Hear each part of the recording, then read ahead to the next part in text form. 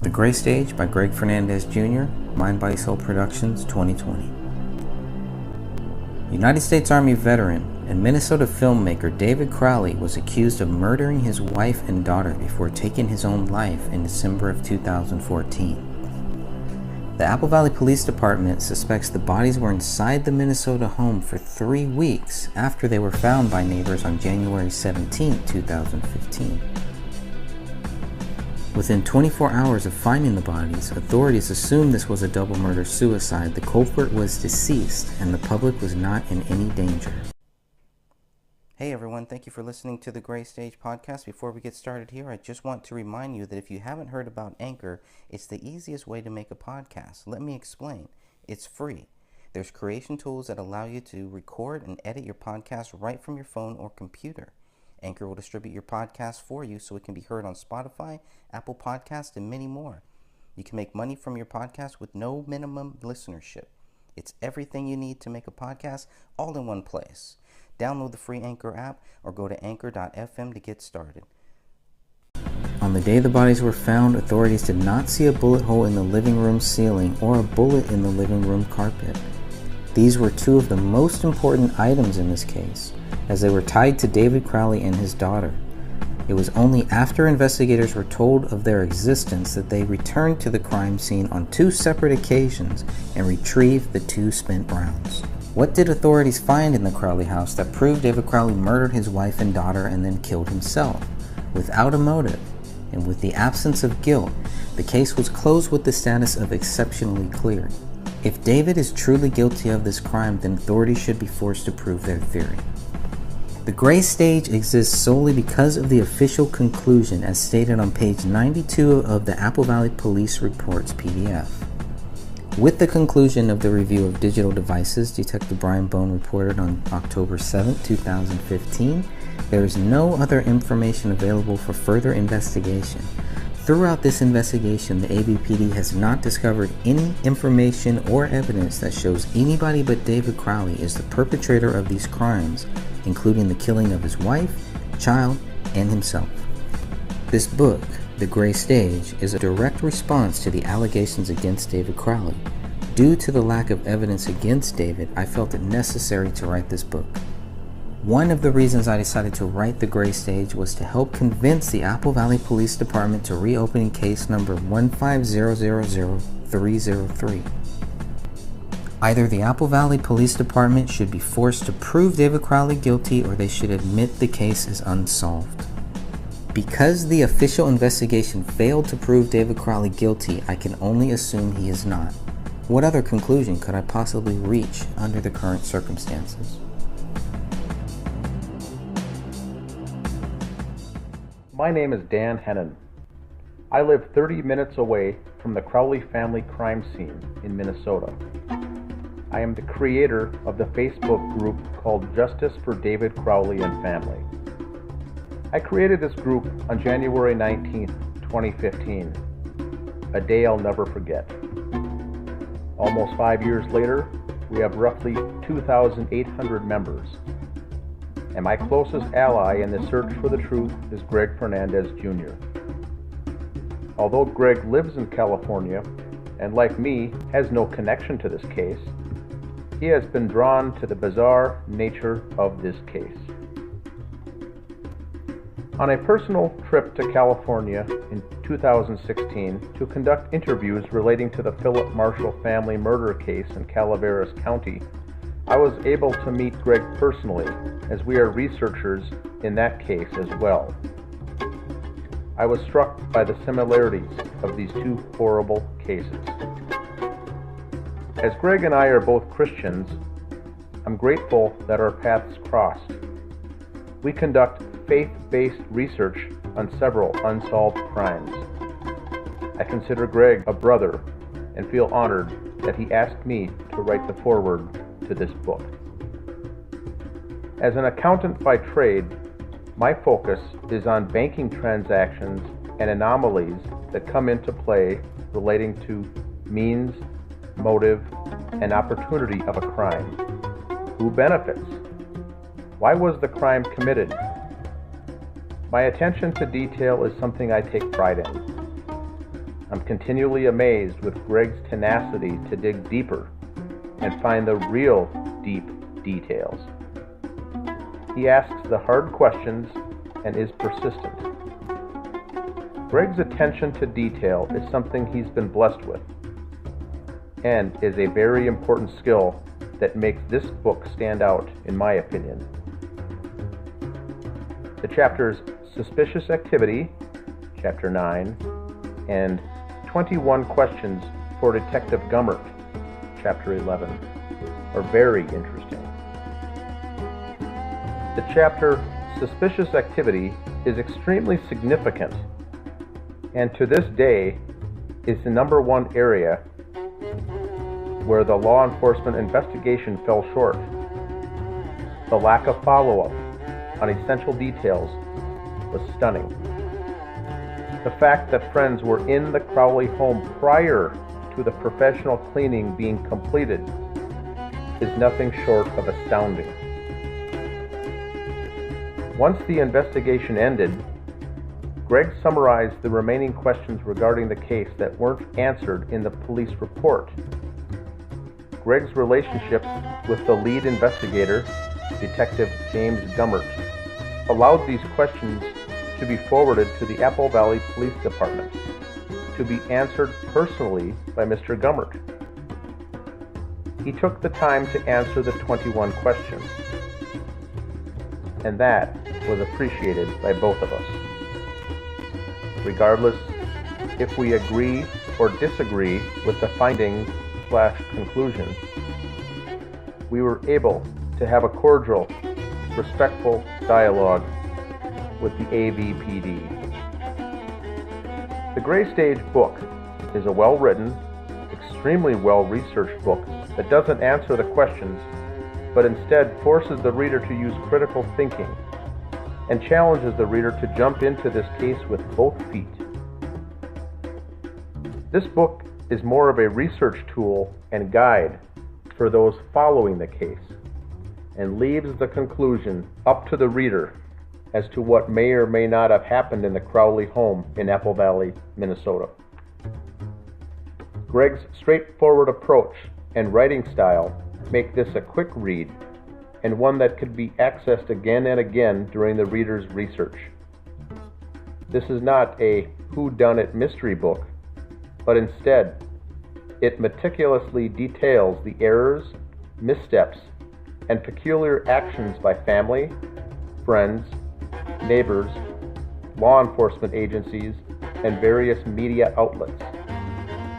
Greg is careful not to point fingers, but accurately provides evidence why certain concerns are valid in a polite, respectful way.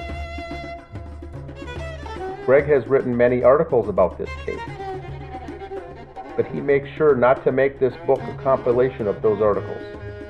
After poring over lab reports, ballistic reports, DNA analysis, and investigators' handwritten notes, Greg can pull tiny nuggets of useful information into the broader picture.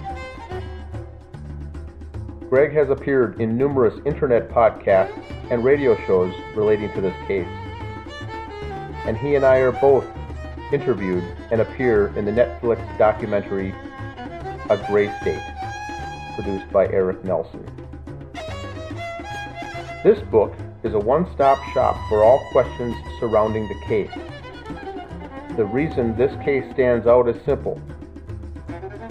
It isn't a case that took place in the past, but a case that took place in real time on social media that evolved during and after the actual investigation was completed. This group uncovered Facebook posts on David Crowley's personal page that were hidden or removed after the bodies were found. We've tracked the dishonesty that family and friends were caught in the aftermath of this, and have exposed inconsistencies in witness statements provided to police.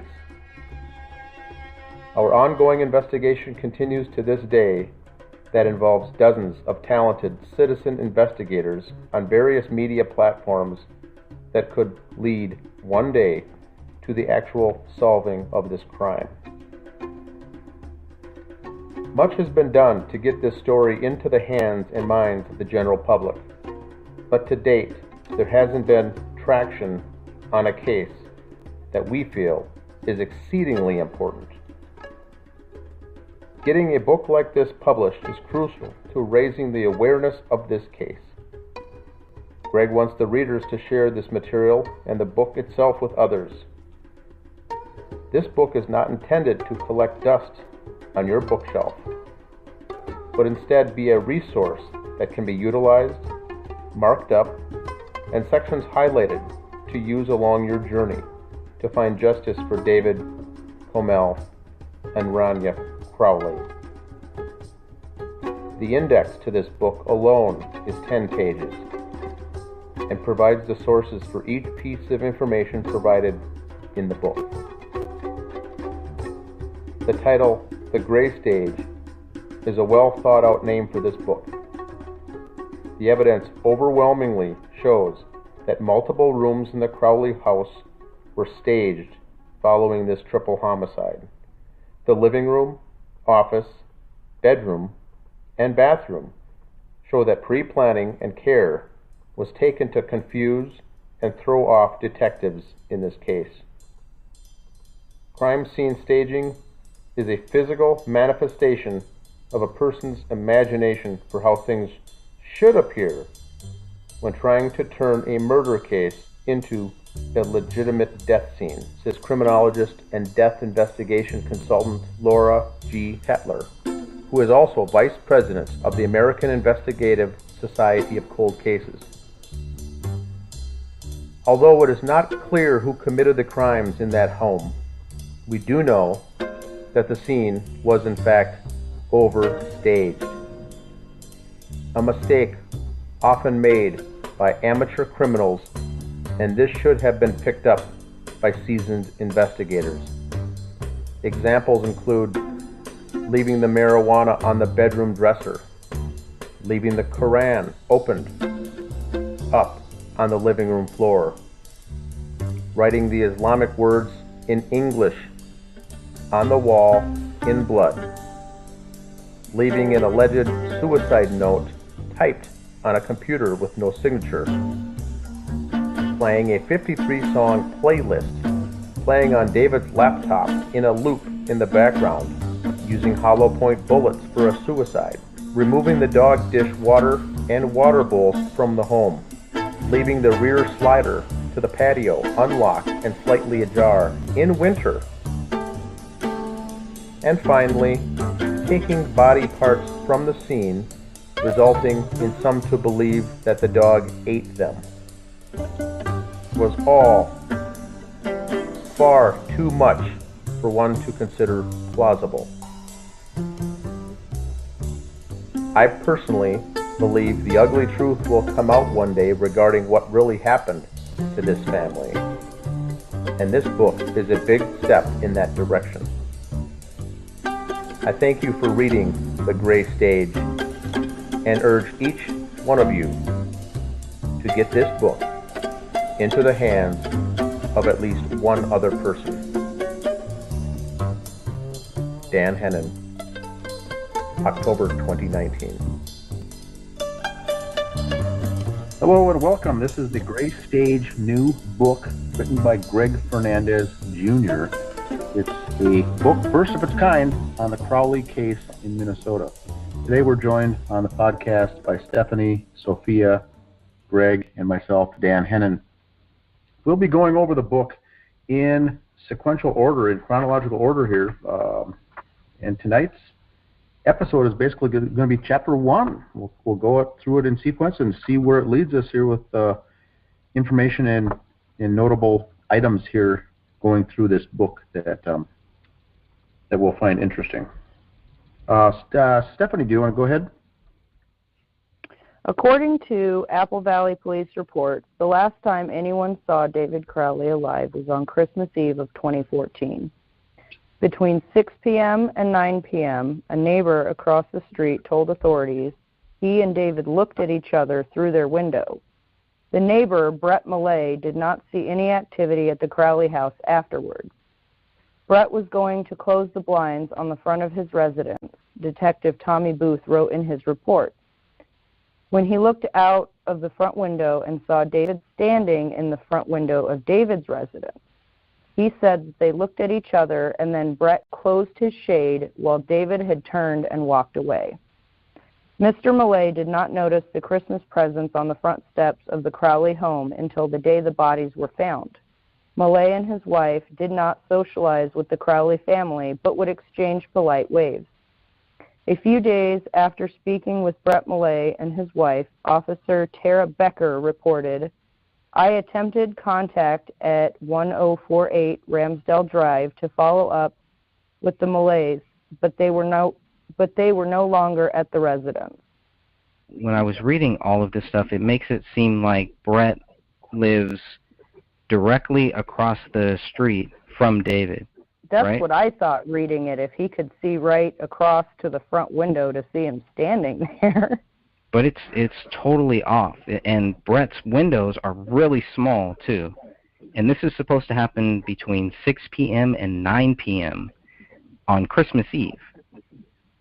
And this is Dan, this was the focus of that City Pages article, that front page of that illustration that was done, looking across in through the window, was supposed to be that Brett Millay impact. So this is a very impactful photo. This is the one that they used on the local City Pages article.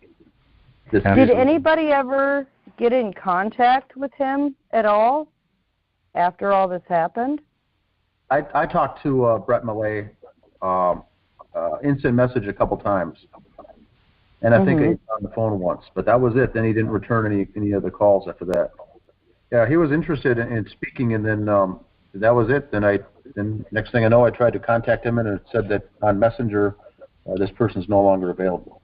That's weird. So you just deleted his Facebook or blocked you right after he said he would talk? Yeah, deleted or blocked or something, and it got back to the question that we were looking at back at the time was when the officer says that Millays were no longer at that residence, and we were wondering if they moved, if they left, what happened, and he had clarified that they put the home up for sale. It didn't sell, and they ended up taking it off the market, and they stayed there and then ended up selling it a year or two later. But the question was, after a triple homicide like this, they were quickly, we thought, did they move out that fast? And he said, that wasn't the case. We had previously planned to put our house up for sale, but it was Tara Becker's statement that was strange because it said we tried to follow up, but they were no longer at the residence. And then some people interpreted that they just weren't home. They were busy shopping that day, or they were out at a movie. What does that mean? They weren't at they were no longer at the residence.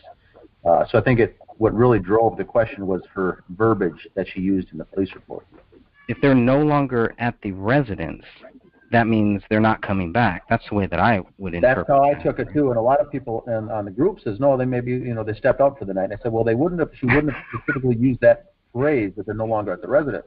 Right. It also leads us to believe that the detectives never followed up, saying, "Oh, they moved, they're gone, and we'll go on and get key witness statements from the next neighbors. We'll skip over these guys." So it raised questions on two fronts. Why did she use the phrase, and why didn't they follow up? Even if they did move, they still should have followed up to get information about this case.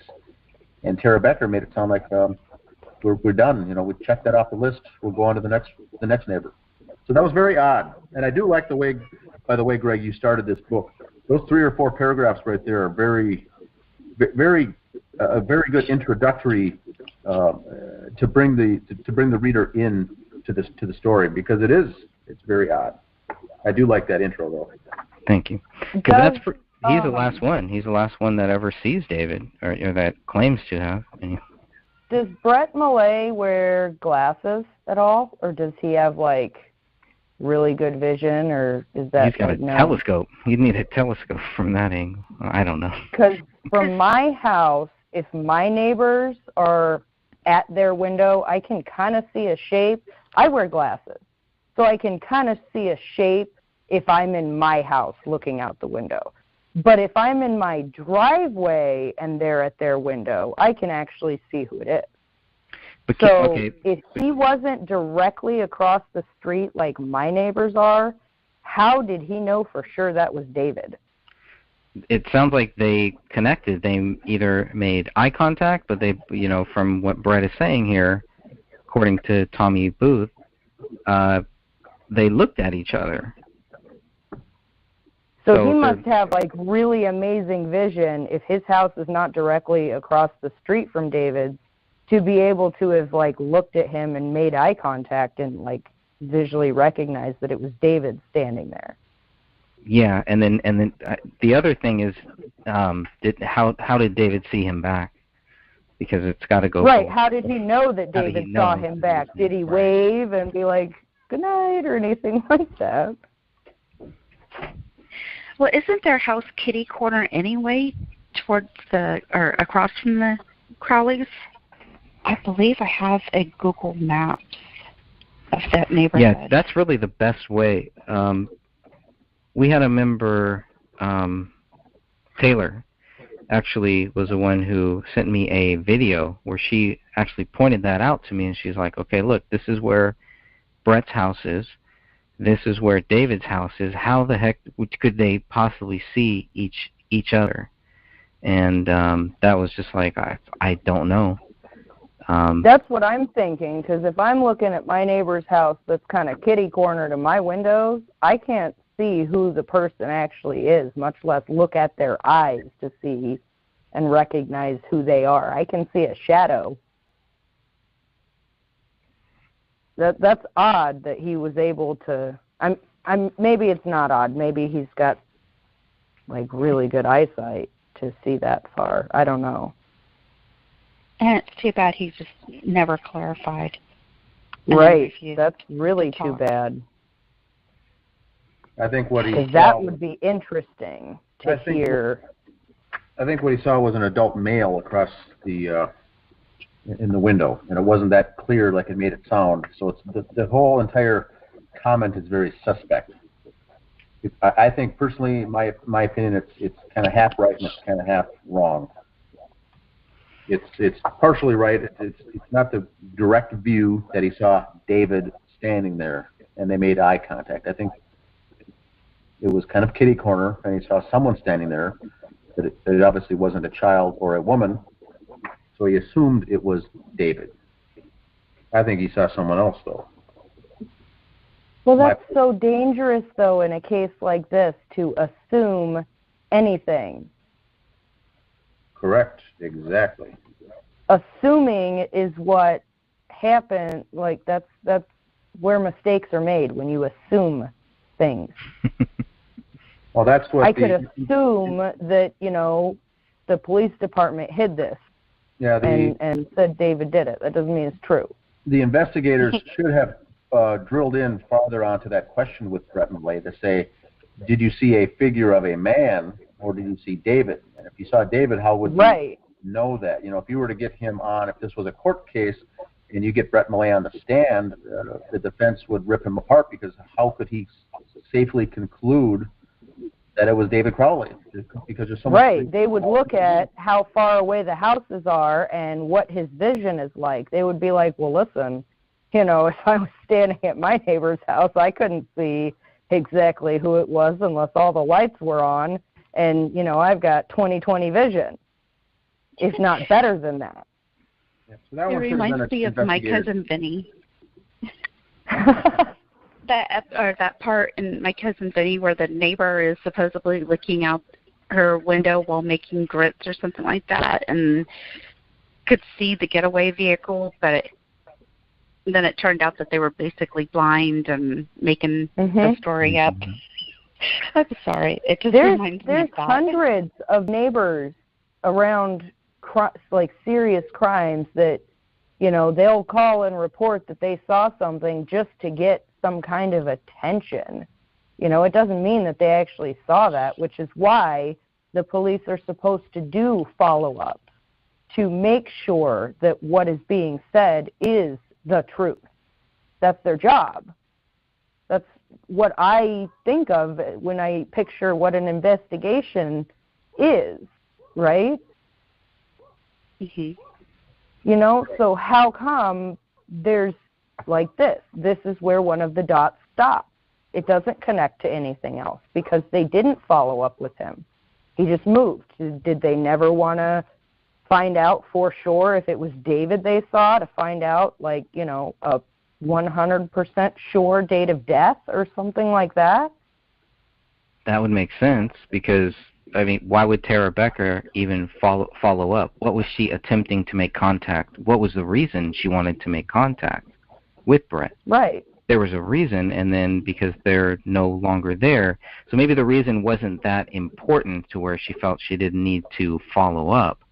But there was a reason why Tara Becker wanted to talk with Brett, and I think it really is what Dan's talking about. They wanted to probably see, how does this guy know that who he said was David? Did he see David like this? Did him and David make eye contact like this other times?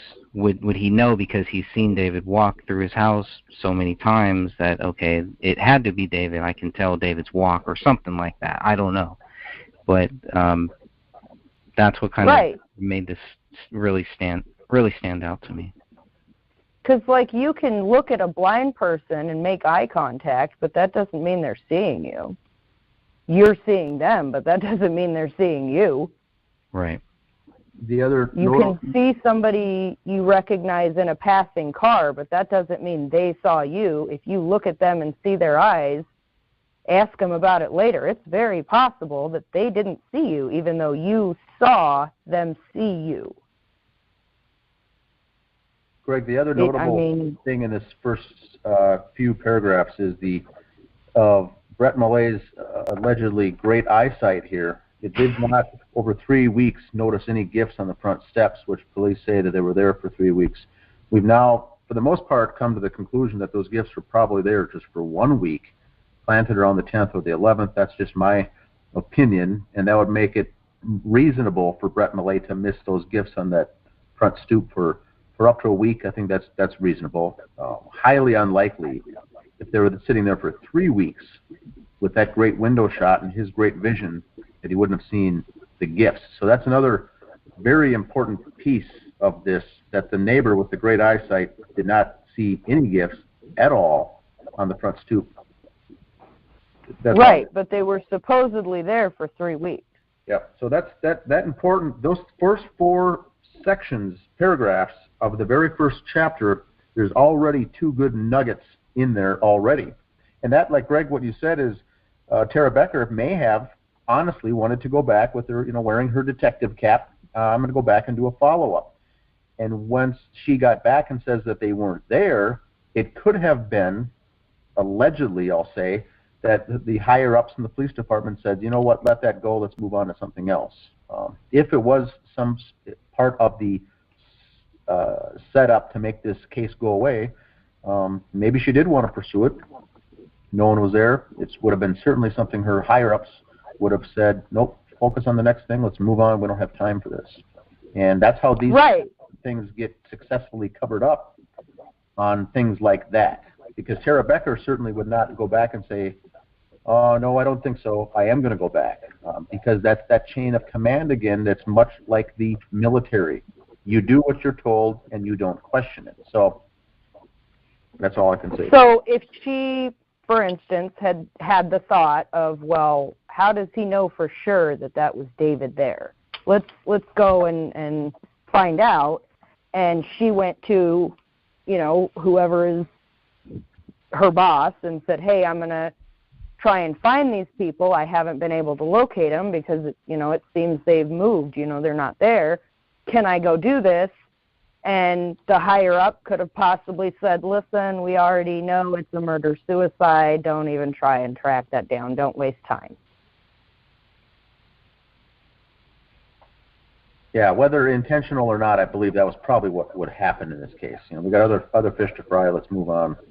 But if it was part of the cover-up, the post-cover-up, that would certainly be the case, to not be digging in to anything further. And then Tara Becker was the unwitting victim in that case, and probably she did have good, well-meaning intentions to do her detective work, but was told not to. But you're right, Greg had the best point there. There was a reason she wanted to go back to that home and do a follow-up of some sort. This wasn't something that she just wanted to bop in and follow up. She made a point to follow up. But then for some reason, it just ended. There was no follow-up, and there never was any follow-up. That's the thing that concerns us as investigators looking into this. Why not the secondary follow-up? Why didn't that ever come to fruition? Why did that never did happen? And there's your answer. It was probably told by some higher up not to do it. Don't waste your time. And let's move on to something else. That's probably how these chips started to fall into place. All right, this stands in a good spot. All right, Officer Tara Becker. Once again, we're just talking about Tara Becker, but Officer Tara Becker also spoke with the neighbors who lived directly across the street from the Crowley family, William and Anne Marie Hickson. Mrs. Hickson didn't know their names, Officer Becker reported. She only indicated that a white male lived there and that he appeared to be a good father to their little girl, who was approximately 5 years old.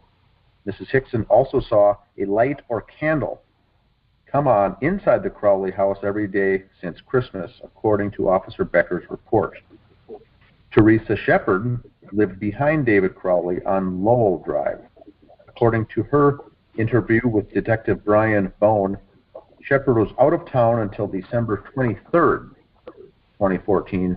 Unlike Mrs. Hickson, Shepard did not see any lights on at the Crowley home and wondered if they were on vacation. Shortly after Shepard arrived home, Detective Bone reported she noticed that the rear sliding patio door was standing partially open. She said from her vantage point, she could not say if this was the patio door or the screen door that was standing open, but she could see a door was ajar at the rear patio door area. Shepard did not hear or see anything else unusual at the Crowley residence. At the end of his report, Detective Bone noted, quote, Shepard did not call the police about the door that she had seen ajar. You have this other neighbor who sees this light or this candle, but Brett doesn't talk about a light or a candle or anything like that. So maybe that was another reason why Tara Becker wanted to follow up, because maybe to ask about this light. What is this light? Because what lights were on there? What lights were on in this house? Just the one kitchen light. That's what I was wondering, is what light she could have been talking about. Because if it was a candle or a light, would she have been able to see it on during the day if it was just left on? I agree. Did we notice anything in the crime scene photos that would have been on a timer? That's I also, didn't. yeah. That was one of that was one of the good theories, was that maybe there was some timer. Maybe those Christmas lights that we see strung behind the back, maybe they were on some type of a timer. That would. And make I also sense. have an issue with the whole door being ajar, because it was slightly cracked open, a fourth of an inch, supposedly, from what the police reports say. How would she be able to see that from her window? Well, now it was. That's Shepard. That's a different person. That's Teresa Shepard, who lived behind David. Mm-hmm. My thing with this is, Detective Bone noted Shepard did not call the police about the door she had seen ajar. If she didn't know anything was going on over there, why would she be suspicious that their door's open? So here's what I think. If she didn't hear anything and there was no, like, serious signs that something was wrong over there, why would she call the police when her neighbors had their door open? That'd be like calling the police on your neighbor for their car not being in their driveway. Yeah, these are some good points. I'm going to circle back and finish up with the Hickson item, and I don't know, Greg, if you have anything more with Hickson either, but here's what I see in the Hickson. One is important for what we see in the notes, and the other thing that's even probably more important is what isn't mentioned from Miss Hickson. Number one, what isn't mentioned. Her view is directly across the street. It leads us to believe it's actually a better view than Brett Millay. Hickson doesn't mention anything about gifts for 3 weeks being on the front stoop. I think that's the big thing that's missing from Hickson. And then the other thing she says is that light or the candle, and I agree with Stephanie, it could have been something that's on all day long. She just wouldn't have seen it during the day because the sun is out. And she would have seen it, of course, every night when the sun goes down. That could be easily explained away as something on a timer as well. So I don't know what that relates to. Hickson's account really doesn't give us anything. Now the Shepherd, if we can move on to the Shepherd, the house behind, I think this is where we get some good information. We get the first instance of sliding door that's ajar on the patio. Now when we know that the officers first appeared on the scene, the back rear slider was slightly ajar. We're talking 1/4 of an inch, something very, very small. Shepherd's account says that the door, whether it was the glass patio door or the screen door, one of those or both of those was open from her house, which means it was a lot larger than 1/4 of an inch. She wouldn't have taken note of something being just open 1/4 inch. I'm thinking this was 6-7 inches open or something. Would have been noticeable from the neighbor's house. That's pretty right. It would have had to been open at least enough for somebody to fit through it or an animal to fit through it for her to be able to see it from her house. Yep, and she didn't notice anything unusual, and she didn't call, and that would make sense. I don't think I would call if I saw a neighbor's door open a few inches or something either. So, but right, like if it was a couple days open, she probably would have thought it was weird. Yes. But if it was just open one day and then closed the next, she wouldn't have thought it was weird, which is why she wouldn't have called the police. Yeah, they hadn't been there. And she had been on vacation, out of town. She got back and then saw it open. So the question is, if this was the 23rd, out of town until the 23rd, and then shortly after she arrived home, that door was open at one point. So then the question is, was it when the Crowleys were still alive, or was it after that someone was opening and closing that door? So the timing here hurts us because we can't narrow down. But I do think it's safe to conclude that it wasn't open just 1/4 of an inch, enough for her to notice that it was open, which means, and this is January, or this is December once again, winter in Minnesota, regardless if it's December or January, your patio doors are not open at all. I yell at everybody who leaves the door open in my house. That's heat getting out. So I don't know why anybody, even if it's not like down below freezing, if it is still like a spring warm day in January, I'm still not leaving my doors open.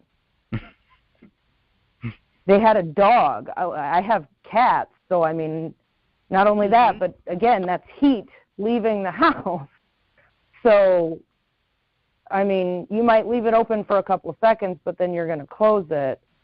If somebody was going in and out of there, they would have closed it, and maybe not closed it all the way. And wasn't it broken or something, like the latch on it? It's not in police reports.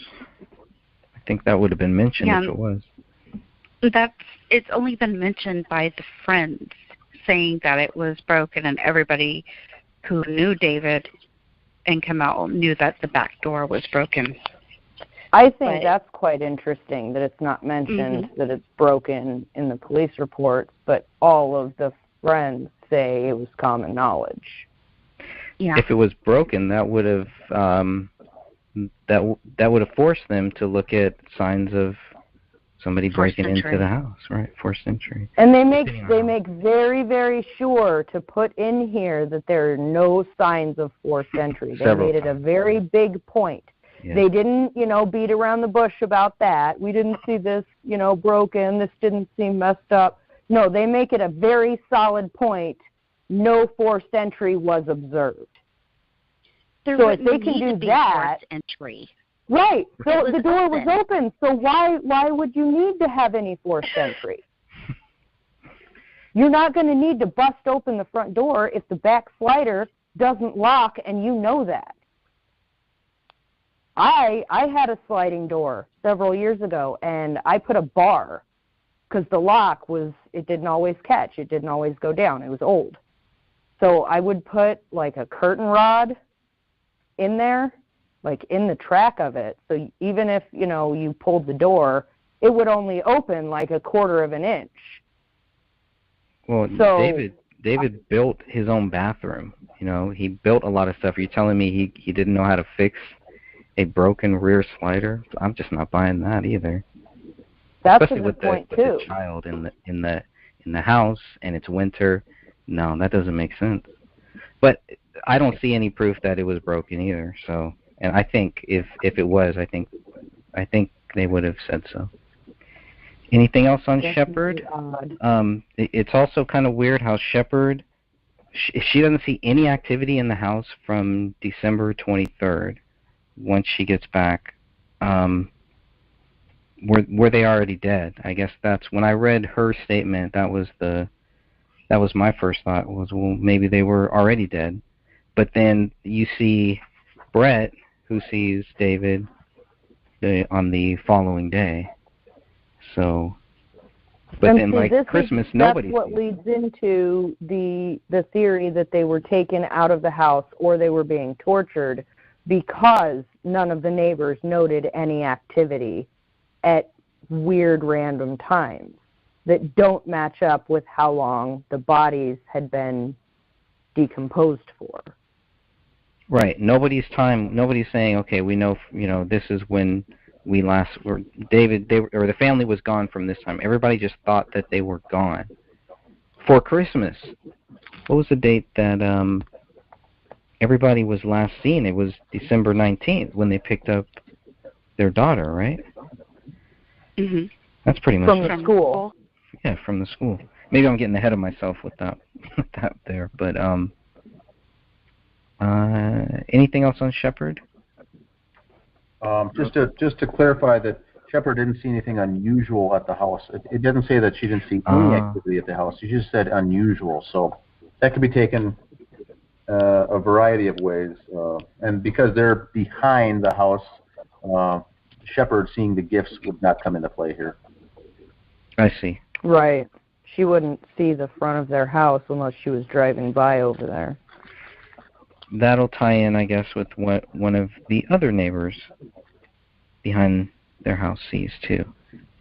So, okay, I'll go next for Larry and Lorraine Tuppy. Larry and Lorraine Tuppy lived one house east of the Crowley family on Ramsdale Drive. Officer Tara Becker spoke with Lorraine Tuppy the day the bodies were found. Her husband was at their cabinet up north, and Mrs. Tuppy didn't see the Crowley family in over 3 weeks, did not know the family very well, and couldn't remember the name of David's wife. And Mr. Tuppy conversed with David more than Mrs. Tuppy did. According to Officer Becker, David Crowley told Mr. Tuppy about a screenplay he sold. Tuppy stated that she knew David to be somewhat of an artist, wrote Becker, in that he was doing some work with screenplays and films, and had told her husband that he had sold a screenplay and was working with some lawyers, and that it had something to do with guns and gun control and or possibly the gun industry. Directly behind David's house on Lowell Drive lived a father and daughter. Both spoke with Detective Michael Tietz and Detective Sean McKnight. According to Detective Tietz, Mark Torkelson and his daughter said the Crowley home had been dark since Christmas and that they hadn't seen any occupants in a long time. The daughter said her room was on the back of the house and that lights on the back of the neighbor's house would shine into her room if they were on. This female stated she hadn't seen anyone at the Crowley residence since the weekend before Christmas school break, which started 12/19/14. Also, the daughter told the detective she never heard David and Kamel fight. At some point, the female was going to babysit for Rania, but thought David was against the idea. Did anybody ever find out why she thought David was against the idea? Was that followed up on? No. No. Never followed up on. So why are all these neighbors' accounts not matching up? Like, they say the lights were off, And the other neighbor said she saw either a light or a candle. This daughter says that she would see any activity if there was any activity in that house, if there were any lights on. So the other neighbor, going back to Shepherd, and she doesn't see any lights on. Right. At the same times. So you have some people seeing lights on, other people not seeing lights on. And that's it can drive me crazy sometimes thinking about that. When was the last time these people saw them? Go ahead, Sophia. Would it make a difference whether it was people in front of the Crowley house that were seeing lights versus the people behind the Crowley house?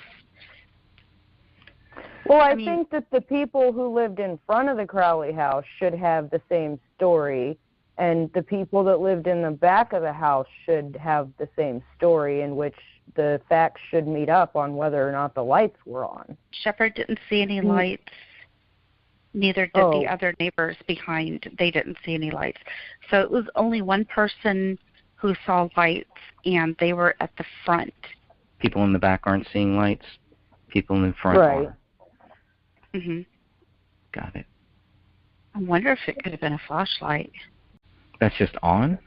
I don't know. It's just weird.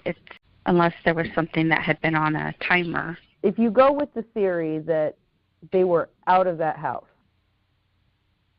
it is possible that whoever committed this, if it wasn't David, that they were in there staging things, like the blood on the wall, and I don't know, who knows what all they did. Who knows what all, maybe they're the ones who neatly put everything back on those shelves. You know, who knows? But this is a small town, and if you're going to put a body back, to move a body back into that house and then to stage, they would still have to stage a lot of different things. But at night, if you think about it, at night, if you knew the yard you were walking through with like the back of your hand, you could walk through it in the dark, right? Right. And then over a 3-week period, those footprints of somebody walking through the backyard would have disappeared if it snowed or the wind blew or it rained or anything.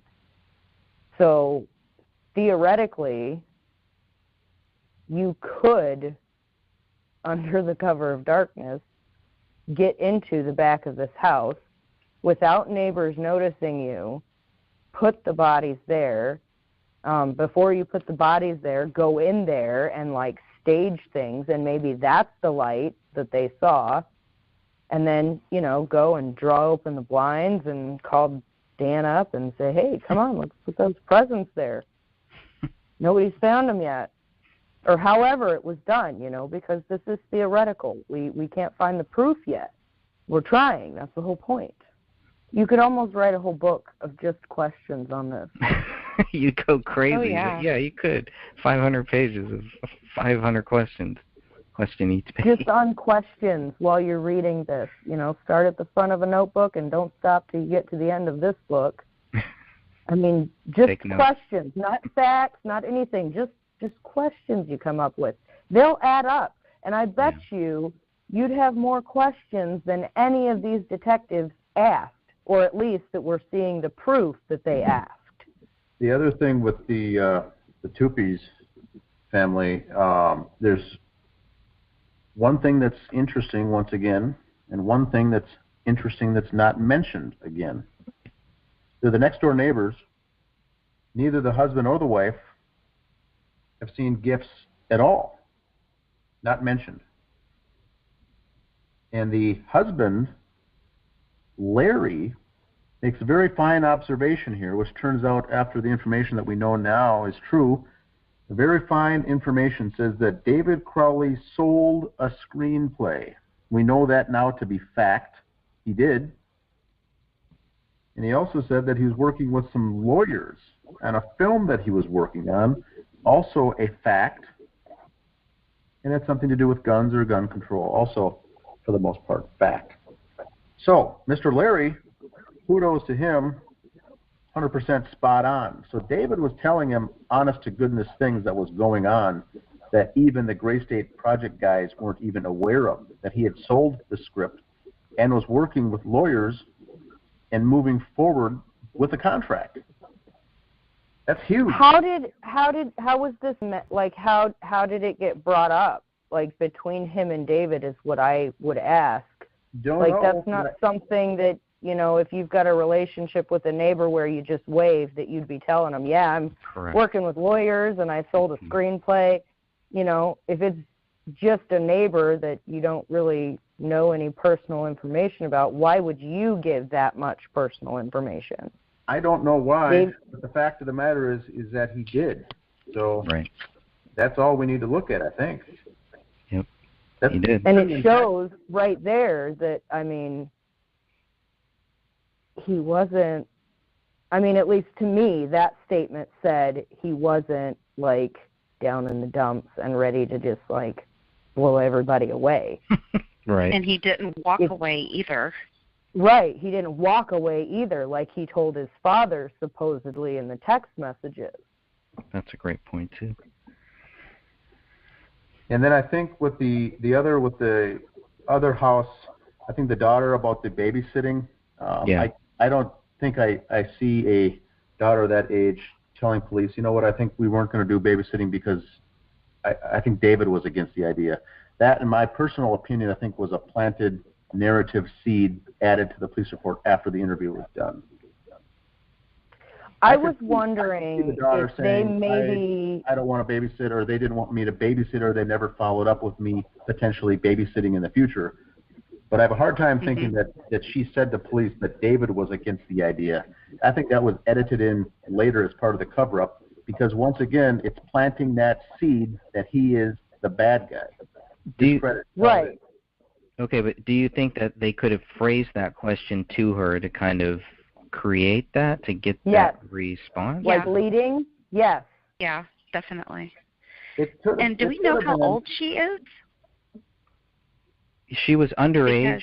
She was actually taken out of the 94 pages, and I did not put her name in this book. But it is out there. But I think she was 16 or 15 at the time. She wouldn't have voluntarily opted that up of, I never babysat because David didn't want me to. She wouldn't have opted that up. Have you tried getting information like that out of any girl under the age of 18? Well, they're all different, so you never know. They are, but they don't readily just, you've got to ask them questions certain ways to get the information you want out of them. Because otherwise, they give you base answers. Fine, okay, yes, no.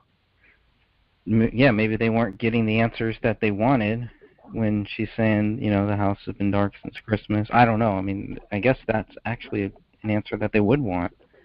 So, they could have said, like if she said, well, I was supposed to babysit one time, but it fell through, they could have said, well, why do you think it fell through? Do you think, like, it was something against you, or, like, what was the situation? Plans changed or whatever. That way that idea is there for her to say, well, I think maybe it was more of a David didn't want me to, so it just never happened. That could have happened. Yeah, her big statement for me is when she says that she hasn't seen anybody in the house since December 19th, which is the same day that anybody has ever seen David, or any of them. Yeah. It's an interesting date. So I don't know. I never thought about the fact they could be leading. And is she the only one who said that? Yeah. But even to babysit, even for it to be a consideration, wouldn't you think there is a relationship there, right? I mean, somewhat of a good one to even think, oh, well, maybe we could have this person do it. Or do you think I've never asked my neighbors to babysit my kids. I always ask somebody I know, like intimately, that they're a good kid. Yeah. And we don't have teenagers babysit our toddler.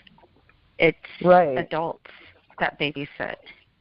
Where I live, Only- you can actually go and take classes and get certified, like in CPR and whatnot.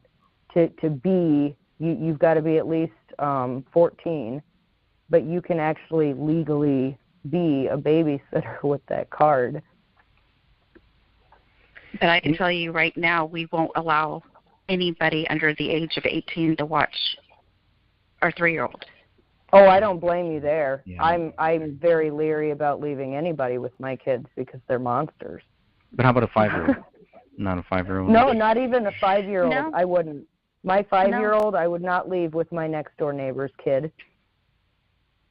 I wouldn't do it if I didn't know them intimately, if we hadn't like been around them to see that they're a good influence to be around a 5-year-old.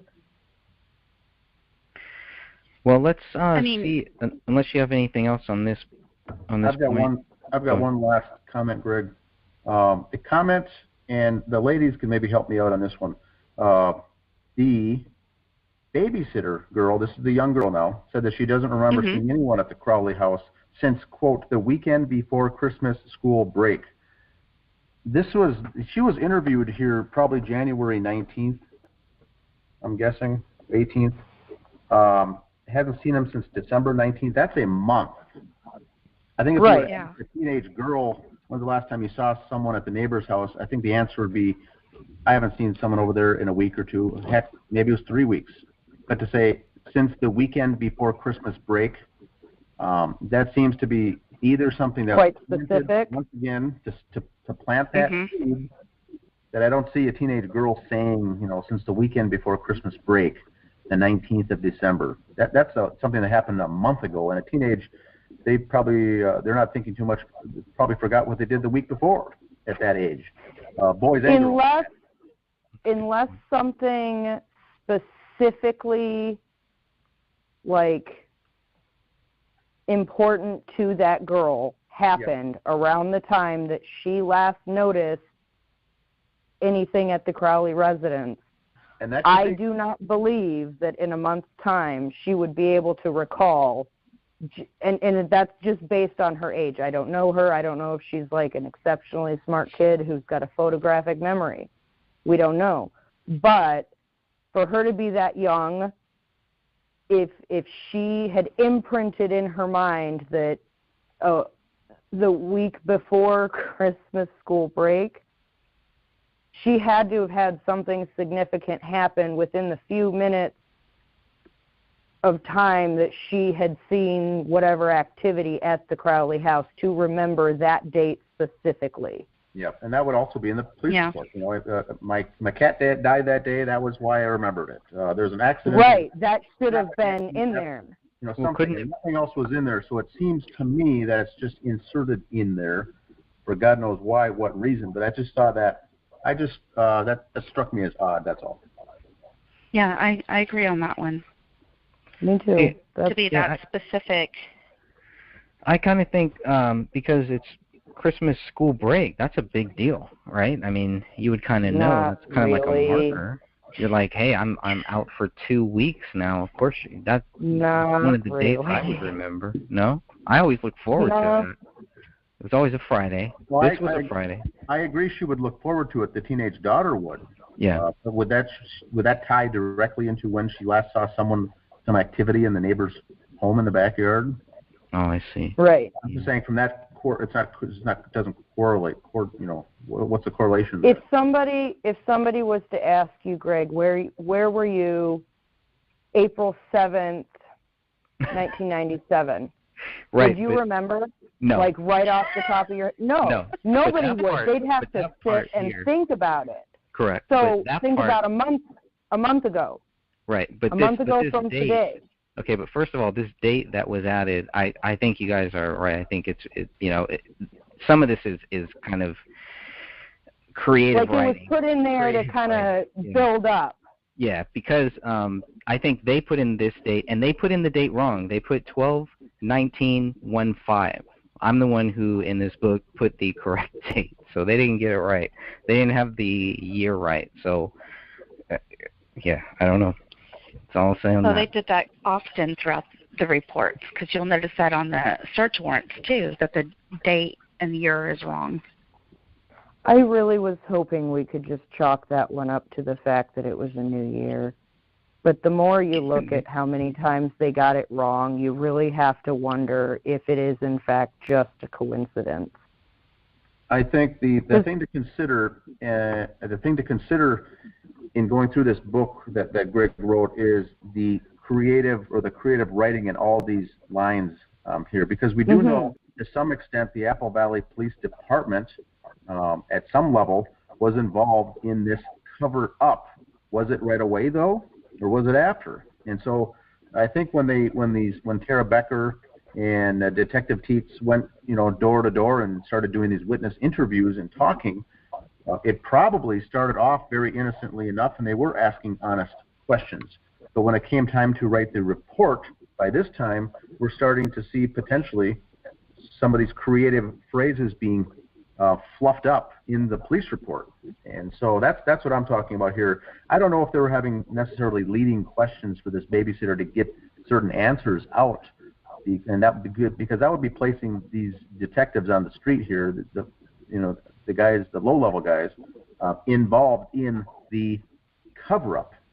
And a lot of times with those types of things, they are not at that level. Only the higher-ups are involved in the cover-up. The lower-level workers are just the puppets doing what they're told. They don't need to be involved in the cover-up, because when they go to write the reports later, these can always be edited and changed to however they seem fit. So that's just my opinion once again, but we do know that they were involved somehow in the cover-up because of the files that we received, the pictures, the various things that are not correct, the photographs, and we'll get into all that later. But we do know that they were involved at some point. All right. That's well, all not only that, but the moving and manipulating of the skull piece too, while right there, while at the crime scene, they're doing it.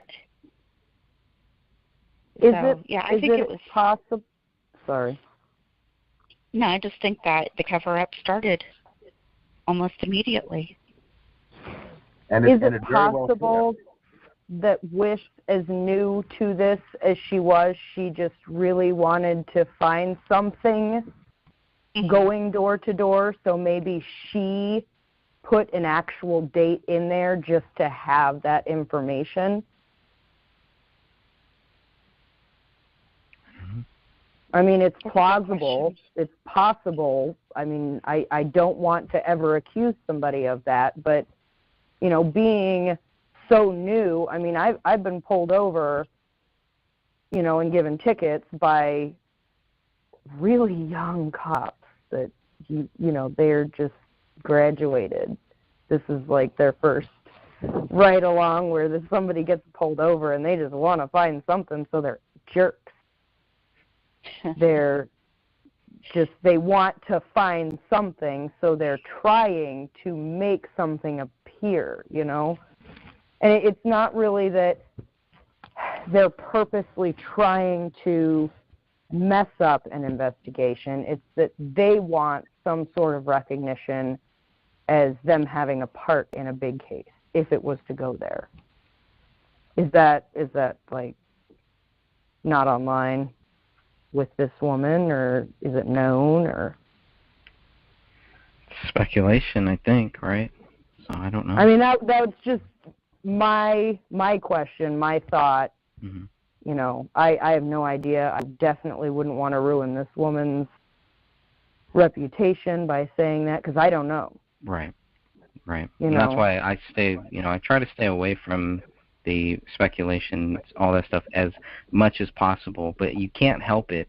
And there's nothing wrong with playing these scenarios out and thinking about this stuff. I think it's sometimes people will just kind of hook onto one theory or hook onto one thing, and kind of they won't let go to it. In this case, that's really hard. If you're going to do that in this case, it's going to be really hard to really grasp all of these different things that are happening, all these spider webs that are just kind of leading into different areas. And it's very easy to just kind of get lost in this case, and then just, give up There are a lot of cases where they end up finding that it was a staged scene because one detective didn't like what everybody else thought. You know? So who's to say in this case all these cops didn't just say, "Oh, you think it's that? What about you? You think it's murder-suicide? All right, yeah, let's go with that." Right. Yeah, and that's why we want to keep those doors open, because we don't know. We don't know if there are people out there in law enforcement that are trying to help us. We don't know if there are, people out there in law enforcement that are trying to help us or trying to do the right thing in this case, which is just to help us get the case reopened to figure out a lot of these unanswered questions. And the biggest question is, what proves David Crowley guilty? And I think if we ever get to that point, we'll get our answer. So, Sophia, if you want to at least read the next 3 paragraphs, that would be great. Alan and Gina Olson also lived behind the Crowley residence on Lowell Drive. Detective Brian Bone first spoke with Gina Olson, who mentioned her husband heard 3 rapid-fired shots from somewhere outside of their residence. A day later, Detective Bone followed up with Alan Olson to learn more about the gunshots he heard before December 31st, 2014. Mr. Olson stated he was sitting in his living room one evening with his daughter when he heard 3 rapid-fired gunshots somewhere outside of his house. Olson could not remember exactly where the sounds came from, but he was certain he heard gunshots. Olson told Detective Bone that he and his family were home between 1 p.m. on Christmas Eve and 1 p.m. on Christmas Day.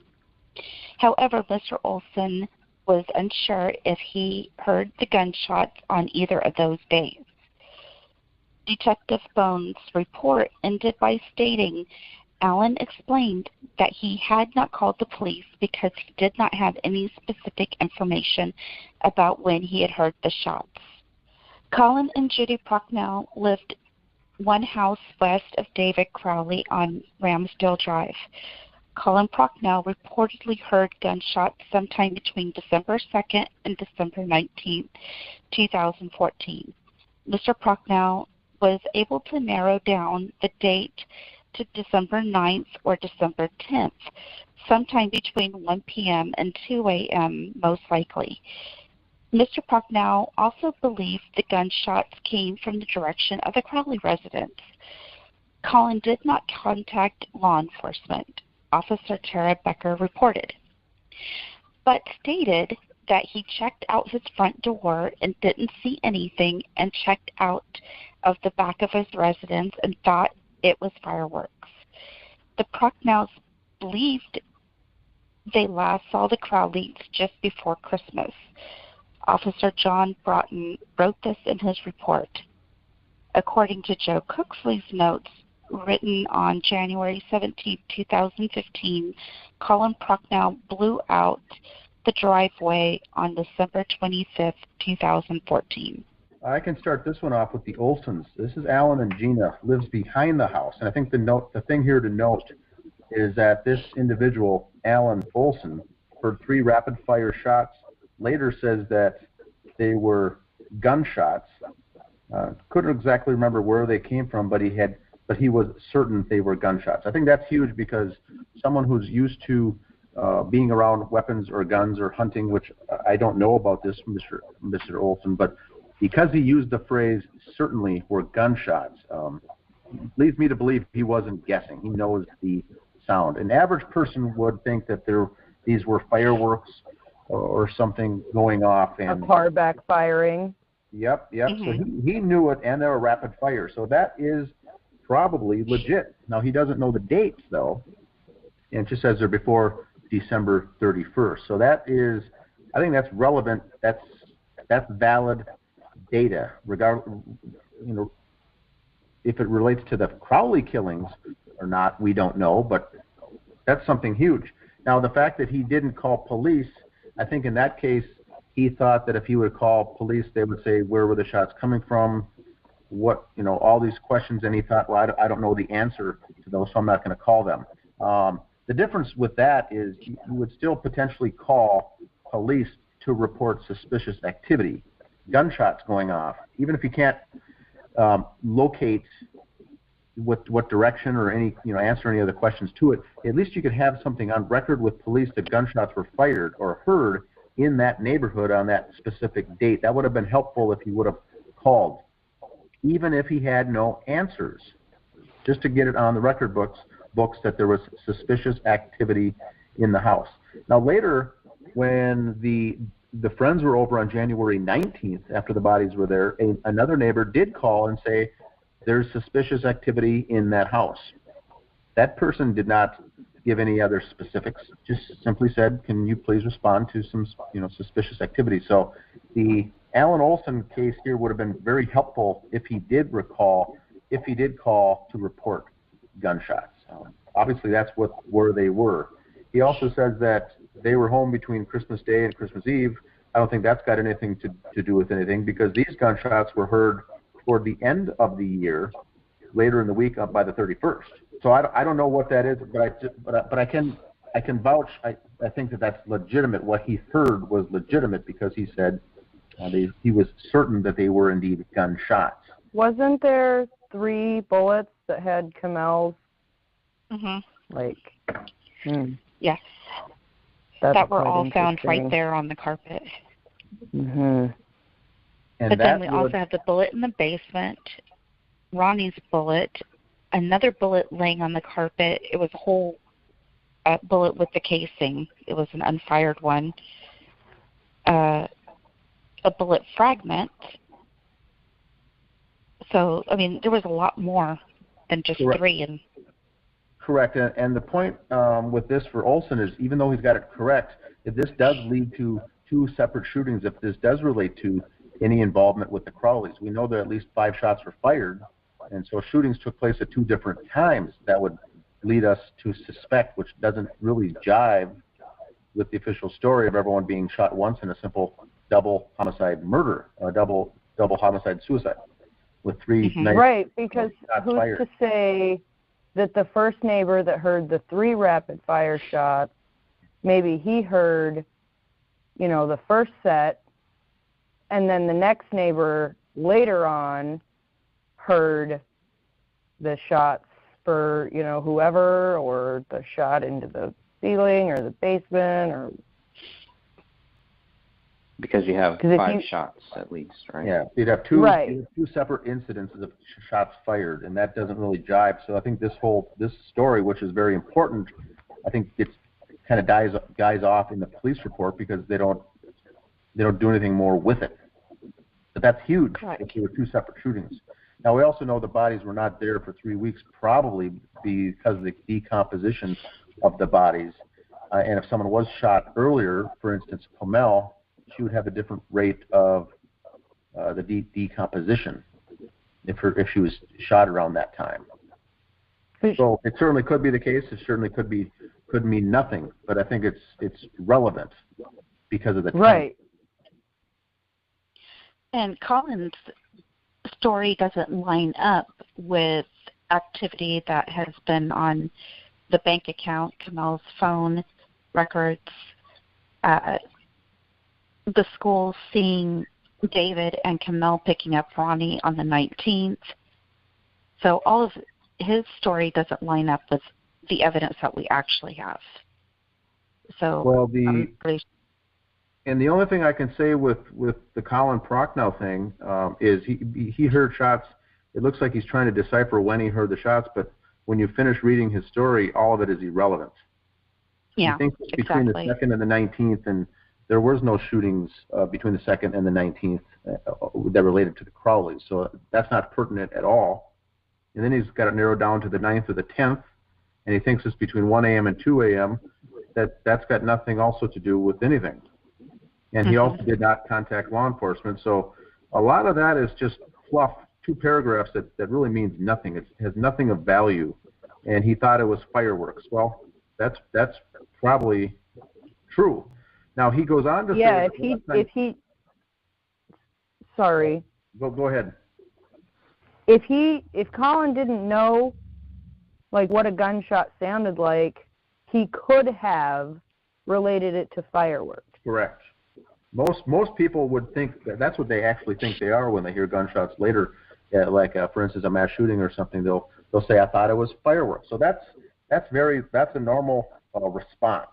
Now he goes on to say that the last time he saw them was, quote, just before Christmas. So once again, we get this 3-week narrative that the family was missing from all the neighbors all nicely lining up the last time we saw them. So I think that's goofy or strange. And then he goes on to say that he blew out the driveway on the 25th, which I think we can conclude that is not a factual statement. I was kind of bothered by that because my neighbors don't shovel for me.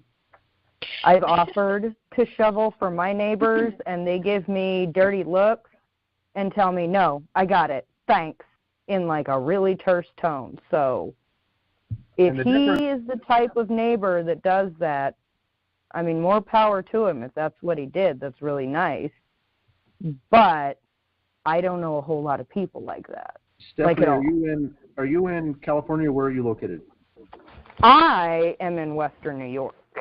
Okay. We've been having a lot of snow, and we have a plow that goes by on the streets and on the sidewalks, and everybody just pretty much does their own sidewalk and driveway. So there's a lot of folks following this case from other countries and also from the South here in the U.S., and we've had to go over this a couple times just to get the verbiage here as far as what it's like in winter in Minnesota. One is you use the phrase shoveling, and that is certainly something that we do here. That's something that happens with maybe less than an inch of snow, maybe an inch or 2 inches of snow, is shoveling the driveway, shoveling the sidewalk, those types of things. You don't get your snow blower or your snow thrower out unless there's 2 or 3 or 5 inches of snow from the night before. So, right. And if you're going to snow blow, if you have a snow blower, you're going to shovel out. And if you're going to shovel, you're not going to get the snow thrower out. You're going to use one or the other. Now, the records of the history in Apple Valley for those 3-week period of the weather forecast, the precipitation shows that there were some days that there was flurries and a light coating of snow that came down. Other days there was some rain, but there was no plowable snow in that 3-week period in the state of Minnesota at all. So then why was he blowing the driveway at all? He wasn't. So the question is, why did he insert that comment? Now, one thing you did. Now, Stephanie, you made a relevant point that others can, I think, take note here. Even when you don't get a lot of snow, when the snow plows go through on the streets, it does pile up on the end of your driveway that you may not have to use the snow blower to get the driveway clean, but at the end of it, there might be 5 or 6 inches of snow that you cannot do with just a simple shovel. So you do need to blow out the end of the driveway. Now, Colin Prochnow perhaps did that. If there was some substantial snow in Apple Valley, Minnesota, that would have meant just doing the end of the driveway, where the snow piles up. But if there wasn't any significant snowfall or, it rained, you said there was rain even during that time? There was rain. You wouldn't really... There was 0.08 of an inch of rain and 0.03 of an inch of snow, and one other time there was 1/100th of an inch of snow. So there was none of those. So why was he? There's no way he would be blowing anything. Correct. Is he blowing water around? So Colin Prochnow did not blow anyone's driveway out on any of those days. So the question is, why was that inserted into the police report? I think it's to make him look like a nice, concerning neighbor, and it's that whole good feel. So a connection, so that his whole side of it would have more validity to it. Validity, that they were the caring neighbors. They were watching the house. They were making sure they were gone. Possibly. This is how we know they're very credible. They talked. He blew out their driveway for them. It's another way to insert credibility into the people. The same way as the babysitter did discredit to David by saying, David and Comel didn't want me to babysit because I think David didn't want it to happen. It's how crafted, the statement is crafted to make David Crowley look negative in all these lights and to make the caring, loving neighbors of the Prochnows look like credible, upstanding, elderly grandparents that are just doing the right thing. Well, and they're the first people to say that this was either a murder or a suicide, and that the dog ate these bodies. So, but she's not they're suspicious. gonna need She's that not credibility. suspicious like that. They're gonna. No, just us people Apparently are not. suspicious like that. Her words. People like us. How do you jump to murder suicide if you're not you can't say you're not a suspicious person, but your immediate Colin didn't suspect anything suspicious. He thought they were dummies. So Judy, who claims, she quoted herself, she said that on record, I am not a I am not a suspicious person. I don't immediately jump to murder. But the first thing she said was, I think there's been a murder or suicide. It's weird. So that discounts her. How do we know that she's credible? So like Dan said, you add into certain statements little snippets here and there of, oh, they blew the driveway out. Nice, good, upstanding citizens. They must be credible because they had, this relationship with the Crowleys. So we should believe them for that reason. Don't ask questions past that, though. That's right. Yeah, and I think, Greg, on a future podcast that we do, we'll cover that 911 call extensively and the phrases used and the suggestions Judy Prochnow gives on that various 911 call. Because that's very interesting. Yeah. Oh, yeah. For sure. We'll definitely get there. Any final words here? I think we'll wrap this episode up. This is a great place for us to start, and we'll come back and do one about finding those bodies, which will include that 911 call. I think this is good for like people who want to listen while they're driving or something, like reading through this, because you've really got all of the main facts in here. I love how you made this book. Like it's all the bullet points of what you need to look into this. I agree. Right. Within 24 hours of finding the bodies of David, Kamel, and Rania Crowley, the Apple Valley Police Department were treating the incident as a double murder-suicide. Authorities cannot prove David wrote Allahu Akbar in his wife's blood on the living room wall. Authorities cannot prove David wrote I have loved you all with all of my heart on the laptop in the kitchen. Authorities cannot prove David wrote Open the Rise most recent version Submit to Allah Now on a notepad in his office bedroom. Authorities cannot prove the dog trapped inside the house ate David's right hand, both of Kamel's hands, and their daughter's right arm, since dog feces tests were never conducted. Authorities did not see the bullet hole in the living room ceiling or the bullet in the attic above until they questioned David's friend a month after the bodies were found. Authorities did not find a motive to support their accusations against David Crowley. Authorities did not find David's blood on any of the bullets at the crime scene. Authorities do not know when David, Kamel, and Rania died. What we know for sure is that David Crowley has not been proven guilty.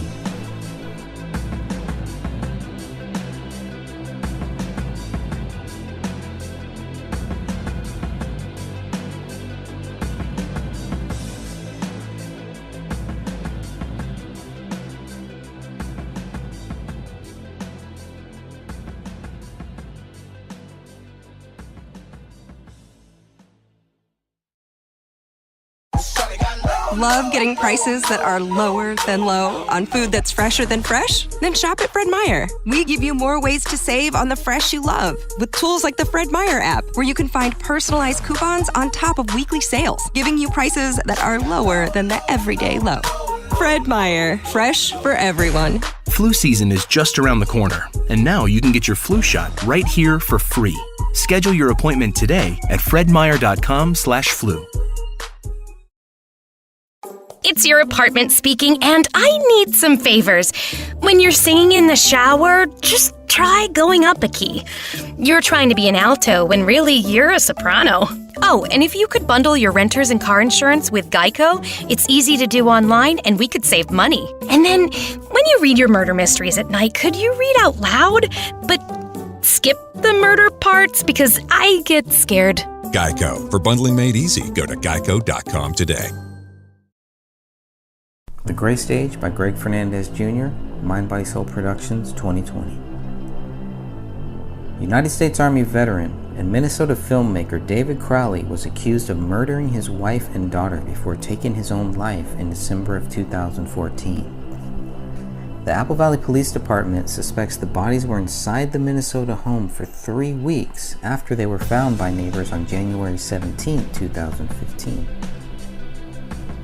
Within 24 hours of finding the bodies, authorities assumed this was a double murder-suicide. The culprit was deceased, and the public was not in any danger. On the day the bodies were found, authorities did not see a bullet hole in the living room ceiling or a bullet in the living room carpet. These were two of the most important items in this case, as they were tied to David Crowley and his daughter. It was only after investigators were told of their existence that they returned to the crime scene on 2 separate occasions and retrieved the 2 spent rounds. What did authorities find in the Crowley house that proved David Crowley murdered his wife and daughter and then killed himself? Without a motive, and with the absence of guilt, the case was closed with the status of exceptionally clear. If David is truly guilty of this crime, then authorities should be forced to prove their theory. The Gray Stage exists solely because of the official conclusion as stated on page 92 of the Apple Valley Police Reports PDF. With the conclusion of the review of digital devices, Detective Brian Bone reported on October 7, 2015, there is no other information available for further investigation. Throughout this investigation, the AVPD has not discovered any information or evidence that shows anybody but David Crowley is the perpetrator of these crimes, including the killing of his wife, child, and himself. This book, The Gray Stage, is a direct response to the allegations against David Crowley. Due to the lack of evidence against David, I felt it necessary to write this book. One of the reasons I decided to write The Gray Stage was to help convince the Apple Valley Police Department to reopen case number 1500303. Either the Apple Valley Police Department should be forced to prove David Crowley guilty, or they should admit the case is unsolved. Because the official investigation failed to prove David Crowley guilty, I can only assume he is not. What other conclusion could I possibly reach under the current circumstances? On the early morning of January 17, 2015, Paleo's barking attracted the attention of Colin Prochnow. Colin indicated that he heard and saw the dog inside of the Crowley residence, Officer Becker reported, early this morning, and thought it unusual since he had not seen anyone come and go from the Crowley residence. Mr. Prochnow returned home to discuss the situation with his wife Judy. Judy asked her husband if there were Christmas presents still on the front door stoop of the Crowley house. The Prochnows first noticed Christmas presents on January 10, 2015. Colin then went back to the Crowley home and saw Christmas presents scattered near the front door. Colin was going to collect the gifts and bring them home, but he decided to stack them up by the front door of the Crowley residence instead. That's when the dog attacked the front window, according to Judy Prochnow. Early media reports stated Dan Crowley Jr., David's older brother, dropped off a stack of Christmas presents and several miscellaneous items on December 26 or December 27, 2014. However, the police report clearly states Dan Jr. dropped off the items on December 28th. Dan Jr. saw Paleo in the front window but stated he did not knock on the front door and did not look through the front window. Items Dan Crowley left in front of the Crowley home included a $50 invoice for general services rendered by the Lamin Abdel Law Firm. The invoice was dated October 31st, 2014 and billed David Crowley for services related to negotiations with the Michael Entertainment Group. David Crowley and MEG were going to pitch the Gray State Project as a television series. The $50 invoice was originally mailed to Hothead Productions, LLC, to David Crowley in Owatonna, Minnesota. Another item discovered on the front stoop was a $14,000 check for David given by his father. The existence of this check was not widely known to the public at first. Early media reports led me to believe David and Camille were struggling financially. Detective Brian Bone filled out a search warrant application in order to see if there was a financial motive for the crime. Through our investigation, there have been indications that the couple may have had financial troubles. Based on my training and experience, Detective Bone continued, money and debt can be a contributing factor for motive in cases of homicide. Due to the circumstances of the couple's death, I am requesting a search warrant for each of the banks and with AAA credit screening to obtain records of all known accounts to verify the financial state of the couple and to verify their financial state at the time of their death. In reviewing the records from Wells Fargo, Detective Brian Bone later concluded, I found that the Crowleys had money in the bank but were decreasing their savings and checking account balances during the time from July 2014 and January 2015.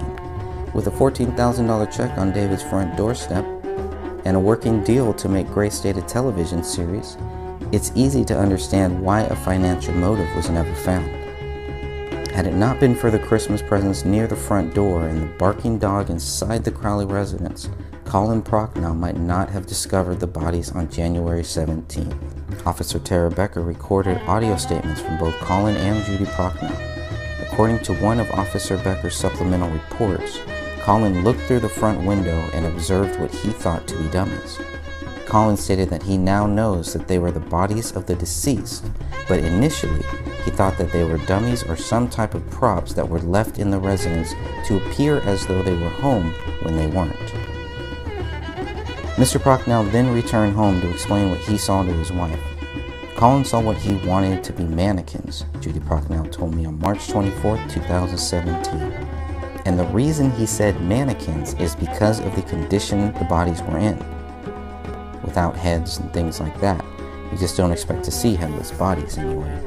Judy also explained to me what she saw when she looked through the front window. I saw David lying on the floor, away from Camille and Ra and the baby. I thought it was a mannequin at first too, and then I realized it wasn't. I couldn't figure out what was wrong until I noticed that there was a spine with a small piece of skull attached.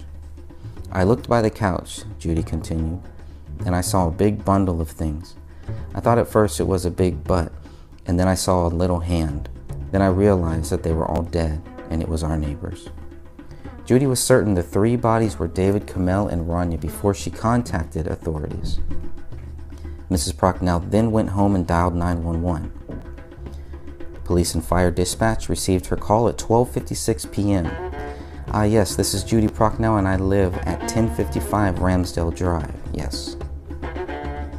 Judy then told dispatch, I think there's been a murder or a suicide next door.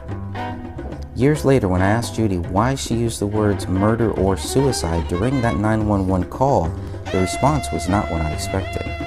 I'm not one of you, Judy told me. I'm not suspicious if someone dies, I don't automatically assume they were murdered.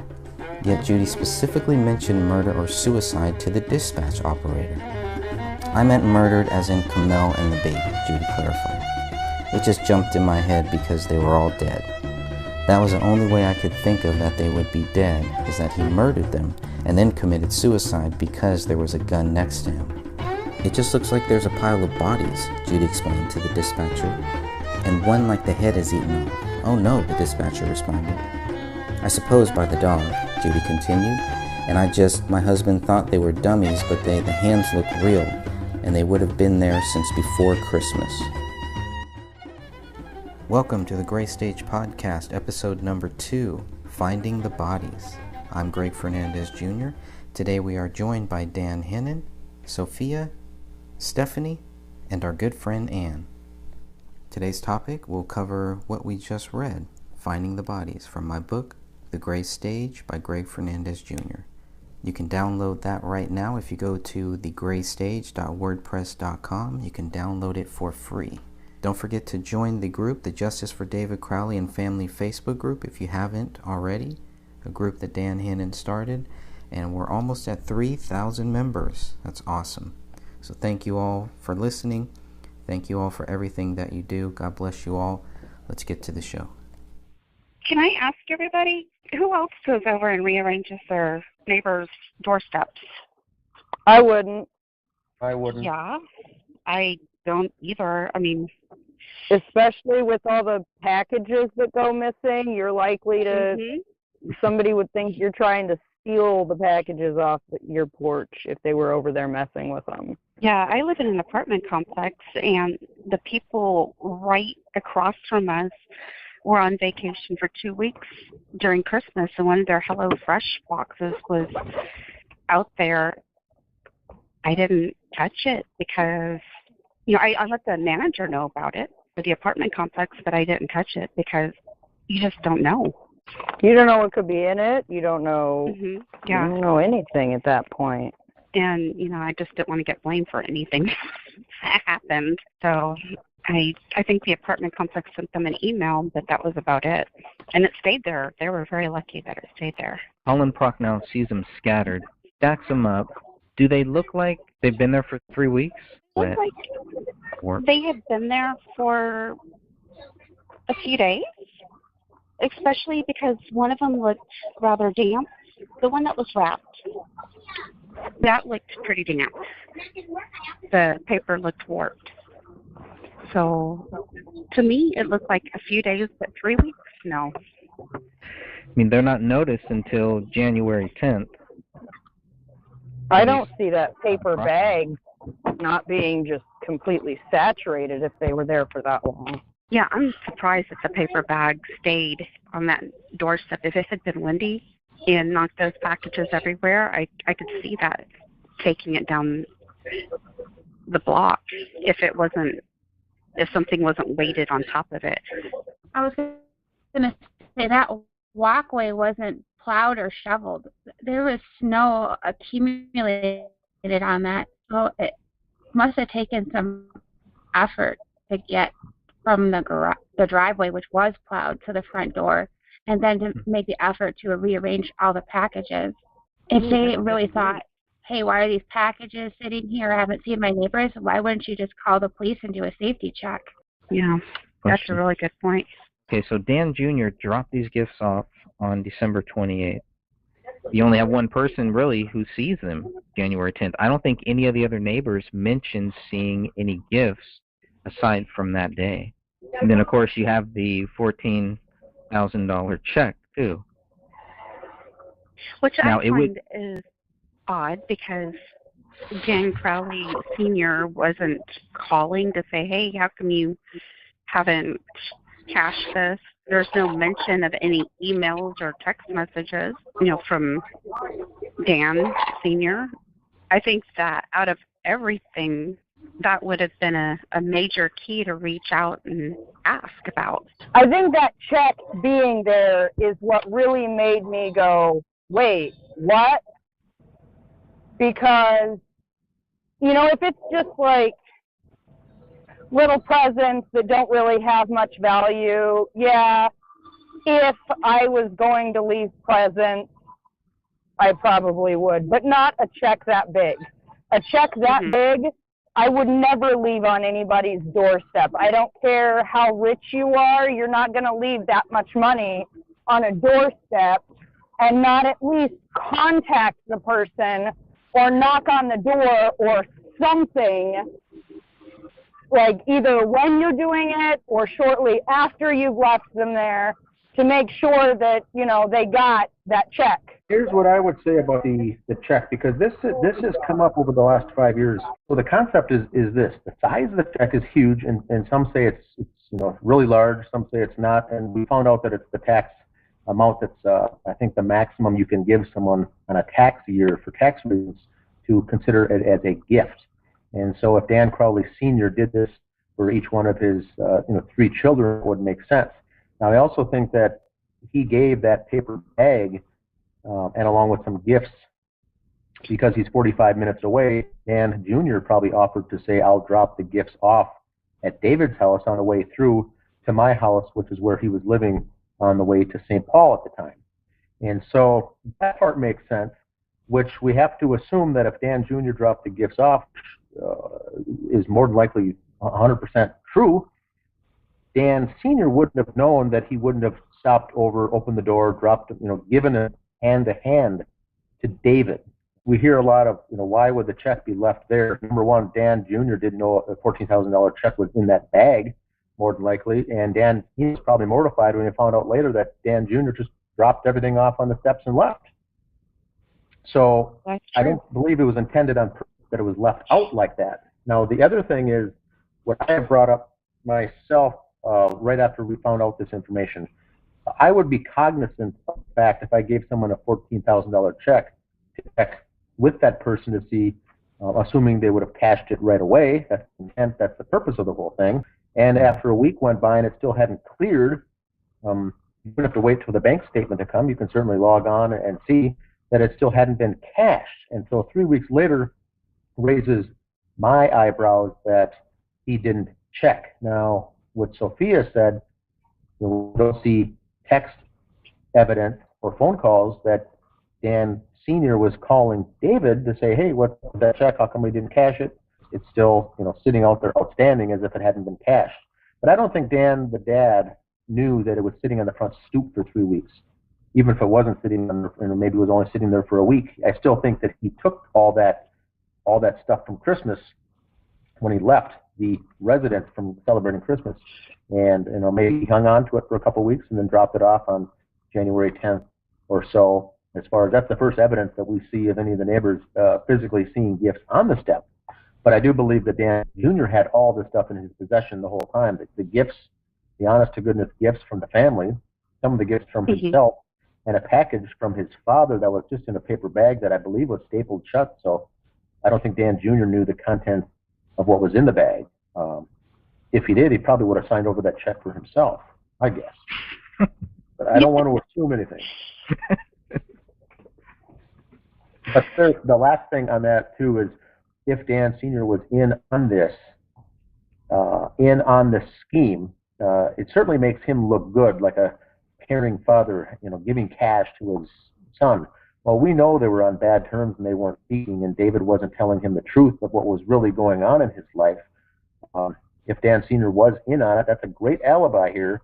A big sizable check there, knowing that the recipient would never cash it. It's only going to make him look good when the investigators get there. So that was also tossed about as an option, that he left it on purpose, that amount, that huge amount, as a gift at Christmas time as a loving dad and a doting father to his son and wife and granddaughter. That could also be the case, because that's what alerted me when I saw the amount and the size of that check. I thought that's very convenient, because who's going to blame or even want to point a finger at Dan Sr. by being such a nice, caring, doting dad? But if he did that on purpose, knowing that it would never be cashed, I'm surprised he didn't write a check for $50,000 or $100,000. But it was at $15,000, which means he probably did have some logic in there about that tax code. Maybe he had done this in the past. We know that Dan Sr. was on not good terms, and Dan Sr. was caught lying to authorities in the police report with his various phone calls and text messages that were not validated or supported by evidence. So who knows? That's some really good insight. Thank you so much. Yeah, absolutely.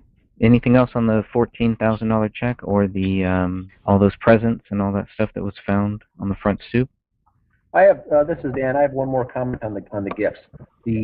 Some of the presents, if you did look at those photographs of the contents of the gifts that were Christmas gifts from the brother Dan, there were target and shooting practice and targets, not just of regular, simple bullseye targets, but they were all morbid and zombie type of images and skin falling off and skeletonized kind of images, which leads one to suspect that this was planned and arranged and he was included in the killing. Was this some type of a message sent or a code or something else? But the images in some of those of the hand, of the skin coming off the hand, and the skeletonized fingers of these dead zombies, on the shooting targets were very strange. And those were the gifts from Dan Crowley Jr., the brother of David, who dropped them off, and who was more likely connected with this case in some way, shape, or form, either directly or indirectly, was connected. Did he buy those on purpose in the target practice? Very, very strange. Remember, he had been not on good talking terms since August of that year with his own brother, and whatever was said by Dan Jr. resulted in David ultimately crying, and Comel had to console him after whatever happened. So we know whatever it was pretty serious, and it caused the irreparable connection there with that they stopped talking altogether. It damaged that relationship so bad. But who knows? But then to go out and get them nice target shooting gifts and be nice to drop off the gifts there, who knows? It was very, very strange. And then to go back earlier to the dates, we know we got the dates wrong, but just to clarify, it wasn't Dan Jr. who got the dates wrong. He said to police that it was the December 28th that he dropped them off. The Star Tribune article that was quoted by another friend, Mason Hendricks, said that he thought that the brother Dan dropped him off either the 26th or the 27th. He couldn't remember. And so he may have gotten the dates wrong, or it may have been what Dan told him. But we don't have evidence that Dan Jr. Told Mason that it was the 26th or the 27th. So we don't know that Dan got it wrong. He certainly may have, but we know the Star Tribune just quoted what Mason said, and he said 26th or 27th, and that was coming right from Mason Hendricks. Okay. We really don't That's know. great. It may have been on purpose once again, all to serve as a distraction, being the first 2 dates were wrong, and then we finally get the 28th, and now we find out 5 years later that the 28th more likely wasn't true either. All three of those dates could have been set as a trap, as bait, to get us focusing on what date they were dropped off, when in all reality, all three dates were wrong. Yeah, because they have a habit of giving us wrong information. Correct. And I think it's just a game to them. That was done on purpose. That could have been a misinformation. The difference between, for the newer listeners out there, the difference between misinformation and disinformation is really one word. It's the word intent. Misinformation is you honestly didn't know, you just got the dates wrong. It sounds like that's what Mason Hendricks happened here, was misinformation. But we know that Dan Crowley potentially lied to police when he did tell them it was the 28th. If those gifts weren't laying there that entire time, then that's a lie. And then all three dates would then potentially become disinformation, meaning it was done on purpose to sidetrack, to mislead, to deceive. And so that's more than likely, I think, what we're dealing with here. But we don't have anything to support that. The only two questions I would have on that $14,000 check was, like you were saying, is this something that David's dad does for him every year? The other thing I would like to know is what date that check was dated. What date was that check signed on? And the other thing with the $14,000, just to jump in here, is that's something that Dan Jr. or even Allison, the sister, could have come forward with either on our page or left a message or a note to say, look, Dad's been doing this for all three of us kids for 5 years, something to the effect. Or, heck no, we've never heard about it. Why the heck was he giving it to David, not us? We could have given something like that. We could have been provided something like that. But then keep in mind, if they did willingly provide some kind of information like that, it would have probably been doubted or scrutinized anyway. So I think that's more of it's a horse apiece there. But the $14,000, very interested. It does seem to lend credence to the fact that the family was having trouble financially, which they also thought that David and Comel were having financial. They were fighting off some debt. They weren't able to pay bills. And here you see this big check that kind of, to young investigators, homicide detectives like this, they probably thought, wow, they were having a hard time. So maybe he did snap. Not soon enough. He didn't open that mail soon enough to get this check. It may have changed his decision from killing his whole family. So I think it also helped to cement the fact that they were having financial problems, which to me is sketchy. The whole check is sketchy because it only favors one side of the narrative. Dan Crowley looks better for sending it. David Crowley looks worse for potentially, allegedly needing it. When in fact, if it was just a gift and no one needed it, Dan Crowley Sr., the father, was known in the Owatonna area. Neighbors and family and friends did call him a millionaire. Whether that's true or not, he did have money, he did have extra cash, and he was successful. And at the end of the year, if he wanted to get rid of some of his tax debt or tax burden and give gifts to the children to help defray that, that would certainly make sense.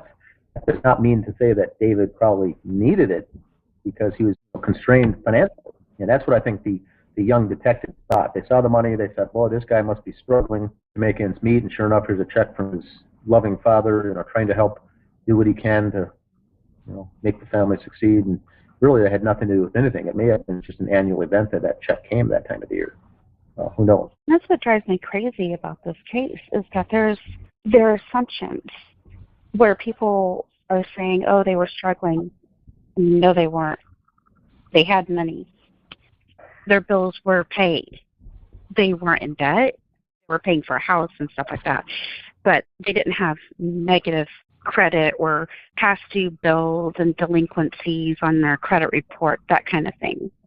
Yeah, I agree, Sophia. I agree, because even that narrative was pushed all the way up until we received the bank statements that they were in financial straits. They were struggling financially to try to make ends meet. Once those bank statements from Wells Fargo and the checking account statements and the credit card statements came through, we all got to see very clearly how frugal this family was, spending very little here and making bill payments on time, making the mortgage, setting aside a budget to get things done on time. We've seen in some of the notes to make sure things are paid. There was only one instance that I saw over the entire year that they were late on a payment and did get hit with a late charge. And that was it. So that was not a regular occurrence. They were very frugal, prudent people as far as young family, a young married couple with a child paying bills. That they were not behind, they were not ahead, they were, I think they were very good. They were very prudent. And after looking at that, really impacted me by looking at those statements. And it reminded me a lot as a young married person with children, the type of bookkeeping and the accounting that I myself did. Notes here and there and reminders to pay bills and things like that. So they were very, I think, honest to goodness, doing the right thing, having the bills come in and paying the bills, paying their bank statements in full, and living not outside their means at all. They were not living extravagant at all. Didn't they have some real estate company in California that was running a credit check on him and Kamel? Yes. It was ran 2 times, I believe, once in October or November, one of those months, and then again in January. Though, if you spread the story around that they're, broke and having trouble making ends meet, and he lost his book deal, he lost his movie deal, he lost his TV deal, decided to walk from, the California deal because it didn't feel right, then it kind of makes sense why he would have killed himself. But if you look at all of the credit reports, all of the financial information, that's when that whole story falls apart, because you realize that nothing in any of their credit reports or credit history at all shows that they were struggling at all, anywhere. Hey everyone, thank you for listening to the Gray Stage Podcast. Before we get started here, I just want to remind you that if you haven't heard about Anchor, it's the easiest way to make a podcast. Let me explain. It's free. There's creation tools that allow you to record and edit your podcast right from your phone or computer. Anchor will distribute your podcast for you so it can be heard on Spotify, Apple Podcasts, and many more. You can make money from your podcast with no minimum listenership. It's everything you need to make a podcast all in one place. Download the free Anchor app or go to anchor.fm to get started.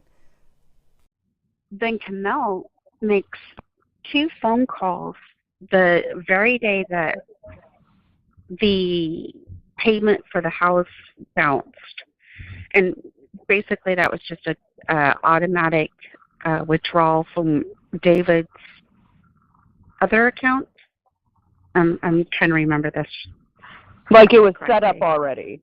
Mm-hmm. It was a transfer into one account. Correct. And so she just made 2 calls, and the second call was the one that transferred the money from David's account to that account, their joint, that paid for the house. So it was done very quickly and settled. And there was a rumor going around over the summer saying that their house was in foreclosure at the time of their deaths, and they were behind in their bills and struggling and everything, and that was not the case whatsoever. Yeah, I was going to say, I think it was in the Apple Valley Police Department report. Did they find some, like, silver bars in the basement, too? I remember seeing that. Or gold coins? Yes. Yeah, something both like of that. them. Yeah. So Silver. if they were struggling financially, they could have just cashed in. Right. That's a really good point. They had so much in that basement. They had so much stuff in that basement that he could have taken to a number of places and gotten enough money to make a mortgage payment. If he was really honestly struggling for the money, that is. I'd like to, bottom of page 5, just clarify 2, what I would call carefully crafted statements by police, whether it was intended or not. But you do see that Detective Brian Bone says that through our investigation, there have been indications that the couple may have had financial troubles. Key word there is may. I think a statement like that could be written about any family they find in a murder, suicide, or a murder. It's very open-ended the way he phrased that there may have been financial difficulties. That could be with anybody. And then he goes on to say, based on my training and experience, which is very interesting to say, this is it's beefing up his credibility, a statement like that. It says money and debt can be a contributing factor for motive in cases of a homicide. That statement I would agree with 100%. That's most of your motives for crimes are that, money and debt. He's not saying anything about the Crowleys here. He just says history and training shows that money and debt can be a contributor to homicide. That's a fair statement. Yeah. He goes on to say that due to the circumstances of the couple's death, he's requesting, a warrant for the banks to verify the financial state at the time of their death. I think that's fair to say, and he did get that. He did get the information from Wells Fargo. Then he goes on to say, and this is the last thing, is I found the Crowleys had money in the bank, but were decreasing their savings and checking account balances during the time from July to January, 2014 to 2015. That I feel is a very interesting word sentence by Detective Bone. It helps lend credibility to the fact that they were canceling and closing out everything on their way to being despondent and depressed and to kill the family. It helps push that narrative that they were decreasing their balances. Now, I've seen the bank balances and the credit card statements from every month that Brian Bone is talking about here. In some balances, they're higher. Some balances, the monthly balance is lower. There's no trend there whatsoever. So I find that very odd that he put that in there like that, making it sound that the trend was going down, that it was getting down to almost zero. It's kind of what he's alluding to here, is what he's trying to make the reader think by reading this. So I think he's planting, more seeds are being planted with a statement like that. I found it very normal, I guess you could say, if they were planning on moving from Minnesota to another state. It, to me, almost seemed like they were just going through getting everything set and ready to move. Like they went to the dentist, which that's something I did before I moved to a different state.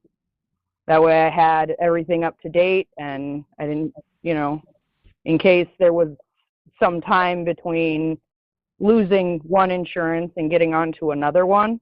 But in looking at that kind of stuff, in my opinion, I didn't see anything that really said that they were desperate or hurting for money. It all seemed pretty natural with what they were doing. It didn't seem at all like they were planning a double murder suicide or anything like that, because why would you care if you go to the dentist or not if in 2 weeks you're going to be blowing everybody's head off?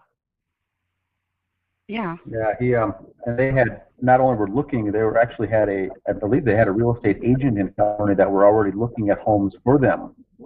And so they were planning on moving, and they had already decided, which state. It wasn't just simply to move, and they had zeroed in on a location in California that they were looking at homes already, narrowing down the criteria search as far as what kind of home they would like to live in. So Detective Bone, I think, was wrong on that information. He could have done further drill down searches on this to conclude that they were not having financial problems. In fact, they were looking to move because of this contract deal. And the other thing to consider, too, they had their daughter enrolled in a very expensive school.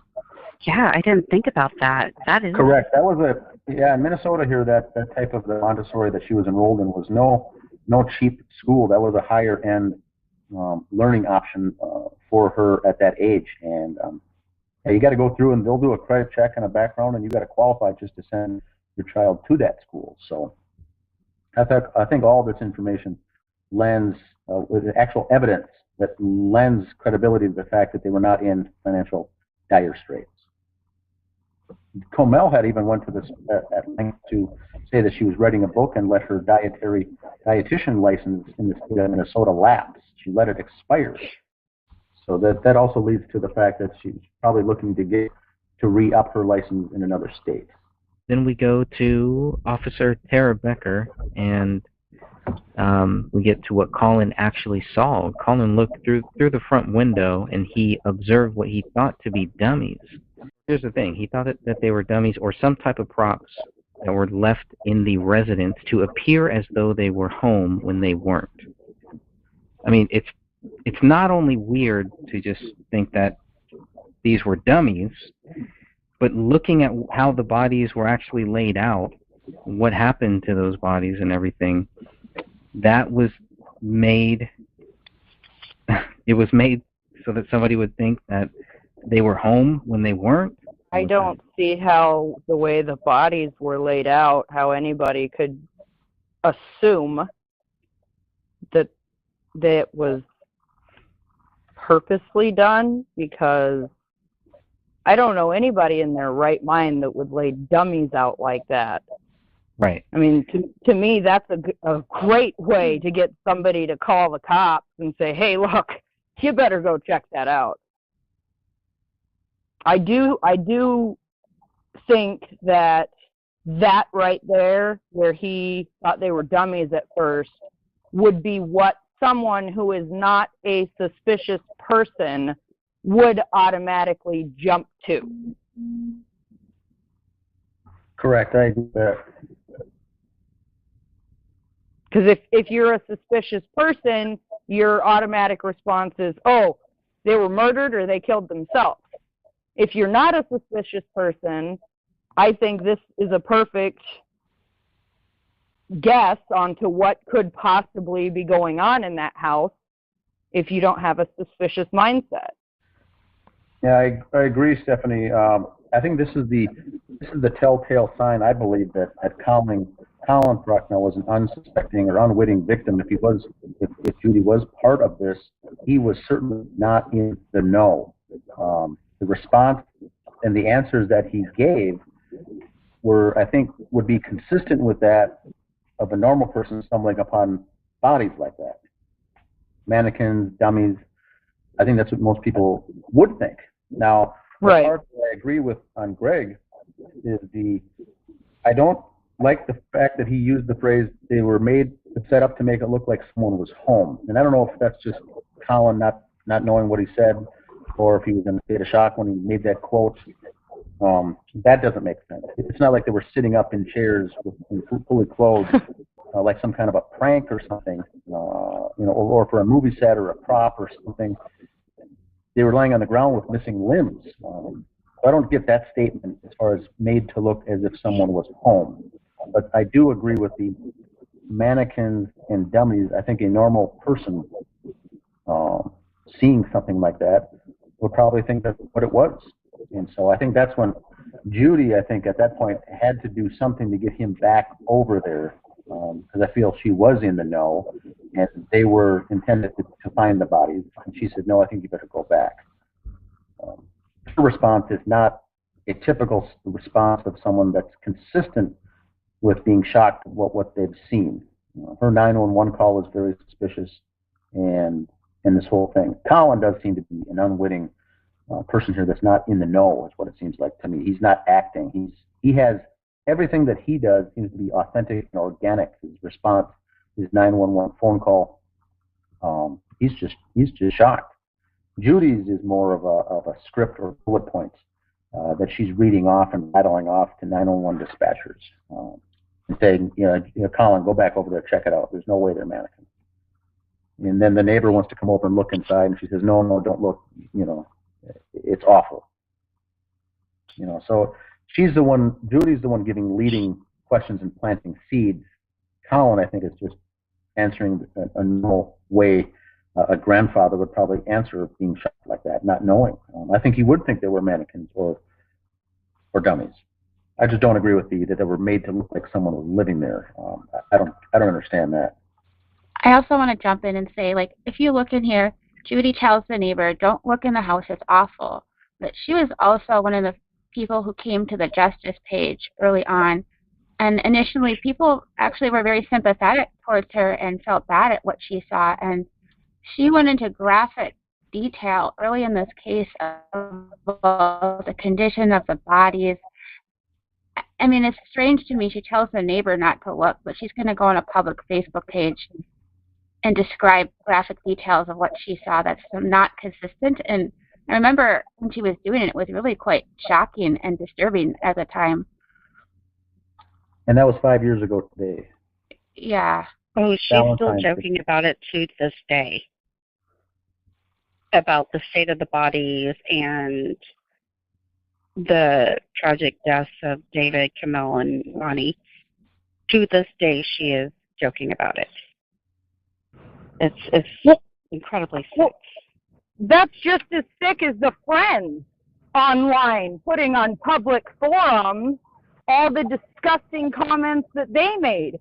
Like, if this is your friend and you believe that he committed this crime, why on earth would you be making a sick joke like that? Or it's not just one thing that they said. It's at least 10 different comments that several of these friends made. Everybody was sympathetic to all of these friends and Judy until the comments, because those comments are what say, oh, you don't need our sympathy. You're talking about the dog barking at the window and Jan Jr.? Oh, I was going to say, Jan Jr. said the dog attacked the window. There was somebody on the justice page, knickknacks and books, and none of the knickknacks are disturbed. There's still dust sitting on there. The books are straight up and down. How did the dog get to the window? If he was jumping on the shelf, wouldn't the objects on top of it be falling to the floor or something? That's a very good point, is they should have fallen if he was viciously attacking the window like it was said. Yeah, and those, for the newer listeners, newer members of the group, it was not a sturdy bookcase there in front of that window. It was kind of a wobbly, flimsy case there that did have books on it and some knickknacks at the top. Beside those two bookcases, I think there was two, there was a very little space in the middle for a dog to get in to jump up at the window, and there was no space on the left side of the window because that's where the Christmas tree was. The right side of the window had a little space from the bookshelf to the opening of the window that the dog could have jumped up on to do the barking. But we see images from the crime scene showing that curtain was closed, overhanging that section of it. But then later on the same photos that they were taking, that curtain was subsequently wide open. So the curtain was moved, but it does allow us to see where the dog could have potentially jumped up to attack the window, but that space was very small to do so. And none of the knickknacks, like the gal said earlier, were disturbed, knocked over. If a dog jumped up there and attacked, those things could have been flying all over, all those little knickknacks, but they weren't. So it's very strange. And Judy said later on another comment before all the FOIA requests came out, she said the dog was up there because that's what the couch was. The sofa was in front of that big picture window. The dog was jumped up there and attacked the window from the sofa. And she went on pretty heavy on the comment section on the People.com, the People magazine website when the article came out and when the story broke nationwide. She spent the best part of that afternoon on the comment section heavily trolling there and telling everyone that the dog jumped up because there was a sofa in front of that picture window. And so when the photos came out not soon after that, that showed that no sofa was even close to that front picture window, that's when some of her story started collapsing. She's very obsessed with this case. The amount of time she spends online looking for this case on the different forums, different articles, Reddit, YouTube, everything, and then she goes into the comment sections and stuff like that. This is unhealthy. For just somebody who was just a neighbor, it's a very unhealthy thing. To play devil's advocate, you could say fairly that, I myself have a very unhealthy fascination with this case. However, as Ann just pointed out, Colin, as Judy told everybody, Colin was having a very serious, a very troubling time trying to get over what he saw, by himself, which, that's completely understandable. But as Ann was saying, if you know that's going on with your husband, why on earth are you going to sit here 5 years later and still be one of the main people attacking people for going against the official narrative? The way that she's gone about this whole thing since day one when the bodies were found is just very, very concerning. When she calls in, and the second thing that she says is, I think there's been a murder or a suicide next door. Mm-hmm. She has to understand why people would start asking questions about her, jumping to conclusions so early. And it's not just that. Just like how Dan was saying, if you compare the two 911 calls, they're like night and day. Looking through the same window, the exact same window. These are two people that have lived together for a very long time. Looking through the same window, one sees dummies, the other sees a murder or a suicide and describes dog scavenging. It's a big, big difference. It's confusing when you have two people also calling in about the same thing that, again, live in the same house and they're not even on the same page about who's going to call 911. They both end up doing it. And Greg, that gets back into the misinformation or disinformation. Was that done on purpose to, all this chaos we had? Was that all planted to create that, to confuse on purpose? My first request, before I requested the FOIA for the police log, was the audio transcript, the audio of Judy's 911 call. At that point, I didn't know Colin made a call. I didn't know two people made a call. I asked for the audio. was quickly shut down by saying, we can't send the audio, but we can send you a transcript of what was said. And I said, that sounds good. So that was odd. Is that a common thing that they will not send out the actual 911 phone call in audio format? I think that would be very telling by the inflection of the voice and how it was stated by Judy. I think that would be very, very telling. With the other case that I received from Apple Valley, we received the audio recordings for that case. I'm not sure if we received the 911 call, but we got the interviews, and that was very enlightening, wasn't it, Greg? Yeah. I think that in the future, if this case was to be reopened or reinvestigated, the first thing we should get is the audio of that 911 call and the interview videos of the interviews police held on surveillance, and they were captured on audio and video, I think, of the interviews, and also the dash cam of Tara Becker's squad car that was positioned at the scene of the house that was aimed, the camera was aimed directly at the front door and was left on, I believe, for 4 straight hours. Dash cam video does exist. And that'd be able to pick up the movements and the actions, I guess, of the first responders. But this 911 call would be interesting, just to hear it in the voice of someone, and then be able to give that to someone that does language a breakdown, if that's someone lying or being authentic or organic or reading from a script or planting seeds. I think that'd be a good one to get to a test on the actual audio of that 911 call. That may also be the reason that it has also been held back. If they don't want that to get out, because you can tell so much from a person's voice on that call, might be the first reason that they shut that first thing down right away by saying we're not going to release that. Good point. Now there's 2, so we want both of those calls, right? From Judy and Colin. And I have requested them. I was just shut down by. Did they give any reason or anything, or? Mm-mm. I mean, is No, it I wasn't worth? ever given a reason. They just. I don't see why they won't just give redacted. Yeah, they just hand out the same thing, almost as if, okay, well, if somebody asks for this, just send them this. But I mean, they should at least give us a reason. Maybe we should press them on that a little bit. There should be a reason for that. Because I had made a very detailed list and specifically requested like the dash cams and that footage from Tara Becker, from that vehicle, and everything was ignored. Every single thing that I asked for was ignored.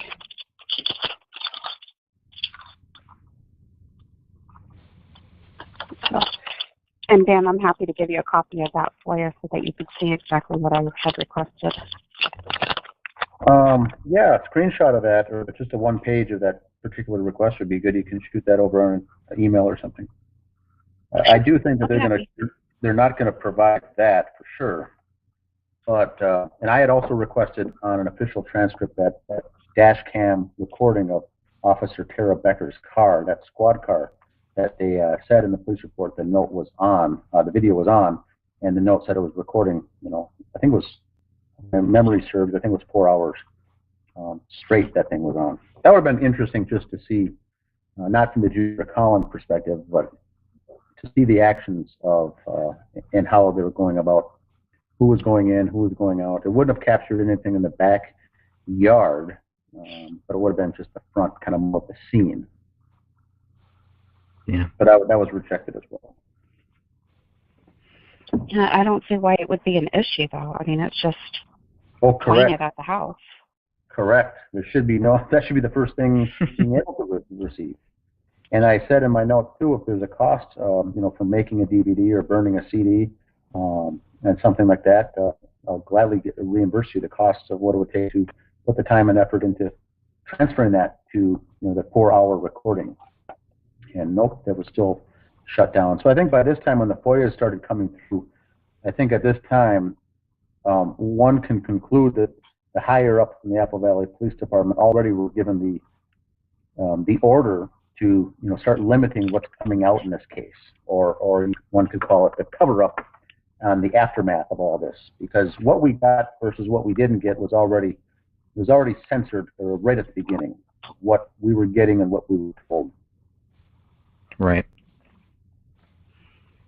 And that's it was after that point is when I went to the Apple Valley Police Department Facebook page and gave them a 1-star review saying the detectives handled this case very poorly, and it wasn't done in bad taste. I didn't use foul language or go in there yelling and screaming. I just left a note saying that 1 out of 5 stars that the investigators handled this case poorly, and it wasn't but a couple of weeks later that it was that comment was removed.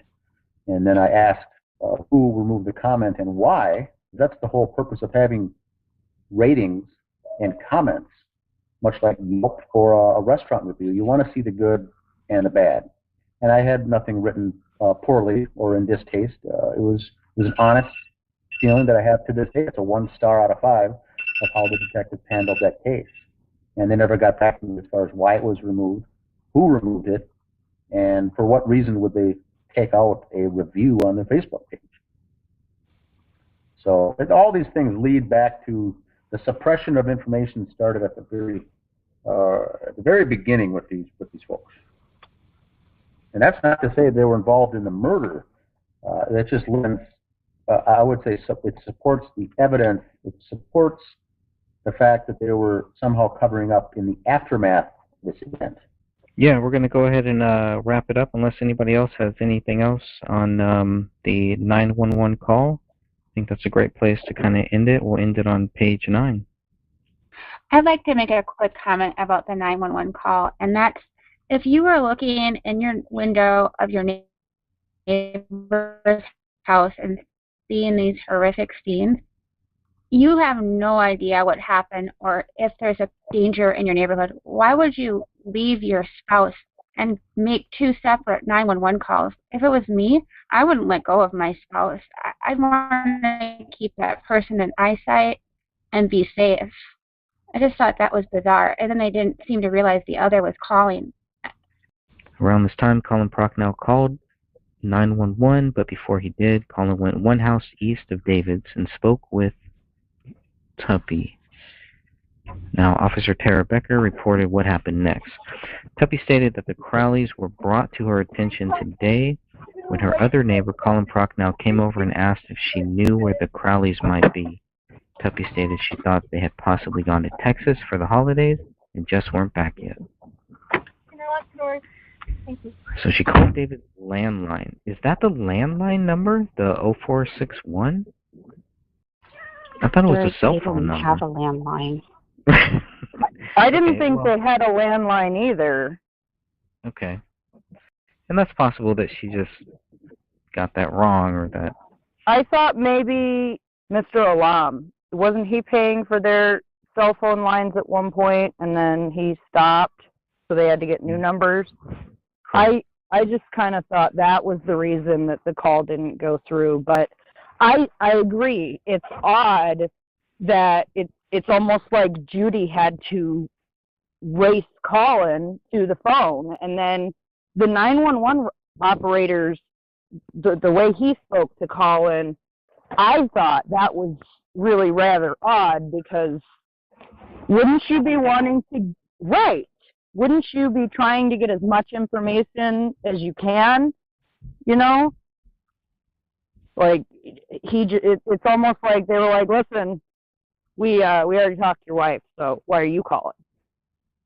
Like, it's wrong that he was calling, which, I mean, maybe I'm wrong. Maybe they only want one person to call to report a crime, and that's it. The way they don't have to track down as much. Who knows? If you looked in your neighbor's window and saw this, why are you leaving your husband at all? You don't know if there's somebody still stalking around coming to do the same thing to you next. Like in every other 911 call I've listened to, it's, okay, hold on, stay on the line with us, help is on the way, not, okay, goodbye, get off the phone. I think the only other thing that I want to get everybody's thoughts on are this gun, because if you read the 911 transcript, it's not clear by that if Judy saw this gun. Just in this call, if we're just looking at this call here, She's saying that Colin saw it. She never really says that she saw it. And that kind of bothered me because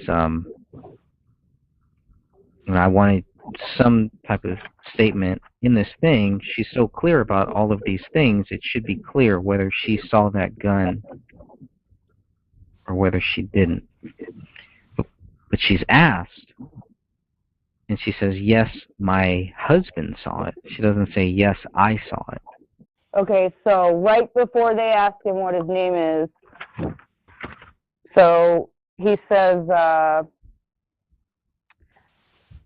yeah, it's 10:51. Would somebody like to come over and, do a welfare or well check or something like that? Mm-hmm. And the dispatcher says, okay, you said 10:51 for them? And Colin repeats 10:51. The dispatcher says, okay. And then Colin says, and I looked through the front window and there's like 3 dummies on the floor. I don't think there are any bodies, but it looks like there's a gun next to one, a handgun. And then they say, okay, and what's your name again? And he spells his name, and they ask for his phone number, and they give a cell phone number, a house number, and then the dispatcher says, okay, all right, just 1 second. And then Colin starts explaining that, they were out of town and they saw presents. And after he gets done saying this, the dispatcher says, okay, did you already call?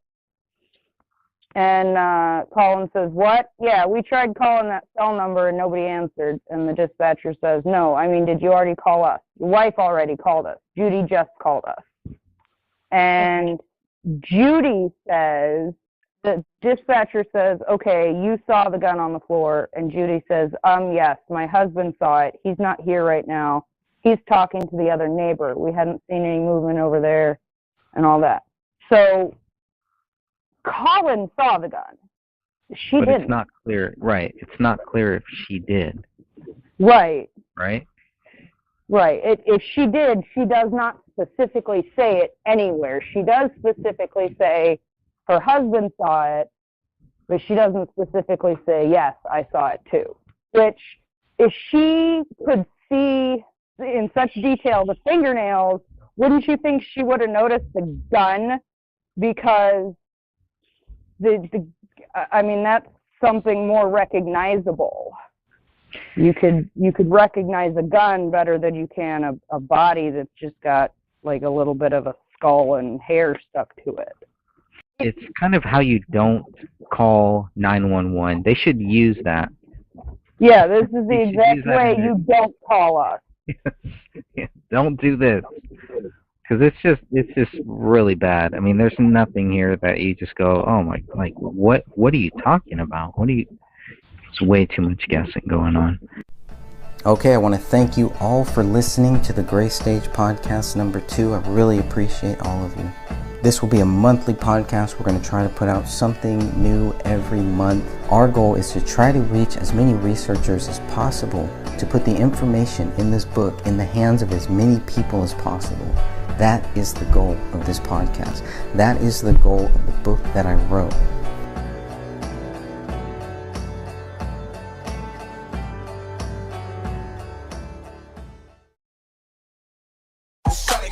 Love getting prices that are lower than low on food that's fresher than fresh? Then shop at Fred Meyer. We give you more ways to save on the fresh you love with tools like the Fred Meyer app, where you can find personalized coupons on top of weekly sales, giving you prices that are lower than the everyday low.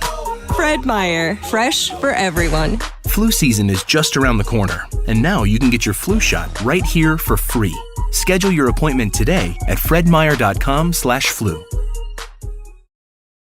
Did you know Geico's now offering an extra 15% credit on car and motorcycle policies? That's 15% on top of what Geico could already save you. So what are you waiting for? Your teenager to help around the house? Okay, Mom, I emptied the dishwasher, vacuumed the basement, and folded the sheets out of the dryer. Wait, what? Oh, and next, I'm going to clean Mitten's litter box. Are we in some kind of prank show or something? That's a camera, isn't it? There's never been a better time to switch to Geico. Save an extra 15% when you switch by October 7th. Limitations apply. Visit geico.com for details. Welcome to the Gray Stage Podcast. My name is Greg Fernandez Jr. I'm one of many researchers looking into this case. I began looking into this case trying to prove David Crowley guilty. 5 years later, I still don't have any proof. We have a lot of speculation, but we have a lot of speculation about many different theories, including what the investigators told us. We're going to go over my book thoroughly, looking at all of the different points made in that book. And where we go from there, we'll see. This is the monthly podcast, and I want to thank everybody for joining us here. God bless you all. Let's get to it. First responders. At 1:04 p.m. on January 17, 2015, Apple Valley Police Sergeant Greg Dahlstrom arrived at the crime scene. There he saw Colin Prochnow standing in Lorraine Tuppy's driveway. Mr. Prochnow approached the officer stating there were bodies in the living room of the Crowley home. Sergeant Dahlstrom then approached the front window and looked inside the residence. I noticed several obviously dead bodies lying on the floor near the front picture window, Sergeant Dahlstrom wrote in his supplemental report. I noticed a black handgun on the floor as well. Lastly, I noticed a medium-sized dog barking and running among the bodies. I advised dispatch of my findings, Sergeant Dahlstrom continued, and requested the channel be restricted to emergency traffic. The sergeant then informed Captain John Bermel of the situation. Officer Tara Becker was the second responder to arrive at the crime scene. Sergeant Dahlstrom advised me that there were in fact 3 deceased parties that could be seen from the large picture window at the front of the residence. Officer Becker did not report seeing the bodies in any of her supplemental reports we received. Officer John Broughton arrived third. With all 3 officers standing on the west side of the house, they could smell the odor of decaying bodies. Officer Broughton was the first officer to check the back of the house. I was instructed to check the rear of the residence for any signs of forced entry, Broughton documented. The backyard is fenced in with a chain link fence and the gates were closed but not locked. Officer Broughton entered the backyard and saw fresh animal tracks in the snow. Signs of forced entry were not found on any backyard windows, but there was an open door. The rear sliding patio door was found open slightly 1/4 of an inch, wrote Broughton. I opened the door and found that it was not locked or secured with a bar lock. Paleo continued to bark as Broughton opened the rear slider. When I opened the patio door, there was an overpowering odor of decaying flesh. One light was on in the dining room, Broughton continued. The Christmas tree lights and other strings of Christmas lights were still on. After walking around the back of the house, Officer Broughton looked through the front window and saw 3 bodies on the living room floor. They were all badly decomposed, Broughton wrote in his report. One adult body was lying on its back with a black semi-auto pistol nearby. The second adult body appeared to be laying on its stomach and or side. Between 2 adult bodies was the body of a small child. Officer Adam Keeler arrived fourth and helped secure the scene until Paleo was removed from the house. Once Community Service Officer Brian Booth arrived, Officer Keeler opened the rear sliding door and the officers attempted to lure Paleo outside with dog treats. Officer Keeler reported it took 5 minutes for Paleo to come outside. The dog was scared upon arrival, wrote CSO Brian Booth, but appeared to be friendly. I was able to catch the dog with a choke pole and get it into the bed of my truck where it stayed until roughly 1900 hours. CSO Booth then took Paleo to Palomino Pet Hospital and advised the kennel to only feed and water the dog but not to do anything else with it since it was part of an investigation. Next, Sergeant Dahlstrom and Keeler entered the house through the rear slider. Prior to entering the residence, wrote Sergeant Keeler, I announced officers' presence. There was no response. The 2 officers cleared the garage first, then the main level, ending with the basement. I noted the writing on the living room wall, wrote Keeler, which appeared to say Allahu Akbar. It appeared to be written in blood with fingerprints. Sergeant Dahlstrom also noticed blood writing on the living room wall. I noticed letters on the wall that appeared to be written in blood. Dahlstrom also reported seeing several bloody footprints on the floor in the area between the kitchen and living room. Below the wall on the living room floor lay 3 heavily decomposed bodies, 2 adults and 1 child. At this time, Broughton reported, the bodies are presumed to be that of the homeowners David Timothy Crowley, born 7/7/85, and Kamel Rasul Crowley, born 11/20/86, and their daughter Rania Crowley. With all 3 levels cleared, officers left the house and waited for detectives to arrive. The Crowleys' mailbox was full. After Officer Becker photographed the mailbox, she opened it and removed 2 pieces of mail, one belonging to David and the other to Kamel. The postmaster was arriving at this time, wrote Becker, and handed me today's mail, which was placed inside the mailbox. An interesting note found in the BCA notes stated mail in mailbox, December 29th, /front packages 11015. Alright, so that was reading from pages 13 to pages 15 of The Gray Stage by myself, Greg Fernandez, looking at the first responders. 1, 2, 3, 4, 5 first responders is what we're looking at here. All before the detectives arrive and all before the BCA shows up. And obviously, way before the medical examiner shows up as well. What you'll see here is some of the most important information about what happened to the Crowleys. And with that, we're going to take you right into our call with Dan Hennon, Sophia, Stephanie, and of course, our good friend Ann. We'll be covering the chapter called First Responders in tonight's show. This is basically pages 13, 14, and 15 of the book, A Gray Stage. I think what is really important here is the first responders should all have the same story. They should all look at the same bodies and report them the exact same way. So that's what I was looking for here. People can judge that for themselves, whether all of these officers who entered that house or who showed up to the scene and looked through the front window and saw these bodies, did they all see the exact same thing? Sergeant Greg Dahlstrom was there. 1:04 p.m. he arrived, and he was the very first person. He looked in, approached the front window, and looked inside. So he was the very first responder on site. And he goes on to say that, quote, I noticed several obviously dead bodies lying on the floor near the front picture window.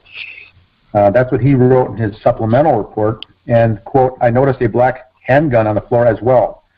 Lastly, I noticed a medium-sized dog barking and running among the bodies. In my opinion, I think Paleo was probably happy to see somebody alive and looking in the window. Maybe that a protective instinct also kicked up in him.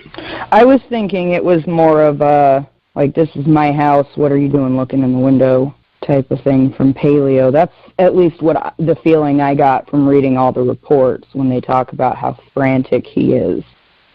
But I've kind of changed my view on that a little bit. I'm not so 100% on that because of the smudge marks on the window. The window was surprisingly clean for a frantic dog being near it.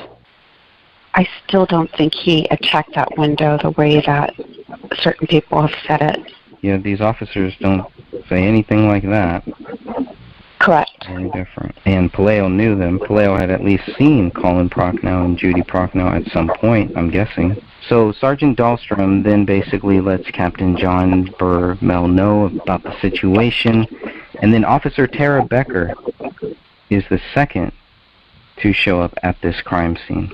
And what was very curious to me is that it doesn't sound like, if you read Officer Tara Becker's documents, it doesn't sound like she sees these bodies, period.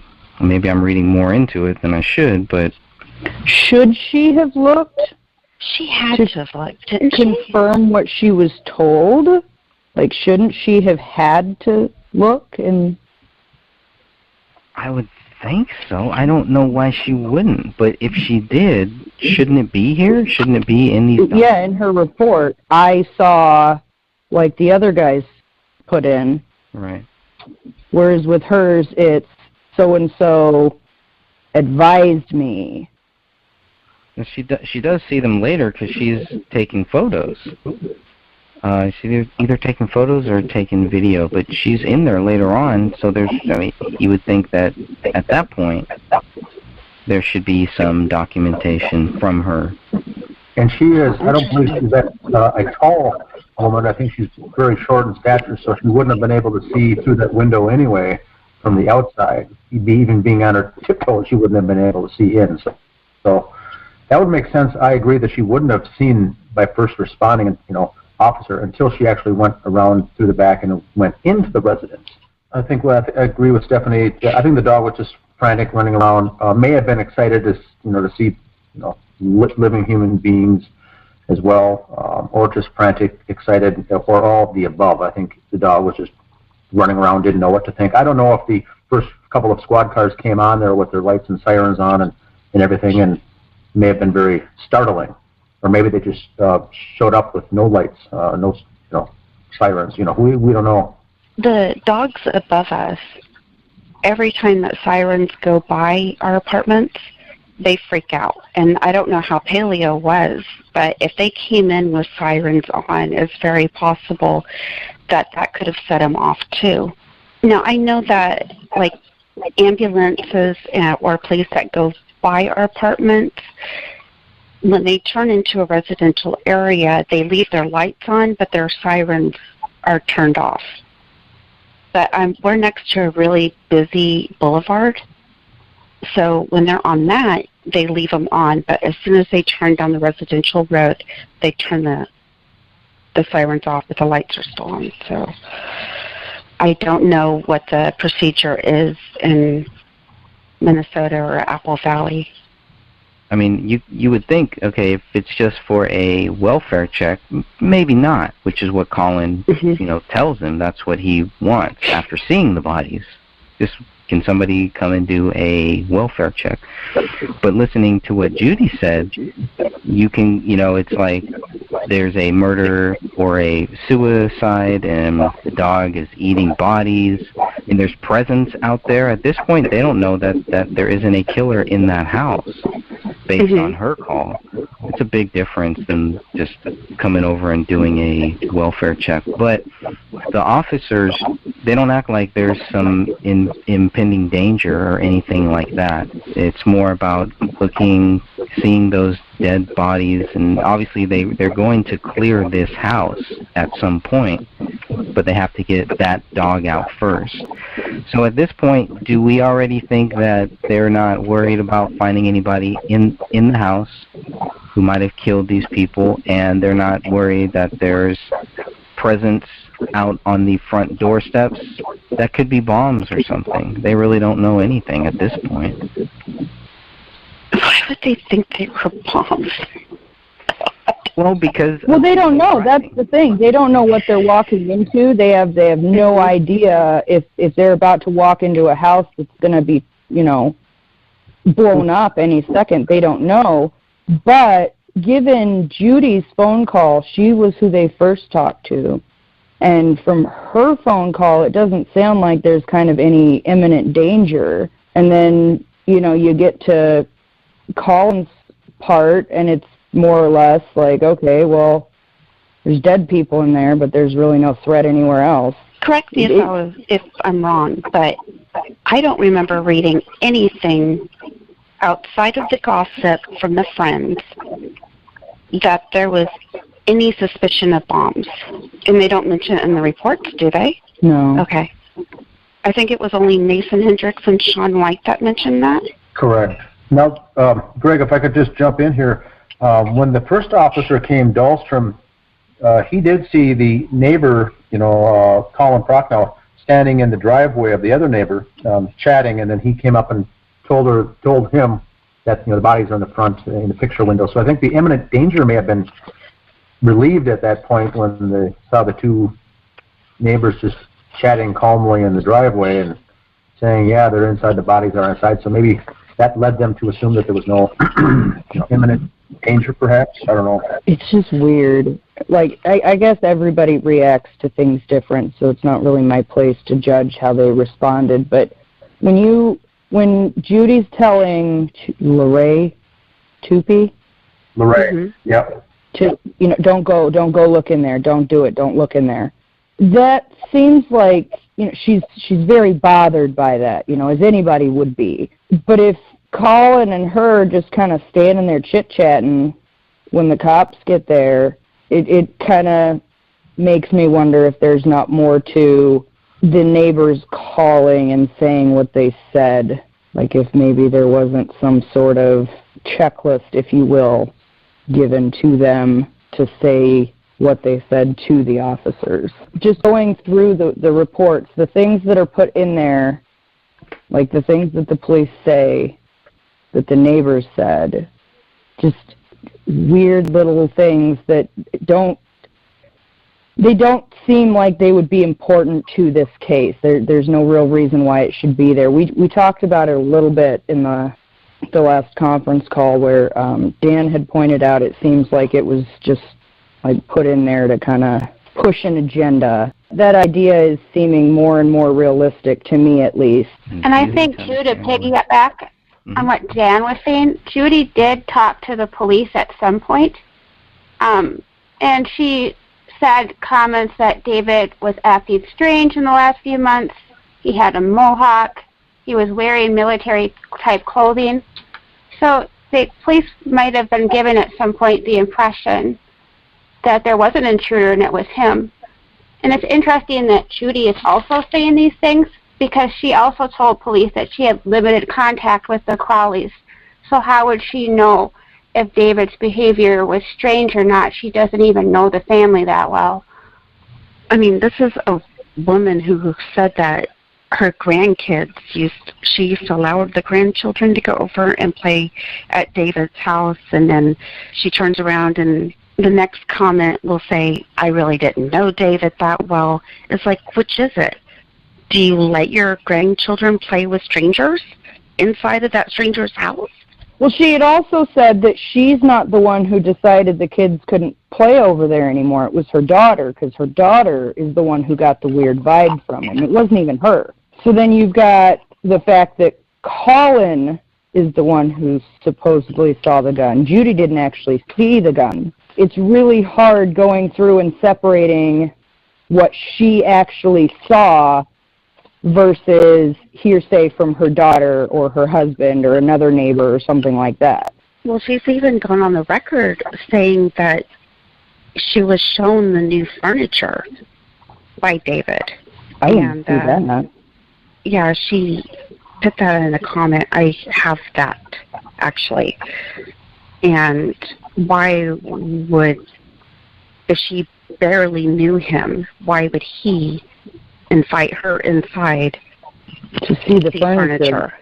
All right, so third to show up on the scene is Officer John Broughton. While all three officers were standing on the west side of the house, they could smell the odor of decaying bodies. Now, Broughton is he's the first person to check the back of the house. So you have three officers there. They've already looked through. Yeah, one has already looked through the front window. You have three neighbors that are hanging out, and so Broughton is told, go check the back of the house. Is that another common thing too? You have one officer in front, one officer in the back. Do you want two officers going through the back? To me, it just kind of seems like they're not that concerned about another person in that house, and they're not that concerned about this being a triple homicide. So when Broughton goes to the back, he says, I was instructed to check the rear of the residence for any signs of forced entry. That's what they're looking for here. The backyard is fenced in with a chain link fence, and the gates were closed but not locked. I thought that was another interesting thing too. I don't know. Over here, we don't really lock our side gates. I don't know what people in Minnesota do, or in Texas, or wherever the rest of you are. He had a small child and a dog, though. I would think that would be like the back door not being secured, even if it was broken. That not being secured, plus the gate not being locked, you wouldn't have need to force your way into the property. You've already got a clear path. The back gate's unlocked. The back door's broken. Why would you need to break your way in? Here's what I think here. You get these, the calls come in from dispatch, 911 dispatch.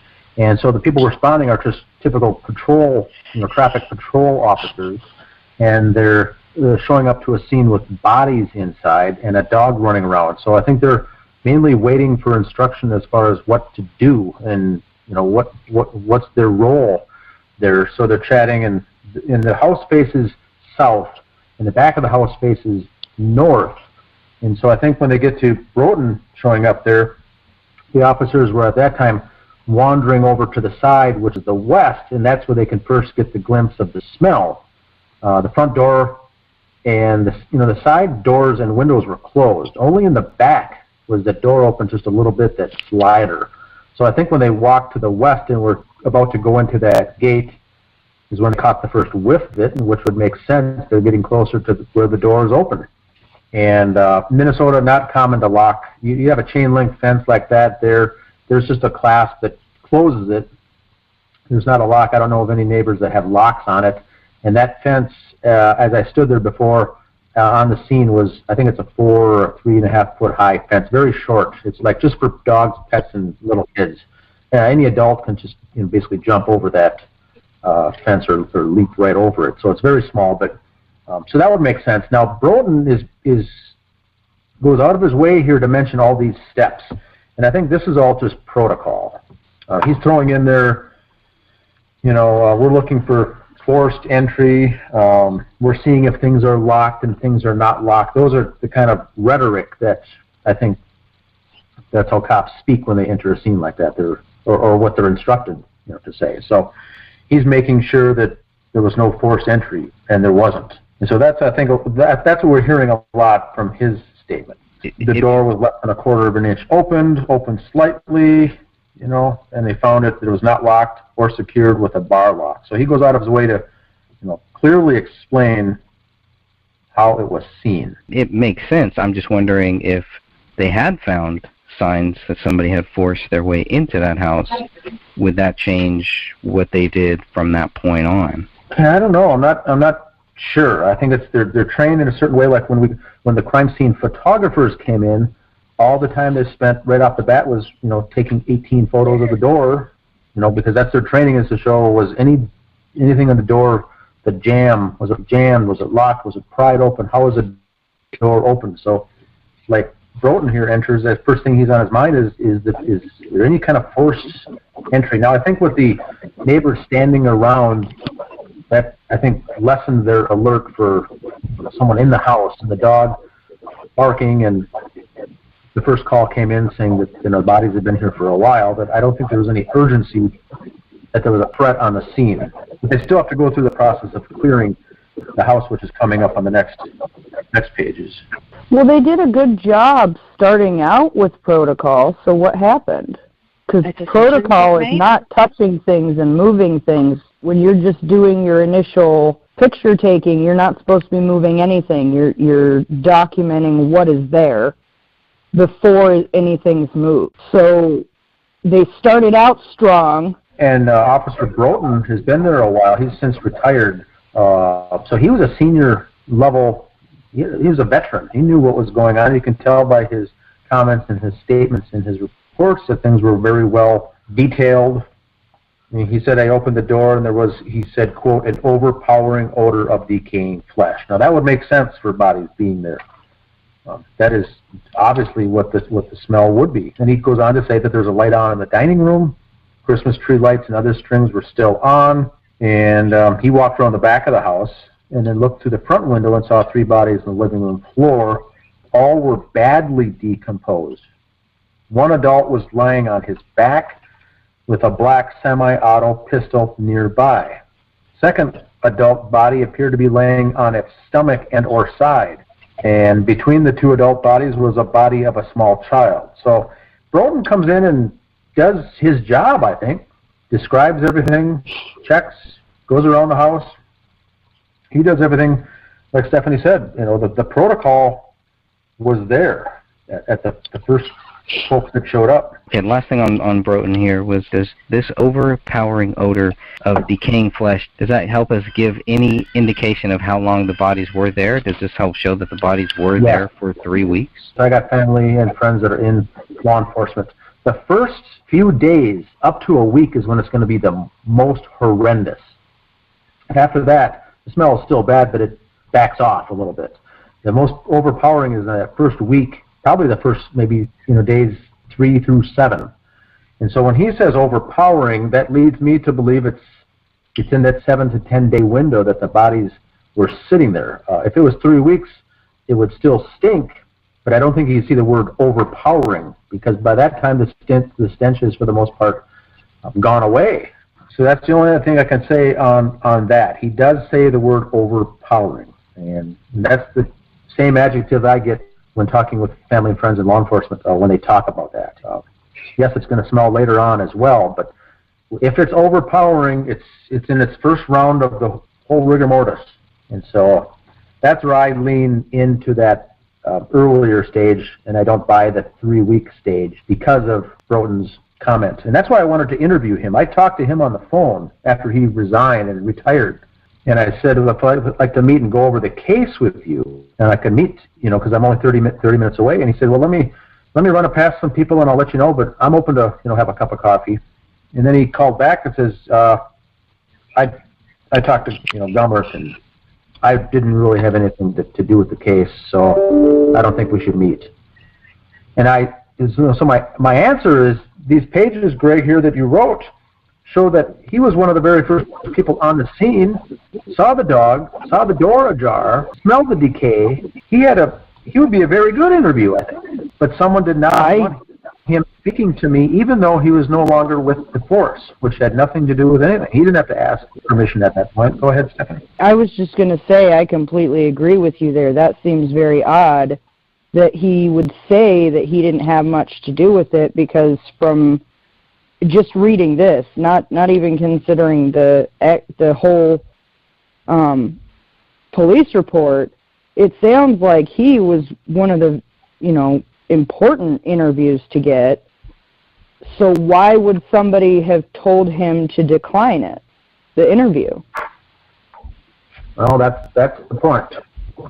That's the same thing. By him saying that he didn't have much to do with that, that's an outright lie, because clearly he was one of the first few people there. So. And I think the way he phrased it on the phone call was he didn't have that much to do, and he wasn't playing a big, important role in the detective and the investigation that went on months, up to a year later. And I said, I wasn't looking for that. I was looking for a first response. I wanted to get your ideas from actually being the first, third person there on the scene. That very first initial shock and the sounds and the sights that you saw and you witnessed, I think would have been very helpful for a 10-minute interview.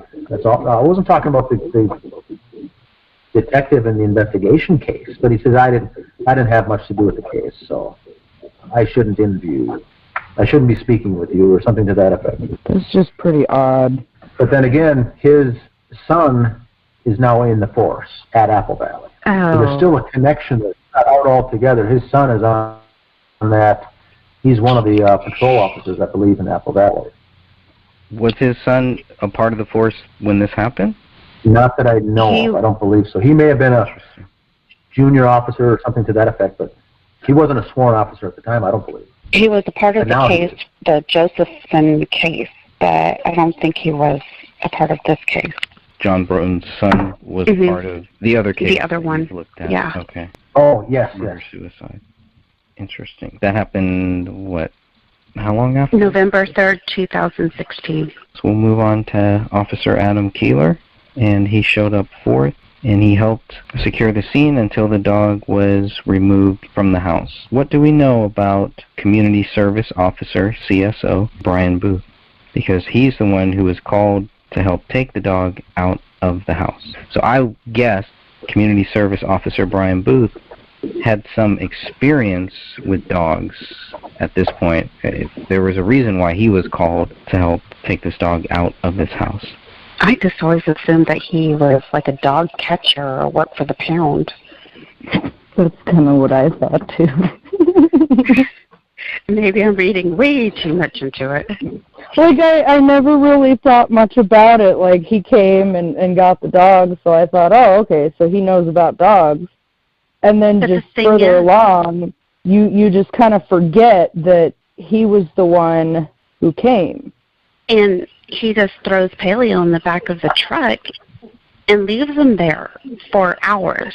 That's a good topic, Sophia, because the phrasing here had some questions early on in the case in the Justice page, because it says that he got there, got the dog out, and put him into the bed of my truck where he stayed until roughly 1900 hours. Now, 1900 hours at 7 p.m., and that day I think it was 17 degrees outside on a January day in Minnesota in winter. So we assumed it was a pickup truck with an open bed. Later they said no, the only squad cars that were there were SUVs and like a Ford Explorer type of a thing, and that's where the dog was. And I said, here in Minnesota, you don't call that the bed unless it's a pickup truck. So why would he explain it as the CSO officer saying I took Paleo and put him in the bed of my truck?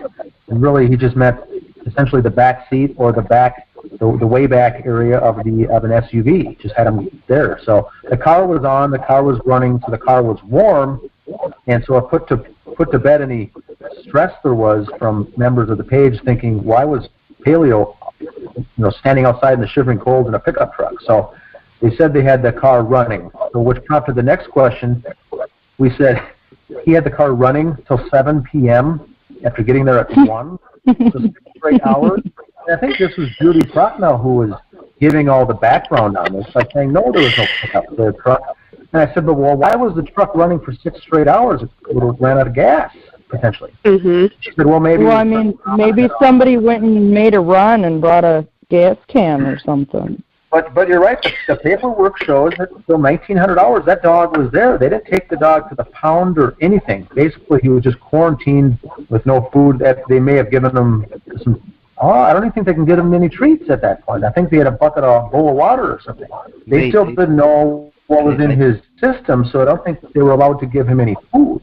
Yeah, they had treats to get him out. So they had some treats, but I don't think they were allowed to give him any food. Then they took him to the Palomino Pet Hospital and advised the kennel to only feed and water the dog, but not to do anything else because it's part of an investigation. So that was Brian Booth and Officer Adam Keeler. But that was very strange. Some of the words that were used, the length of time that was mentioned. See, when I think of them wording bed of truck, I think of like an F-150 with one of those hard shells on the back of it. And oh, yes. I was thinking that too. Yep. Whether or not it was open, it could have had a topper on it or something. But we're thinking of kind of a pickup truck here in Minnesota is what we think of. F-150 with or without a topper, but still with the topper on, 17 degrees is not insulated. And with no topper on, 17 degrees is exposed. So either way, that doesn't make sense. And then I think that was at the time that Judy said that they were like all Ford Explorer type of SUV patrol cars that the dog was in. And I said, I still wouldn't say that I put the dog in the bed of my truck if it's an SUV. So I said, the terminology seems odd. But regardless, if they were there at 1 o'clock, 1700 out, 7 o'clock, that's 6 hours that the dog was sitting there doing nothing. And for all they know, he hadn't eaten for 3 weeks. I guess they had already seen what the living room was through the front window, through the back window. Why clear the garage first? Was it right there next to, because you come in through the back, and there's that fireplace, the kitchen. The garage is right there in that same area? Right. Yeah, the door leads right into the garage from that area. So if protocol would be to sweep the house going from right to left. Hey everyone, thank you for listening to the Gray Stage Podcast. Before we get started here, I just want to remind you that if you haven't heard about Anchor, it's the easiest way to make a podcast. Let me explain. It's free. There's creation tools that allow you to record and edit your podcast right from your phone or computer. Anchor will distribute your podcast for you so it can be heard on Spotify, Apple Podcasts, and many more. You can make money from your podcast with no minimum listenership. It's everything you need to make a podcast all in one place. Download the free Anchor app or go to anchor.fm to get started. Sure. Whenever you come in, that would have made sense. And they both went together, so they cleared the garage first. I don't know if that's strange, Greg, or not. I didn't read too much into that. They saw the writing on the wall in blood, and then Dahlstrom, who's also in there at this time, noticed blood writing on the wall and several bloody footprints on the floor. And then he goes on to say that the living room floor laid 3 heavily decomposed bodies, 2 adults and 1 child. I think the word heavily is left up for debate. The Apple Valley homicide, they get one average of 1 homicide a year in Apple Valley, Minnesota. Very rarely would any of these officers even see a decaying body at all. So I think what they saw was they were decaying, but David and Kamel were bloated. The bodies were bloated at this time.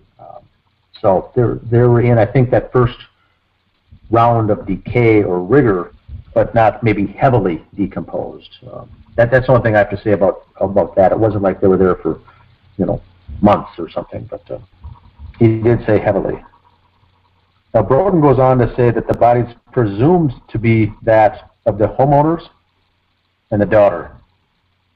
All 3 levels of the house was then cleared, and officers left the house and waited for detectives to arrive. So the 3 went in, cleared, and then there was no threat. They began then to wait until the detectives arrived, which is also protocol, I'm assuming.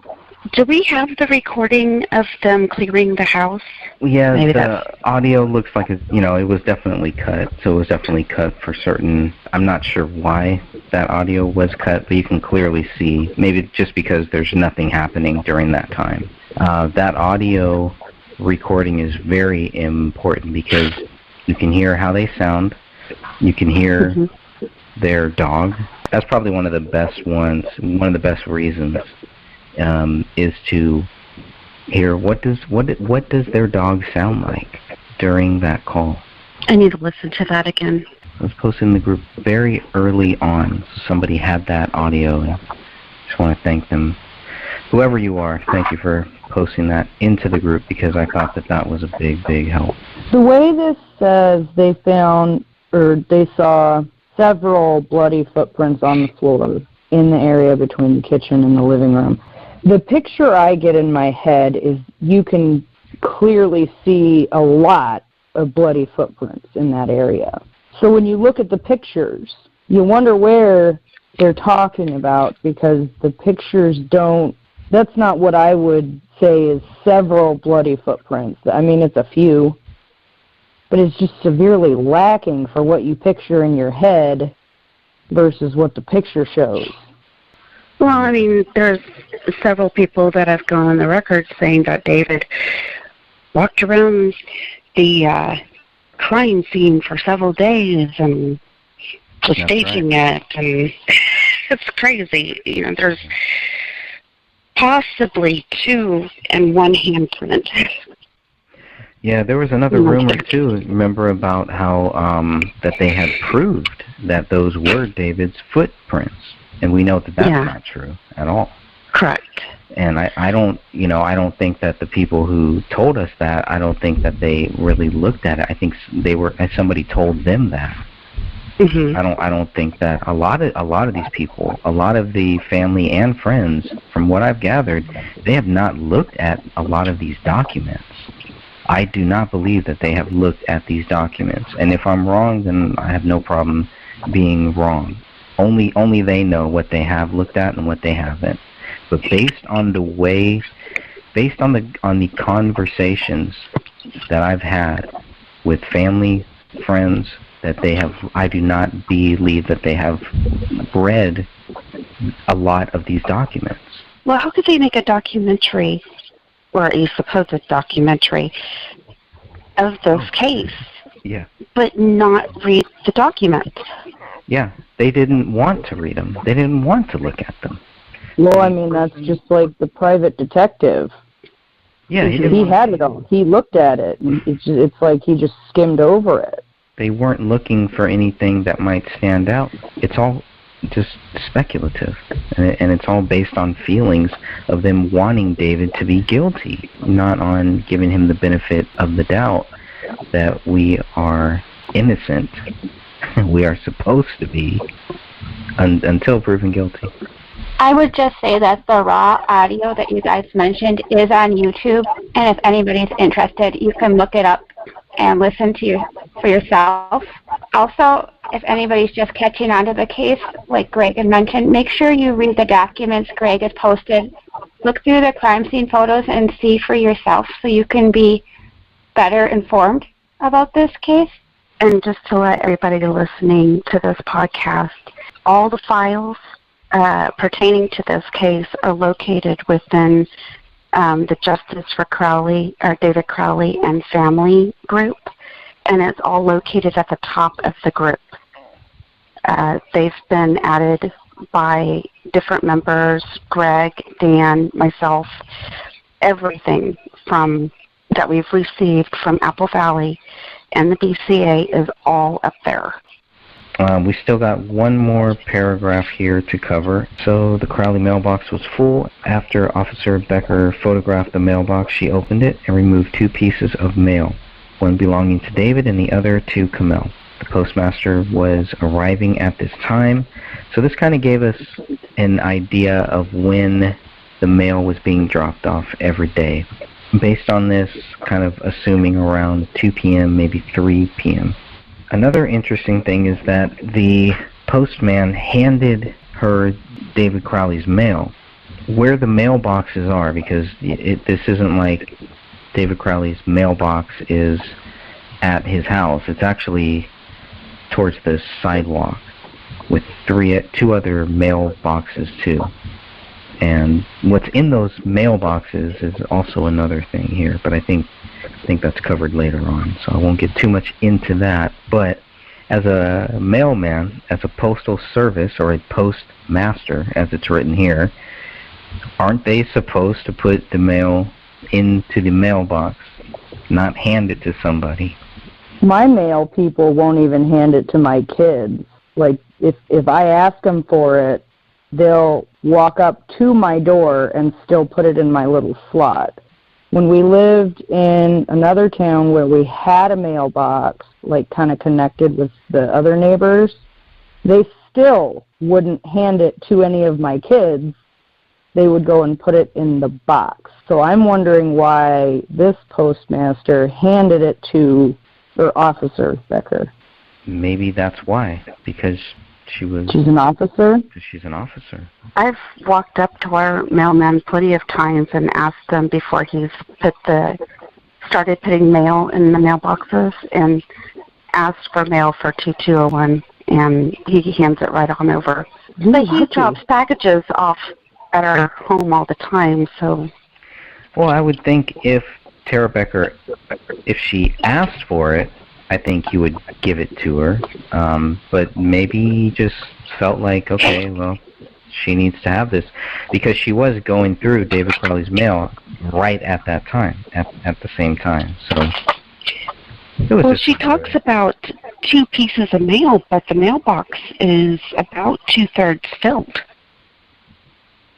I'm looking at the photo right now. Right, and we don't know if that photo was taken after, because after she does all this, she puts everything back in there. I do believe it's put back into the mailbox, if I remember correctly, and then it's filmed, or then it's photographed. This is from BCA 488, page 100. This is a note found in the BCA notes that states, there's mail in mailbox, and the dates are from December 29th, front packages, 1/10/15.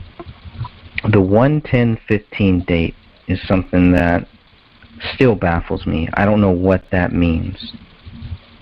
So if anybody wants to look that up, you can look that up in the BCA 488 PDF on page 100. Okay. Joe Cooksley writes this. So, quote, mail in mailbox December 29th / front packages 1/10/15. So the 1/10/15 is what really interests me here, because that is the first day that the packages are seen. So maybe that's what they mean by the front packages 1/10/15. It's just not really clear. Well, the great thing about this book is it's like Dan said in the foreword, that was amazingly well the way he put that. It's not to tell you who committed this crime. It's not to tell you why you should believe the way we do. It's to give you enough information for you to go and find your own decision. It's a tool. It's like a reference guidebook, if you will, of the basic facts that you need to know of what happened, so that then you can go and track it down and decide what you think happened. Any final words here from anyone? I wanted to say thank you again to Dan, even with all the drama that came from it. Thank you for putting up the money and hiring the private investigator. I think that was a really important step. He may not have done a great job, but the fact that you stepped up and did that, I really respect you as a person just for that fact. You know, not even considering all the work you guys have all put into this. Just that alone, you guys are all some pretty amazing people, and it really should be noted that, you know, without any horse in the race, we're all, aside from our busy lives, trying to find justice for this family. Since 2015, I'll tell you, I've lost a lot of respect for a lot of people that I thought were real truth seekers. I really thought that these people were looking for truth. And now I don't. You know, now I think it is all about money, and it's all about fame, and it's all about them. It's not about truth. Because this case is so toxic, there is no winner in this case. You know, nobody wins here. All that we can do is try to find justice and try to bring justice to this case. And that requires a certain amount of a sacrifice. And for people that are public, for people that are known, for people that have following, for people that want to get likes, people have share their data and everything, want them to treat them special, wipe their feet and kiss their ass. Those people are, you know, look at this case and don't want to touch it. So how real could those people be? You know, and it's just like every day we hear, not every day, but very often I hear, well, we should get this person to look into this case. And then we get a person to look into this case, and they don't want to look into it. They don't want to touch it. You know, but yet I'm supposed to follow them. I'm supposed to think that they're this great person who is good at cracking these cases and looking at these unsolved cases and everything. They're so great at that. We give them a slam dunk case and they won't touch it. Something wrong with that. Very much so. If it makes you feel any better, his TV show fell through. Yeah, that does make me feel better. I just think, given all the things that he's got in the works, like as far as his own personal career, I really think he did not want to disagree with the police officers on this case, because if he had openly come out and said, well, yeah, you definitely got something here, Dan, then all those police officers, all the rapport that he's built up over all these years with all these people would be gone. Just from him saying, I believe these police officers didn't do the best they could have. You know, that could be a reason why he wouldn't have said that we're on the right track or anything to that effect. That could be a very good reason why he basically just told us that we're all nuts for looking into it. And I agree with that. I mean, he doesn't want to burn those bridges with any police that he might have to work with or any deals that he has in the works. Right, but at the same time, you're kind of pissed at him, or I am at least, because he was paid to do a job and he didn't do it. Heck, I could have done that. My daughter could have done a better job than he did for a whole lot less money. Like, I feel so bad. Deal, Dan. Like he could have. Kenneth Maines could have been yeah, he would have had some negative blowback, but anybody who puts their name to a case where other people say something different is going to have negative blowback. David himself said that you're going to have that. He was experiencing the negative blowback on the Gray State movie. You know, there was all those people telling him that, you know, oh, you're not actually going to do this, are you, right? That's going to happen no matter what, because there's always going to be somebody who doesn't agree with what everybody else says. But in order to get this properly looked into, there has to be somebody who's willing to say, fuck it, I don't care if I lose my job. I don't care if all these officers are mad at me. If they're really going to be mad at me for telling the truth, well, then I don't need all them. Because, like Greg just said, it's a slam dunk case, but it's almost like people are afraid to put their name to it because of all the other crap that's attached to it.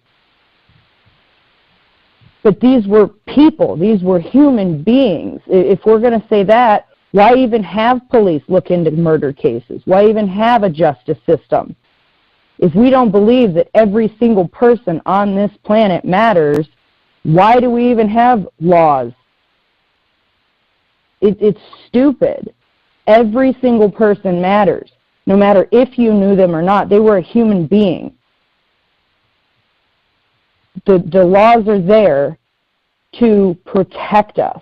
And if the police are not going to look into a case and investigate it to their best ability, there's something seriously wrong. You know, Dan is a very smart guy. There's a reason why he picked Kenneth Maines. And if the guy that he picked can do such a horrible job, it was a big downer. It wasn't a setback, though. It wasn't like we had to regroup or anything like that. You know, the truth is on our side. I mean, I can show this case to family, friends. I can show this case to people who are teenagers, people who are in grade school, people who are in their 60s, in their 70s, and they get it. You're telling me a guy like Kenneth Maines, a guy like that who, you know, has lived this, has worked these cases, who is doing a show and all that on cold cases and solving cold cases. This is the biggest cold case you'll ever solve. Everything was given to him on a silver platter. All he had to do was just say, there's something wrong here. That's it. He couldn't even do that. Well, but if you think back to what that detective said to Dan, where he said he'd be willing to talk, and then he talked to Gummert, and then he said, well, I really don't have anything, you know, much input on it, or, you know, whatever. That, to me, says there's something wrong. Just that. Because if he was on that scene first, that is important to know what he said. Otherwise, he wouldn't have made a report.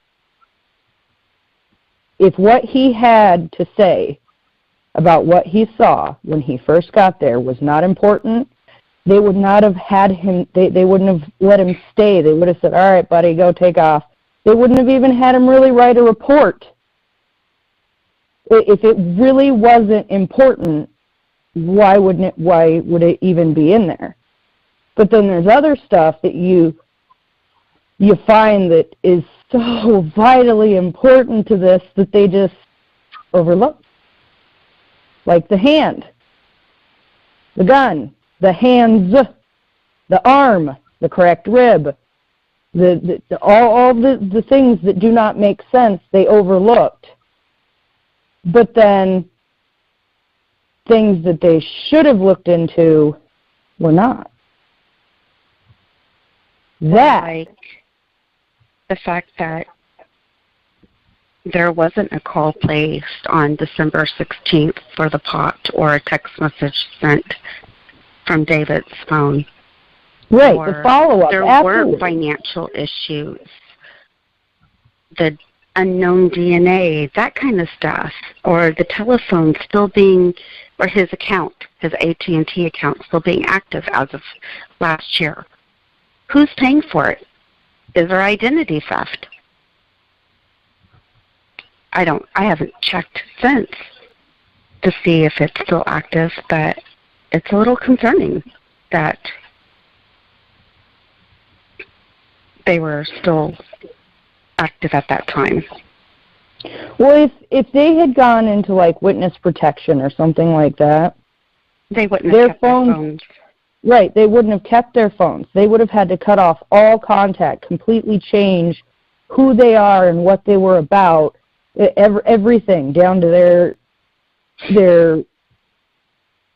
childhood, their whole life story, their name, where they're from, everything. They have to completely become a new person.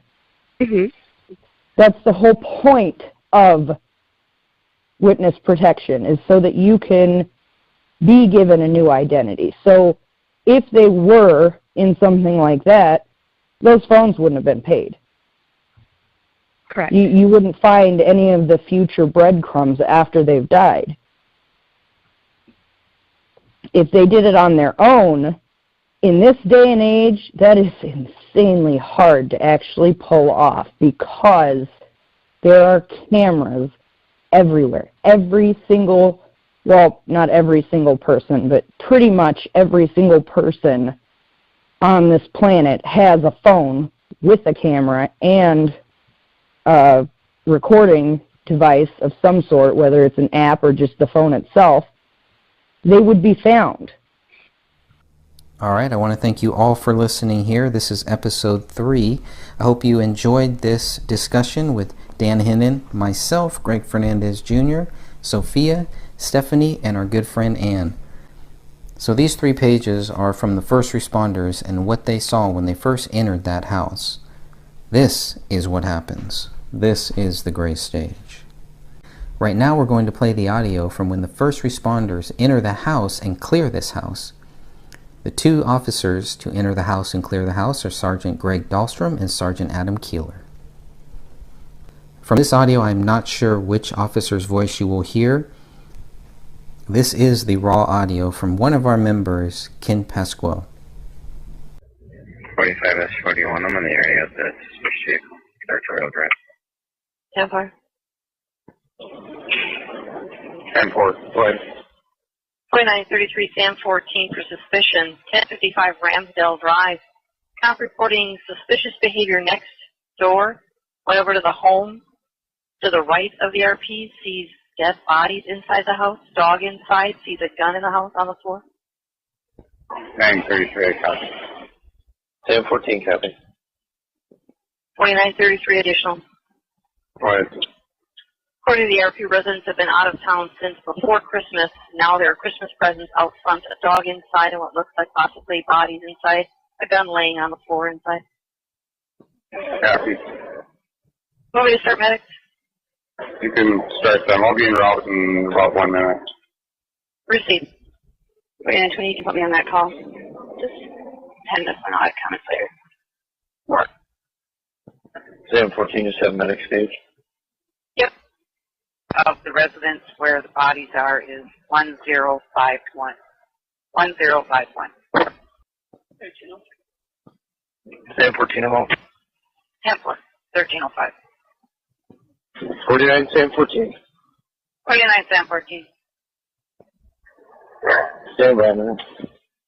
10. 4920, I'm out. 934, send me the Ramsdale Mall. 49, Sam 14. 49, Sam 14. There's several, obviously, deceased bodies in the front. Why don't you give us 1033? Wait for 34 to get here and we'll make entry. 1033 traffic for 4900 squad. All others go to TAC 10. 1033, 4900, 1307. 1034, still on the call. Separation. 49, Sam 14. 49, Sam 14. Do you have our CSO come with his catch pole as well? Very angry dog inside. 10-4, 49 Charlie, 1 copy, I'll clear you. 4933, rear slider is unlocked, slightly ajar. Copy, rear slider, unlocked, slightly ajar. Charlie, 1 copy. 33F2. 33F2.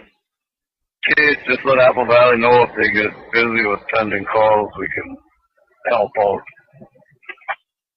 10-4. Copy. 4934, 76. 10-4. 3517, I copied. I'll take care of it. 10-4, thank you. 49 Sam 14. We're going to make the entry as soon as GSO can get here near this dog. 10-4. 3411 for 3 vehicle, 1050, display in pilot. 11, I copy. And they're pulling into the gas station. 10-4. 1350. 34 is C1 on the main. Go for C1, go for C. Winter 20.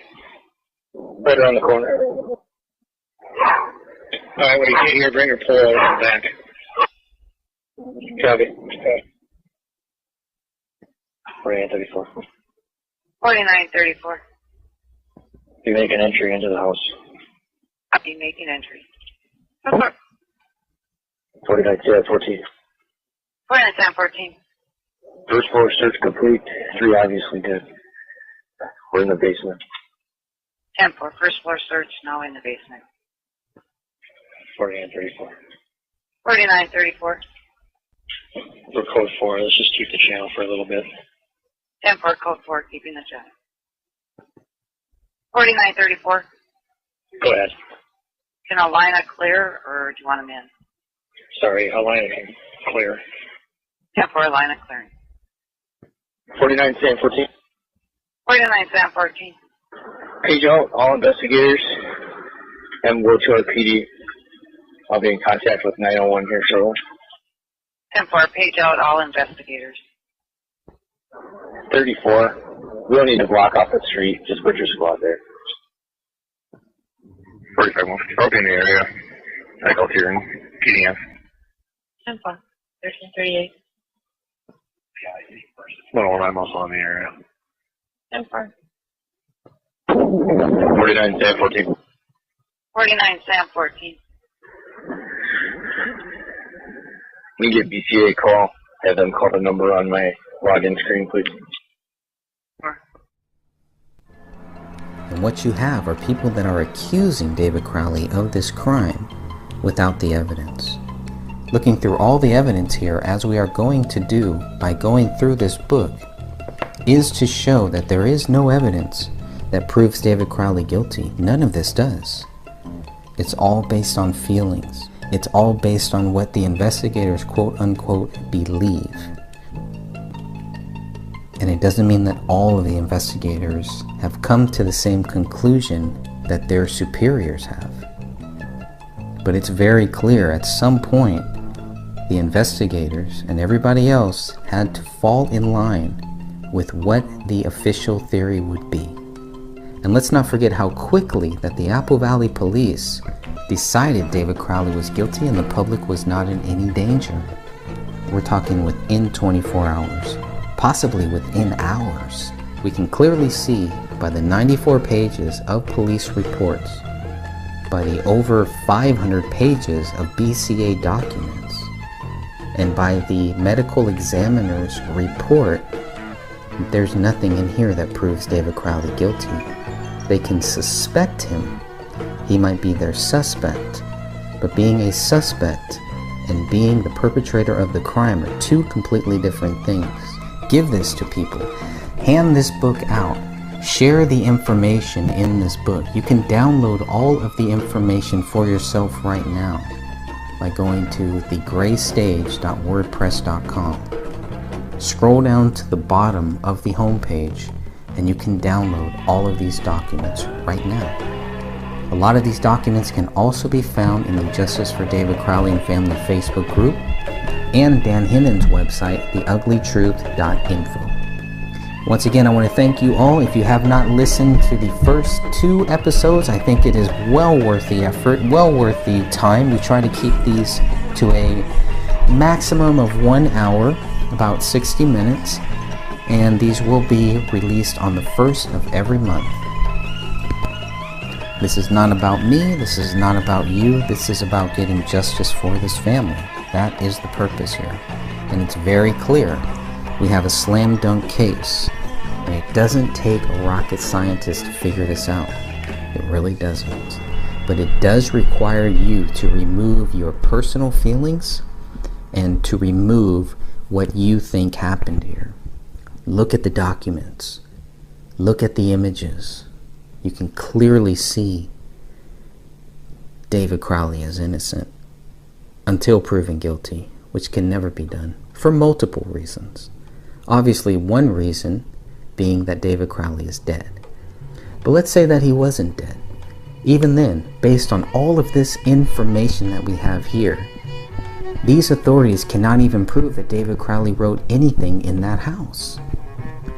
They can barely prove David Crowley ever put his hand on that gun.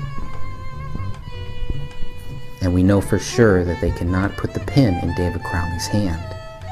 They cannot tie the footprints in the living room to David Crowley. They cannot tie any of the prints on the laptop in the kitchen to David Crowley, and they cannot tie the blood writing on the living room wall to David Crowley. More so, they can't even find the bullet that killed David Crowley. His blood is not on any of these bullets. That's about it, my friends. I want to thank you all. Alright, I want to thank you all again for listening to the Gray Stage podcast. This has been episode number 3. We truly appreciate all of your help. Please consider joining the group Justice for David Crowley and Family Facebook group created by Dan Hennon. Think about joining some of our live calls on our YouTube channel, The Gray Stage. And of course, we want to thank you again for listening to this podcast, for listening to every episode of this podcast, and for helping to spread the word to let people know justice is coming. Justice is coming. It will be coming. Don't worry about that. Until next time, episode 4 will be next month. And of course, episode 4 will be the suspicious deaths. That will cover pages 19 all the way through, it looks like pages... That will cover pages 19 to 24. And in this, we are going to finally get the detectives who show up, the BCA who shows up, and of course, the medical examiners. And what they report when they walk into the house. When they go through the house thoroughly and find everything. Oh, but 2 important things they don't find. Item 53 and item 57. Item 53 is a bullet hole that rolls out of the living room carpet a few days after the investigators leave the house. And of course, item 57 is a bullet that is found 1 month later.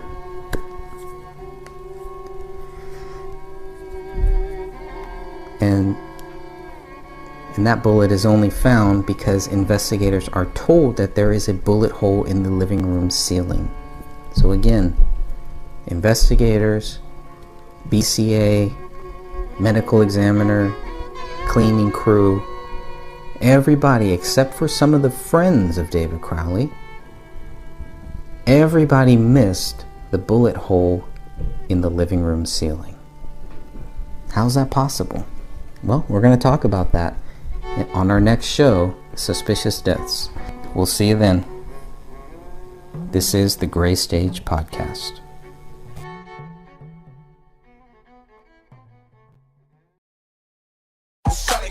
Love getting prices that are lower than low on food that's fresher than fresh? Then shop at Fred Meyer. We give you more ways to save on the fresh you love with tools like the Fred Meyer app, where you can find personalized coupons on top of weekly sales, giving you prices that are lower than the everyday low. Fred Meyer, fresh for everyone. Flu season is just around the corner, and now you can get your flu shot right here for free. Schedule your appointment today at fredmeyer.com/flu. Hey, it's your homie. It's your home. I know you don't like it when I call myself your homie.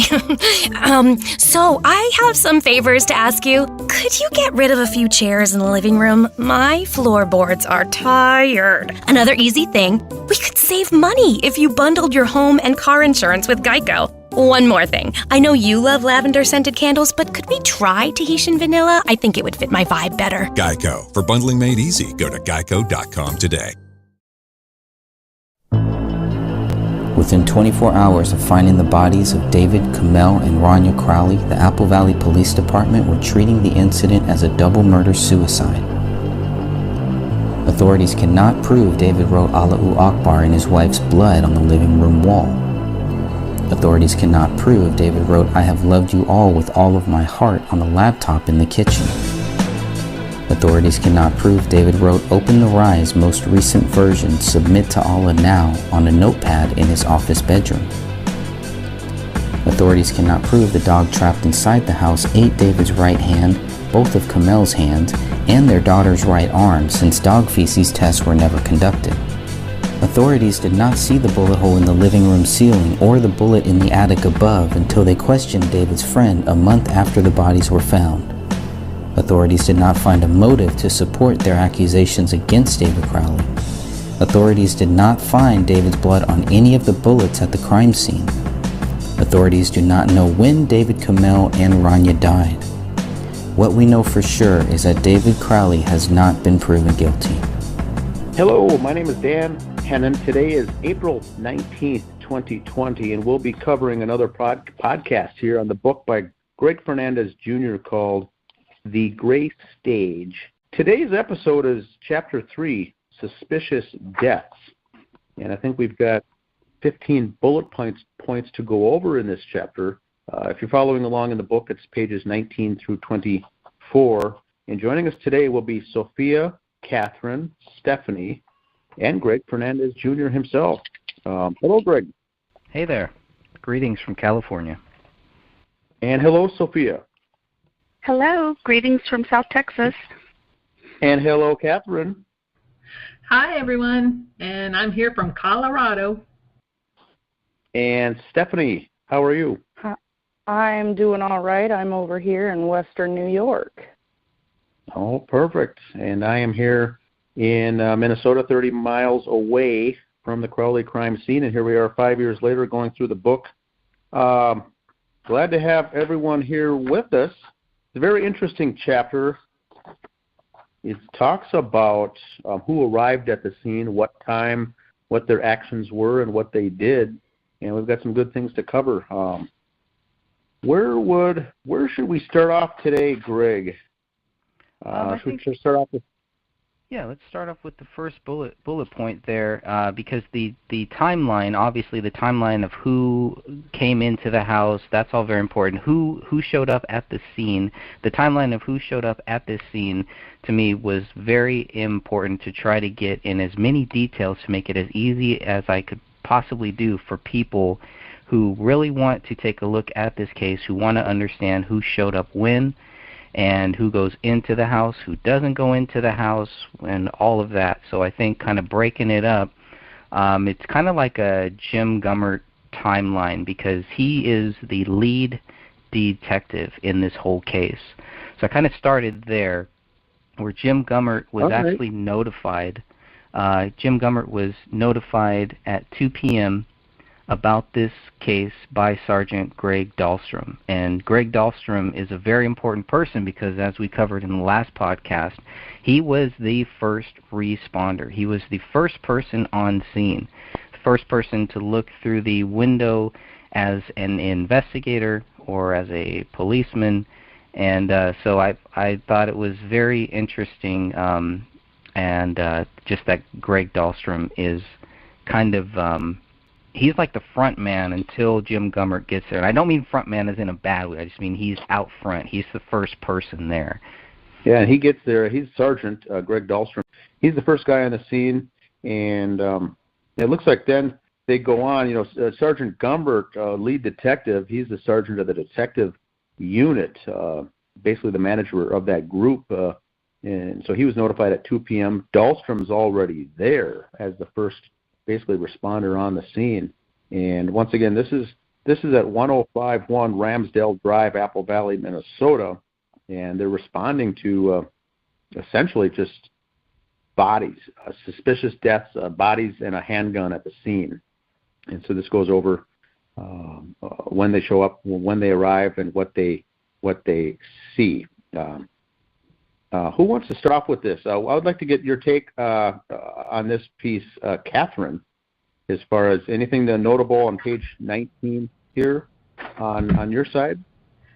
On page 19 itself, not really. I really liked this chapter, though. I thought it was very informative. I really liked how, so far, Greg, it's interesting. I've stopped off at, I ended at chapter 3, so when you said we were going to cover chapter 3, it was like, that's really good.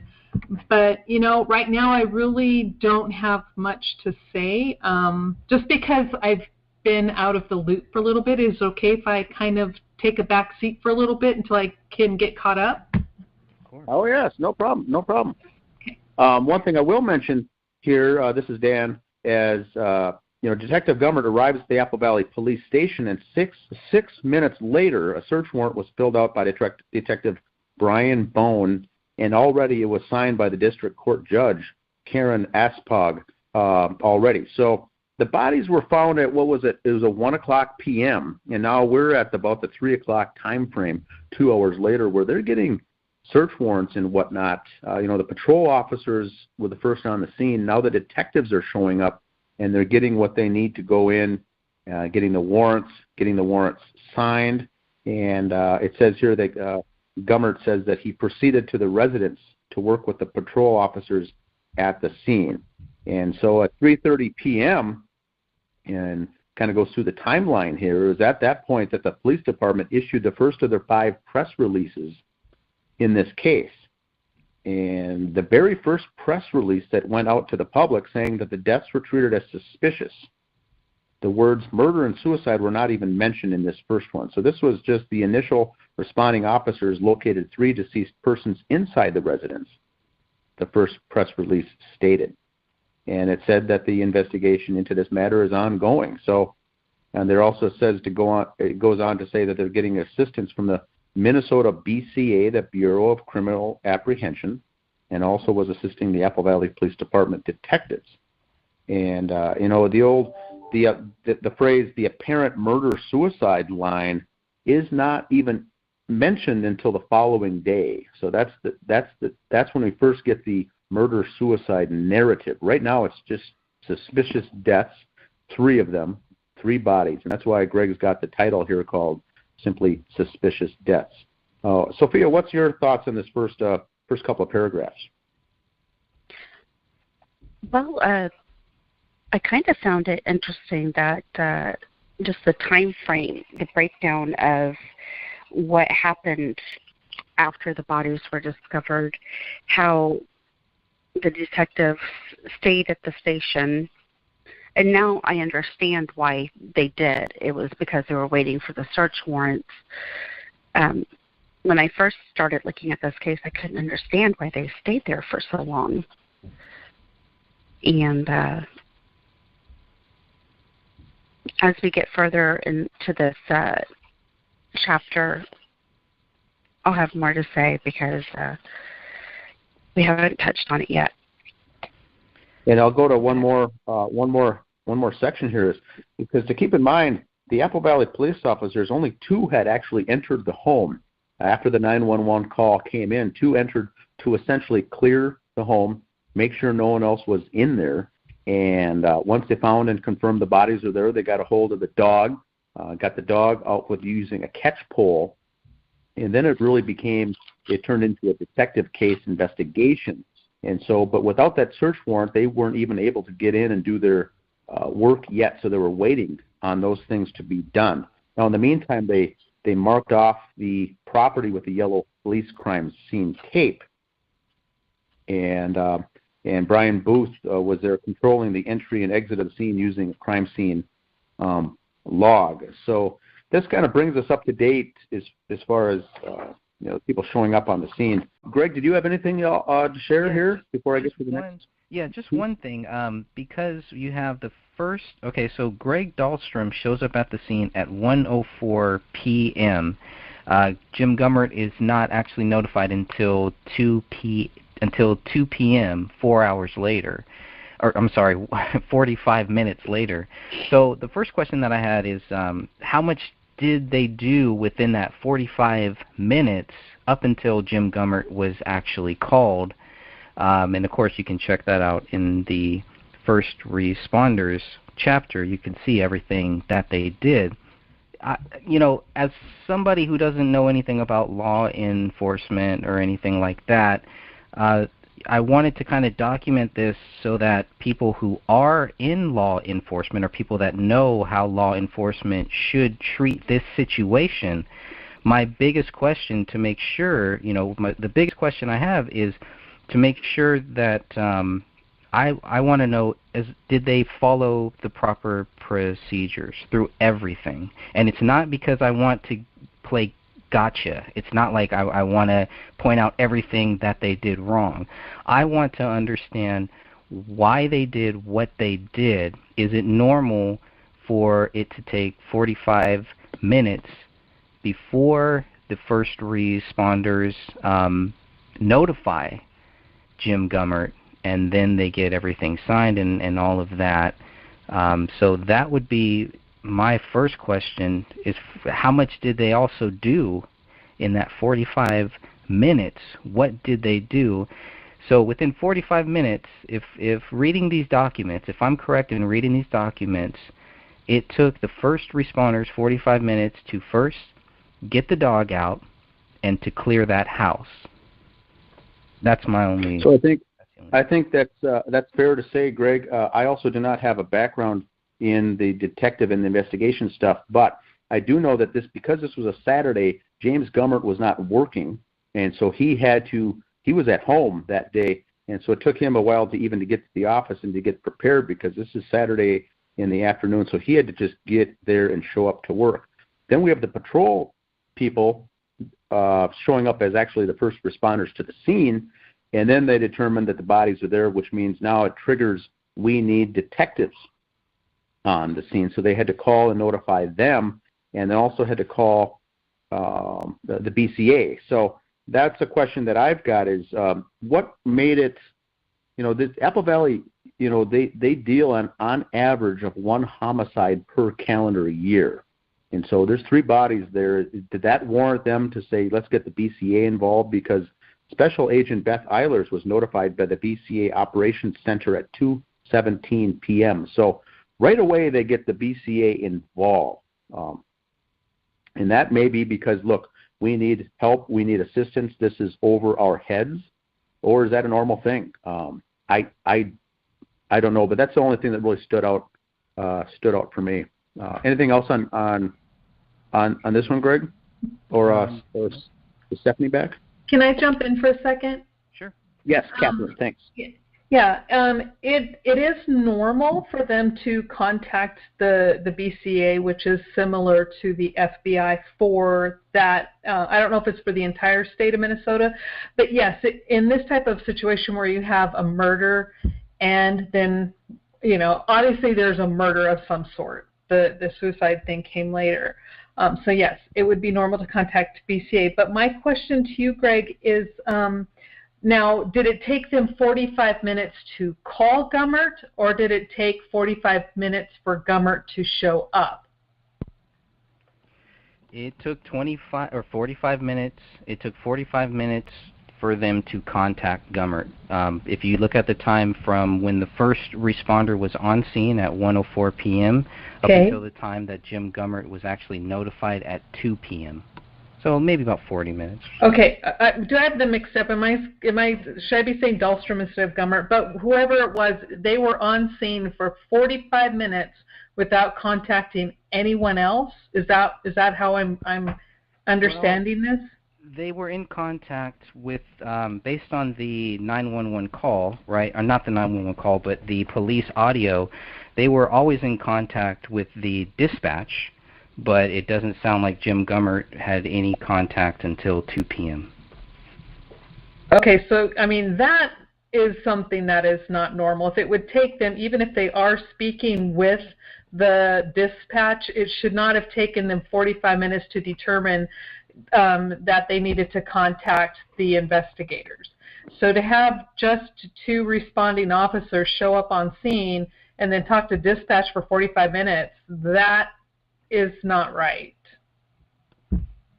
Interesting. If I could jump in for a minute, the other murder-suicide case that I looked at that happened in Apple Valley 18 months after this case, the BCA was not called in for that one. The detectives just collected the samples, and there weren't any tests run or anything like that. They just collected the... Oh, I'm sorry, I didn't mean to interrupt you. On that one, Sophia, was it obvious and not to say anything's really obvious, but was it more obvious or clearer that was a murder-suicide, or were there some questions? I can't remember how that case went. They came to that conclusion immediately. Okay, so almost as immediately as this case. Yeah, and I would honestly. Okay. Go ahead, Dan. This is Dan. I was just going to jump in and say that was more, Catherine, I would call it more straightforward. They didn't have the Quran, the blood writing on the wall, the dog running around, hair all over the place, and blood all over the place. There was just 2 dead bodies with a pistol. But maybe that's why. Is true. I'm not sure. But it was more straightforward is how I would call it. Yeah, that's a good way to word it. Yes, I agree. Thanks. That helps. Does the physical appearance of the bodies, would that have anything to do with it as well? Personally, I think it does, because the Crowley case, it was a pretty gruesome scene. Yeah. What was the decomp time for that other case? Good question. I was just thinking. Oh, it was just about 12 hours. Oh. Yeah, it was the same day, I believe. Yeah,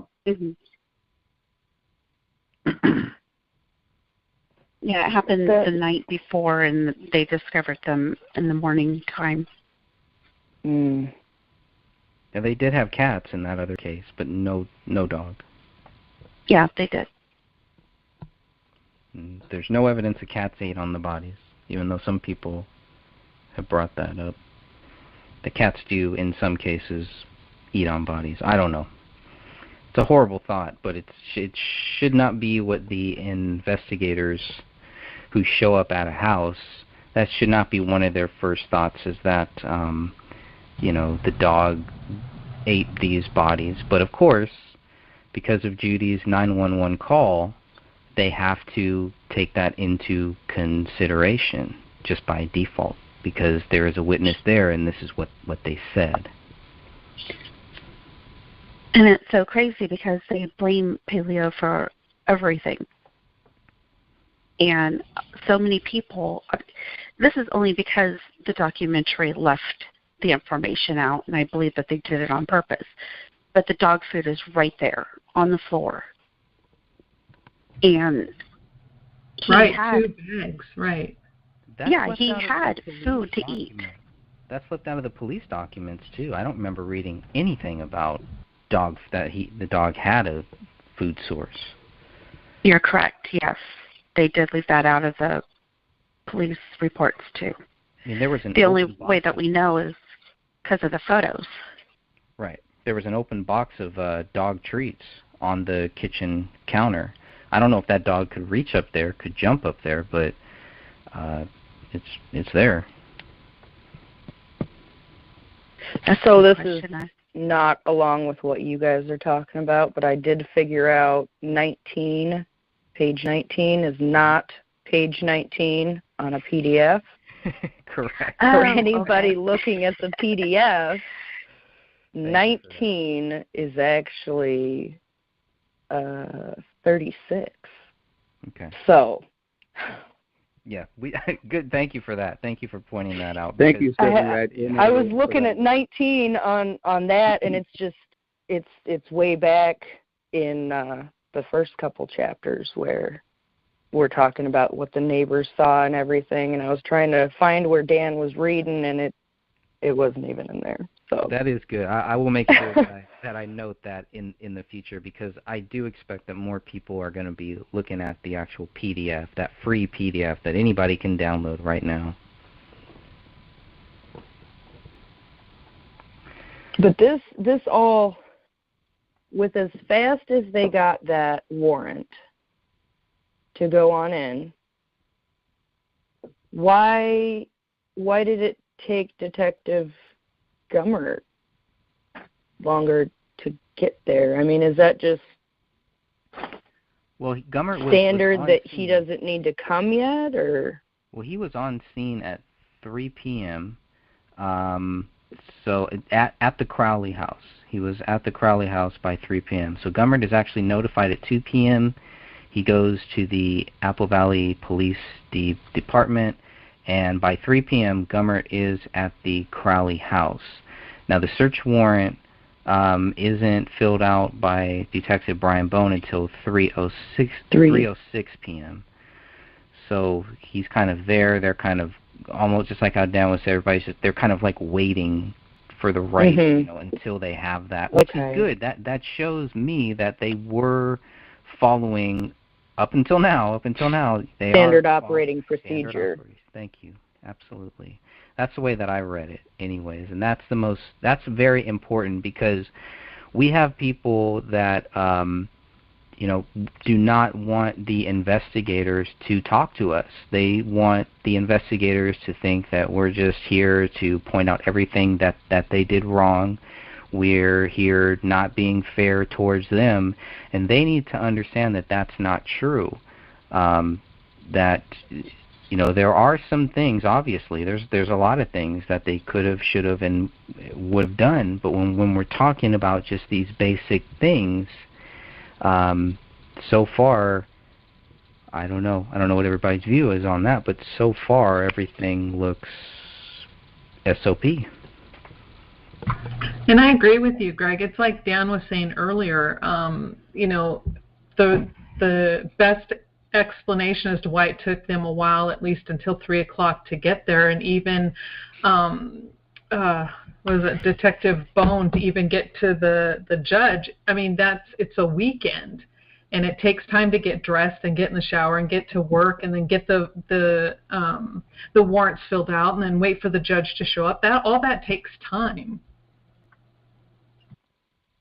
Yeah, and I'm glad that was pointed out, that this is a weekend. I don't know if I pointed that out in the book either. I'll have to go back and check that. But that is a great point there.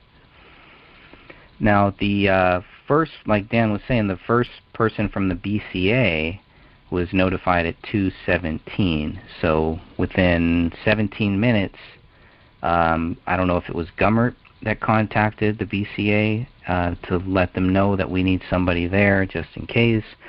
But we just know kind of who showed up when they were documented to show up when.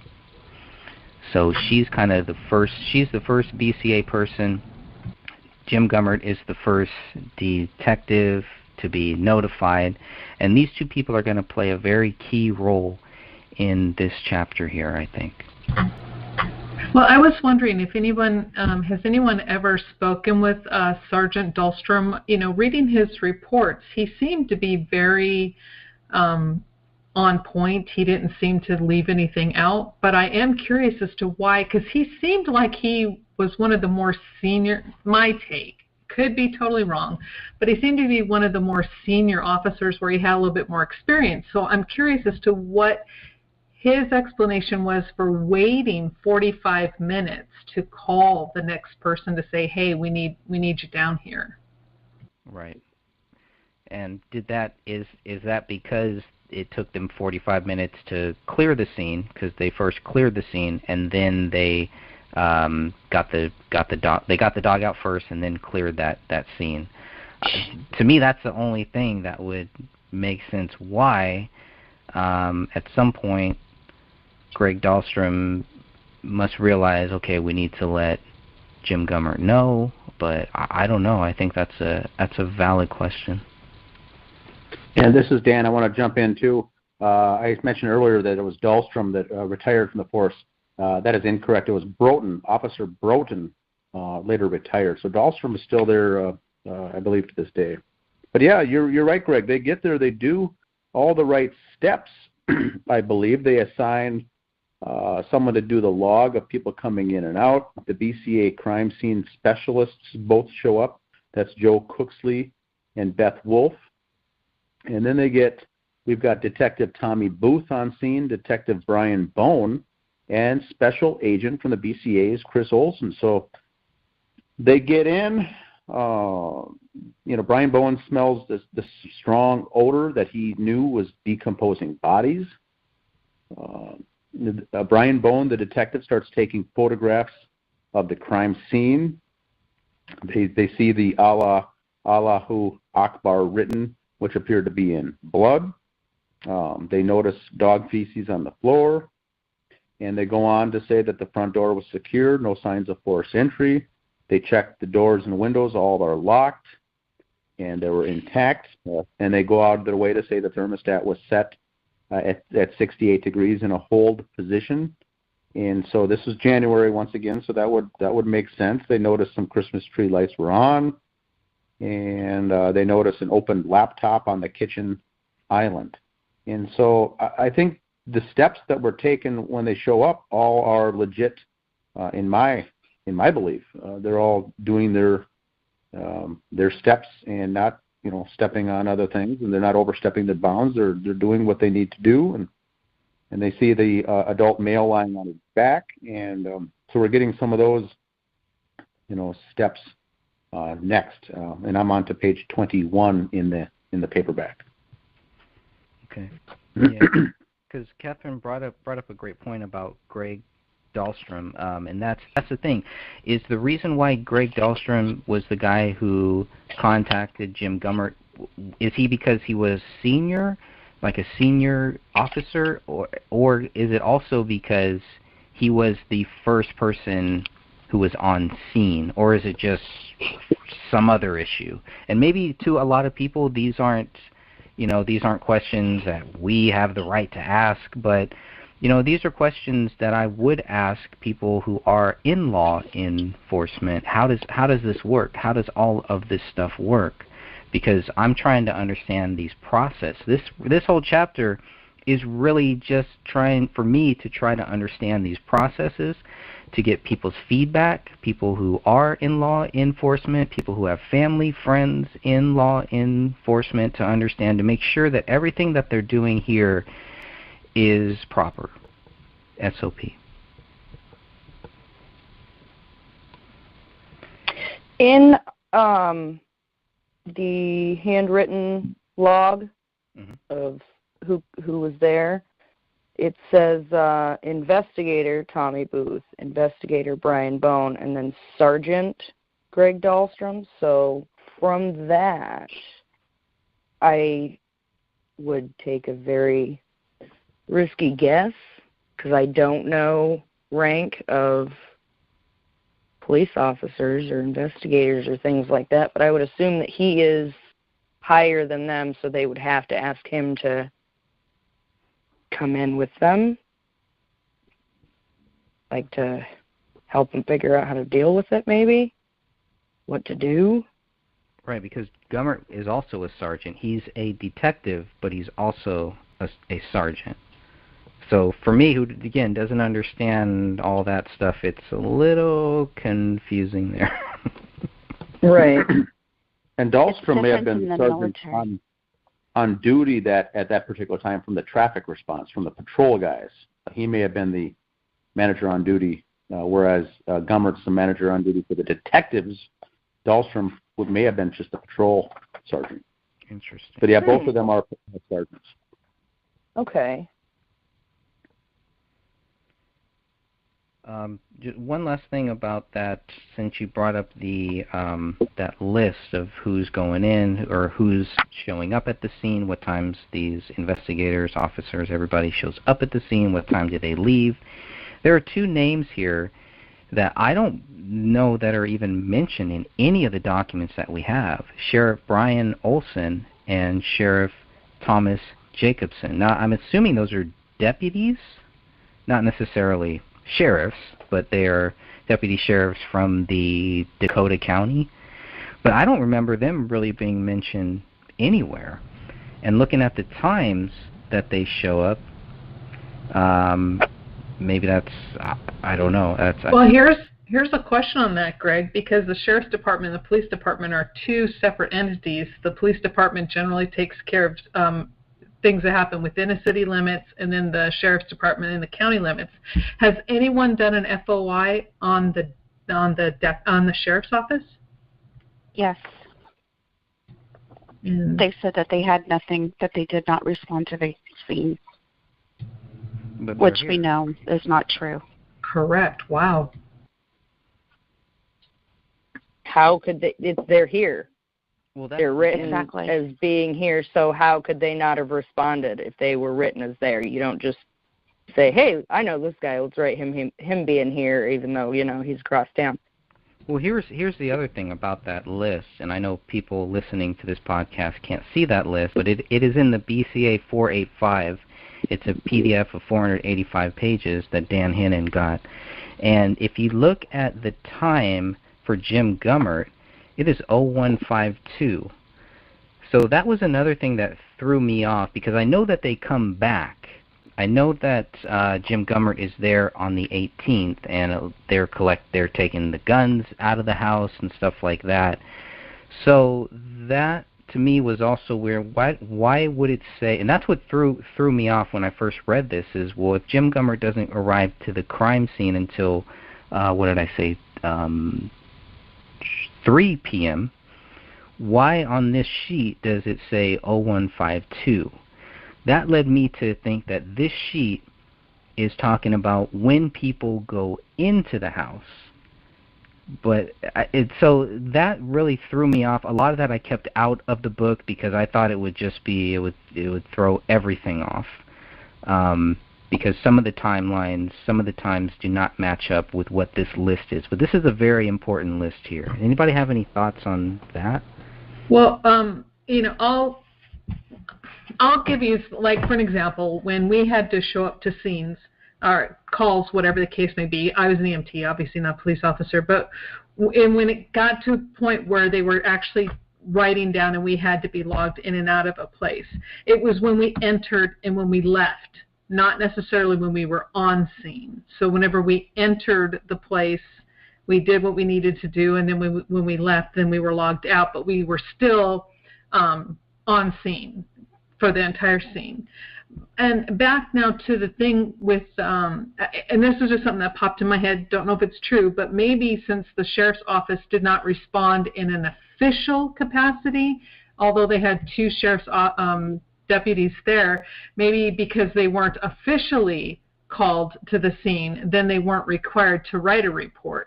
However, it would still be interesting to see if those two gentlemen the two officers, I don't know if they're male, but if they would be willing to at least give a statement, or could they give a statement?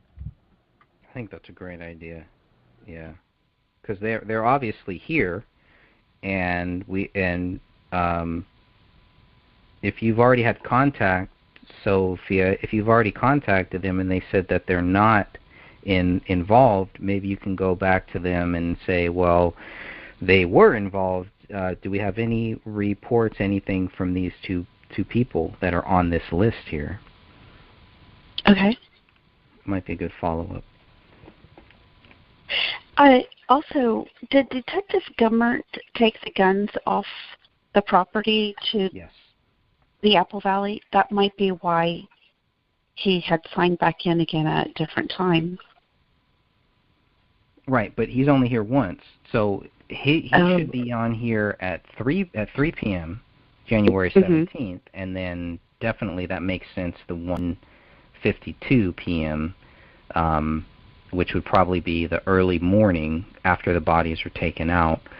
That's when they start taking the guns and everything, and then they stay until the early morning of January 18th at 4:15 a.m. The last person, it looks like that's about 4:50 a.m. January 18th. That's the last time that they were there. But some people have dual dates. They have dual times. So like Adam Keeler has 1507 to 1532 and then / 1552 to 1656. So looking at this, I can see why I kept a lot of this out of the book, because I don't understand it yet, and I don't understand why these times aren't necessarily matching with the times that I have in my head. There is a logical reason for it. I just have not been able to find it yet.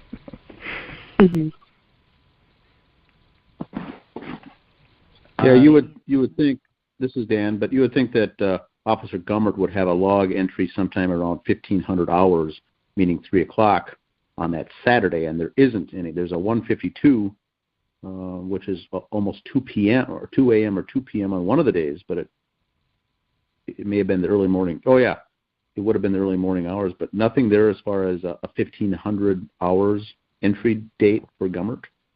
Yeah, which is a little odd. I think that's a little odd. And then, like that with Keeler, I think that would just be multiple times coming in and out. He would have multiple times logged. Now, Gummert is the lead detective. I'm sure he may not be wanting to log in and out every time he steps in and out of that house. He's probably busy with other things. But as far as protocol, I think you would have that. But that's just my thoughts. Yeah, maybe the guy who was taking this list, which was CSO Brian Booth, AVPD CSO Brian Booth, maybe he just didn't ask Jim Gummert for that. I don't know. But his time is weird too, because he's, according to this, if you look at his time, it's from 1400 to 1507. So who is filling this out after 1507? You can get lost with some of that stuff, just asking questions, and maybe it's not the most relevant thing, and I think that's another reason why I kept some of this out of the book. Just was trying to put as much just factual data in there as possible and leave out some of my speculation.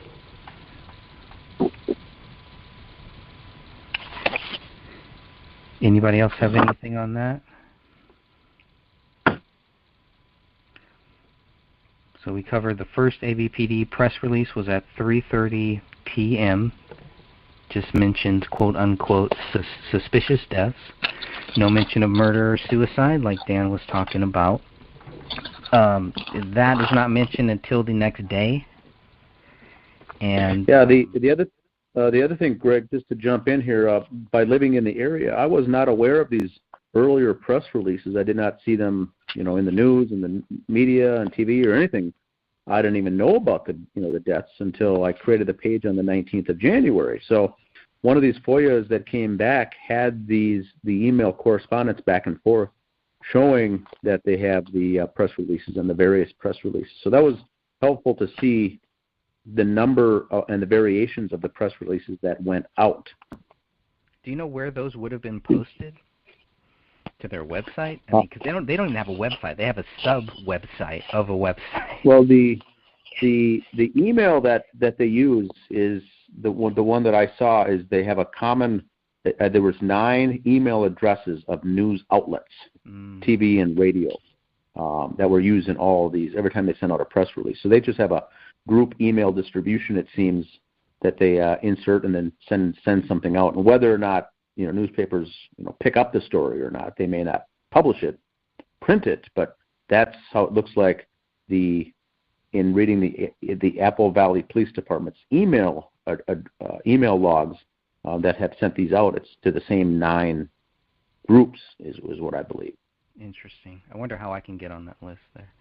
So that's probably why it wasn't posted on their website. Yeah. Okay. Yeah, like Fox, Fox 9 News was on there, and some of the local stations, of course. So they must have I think just a group email distribution that goes out for press that hits those 9 individuals at those news agencies. Okay. And then we have the 5 people that enter the house. They're all led by BCA crime scene team lead Joe Cooksley. He leads that way. I think it was very important to note that before the crime scene team even showed up, before they go into the house, there is a time difference of when the first BCA people show up as to when the crime scene team actually shows up. So I found that a little interesting too. And then going back through that, it looks like the BCA, let's see, BCA Beth Eilers, looks like she was there at 6:28 p.m. And then Joe Cooksley and Beth Wolf and Chris Olson of the BCA get there at 16:51. So Beth Eilers is there at 16:28, and then Beth Wolf, Joe Cooksley, Chris Olson show up at 16:51, and there's another guy named Mike Phil and Gary Swanson, and they show up at 17:16. It's all over the place a little, and I was trying to understand that, why some BCA are showing up first, and then nobody's going in yet. They're kind of prepping everything, and then all of a sudden these 5 people go in.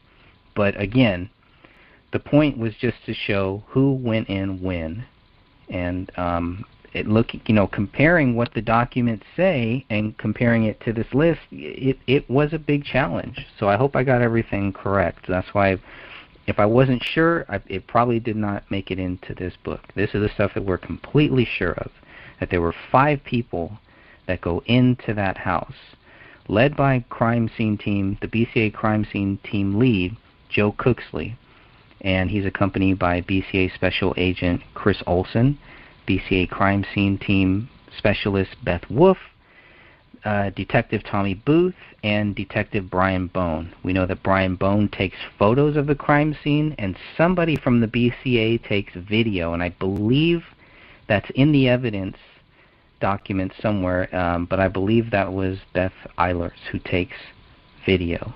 So if you go back to when the AVPD first comes in, that was the other thing. When Greg Dahlstrom and Adam Keeler are clearing the house for the very first time, they're obviously not taking photos or video in there. So this must be the first time that any photo or video in the interior of the house is being taken, is when these 5 people go into that house. That's my guess. And then, just page 20 to 23 is pretty much the whole walkthrough of them, what they see. You can kind of see that who sees what, and it should match up. You have 5 people in the same house. They should all report seeing the same thing. The body is in the same way, same hands missing, same heads missing. Everything should line up. And so people, I know all of you on this call have read those documents. Does it all line up? Are they all seeing the same thing when they go into that house? No. Is there no, anything? If you separate the reports by officer and read it, you'll see that it doesn't actually line up, like Catherine said. And I think that for new members coming into the group, that big report is kind of intimidating and overwhelming at the same time. Plus there's supplementals thrown into there. But if you separate the reports by officer, that tells a completely different story. And it's easier to understand. That was a tip given to me by a good friend, and I'm very, very grateful for it. I also wonder if these 5 people were, I wouldn't say coached, but obviously they were briefed before they go into this house. I wonder if they're briefed on what they are going to see, what they should expect, because Tommy Booth is talking about how the front door was fine, there were no signs of anybody forcing their way into this house, which again to me is a big, big deal because they're walking in through the back door that is open. Why is there so much effort put into showing that nobody forced their way into this house when we all know that wasn't even necessary? It's almost like a moot point. I don't know. Yeah, to me that was the first hint of a ordained narrative. Was that right there? Yeah. The fact that they kept going back and stating that there was no forced entry over and over when there's the back door or the backslider, that was a huge red flag. Stephanie, anything you want to add to that? I don't really understand why they go through the point of saying no forced entry here, no forced entry here, no forced entry here. You didn't have to force your way in. The back door was open. The sliding door was open. So there was no, I mean, they do point that out in their reports, that it wasn't secured with a lock or a bar. But you don't need to bust your way in the front door if you're going in the back. The gate wasn't locked. So, I mean, I just, that's one thing that's been bugging me since I started into all this. You wouldn't need to have forced entry into any residence if the back door and the back gate are open. Even if the back gate wasn't open, but the door is open, if you know that back door isn't going to be locked in any way, why would you break the front door? Well, and this to me is why I said that this part, like the rest of you, why this part is a huge red flag, because right here, for me, this is where the narrative began. And the reason why I see them pushing there's no forced entry, no notice of forced entry, is because they're starting now to put together and piece together the final decision that they're going to come up with. So see, there's no forced entry, so therefore David had to have done it. He was the only one there, the only one who had access. The front door was okay. But even though we'll all briefly mention the back door's open, but we're going to document the no forced entry.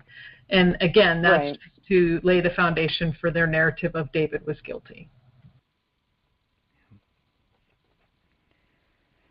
Yeah, and when you think about what is mentioned in there, like the Christmas tree lights are on, there's a single bulb from a chandelier by the rear. To me, those are things, especially the proof that they looked up, that they at some point looked up at the ceiling, the front, to find that there was a single bulb from a chandelier on. They looked at the Christmas tree. They looked at the Christmas lights. They looked at all of that stuff, but yet nobody is seeing a bullet hole in the living room ceiling. Exactly. Right. All of these people that are in that house, nobody sees it. They see everything else. They see what is not there, so they report that there wasn't any doors or windows open, even though Joe Cooksley does say that there was a kitchen window with an intact screen that was open. But again, no signs of anybody forcing their way into it, which is weird. I don't know why you would need... If somebody was to force your way into a kitchen window, I don't know what that would look like. If it's unlocked, you just open it and close it. I don't, it's, yeah, so anyways. Well, they did point out that the screen was intact in the kitchen window. Right. But it was unlocked. Yeah, so I mean, what they would be looking for would be anything knocked over from the windowsill, and was anything, that's what they're looking for. So if there would be something displaced, then they could say, okay, somebody came through the window in the kitchen. But yeah, like you were stating, I find that absolutely crazy or ludicrous that they would note all of these things that they would absolutely have to look at, specifically look at, and then they're looking up to see things, but they don't look up above the door right where they're at to see things on the tree. And then they don't see this hole. None of that makes sense at all. Sure doesn't. It says David's hands were fully extended, almost in a crucifix position. His right hand was missing. His right forearm was purple and black. David's mummified left hand was purple with a leathery textured appearance. They noticed a hole in David's head in a portion of his skull next to his spine. That's what Joe Cooksley says. And Joe Cooksley also noted the hole was in the back of the skull. So the back of the skull, where would that be? Because unless they turn the body over or something, I'm having a hard time understanding when they say the back of the skull. I guess if they get really close up, you can still see the back of the skull, part of the back of the skull. It's all on the left side, right? Well, the rest of the skull was missing, was it not? Just the only thing remained was the back of the skull. So they would have seen it without having to move or manipulate anything. But to see a small bullet hole, you would have had to have gotten close to identify that hole, right? Yeah, that's what they say. Only the back portion of his skull remained attached to his spine. So, I don't know. It's beyond me. Well, and here, Greg, too, looking at the autopsy where it talks about, David and the gunshot wound of the head, it says that on the left parietal scalp, centered approximately 9 inches above the left. Oh, okay. I don't even want to get started with this. Left shoulder and 4 inches left of the posterior midline is a gunshot wound consisting of a 2 by 1 centimeter ovoid defect with irregular edges. So if you kind of are trying to measure this out, and which doctor signed this? Let me check this out. Holy cow. Was this Lewinsky? Yeah, Lewinsky. Oh my gosh. Basically, if you're going and you put your finger right in the middle of the back of your head, and if you go toward your left of approximately 4 inches, so it's maybe right between where the back of the ear and the back of the head would be. If you go about midpoint there, say the middle of the back of your head, go over a few inches, and then that's where it's going to be. So it's not quite to the back of the head, but it's not at the side of the head either. Gotcha. So they could see that without rolling him over. Well, since all of the brain matter, the front portion of the face was missing. Yes, they're going to see a hole, so to speak, and then they would turn him. Hey everyone, thank you for listening to the Gray Stage Podcast. Before we get started here, I just want to remind you that if you haven't heard about Anchor, it's the easiest way to make a podcast. Let me explain. It's free. There's creation tools that allow you to record and edit your podcast right from your phone or computer. Anchor will distribute your podcast for you so it can be heard on Spotify, Apple Podcasts, and many more. You can make money from your podcast with no minimum listenership. It's everything you need to make a podcast all in one place. Download the free Anchor app or go to anchor.fm to get started. Gotcha. Right, because his head is kind of tilted to the... I always thought his head was like facing the ceiling, but it's not. It's almost like he's kind of turned, like if you look at the photo, it's almost like his face is tilted towards the camera. That's right. Like looking at you. Yeah, okay. Which is another thing that points to the bullet that went through his head was not the one that ended up in the ceiling. Right. There's no way, not from this position.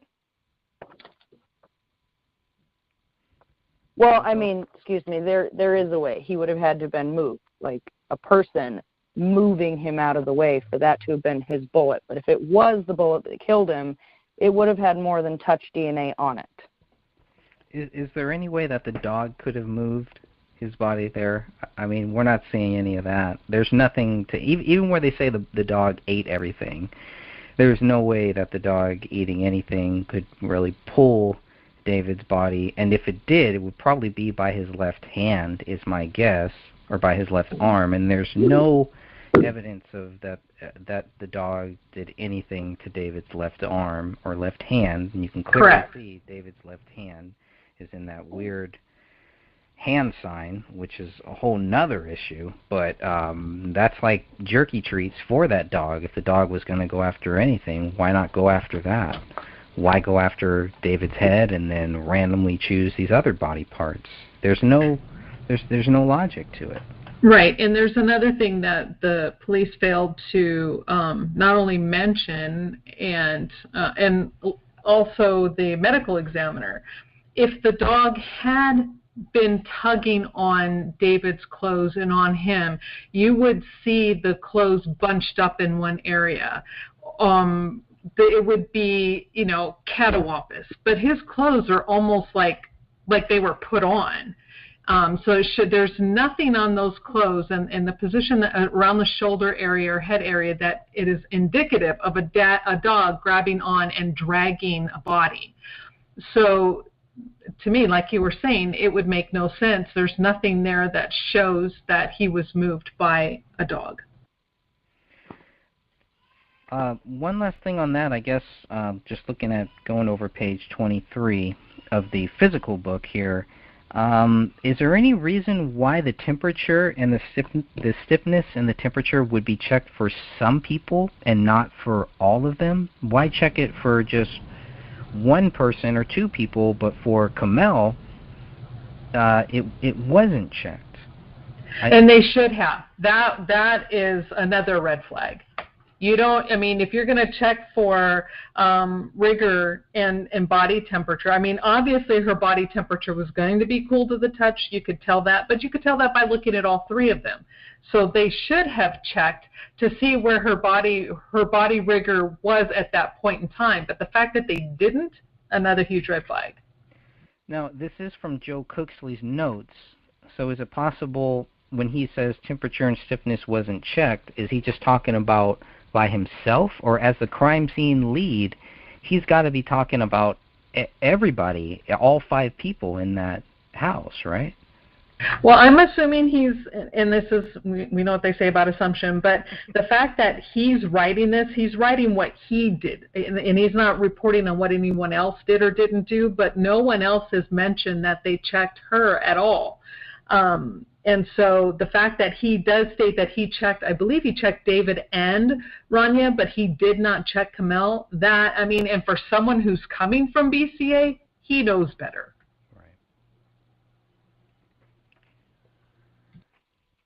Right. We know that there was what Joe Cooksley also says, that there was a great deal of blood in the kitchen, the living room, and the hallway. That it can be disputed if you look at the photo evidence. He also notes that there's human hair and dog feces in the basement. There's no indication of how human hair or dog feces, or no indication of how human hair would get into that basement, unless you assume that it comes from the dog. And that's in the suspicious death chapter. That's the source number 29. So I thought that was very interesting that he would say that there was a great deal of blood in the kitchen, which there isn't. Right, there are three drops of blood that we found in the photos. Now, right. If he includes the kitchen island, maybe, and if he includes the kitchen laptop, okay, maybe, and there's a cell phone, fingerprints. Yeah, that cell phone, which I don't know if there's the swipe on the Kleenex box. Yeah, swipe on the Kleenex box, and maybe it's just easier to just say, well, this is where blood was, and then it just kind of leaves it open. But it just seemed weird. And in the hallway too, I don't believe there was that much. I think what you guys have talked about in the hallway is really, except aside from one fingerprint next to a hallway light, it's all just cast-off blood in the hallway? Yeah, there isn't much in the hallway at all, and I would call what was on that wall actually, oh man, I lost it. I'm sorry, I just lost terminology, but it's transfer. Like, say someone had blood on their shoulder or on their arm, and then it's kind of rubbed against the wall. Mm-hmm. But that's really all that's in the hallway, except for at the very beginning there is some cast off, like you were saying. Now, can you go again? I know you guys have done this for me many times. Low velocity, high velocity, medium in the photos. What do we mostly see? Medium velocity. Agreed. All right. And Catherine, could you go over that again? Because for all of the new members here, they may not be familiar with the low, medium, and high. Could you give a brief overview of what those are and some examples? Sure.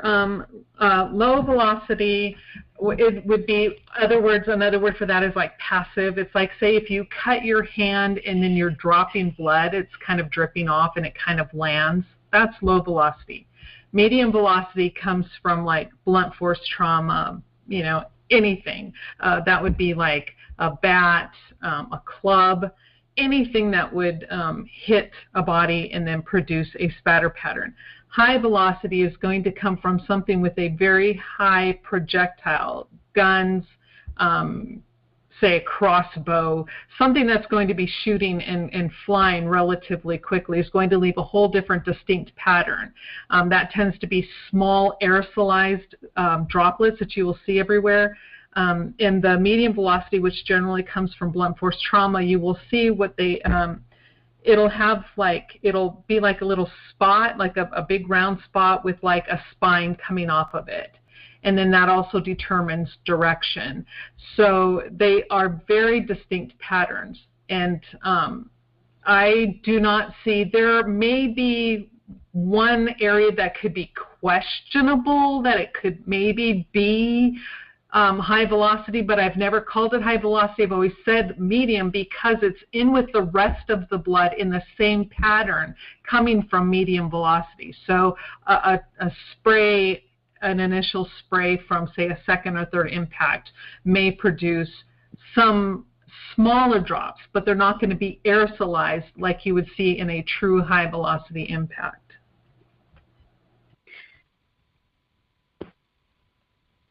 Very good. And the official narrative is that everyone there in that house was shot, which would mean, from a detective standpoint, looking at it, everything should be high velocity blood spatter throughout that house. And what we're seeing is most, if not all, the blood spatter is medium velocity, which means that it means that there were beaten, tortured, or something with a blunt force instrument in that particular location of the house. Doesn't mean that it does not mean to say that they were not killed by use of a gunshot, but just not in that location. So that's where we get a discrepancy from. Exactly. And then since you also said that, this is where I also see some what they call void patterns, because there is a lack of high velocity blood spatter in that house. They're saying that at least 4 gunshot wounds to the head occurred in that living room. And where is that blood spatter? And yet there are big, huge vacant areas. The only pooling of blood really is on the chair.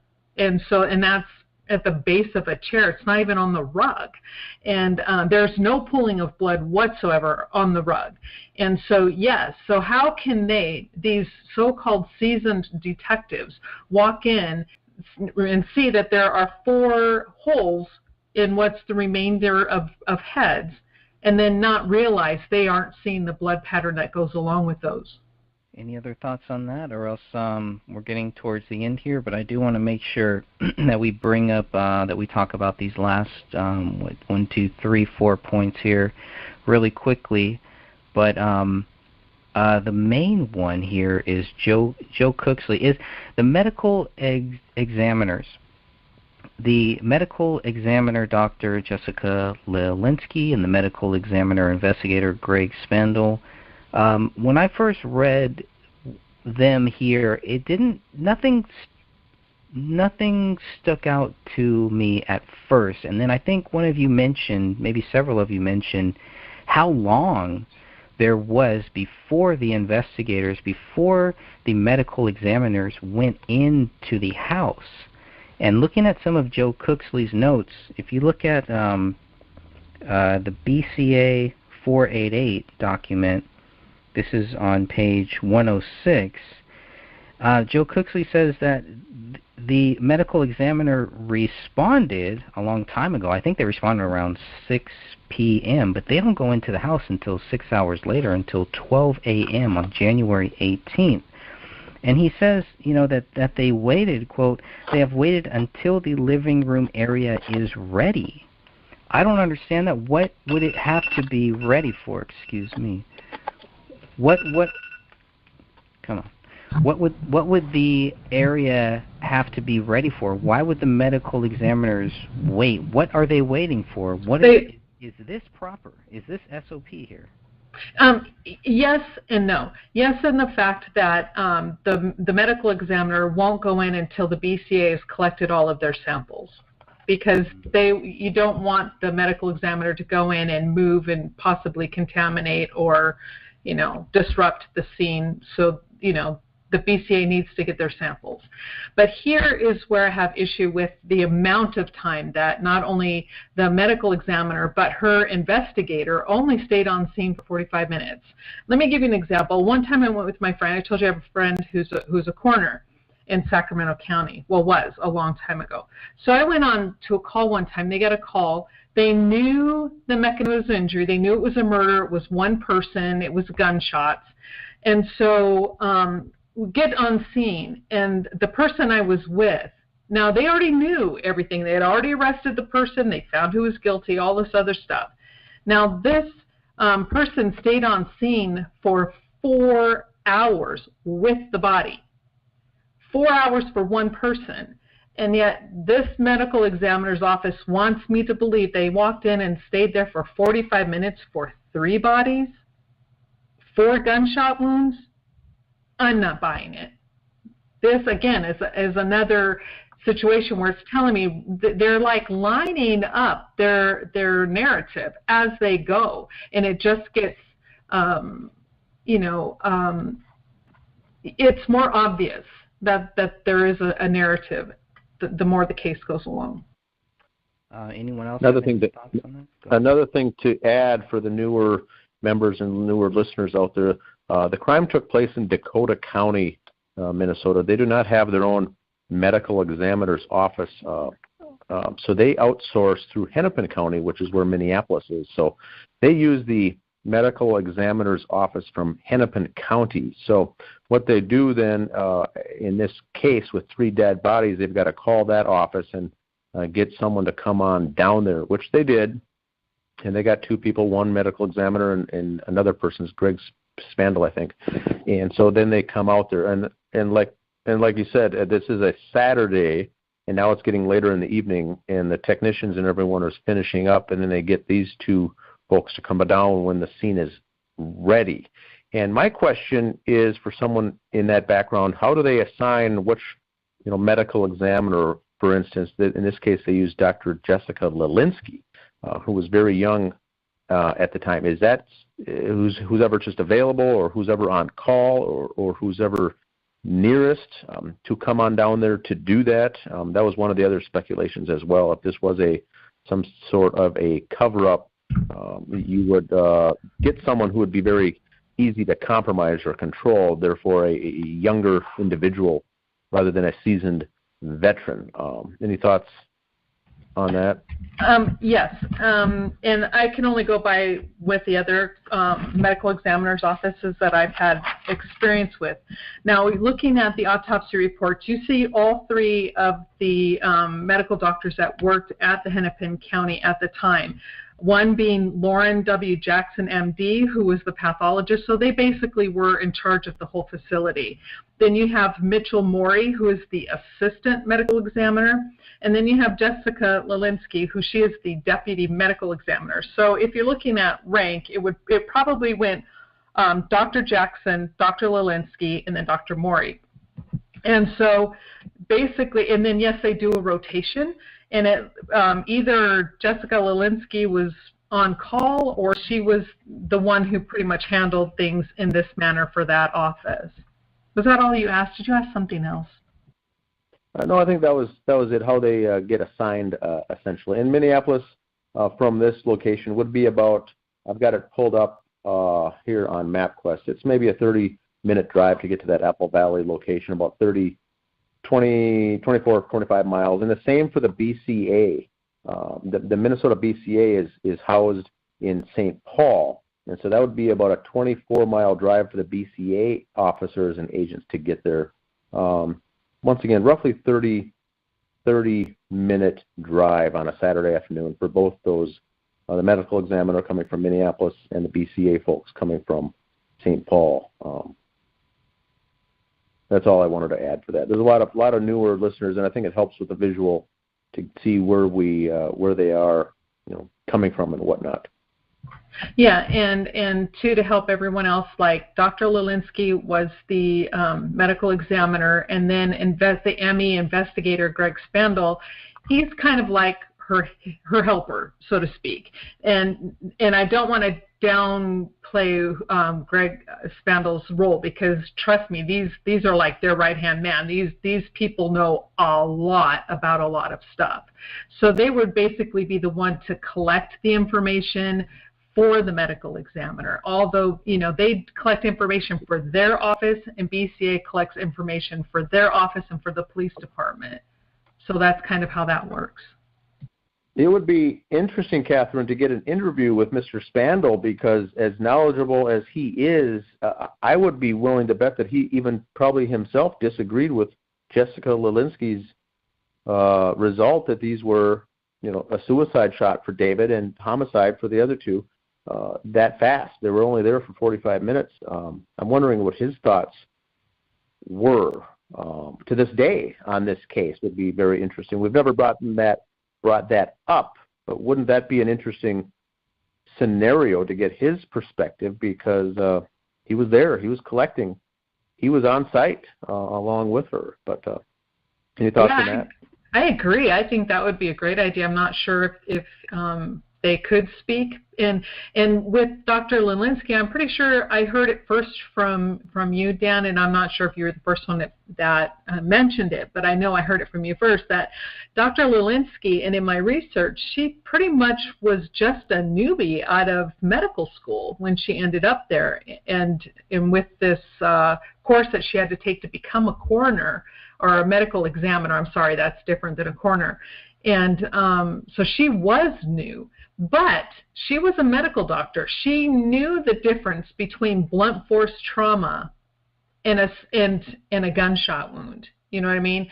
So I think that's important. That's an important point. Yes.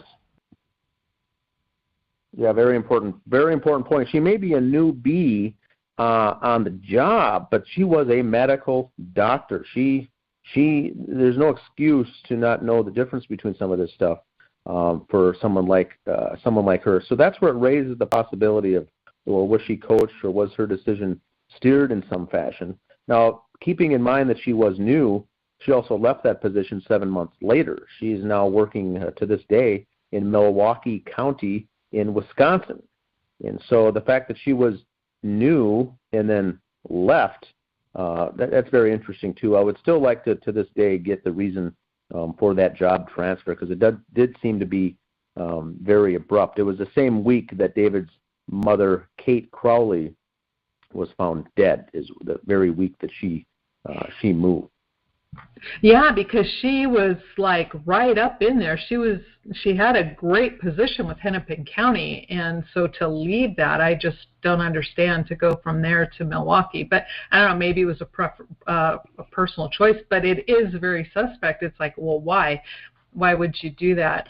And like I've said before, it is so commonplace when it comes to crime scenes that a narrative is come to, depending, and not everybody does this, and I'm not saying it happens in every single department, but it is more common than people are probably comfortable understanding and accepting.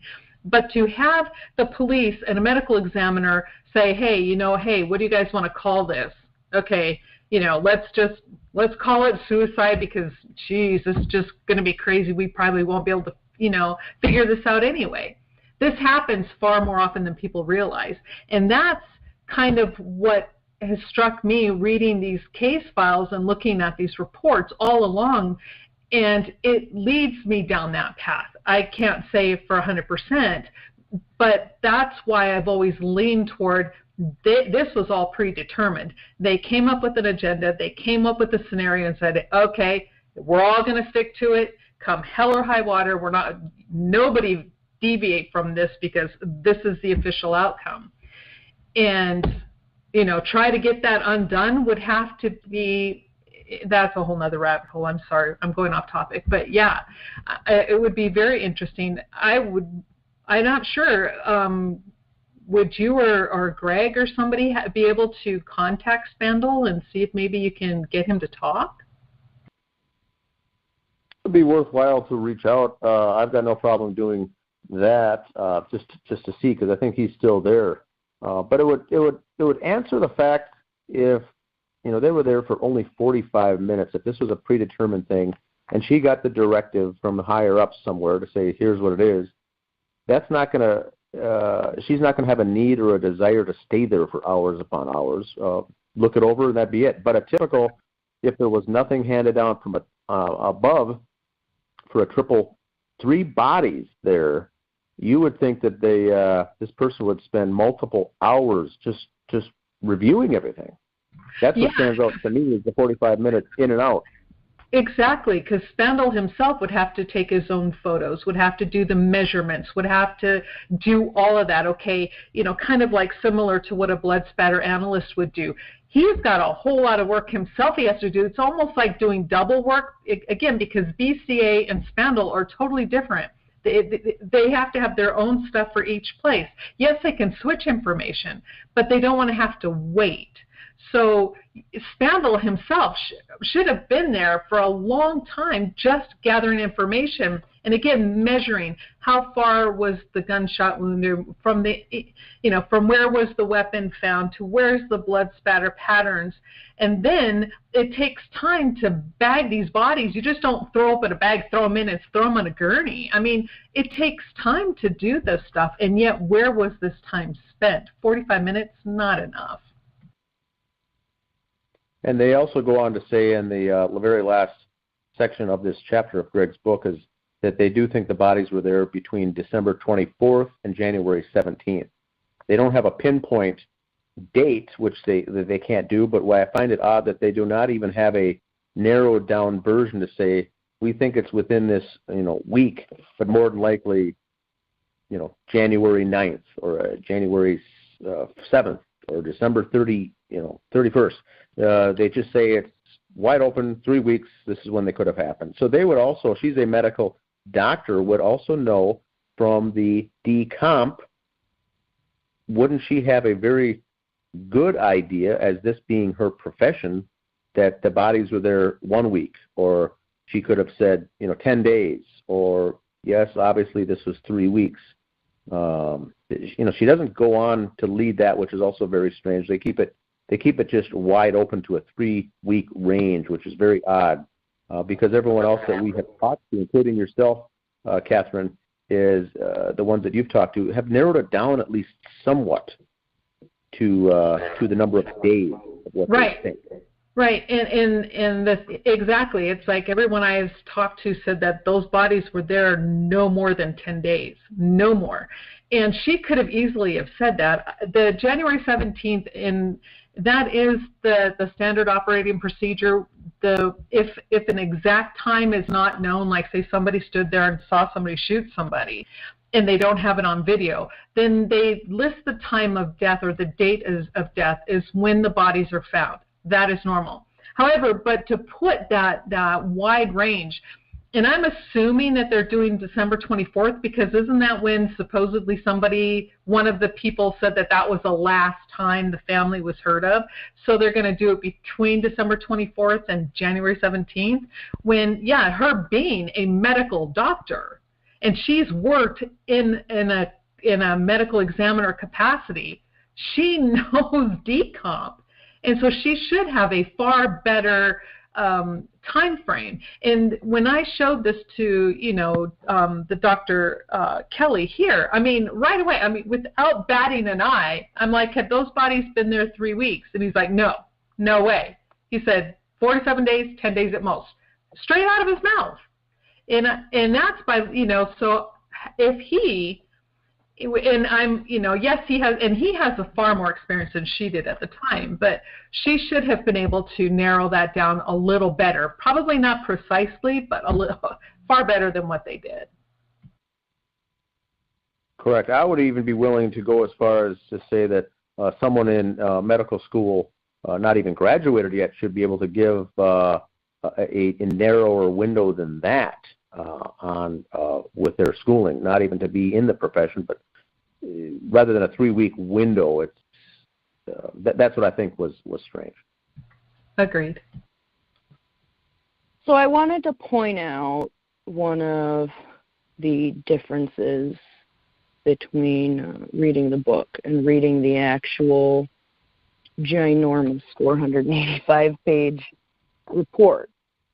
The biggest thing is you actually get to see what the police reports say word for word. And on Ryan Bones' report, it's 6 pages, but on page 4, he says, in regards to the kitchen island, he is talking about things on it, and then he says, below the iPhone on the floor were what appeared to be bloody footprints from bare feet. The only body on scene that was barefooted was the male body. Wasn't Randy barefoot? Yes. Yes, she was. So, this is his official report he's putting in here. Yeah, so that's wrong. There's no way that he could have not seen that.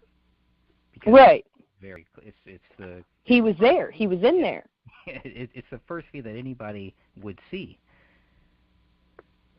Like that, just as an example of how they're different. Because a lot of the information they do say, if you just kind of skim it, it does seem to be relatively the same. But if you actually sit here and read it word for word, they don't match up. It's almost like these guys are talking about a different scene because, some of them are like, well, yeah, both the male body and the child were barefoot, but the female adult was wearing, like, heavy socks. Like, they explain it, and, that lines up with somebody else's, but then there will be something else that the person it lines up with didn't say, but this person said, and if they were all there, they all saw the same thing, there should be minor differences. Like,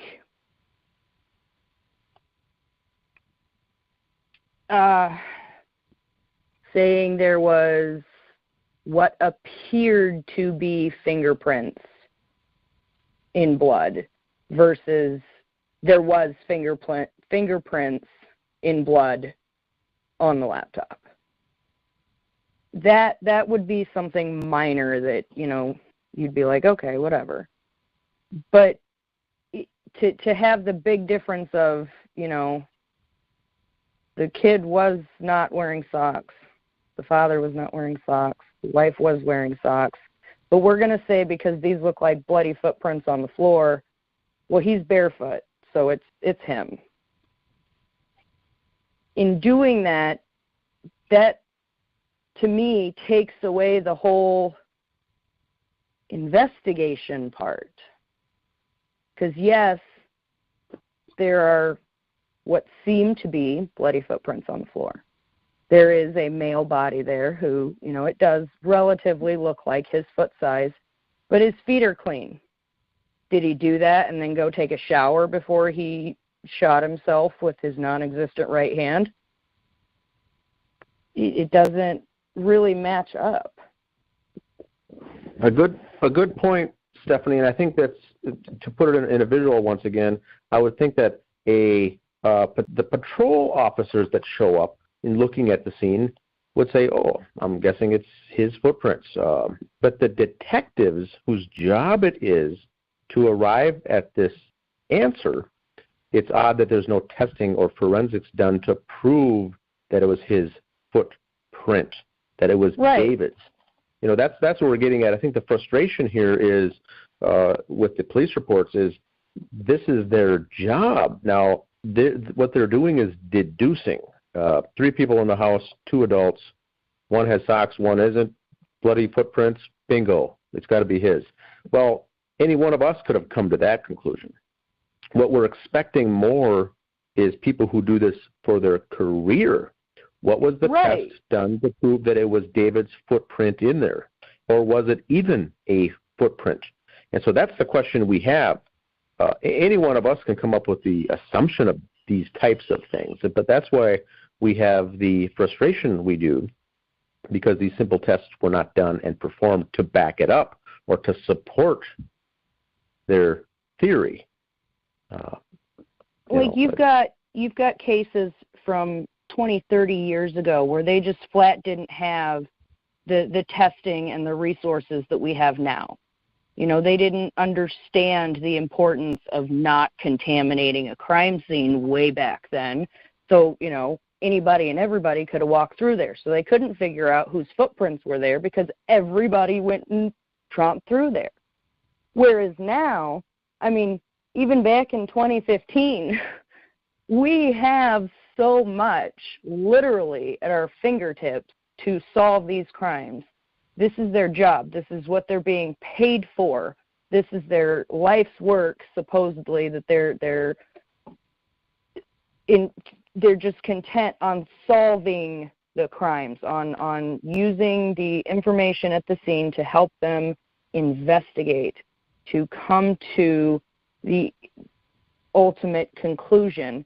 You don't go, well, I think this happened, so, I mean, it sounds plausible, right? So let's just run on that, you know.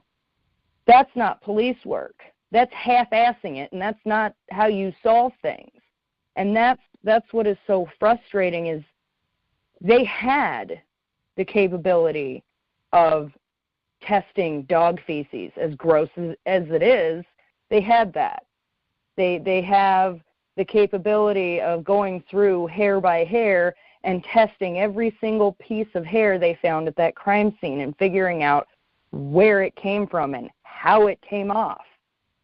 And they didn't. And I can't even begin to understand what they thought, you know, walking into this, because I personally have never walked into a situation like that. But being that they are investigators and they did start out so strong with standard operating procedure of, okay, well, we can't go in until we get a warrant, you know, we got to wait for this, we got to do that. So they are just kind of standing around. But then once they finally get that warrant and they get in there, it's like everybody just lost their shit and was like, oh, well, let's hurry up and get out. Now, at least I would have been happy with it if it said, you know, we were contemplating doing the testing on the feet, but it would have cost X amount of dollars, or it would have taken 2 hours to do that, and we felt we didn't have the need to do that. At least the question was asked. That came up on some of the latent fingerprints and I think the handwriting maybe analysis, where they did some of it and then came back to the Apple Valley Police and said, we can do these additional tests. Would you like us to pursue those? And they said, no, we're good for now. At least the question was asked, and then they turned it down. Here, I don't think it was even, it doesn't appear in the police reports that it was even suggested or even brought up, you know, to look further into it. And so, which, if you're going to say a dog ate all these things, you've got to have, if David was alive and he was in jail right now, I guarantee you that test would have been done. every single test available to do on an animal or feces would have been done to prove David did this. So the fact that he's dead, it's almost like, well, why waste our time? There's other people that are alive to prosecute. And it's sad because that shouldn't be the case. It shouldn't be, well, he's dead, so, who cares? It should be, yes, he died. He possibly did this. Let's investigate and make sure he is the one who did it, not just say, well, yes, he did it, and that's it. You've got to have the lab reports to back it up. You've got to have all the tests and fingerprint analysis and handwriting analysis and all of that, and they didn't. They didn't do a lot of this testing, and it just really kills me. If he was alive, being taken to trial for committing this crime, they would have done all of this. I really honestly believe if he was alive, they wouldn't have handled the case the way they did if he was alive. They would have done a whole lot more to prove he is the one who did this. Correct. And that's a good point to bring up, too, with the newer members here joining and the newer people following this case. If David was alive and survived this, and this was taken to a court of law, this would be thrown out in 5 minutes due to all the reasonable doubt. Right. So what makes it different is that he's dead and he can't defend himself, and no one can bring up these things except for various groups like ours here to say that to look into this, assuming he is alive, what case would you bring, what evidence would you show he'd be there's no way that Dave would be a charge on any of these things. This case would be thrown out as far as he doing anything here. So that's what the difference is. In order to prove David did this, they would have had to show more than a bloody middle fingerprint on a notebook and a gun being found by his left hand. Our feelings do not give us justice. Things aren't so just because we think it's so. And the family and friends have got to understand that. We're people that are just looking at this from a distance. I want to thank you all again for listening to this podcast. I really appreciate it. This is the monthly podcast, the Gray Stage Podcast. Thank you so much. We will be back next month. Thank you.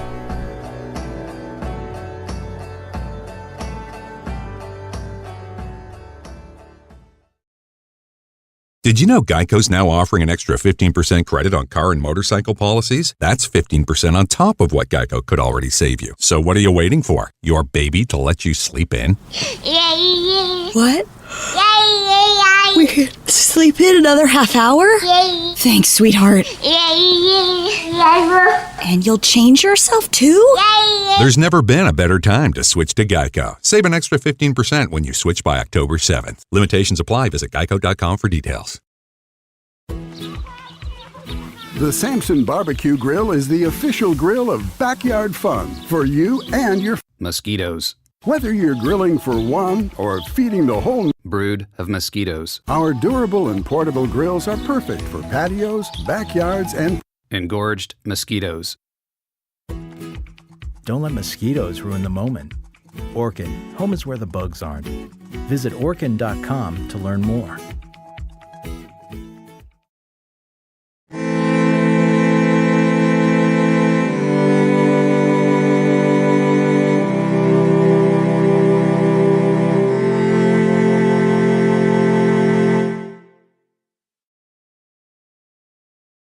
Hello, my name is Dan Hennon. Today is May 31st, 2020, and today's podcast will be going over the book, The Gray Stage, written by Greg Fernandez, Jr.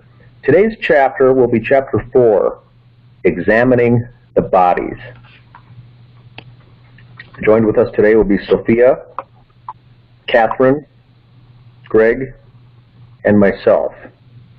If you got the book handy, it's on page 27.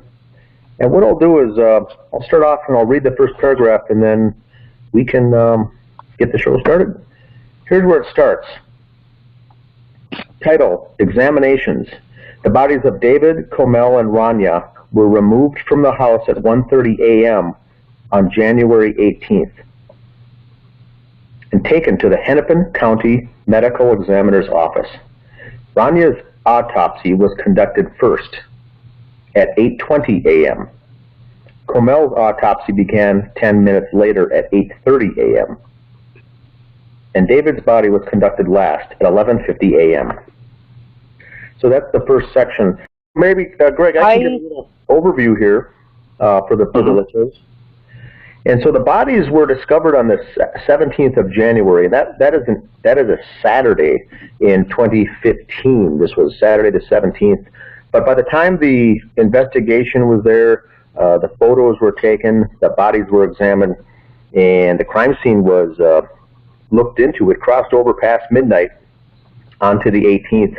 And so that's where it starts off with this chapter that really was taken out of the house at 1:30 a.m. the following day, which is now, we're talking Sunday, January 18th. And the crime was committed in Dakota County. And so the importance of this first thing here, it mentions that they went to Hennepin County. The Dakota County does not have their own medical examiner's office or coroner. And so what they do is they subcontract out to the neighboring county, which is Hennepin County, which is based in downtown Minneapolis. So that's a good setting here that you've set here, Greg, with this first paragraph, because it does, if there's any confusion there, the bodies are found on the 17th. This is the 18th, the next day, but still that same night, essentially. And so what they did was they brought them to the medical examiner's office, which I said earlier was contracted out through Hennepin County, and they did those 7 hours later now at 8:20 a.m., and then Comel, and then David's was done last. Just wanted to give an overview of that for if there was any confusion. Well, that's good to know. Yeah, I did not know that. Is that regular? I mean, are there a lot of other counties that also don't, that... The Hennepin County does their own, and then they subcontract out with Dakota, which is the one here, and they also subcontract out with Scott. Scott County is also next door. And so Scott and Dakota both subcontract out, and just rather than pay to have the medical examiner and examiner's offices, there's so few murders and homicides and things like that they just have Hennepin County handle all of that. But it is in a different county. They got to drive the bodies up there. It's another outsourced service for the county, and they just absorb that. So they account for 3 counties at Hennepin County. And so at the end of the year, they provide an annual report for Hennepin County, and it's really large because they've got to break it down for the members of Scott County, Dakota County, and Hennepin County.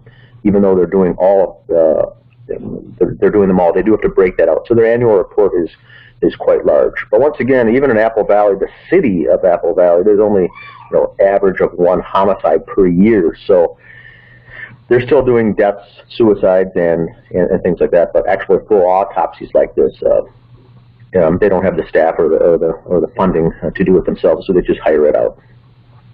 Okay.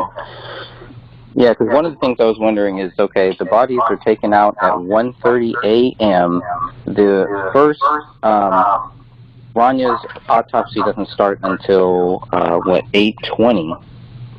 So again, I was just trying to understand if this is all proper. If everything that we're seeing here is just all proper, to me, it seems like a long time, but I don't know if that's kind of standard, and maybe that's because they had to drive it, somewhere else, and maybe that's part of the reason why. Maybe Catherine would be a good person to start off with this, because I also don't know, but I'm just guessing that there was in a situation like this, there's still going to be a queue, a Q-U-E queue, and once they get into the queue, maybe they're 7 hours later. Would it make sense that it would be that late? But I don't know.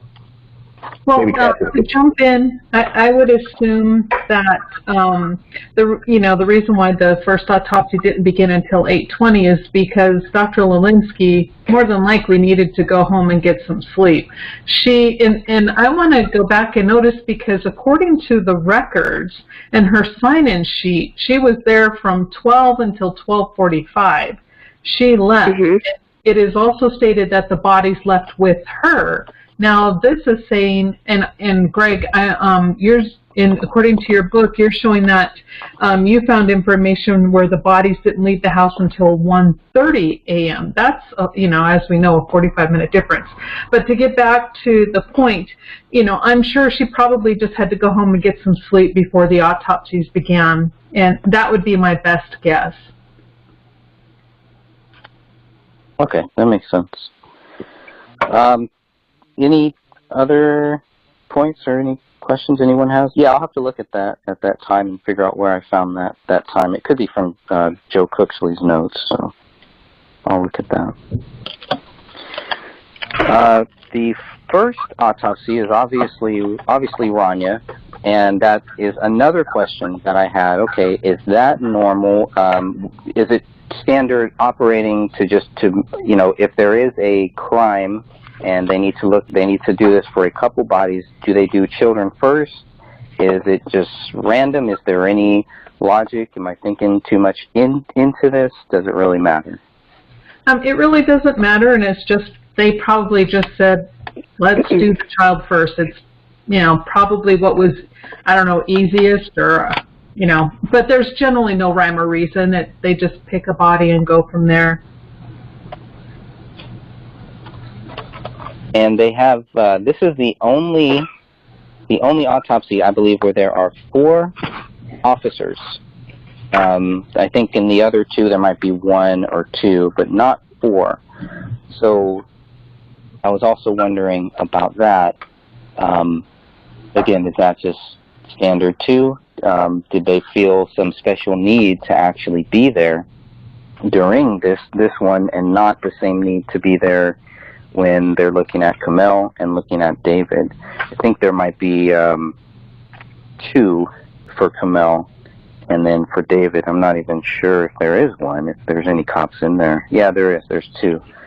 But why 4? And again, maybe I'm thinking too much into this, but as somebody who just wants to learn about, what they do, and what are the proper things? Is it normal to have that many people in there? Is it a little intimidating for the people that are doing these reports to have 4 cops standing right in there, or is it just not a big deal? Yeah, I can't think of anything or any reason why they would need 4 officers in on her autopsy. That makes no sense. There's no rhyme or reason to that at all. We don't know how big the autopsy room is. Is it a big bay? Are they individual rooms? We don't know, unless someone has been into the Hennepin County Medical Examiner's office. So to have 4 police officers with 2 medical doctors, that's 5 people in a room, and that's pretty crowded. So that doesn't make sense to me at all. It's just crazy.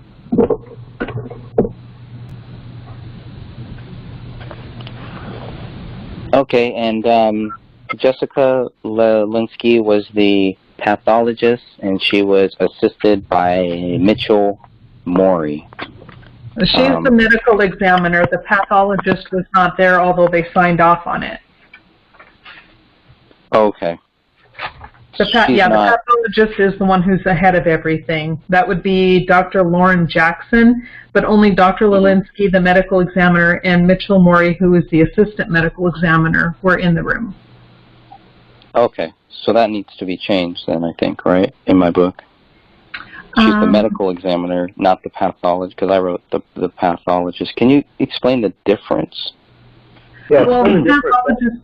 I'm sorry. Myself. Go ahead, Catherine. I'm unclear on that myself. Go ahead, Catherine.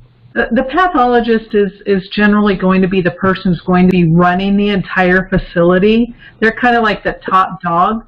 The medical, and I do believe they have to have extra education, and Dr. Lelinski is just basically a physician who has training within the forensic and this type of field. So she doesn't have as much education as Dr. Jackson, and Dr. Jackson runs the facility. So Dr. Lelinski would answer to Dr. Jackson.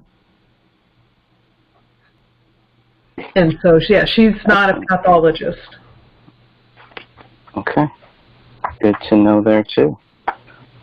The main thing, I think, that everybody should be bothered by, or at least should have questions on, I know this was a big question that came up, is how they positively identify this daughter. And it's listed as circumstantial. So, okay. I'm sorry. Before I read too much into that, go. Well, I spoke with a coroner, and I asked them that same question. I'm like, is that normal? Is that standard operating procedure to identify, especially children, in that manner? And they said yes, because if they have two parents and all this other stuff, basically they kind of go, well, the circumstantial evidence will be the child is in the house, the child looks like the parents, the child looks like the photos, there's someone there to say, yes, that is our granddaughter, that type of thing. So they don't have to then do blood tests to say, okay, they don't have to basically do a DNA test, because circumstantially they are able to prove that this is Rania Crowley. So that is very normal. Excellent. Another note that I have here about this one, unless anybody has any points they want to jump in there, still staying on the Rania Crowley autopsy. No suit or stippling. What does that mean? It means she wasn't shot. She wasn't shot close up. It was from further away. Stippling would be left behind if the gun was close to her head. If it was up close and personal. Okay. Like 1 foot, 2 feet? Well, it's hard to say, and that's the thing, is unless something is put between the weapon and the head, are they at a further distance, or is it just, I mean, with this type of weapon, I would find it hard to believe, like Sophia was saying, that the stippling and soot, they should have found something within her hair, you know. So obviously, but yet, and still, isn't her autopsy the one that says that there was a circular pattern left on her scalp? So that's the thing that didn't make much sense to me. You know, because if they're going to have a circular pattern, yet there isn't stippling or soot, why didn't they question that? And I guess that was kind of my question to them. One of my questions to them is, why didn't they look further into that?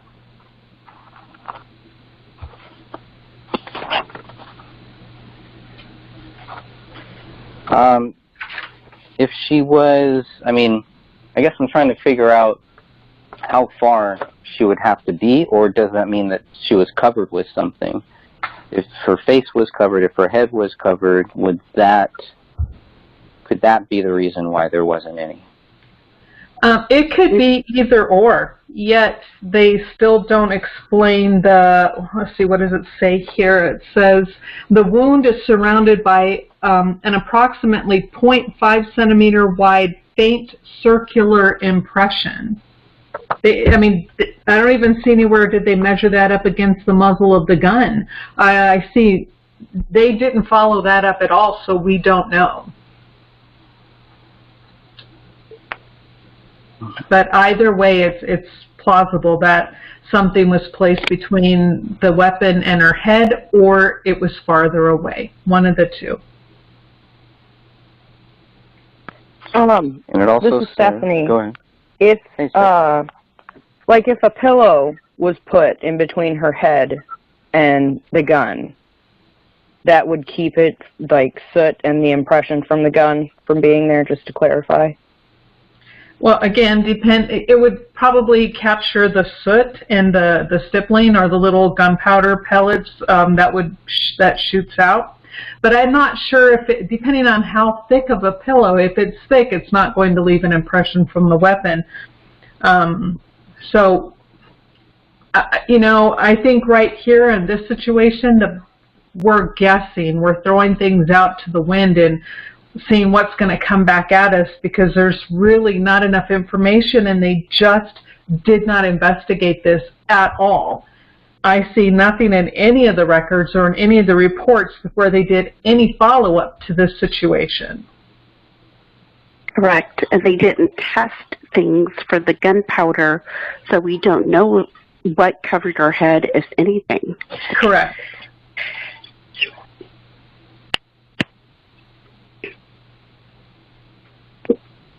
It also says that she was found partially decomposed with, it actually uses the words for moderate decomposition.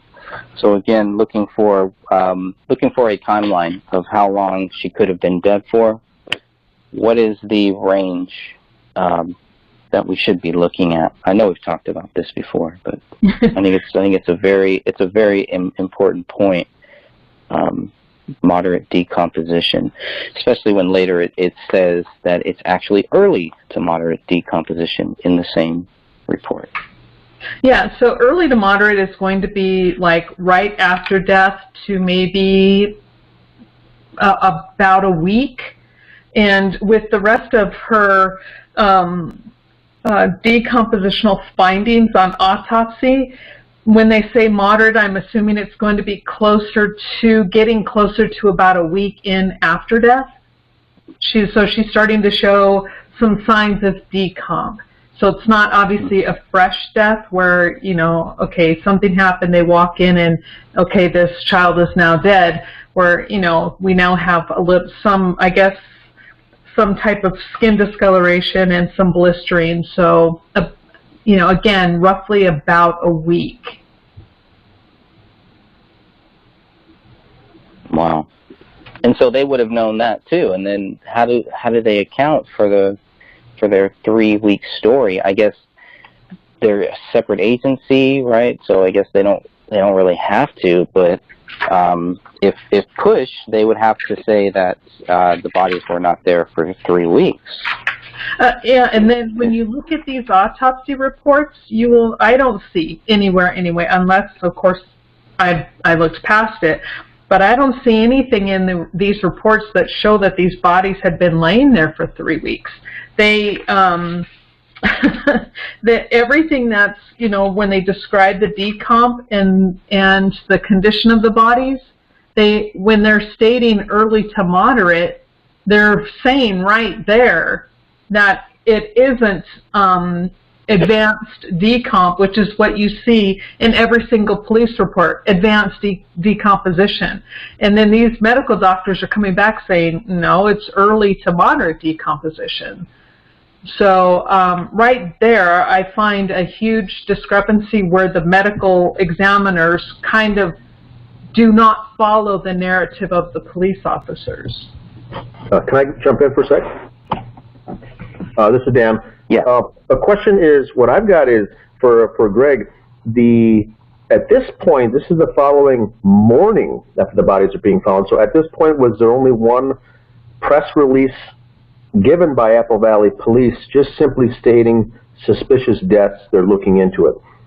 They have yet to make this determination within, I think it was a 48-hour period where they said, we think the bodies are there, or a double homicide-suicide. But they didn't get into the narrative until later as far as the bodies were there for 3 weeks.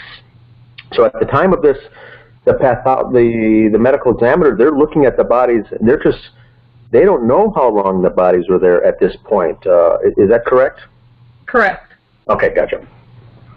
It doesn't come in later till we get this 3-week narrative, but right now we're just getting some very preliminary verbiage that's inconsistent, I'll say, as far as the moderate versus early or late. But even the cops at the scene there don't know that hey, the bodies were there for they just know they're decomposing, in the process of decomposing, but they don't know it's even 3 weeks yet, much less, Jessica Lelinski on the scene. They're just looking at the bodies knowing that they're decomposed. But wouldn't at this point, too, Catherine, they would at least have it narrowed down by saying, looks like the bodies had been 7 to 10 days or 11 to 15 days. They would start at this point already narrowing it down regardless of what they get from police. I would assume that these doctors should know, when they walk in on a scene, they're looking at the temperature of the room, they're looking at, the condition of the house in which they find the body or the scene in which they find the bodies, that she should have been able to say, okay, this is probably what we're looking at, and then not make an outright judgment, but she should have a really good idea, and then either it would be substantiated by the autopsy or she would find something different. She should have had a pretty good idea. Even though she was almost freshly out of school, she still should have known.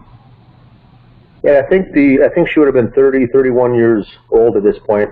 I looked her up today. I think she's 36, and this was 5 years ago. So she would have been roughly 31 years old. Does that match with being freshly out of school for her degree, her career? Well, it depends on how old she was when she started, but I think in my research of her, when I looked at when she graduated the medical school and then when she had started working there, it was just, it was either not too long ago, it was less than a couple of years. Okay. Yeah, she was young, a young person at the time in her position. Okay. Yeah. That's all I had for that. Yeah, I'm actually looking to see exactly when they mention, or if they mention, in the 5 press releases that they have, just trying to see if they mention how long the bodies were there. Just looking at it right now. I don't see it in the first 3. So, but that, again, goes back to, well, where did this three-week theory come from? Is it because people hadn't heard from them in 3 weeks? They hadn't been seen in 3 weeks? I have a hard time with that. Yeah, I'm assuming that's what they're going by, because a lot of people were giving false dates to begin with, because we know by the phone records and by following up and actually researching their testimonies that they were not truthful, but most of them were saying the last time they spoke to them or saw them were 3 weeks prior. So The final press release, which is dated January 23rd, 2015, does state that, where is it? Investigators have determined the last verified activity from the residence happened in late December. So maybe that's what they're going on. I don't know, but obviously that's not that's not a good way to find the truth in this case. That is not consistent with the findings of the autopsy. So, and sticking to the decomp, to the moderate, early to moderate decomp, says that the livor and the rigor mortis were not found. The livor, the discoloration of skin; rigor mortis, the stiffness of death. Those were not found. So that again helps us. Mm-hmm. And I wanted, the rigor comes and goes relatively quickly within, depending on when it falls in. It usually does its whole course. If everything is consistent, 12, 16 hours, whatever, it's pretty consistent. But the livor mortis, if she had been shot, if Rania had been shot and killed, and then if Paleo had taken her arm after death, this young lady would have had livor mortis. Now, livor mortis is where the line of lividity, where there would be a marking of where the blood would then pool in the body upon her death. Wherever she laid and landed, it would have remained there, and you would have seen where that blood had pooled. Now, that is completely missing in all 3 bodies, which leaves very limited reasons as to why. So again, why, even the medical examiner, why did the medical examiner not look up and follow, especially on a young child? Why is the liver mortis, why is that absent? It shouldn't be.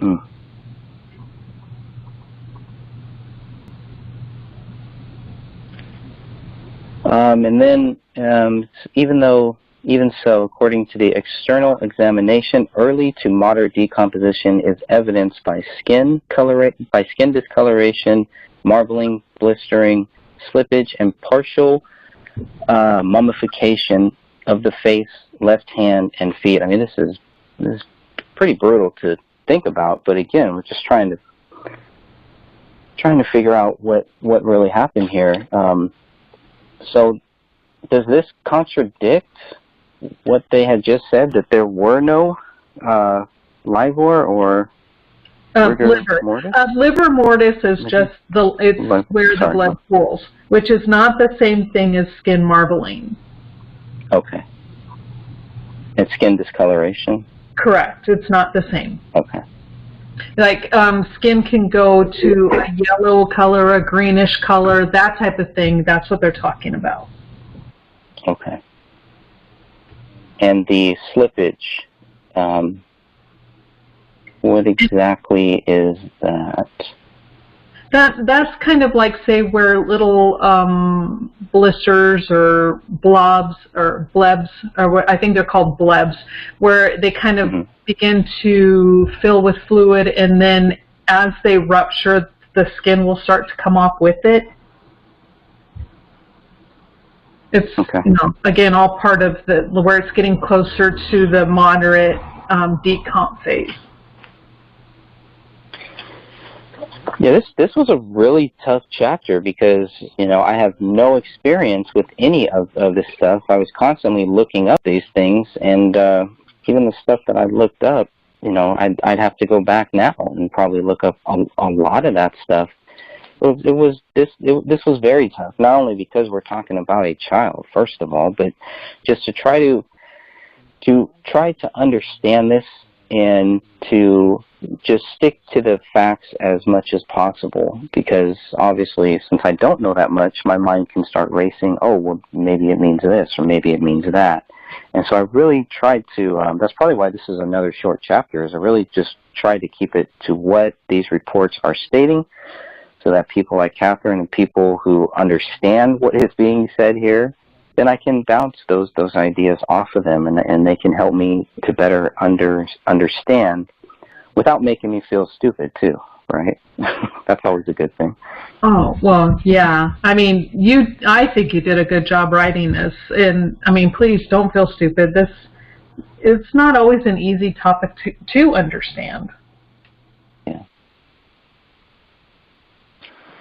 Very challenging.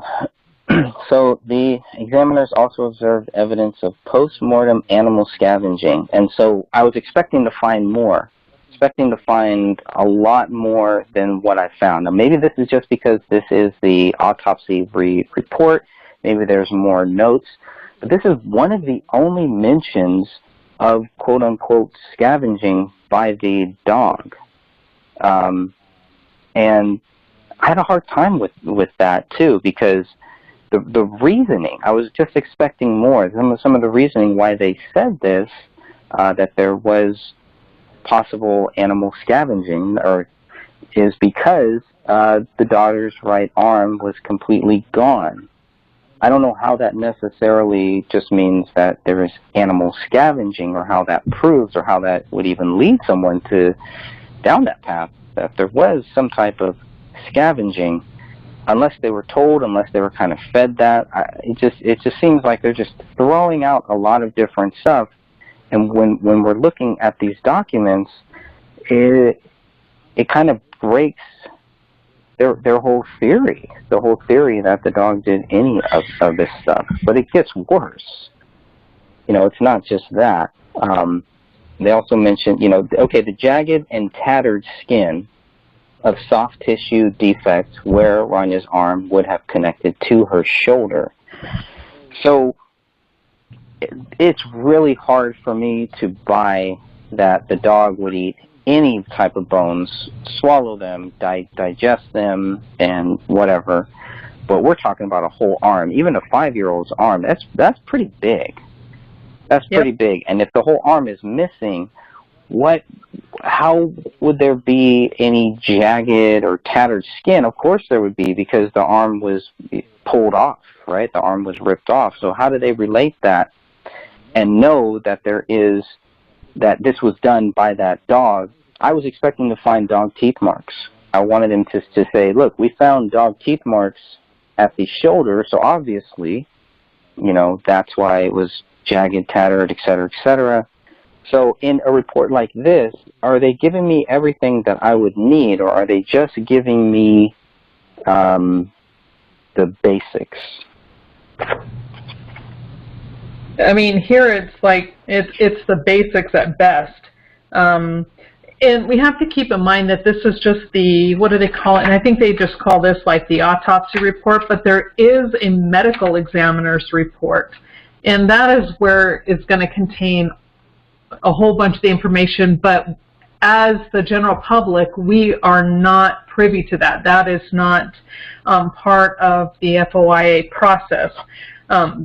So, that's what I wish I could get my hands on, is the actual medical examiner's report. I want to see, because like you stated, not one of these autopsy reports mention dog teeth marks on any of the bones. I mean, if this dog is going to be gnawing and pulling, in especially where the hands are involved, they just don't pop off, which is what it seems like they want people to believe. They, be it the medical examiner's office or the police, they just want people to think that the dog grabbed hold of a hand, yanked, and the sucker just popped off. It doesn't happen like that. So the dog, if it truly had bitten and pulled off, there would be, it would be beyond obvious. They would be saying, okay, teeth marks, teeth scraping on the bones, whatever. And I don't see any of that, like you were stating. None of that is mentioned in any of the reports. If I can jump in for a sec, I think, Catherine, you'll agree with this, is that what I read into this by looking at this, it reminds me of the bloody footprint, that there's no evidence that it was David's, but they went through and said that, well, Comel had socks on, and it wasn't a child's foot, so therefore it must have been David's. I get the same type of logic while reading this. Her arm is missing, so therefore there's evidence of animal scavenging. Well, that's not the evidence we're looking for, as far as when Greg got that report, he's looking for evidence. Was there teeth, claws, scratching, paws, evidence like that. But what they're saying is that there's evidence of animal scavenging because the arm was missing, and therefore how else would it be gone? So there's the evidence, and that's not what Greg's looking for, is evidence, specifically teeth marks, claws, how did it get out of that socket? And so us four looking at this, and I think we got others on the call too, I think Stephanie and someone else perhaps, but we're looking for, we are, as critical thinkers, that doesn't work as evidence. That's conclusion, that's a theory. If the arm is missing and the dog was there, well, the dog ate it. But we'd like to see them say, maybe the dog ate it, or perhaps the dog ate it, or it's possible that the dog ate it. But what we don't like, the folks like us who are critical thinkers, is when the medical examiner says it's evidence of dog scavenging. Well, there is no evidence of dog scavenging. Does that make sense? I absolutely agree with everything you just said, and that's exactly it. We tend to get attacked because people say that we do a lot of conjecture. I mean, this is conjecture definition, you know what I mean? It's like, if everything that they are stating in regard to animal scavenging is conjecture. A dog was at the scene, parts are missing, therefore the dog did it. Well, like you stated, and we all know, that's not true, and there's no proof.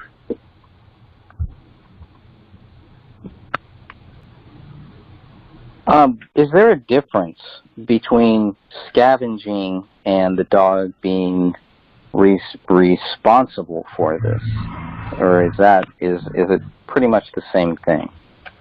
it's the same thing. Scavenging would be the consuming consuming, taking, eating of an animal on a body. Predation, scavenging, depending, I think, on predation, I think, really kind of goes to the wild animals, and scavenging would be considered maybe household pets. But yeah, basically the same thing. It would be the eating or tearing at a human body by an animal in the home. Okay. The only other thing I have on Rania is the fractured third rib.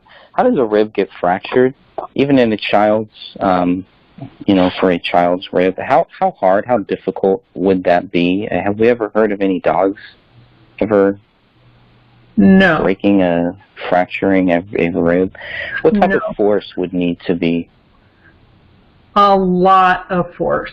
When people do CPR, oftentimes you can fracture and break ribs then. But when CPR is done correctly, you are pressing down. What you see on TV it's a joke. That's not true compressions.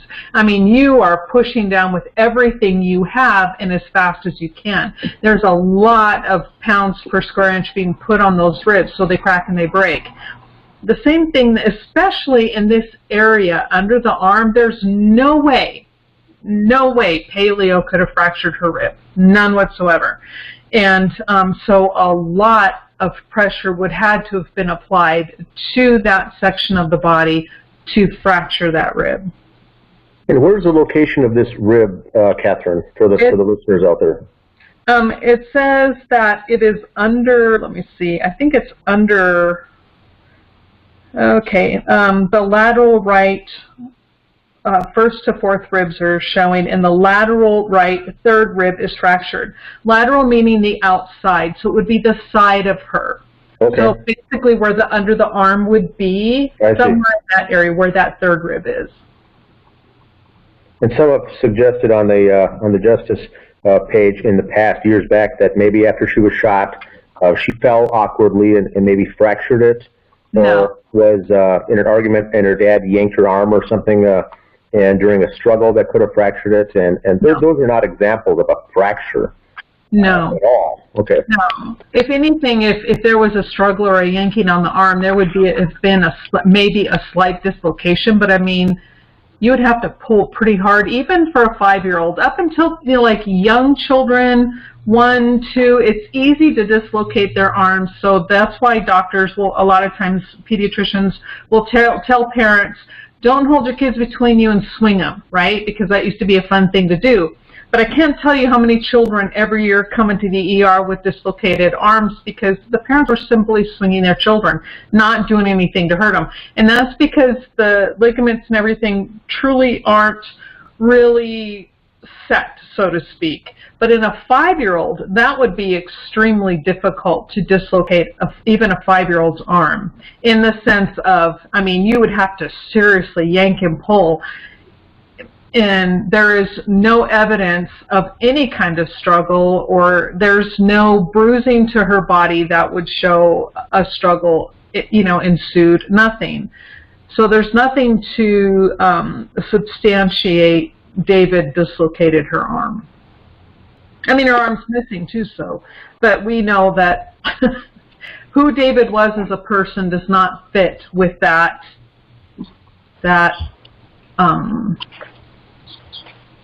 theme or whatever. I don't know. I can't think of the correct word. Is there any reason?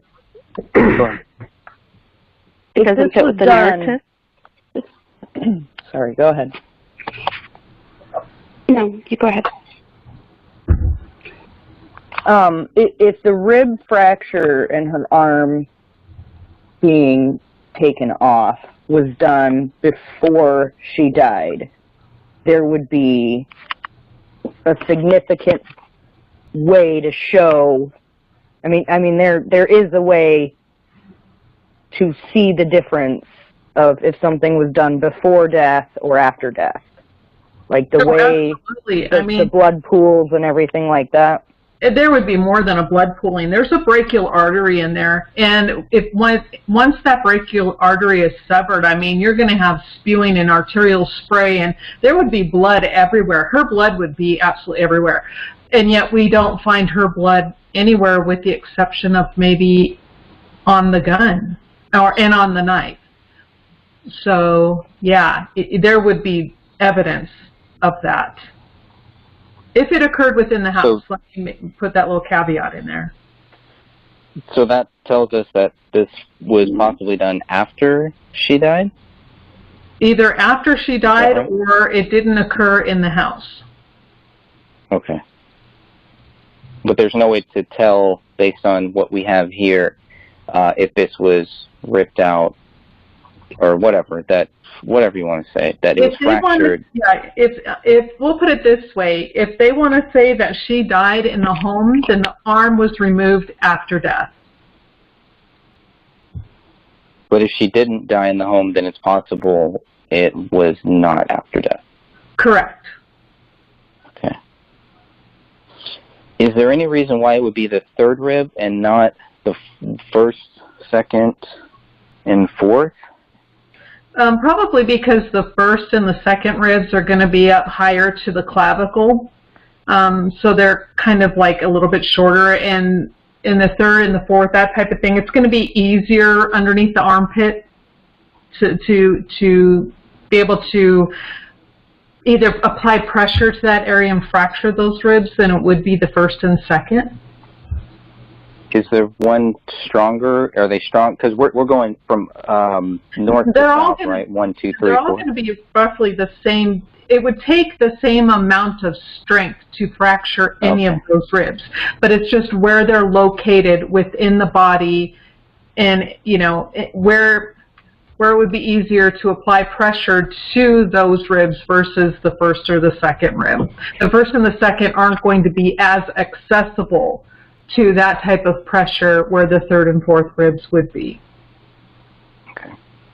Catherine, I have a question. The theory right now that we're working with because of this arm being off is that someone killed Rania and then threw their foot, leveraged a human foot in there and then yanked it off post-mortem. And then the dog may or may not have scavenged on it after that. But during this autopsy, would the medical examiner doing it see a footprint or a shoe print or an impression in that armpit that would be noticeable, or would that be something that would have gone away, or what are your thoughts? It's a little bit harder to bruise the skin after death because the blood ceases to flow upon death. Once that heart stops beating, blood stops flowing. And so you have to have like that blood going through that area in order for it to be, the vessels to be damaged and have that blood come out. Okay, as opposed to bruising, how about an impression, like a boot or a hiking boot or a shoe or a tennis shoe impression? Would that be left behind? And again, that kind of goes along with the same thing. You get the impressions by the damage that's done to the tissue, and is there going to be like, it would be harder on a fresh kill or whatever. Oh, I hate saying this because she's such a child, but I don't mean it that way. There's really no swelling that's really going on to leave an impression. There's really no blood vessels are going to be active to let blood seep through to leave an impression. So I think it's possible, but maybe not as probable. But yet, that doesn't mean maybe they saw something underneath when they pulled back that skin, but I don't see where that type of description is given to us in this report. This is really so vague.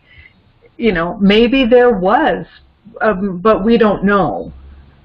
And then my last question is, if this was taken off and kept by the killer or killers as a trophy, what would the smell or the stench be like? A body goes through the phase of stinking, so to say. But would a body part, if someone kept that as a trophy, how well sealed or in kind of a plastic wrap or something, or buried? Would it cause a stench that would be noticeable, a body part? Yes. Decomposition, and when tissue begins to decompose and rot and stuff, it stinks. Even if you have like a small piece of hamburger, like say you have raw hamburger the size of a hamburger patty, and you left that out, that's going to smell horribly within a few days. It's the same thing with the body part. It would smell horribly. However, if it's wrapped up enough, or was it stuck in a embalming fluid or something else stuck into a jar and something that would preserve it, then that could mitigate the smell. There are ways to mitigate, but it's not easy. Okay, thank you. Mm-hmm. Any other points or anything on that before we move on to Kamel? I mean, I had a few questions, just personally, I guess. We're just, why would her arm need to be taken out? And if the dog is going to eat the arm, why not eat both arms? And there's just no logic to any of this dog theory, which again, all could have been proven if they just would have done some testing. But I don't understand why would they need, if there is foul play, and I think we all agree that obviously if David is not guilty, then somebody else did this. Why would her arm, specifically her right arm, need to be taken from the scenes? Was there something that the police were going to find that would have showed a sign of struggle? I mean, personally, to me, the fact that her arm is missing is a possible sign of a struggle. The fact that you guys have clearly pointed out about the third rib, how is that not a sign of a possible struggle?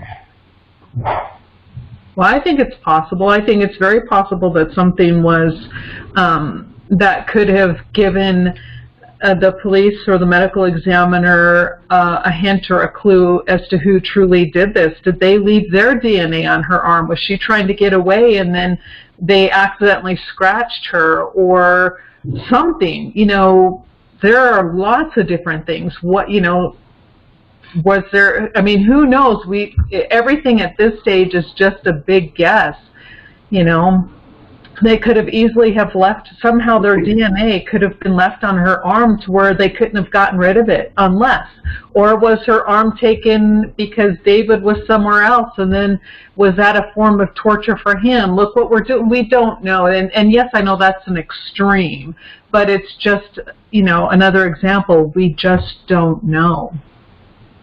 And that's a good question. The point, and Catherine, you have a good point that we don't know, and there could be 15, 20 different examples why. But the main thing to focus on for the listeners out there is that a arm could not be pulled from the socket by a dog, correct? So there's human intervention in there at some point of this whole scenario. Some have gone so far to say that after 3 weeks of decomposition, there was not much left of the skin or the bones, and paleo did not have to try that hard to rip it out of there. The point we're trying to make on episodes like this on this podcast is the fact that the socket, after 3 months of decomposition, or after 1, or after 2, whatever, the dog would not have been able to pull a girl's arm out of its socket regardless. So some human did it, and that's the catch. Yes, there certainly could have been some torture involved, or evidence of torture left behind that warranted the killers requiring to get rid of that, or it could have been a trophy. It could have been, who knows what kind of symbolism. Maybe it was left behind, maybe it was a coded message or something, but we could talk forever on those possible examples. The fact is, and the fact that what we say the Apple Valley Police Department did not consider, is that the dog could not have done it. When I spoke with lead detective James Gummert at the Apple Valley Police Department in the lobby, I said, what happened to that arm? And he said, well, I'm assuming the dog ate it. I said, but where's the bones and, everything else? And how could the dog have done it? Well, I don't know. The arm wasn't there, so therefore the dog ate it. And see, we get back into that same thinking of what we're missing here is critical thinking. It couldn't have happened that way. What could have happened and what actually happened, I don't know, and we can only speculate. But if the arm cannot be pulled out of the socket by the dog, well, then we got an issue. And some say, well, then David did it before he killed everybody. Well, that's possible, but probably not very probable. The problem is someone pulled that arm out, and why? And so that's we're trying to get at the facts here, the facts, and steer away from the speculation. There could be a dozen reasons why that arm was missing. The point is the arm was gone, and it was pulled out of the socket, and something that paleo cannot do. So that's the question, is why. And so obviously with that broken bone underneath that armpit in that rib, I think there was some leverage used, and some can speculate, well, maybe Kamel did it during all this, and maybe David did it. Well, maybe so, but then where is the bone? Where is the bone remnants? Where are the bones? They're not in that home. And not only that, with the police trying to say that paleo took that arm, they have no idea when that arm went missing. Was it right after death? Was it a week after her death? Was it 10 days after her death? Because if they want, well, first of all, and like you were stating, a dog cannot pull that arm out of the socket, even 3 weeks. Even if they were correct and it was 3 weeks, that still is not enough to be able to allow that dog to pull the arm off. But since there's no indication and no proof when that arm was removed from the body, we know that a dog definitely cannot do it right after a person dies. We know a dog cannot do it a week after, 2 weeks after, 3 weeks after. And so I'm like, where do they even get this, that the dog pulled it off? When?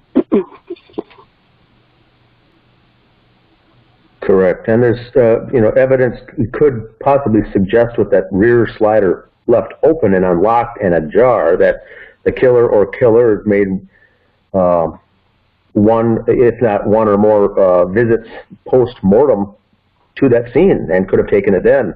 But the point is still, who took the arm and why? As we know for sure, it wasn't paleo. So that's the good thing that we've got here with a book like this with Greg, is we're pointing out facts. We're not looking at the speculation and the possible theories.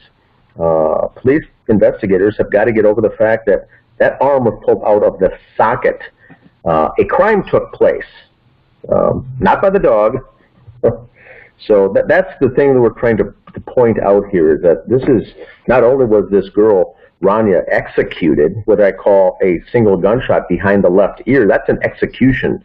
And this is a 5-year-old girl in kindergarten that was executed. That's how disgusting this case is.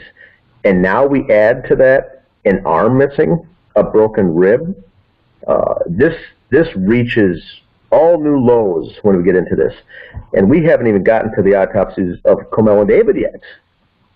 Correct. That's how shocking this case is, in my view. Yeah. I agree. Yep, I agree too. You're right on. It's well stated. Dan, I know you gotta jump off here soon. I do believe that when Kenneth Maines also he talked about the third rib too, right? That was one of the things that kind of stuck out to the private investigator that you hired.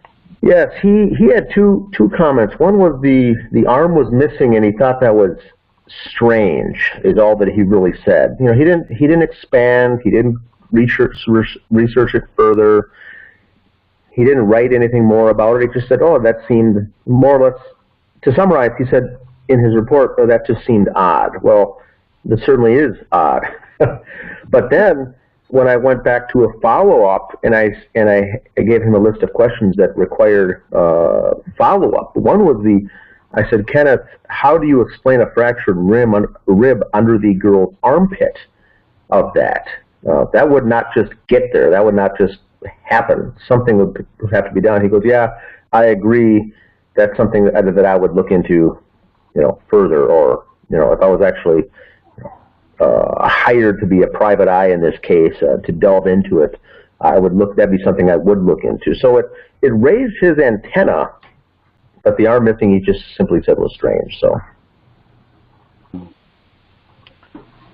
Have you posted any other stuff about his about the second follow-up? I don't know if I've asked you that or not. With Kenneth Maines? Yeah, with Kenneth Maines. Yeah, I think there was a list of, I don't know if it was 10 or 12 questions that I asked him, and then he did write back. He wrote back the answers to those questions, and then I posted that. This would have been last summer or last fall. I could certainly repost it because we're getting a lot of new members in the group, and that may be something to look at. But yeah, and I don't have much. And like I said, Greg, I do have to jump off here in a few minutes, but I don't have many questions, I think, on the David or Carmel. But the Rania one was very interesting, just because of those points. And we do have to remember too that her shirt that she was wearing was pulled up, kind of yanked up above her, kind of up on her chest. Her chest was exposed, and so, but nothing, as far as there's been no evidence of any kind of sexual assault on any of the victims. But her shirt was yanked up like that, and I think once again they say maybe the dog could have done that or whatever. But very, very shocking, the whole scenario with Rania, I think. Very disgusting. Yeah, because there's nobody else's clothes that are pulled up or anything like that. And, I mean, all that they would have to do is say, well, yeah, the dog, it looks like the dog, we found dog teeth, or we found something to show that the dog had done that. They don't even talk about that. There's many things that they don't talk about, almost like they were just hoping that people would never look deeper into it. And people would never get a chance to see the plan, to not have anyone do any further research. And, when we looked into where she was buried was another thing too, because it came back that said that Rania was cremated. And then we find out that her ashes were split in two sides, and so that both families could have her ashes. The Crowley family, the grandparents, and the Alam family, the grandparents. And after asking the Alam family when they received that and where it is to this day, they said they just recently got it. I think it was a year ago, which means there's a 4-year gap. It was 3 or 4 years later before they even got it. And Dan Crowley Sr.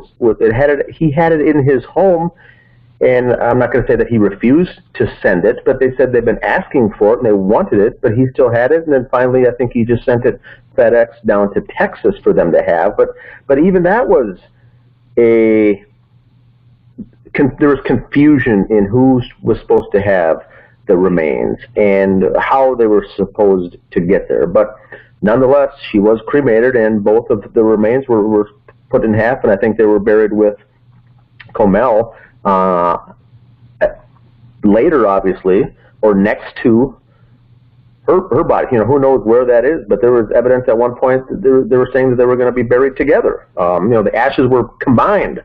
And so there was a lot of confusion with that too. But officially, I think both families have half of Rania's remains, but she was cremated, so there's no chance to go back either with to exhume a body to look into some of this further research because the body was cremated.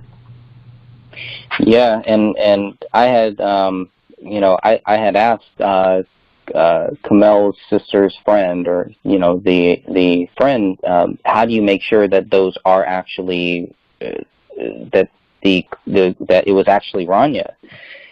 Now that it's cremated, how do they make? Is there any way to verify that the ashes that they got are actually hers? And I think that's a good question for anyone getting cremated, and maybe Catherine can expand on that. Do you ever know you're just given ashes? Who knows whose they even are? But you're right. Did Dan Crowley Sr. Mail off someone else's ashes to them, and so he's got the whole thing? I highly doubt that, but whatever he got, he was still sitting on for a couple of years before he mailed them off. And I think there was some, expense related to that, and it was expensive, and they didn't want to do that right away. But the whole thing was fishy with the remains. They were sitting in Dan Crowley Sr.'s house, both sets of Ranya's remains. So there had to be some level of trust between the two families that, okay, at least we know that we're getting Ranya's, that these, that it actually is coming from Ranya, that the ashes are hers. So I guess that shows that there is some level of trust between the two sides of this family, who have been mostly quiet throughout the whole thing and might not even know a lot of this stuff. And they might be listening now. And it might be a good time for them to go through these documents, to look at them for the first time, if they haven't. And they might have some of the same basic questions that we're all having now. Yeah, and I think, too, I wouldn't be so sure about that level of trust. There may have been a little or maybe a small amount of trust, or maybe perhaps no trust at all, but I do know that it took repeated efforts to get Dan Crowley Sr. to mail those down. And it wasn't until he actually did it, when it got exposure on the Justice for David Crowley and Family Facebook group, when we really exposed that, is when he finally followed through and did it. So, I don't know if he, I wouldn't even say that we have evidence to show that there was even support between the families as far as trust, I should say. He may have done it begrudgingly, but it's because we brought it up and voiced the concerns that really brought the action to take place.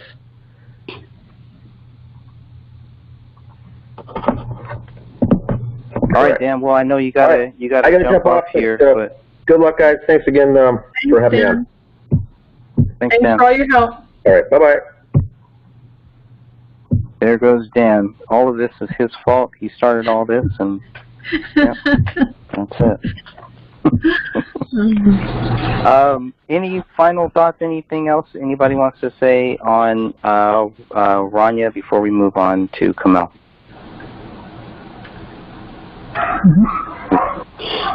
Actually, I'm going to have to jump off too.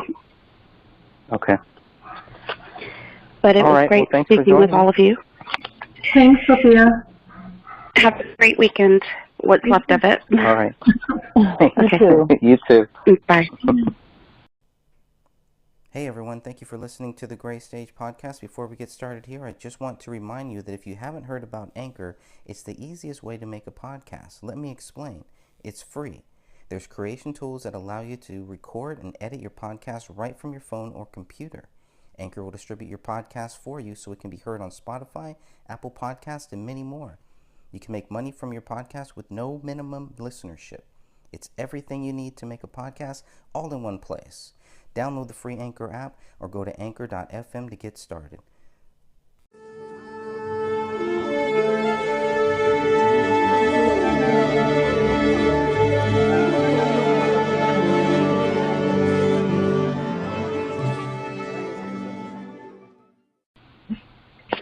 So Kamel's autopsy happens 10 minutes later after Ranya's. When Ranya's begins at 8:20 a.m., Kamel's begins at 8:30 a.m.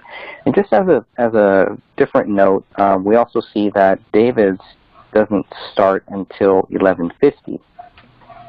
And again, that was another question that I had. Well, why are they so? Are they doing the victims first and then they're going to do David's last? Is there any rhyme or reason to that, or is it just kind of random? Just okay, well, let's do this one first. Maybe I'm thinking too much into that. I'm not sure. Yeah, I just think they just it was just luck of the draw and said, let's just do them in this order. I'm not sure if it really meant anything. But I see where you did get pathologists. The reports do state, so, don't change your book because you're leaving it according to where their reports are. And it does list Walensky as the pathologist on Ranya's autopsy, and then Mitchell Morey on Kamel's although I will disagree with that just based on after speaking with some medical examiners and coroners as to the difference between a pathologist and a medical examiner. But I wouldn't change your book. Leave it as it is. Okay. Yeah, and maybe that's just how their template, they just have a template and they just put whoever's looking at the body, they put that there. Yeah, that's what I think. For Mitchell Morey, so he's going to be the only, if you look at Kamel's autopsy report, he's the only one there. Yep. For that one that's listed for that one. So that was another thing too. It's I just wondered why that is. So he's there. He sees the first one. 10 minutes later, after Ranya's autopsy starts, Mitchell Morey goes to do the autopsy on Kamel. Is there a reason? Could they have waited? Or? Well, we know that an autopsy takes a whole lot longer than 10 minutes. So why Mitchell is even on Ranya's autopsy, I have no idea. Because again, it takes a while to do one, and then 10 minutes later he's starting Kamel's autopsy. So they actually had both of these going at the same time. Really, both autopsies at the same time. Right. Maybe and they also have two figured, of the cops. Maybe they figured what? Maybe they figured it would be if he's not actually a pathologist, maybe he's put as the pathologist on Kamel because she was already on Ranya's. Yeah, he's listed as an assistant medical examiner on David's. And yeah, so every time that he signs, that's what he is. He's the only thing medical examiner. Yeah, the only thing I can think of is maybe what they're referring to as pathologist on their report is the medical examiner who is actually conducting the autopsy. That's the only thing that makes sense by looking at this. Levinsky was doing Rania and Morey was doing Kamel.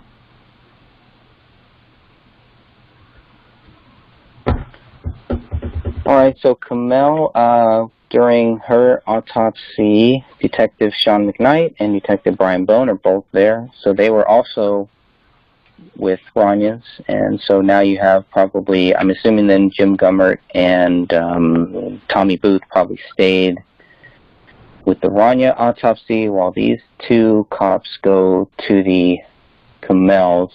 And I never really understood why they would need the cops there. What are they doing there? It sounds like they're just kind of there. They don't have to be there. There's no rhyme or reason.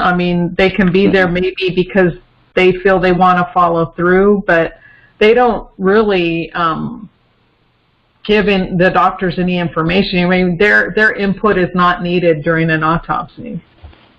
Now, wouldn't this help them see that a lot of the allegations are wrong? So at this point, these four officers, Gummert, Sean McKnight, Brian Bone, Tommy Booth, after being here present for this, shouldn't they start looking for somebody else?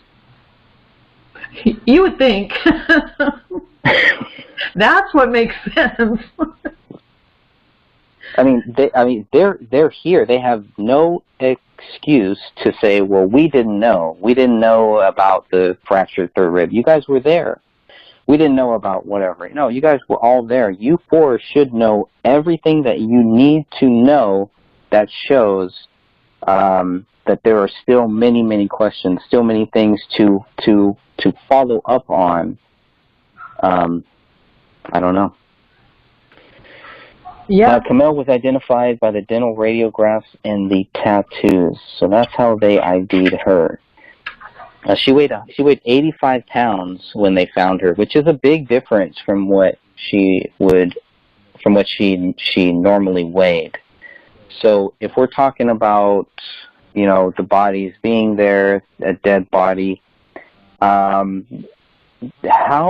much weight does a body lose within a week, within 2 weeks, within 3 weeks of sitting there on a living room floor? No, do you know how much she weighed normally? Yeah, it's in the 94 pages of police reports, and it is different than what they found her at. And I can pull that up, but I think it, you know, obviously you want to be careful with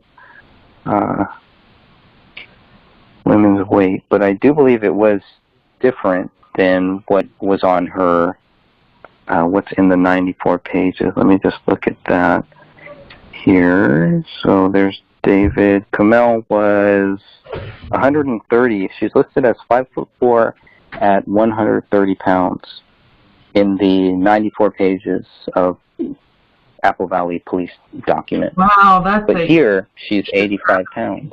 Yeah. I mean, we know that the human head, and again, I mean no disrespect to the families, and I hate to be so graphic, but I mean, we know the human head weighs roughly 10 pounds, but that even, you add that onto it, and that doesn't even come close to her stated weight.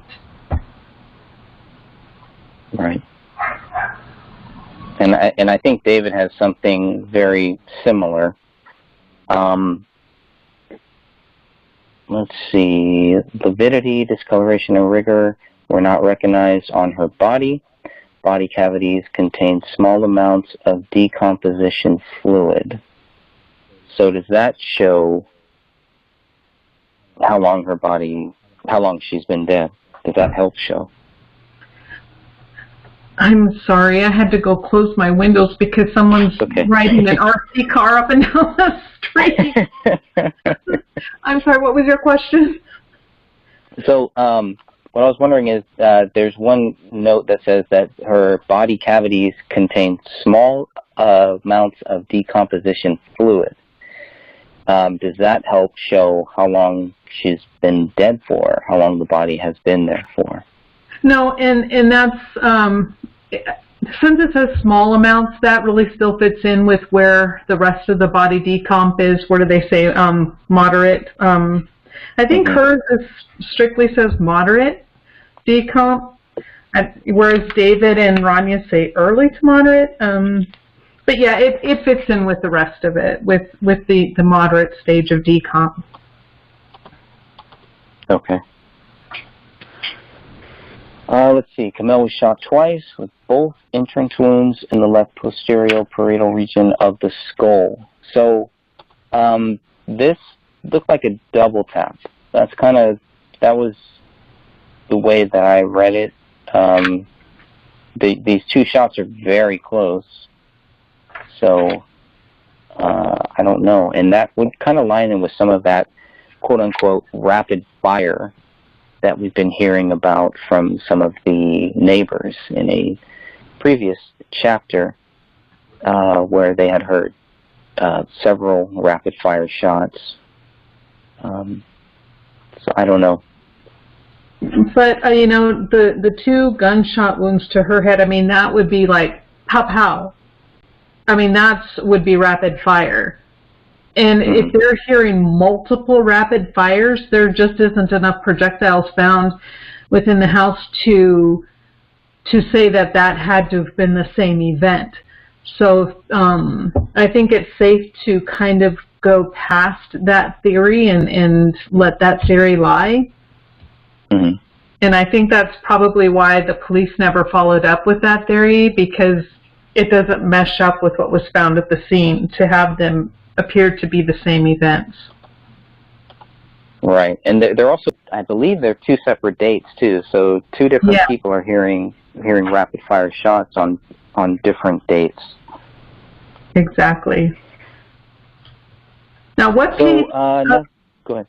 I'm sorry. What page were you reading where it talks about the gunshot? I have her autopsy in front of me, where the entrance wounds are in the occipital region. Where are you reading that from? Oh, let's see. I wonder if that was from... That was probably in the... I wonder if that's the external examination. Then I was reading... Oh, from page 4, I believe, of Kamel. Okay. I think that's where it is. Yeah, there's some of that stuff there. I remember it was with the gunshot. Wasn't really mentioned. Yeah, that's talking, yeah. Page 3. I mean, not that it matters. I'm sorry. I shouldn't have interrupted you. That's okay. No, that's okay. I mean, that's very important. Page 3? Is that where it is? Yeah, in page 3 of her autopsy, under external examination, it says the head consists of a portion of skull which includes most of the left occipital bone and portions of the adjacent left parietal bone. Okay. There is... Okay, go ahead. Thank you. The scalp is absent. Yeah. That bothered me too. Yeah, all the soft tissue is gone, the hyoid bone, and yeah, it's just gone. Everything is. It's just weird. How is the neck stable though? Like, what does that mean? It says the neck is stable, but most of it's missing. Like the. Her vertebral column was still there, so I'm assuming that probably whatever part of the vertebral column was still there. It was still connected. It was still all part and together. It's not like part of it was hanging or disjointed or anything. So it was stable. In other words, it couldn't be moved really easily. Okay. Yeah, so brain tissue was gone from the skull. How is that? I mean, canine scavenging. Yeah, because when you look at this, I mean, there's still occipital bone there, which you know that the C1 is going to be inside that occipital portion. So it would be so basically there was really not going to be, nor was there any damage to that vertebral column.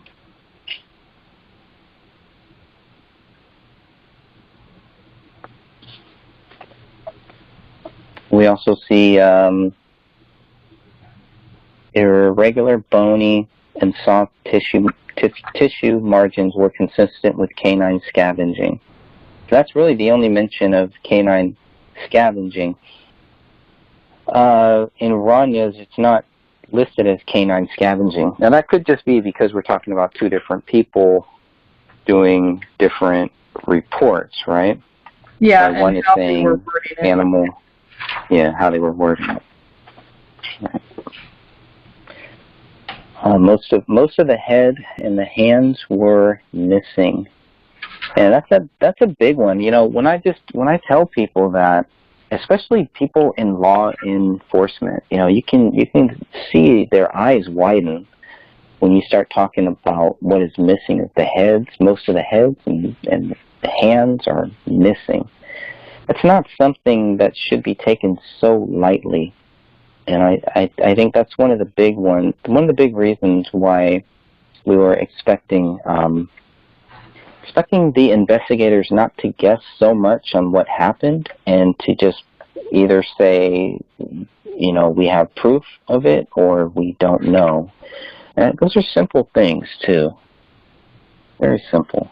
Yeah, when you have people who have knowledge of crime scenes or bodies or death or decomp, you know, medical people, police officers, people who actually have a history within these workforce areas, looking at these autopsy reports, they're going to be like, excuse me? This doesn't make sense. But when you have the average Joe Blow citizen who doesn't have a background in these areas, they're going to take it at face value at what they say and go, oh, well, they say that, so it must be true.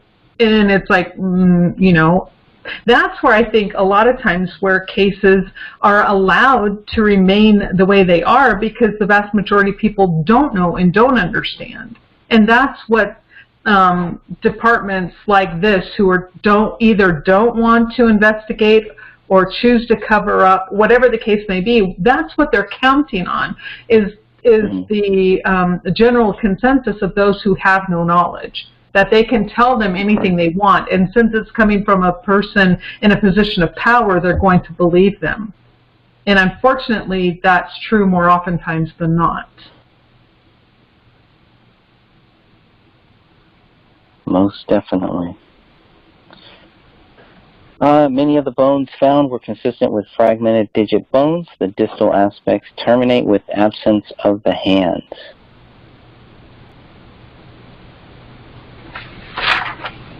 And here, multiple bone fragments, wavy dark hair, and white cotton were all mentioned under the internal evidence section of this report. Amongst this bony material are 2 mandibles. One shows numerous restorations. In addition, there are 2 fragments of bone with 2 and 4 teeth. Multiple irregular bone fragments range from 1.2 to 8 centimeters in size. When they say irregular, what does that mean? Is that... It could mean several things, but more than likely they were either broken up, somehow they were not the shape that they should have been, however they got that way.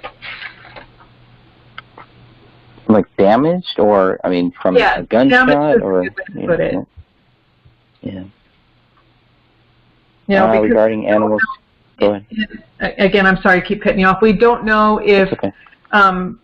my stance has always been that another dog was in this house because of the amount of white hair found everywhere, and Paleo did not have that much white fur. So could it have been due to another dog chewing up bones? Possible. Could it be due to were part of their facial bones, you know, broken up? Could they have been beaten? Possible. You know, there's just so many things that it could have been, but we don't know what it was. So, because they don't know what caused it, they've just put irregular. So this could have been tied to blunt force trauma? Depending on the bones, yeah. On what they're talking, which bone pieces and fragments they had, yeah. Interesting. Regarding animal scavenging of Kamel's neck, the forensic pathologist wrote the anterior musculature, hyoid bone, and the, I can't pronounce that, laryngeal cartilages are absent due to... Where are you? Laryngeal cartilages. Yeah. Oh, there you go. Laryngeal cartilages. Laryngeal cartilage are absent due to apparent animal scavenging. So they're blaming all of that. That's a lot to blame on the animal scavenging. And it's not really stated why they blame that on the animal scavenging. Yep. And again, I want them to explain to me how a dog could get to her larynx if she's lying face down on a floor. How did he get to her face to eat it, but not the back of her head? Can't. Yep. Not possible. Exactly. They can't, and they don't explain that. Right. All that remained of the neck was the exposed and intact cervical vertebral column. There is extensive bloating. So, bloating, how does bloating help with the decomp rate? That is a definite sign of moderate decomp. That's what happens when the gases start to build up in the abdomen due to the tissues breaking down.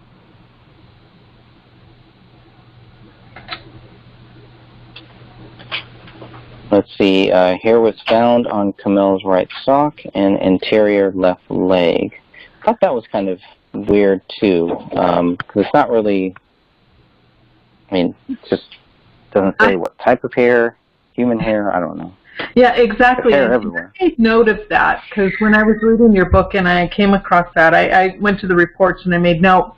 Because what I find interesting is her, because again, my theory has been that she was positioned and placed there after all of this, and that the bodies were then staged once everything was done. Now, how is it that hair can be on the anterior or on the front part of her leg, the leg that is lying on the ground, but the posterior, the back part of the leg that is exposed to the elements and to this dog who's supposedly tracking all this hair and debris around the house, the hair isn't there. It's only on the front that is lying on the floor. So does this show then that her body was actually moved at some point?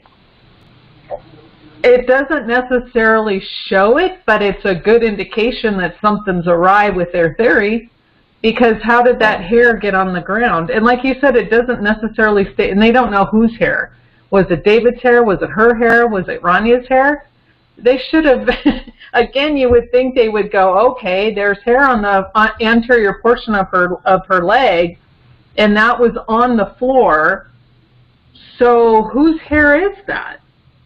Was she's walking on somebody's hair? Or, yeah, I don't understand. Right, her leg across somebody's hair. Yeah, I mean, and then if hair is on the floor prior to her being there. Now we know that from looking at photos of how she kept house prior to this incident. Now people tend to look at the police photos and they see stuff all over, and your first thought is, wow, they weren't very good housekeepers. But that's what the police did. They tend to tear things up as they're doing, collecting evidence. That's all normal. But when you look at her other photos of their house prior to that, she was actually a really good housekeeper. So I find it hard to believe that this hair would have been on the floor prior to, just due to a lack of housekeeping. So how did it get there?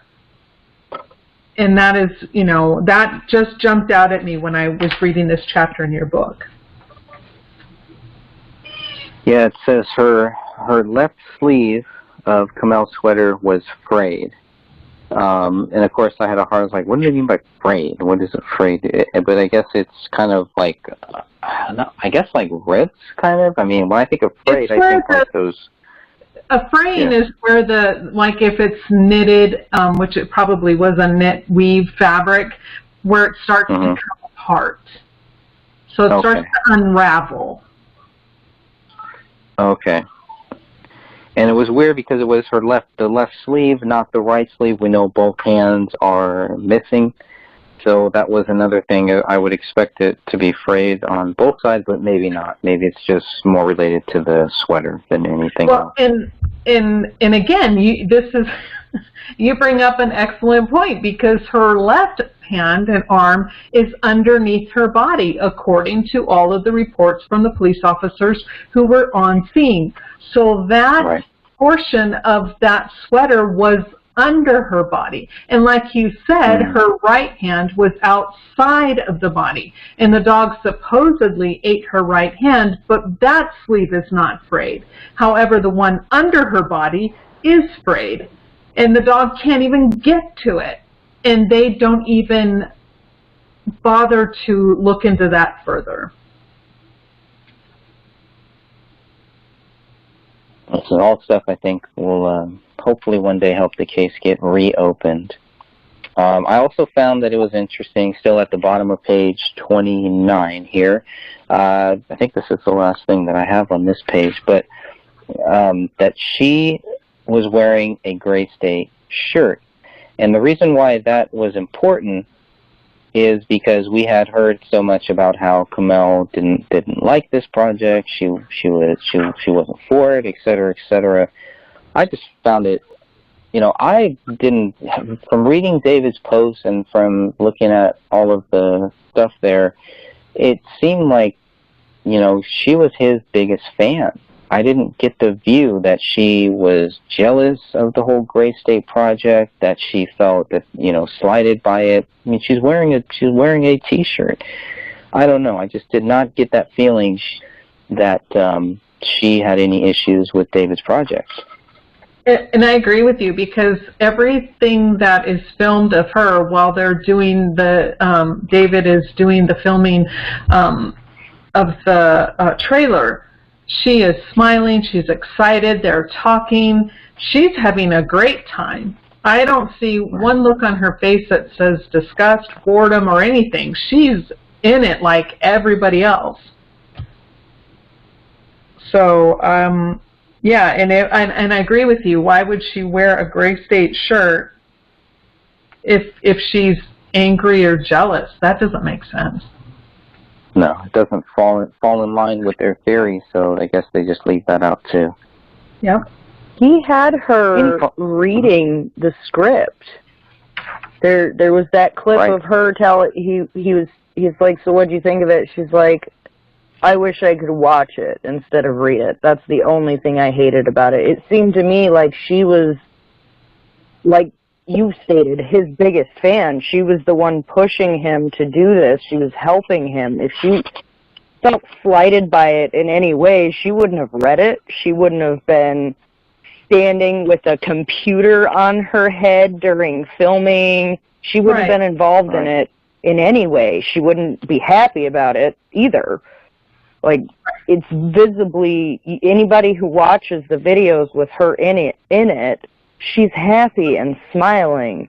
She was promoting him, really. Right. And then, she was quitting. Go ahead.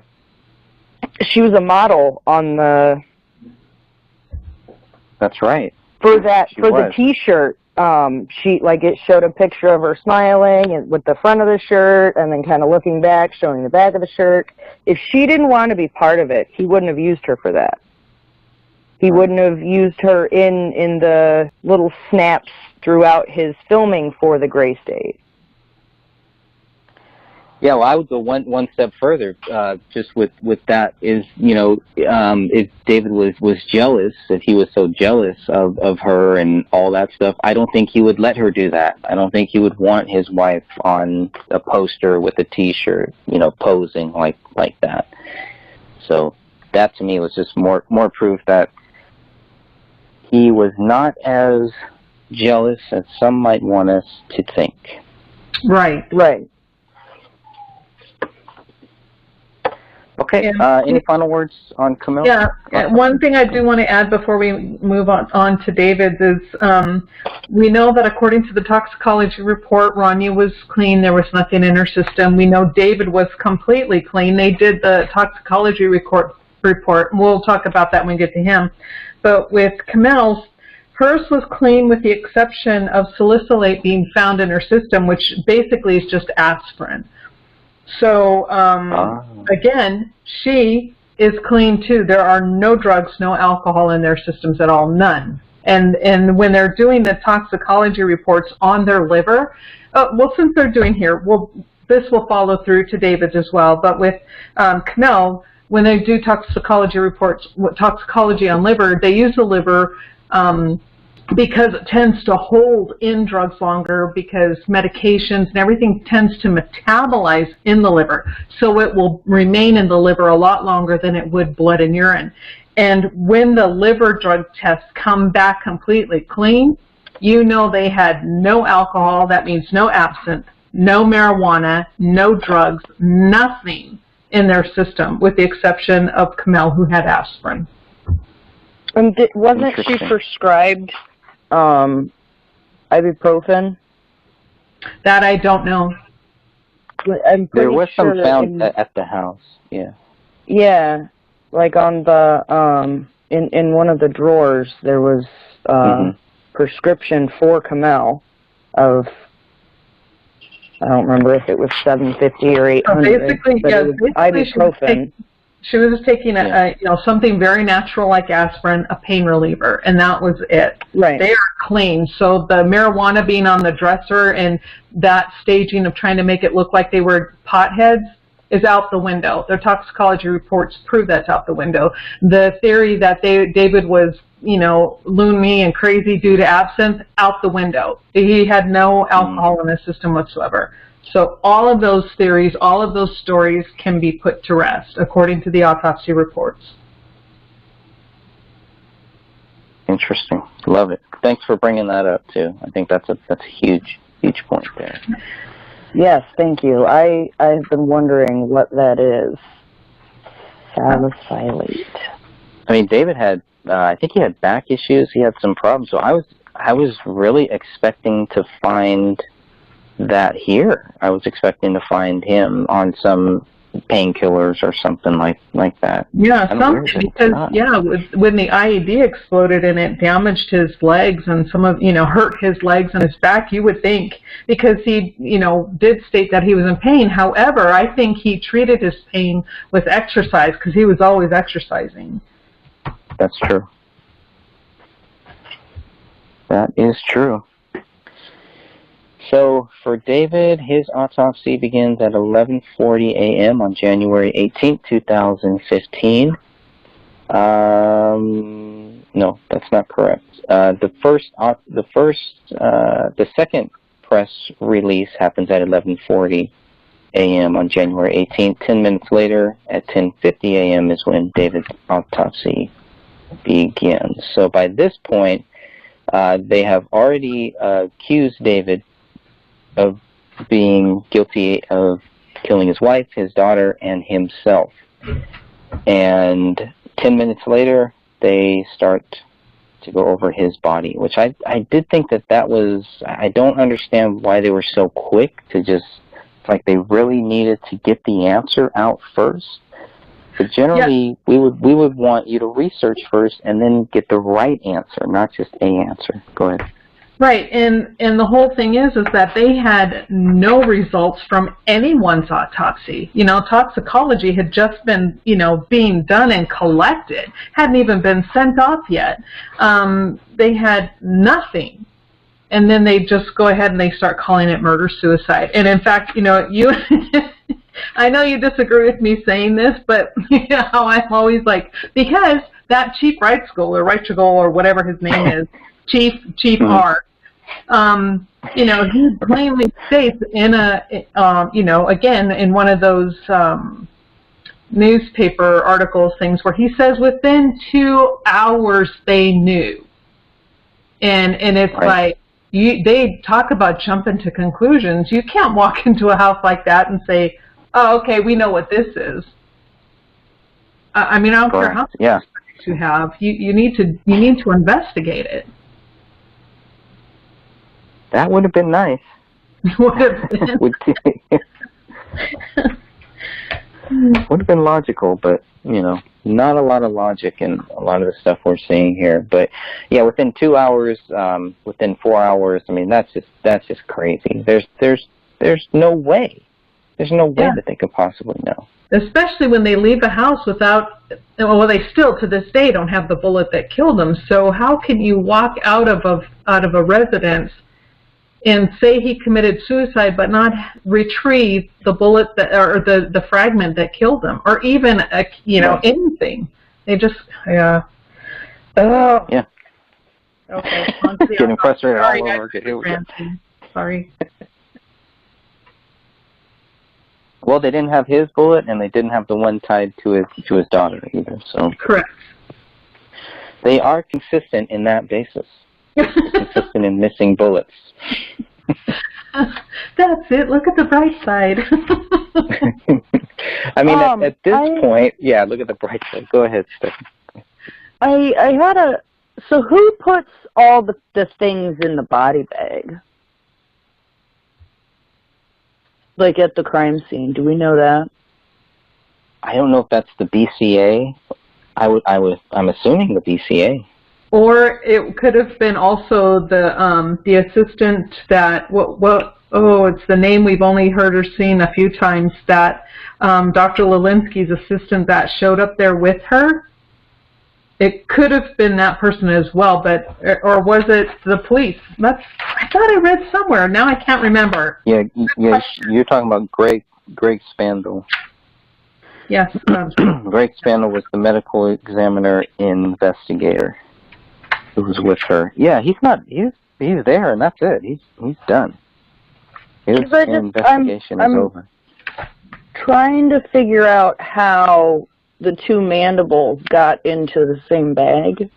Well, because the reports state that the bones, and this is, again, a good question, because there was a mandible found on top of the blue blanket, but where? But the reports state that any bone fragments, whatever was closest to that body, was collected and sent with that body. So that's probably why those mandibles were closest to her, so they just collected it and stuck it with her. And then, let the medical examiner figure out who belonged to who. That's right. Let's see here. I was just looking at some of the questions in the chat room too. So here we have David. The pathologist was Jessica Lelinski, and Mitchell Morey is back. Detective Sean McKnight and Detective Brian Bone are both there during this process. And they have David weighing at 128 pounds. And again, that's going to be different from what they have him here, which is 180 pounds is what they have in the police files.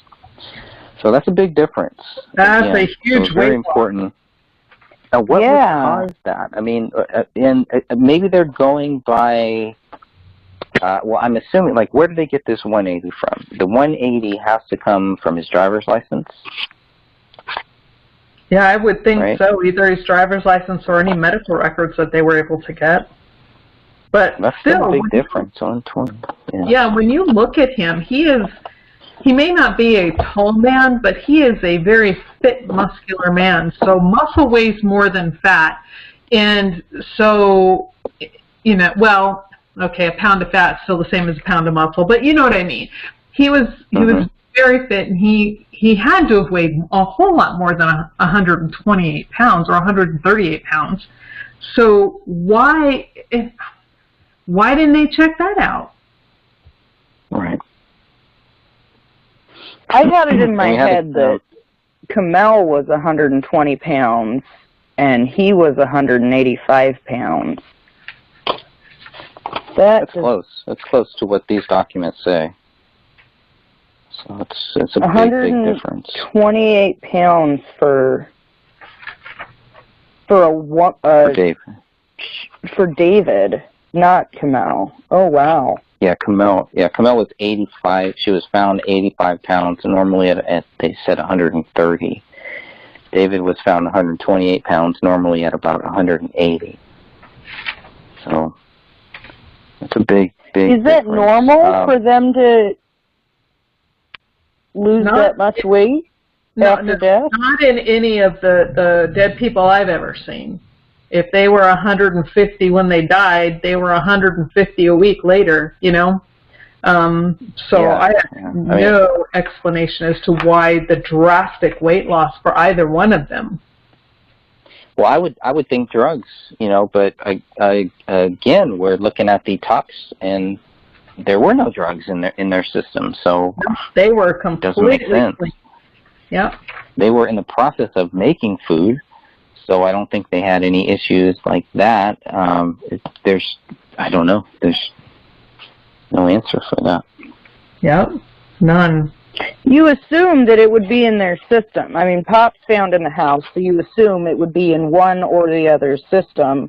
But toxicology coming back negative for that. And again, well, why was it even open if it's not in either of their systems? It's common in somebody who overdoses.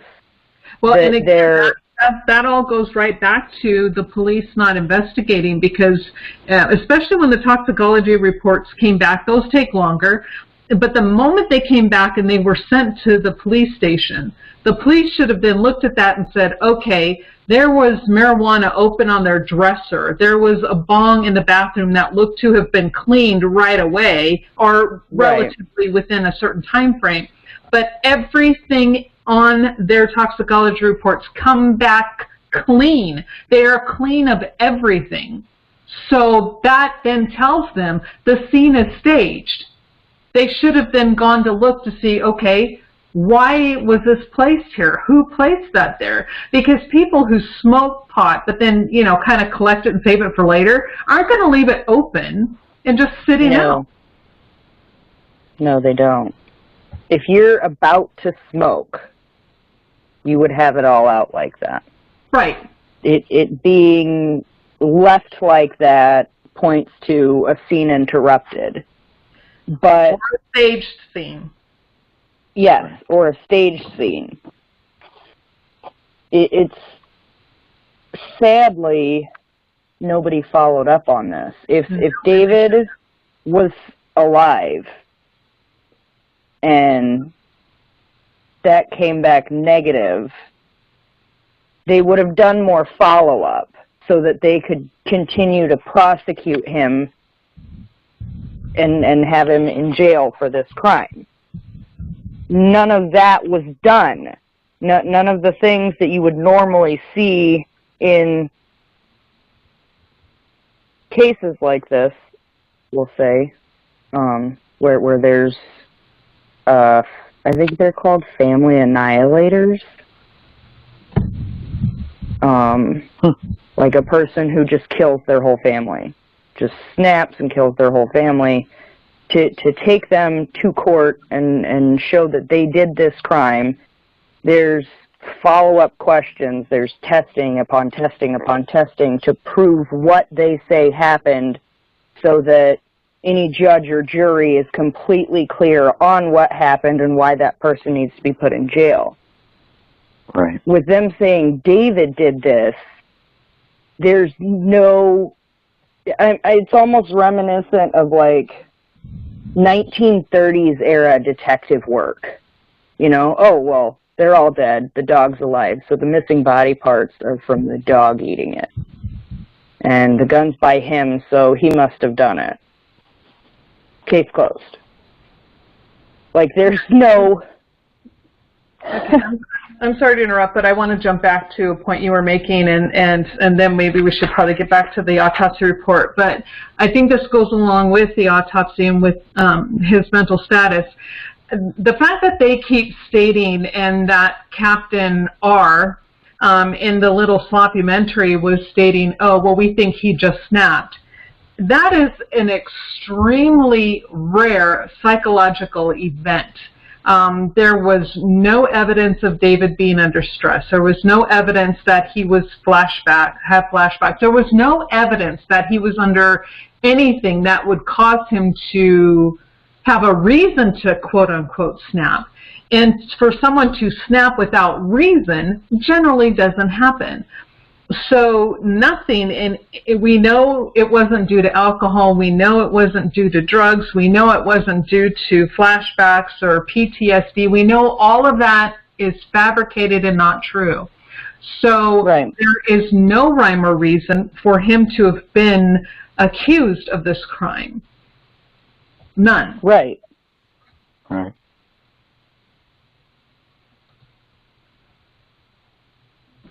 It also says David was identified by the dental records and the body tats.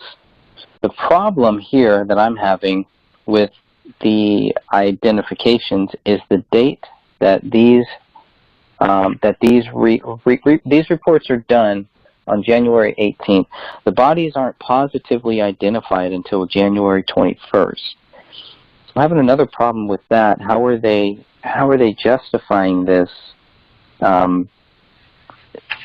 At this point, the bodies, it sounds like the bodies should have been identified on January 18th. The positive ID is not mentioned in the AVPD press releases until January 21st. And some could say, well, maybe they just waited until January 21st. Yeah, but they have, there are other ABPD press releases that say that the bodies have not been positively identified. So I'm trying to understand this logic here. If they haven't been identified, is that because the Hennepin County Medical Examiner hasn't told the Apple Valley Police Department yet, even though the Apple Valley Police Department are in these autopsies, so they're there, so they know that the bodies have been identified? Why are they still saying after January 19th, January 20th, January 21st, that the bodies have not been positively identified? Well, there's a difference between being tentatively identified and then positively identified.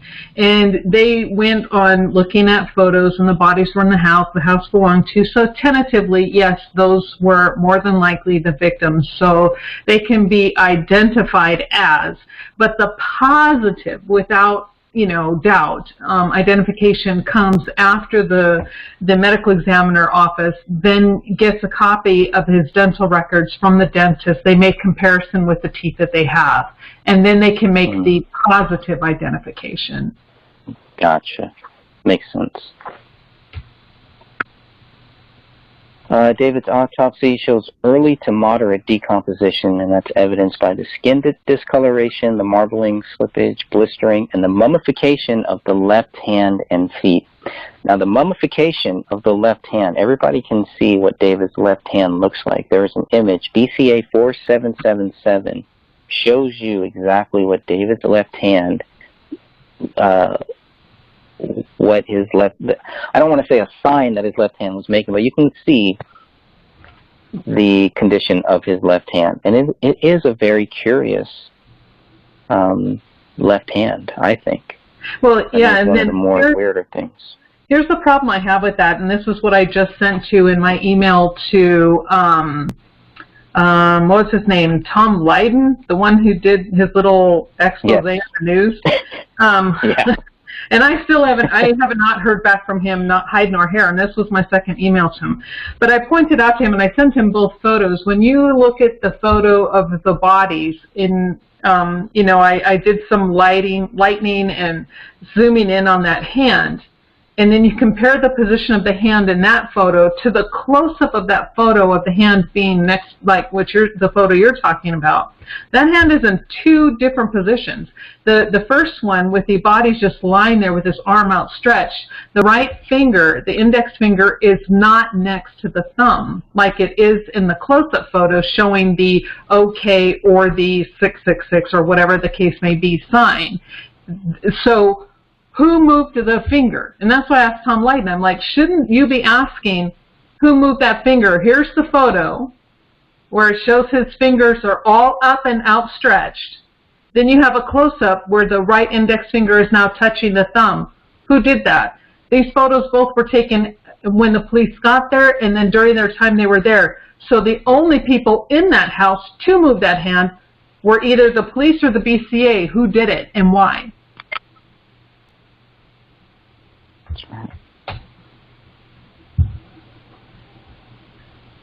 It wouldn't have let's snapped. see, anything else? It wouldn't have what? The pointer finger wouldn't have snapped, like, off or broken in some way when it was the rigor mortis had already been gone. The fingers would have been pliable. I didn't know that. Well, and I did read somewhere, so I'm going to keep my mouth shut. I'll go find that for our next one. So when I find it, then we can talk about it next time. Okay. All right. Yeah, I do want to kind of wind this down here. Getting pretty close to the end here. I know this has gone a little bit longer, but that's okay. We're almost done with this, just looking at David's head. So due to the condition of David's head, they were unable to determine the entrance, the pathway, and the trajectory of the gunshot wound. So that shows that they tried, right? They tried to find the trajectory. No, okay, maybe not. Maybe not. They just looked at it and said, there's no point of even looking to figure it out. That's pretty odd. They did determine the bullet exited through the left parietal bone. Mm-hmm.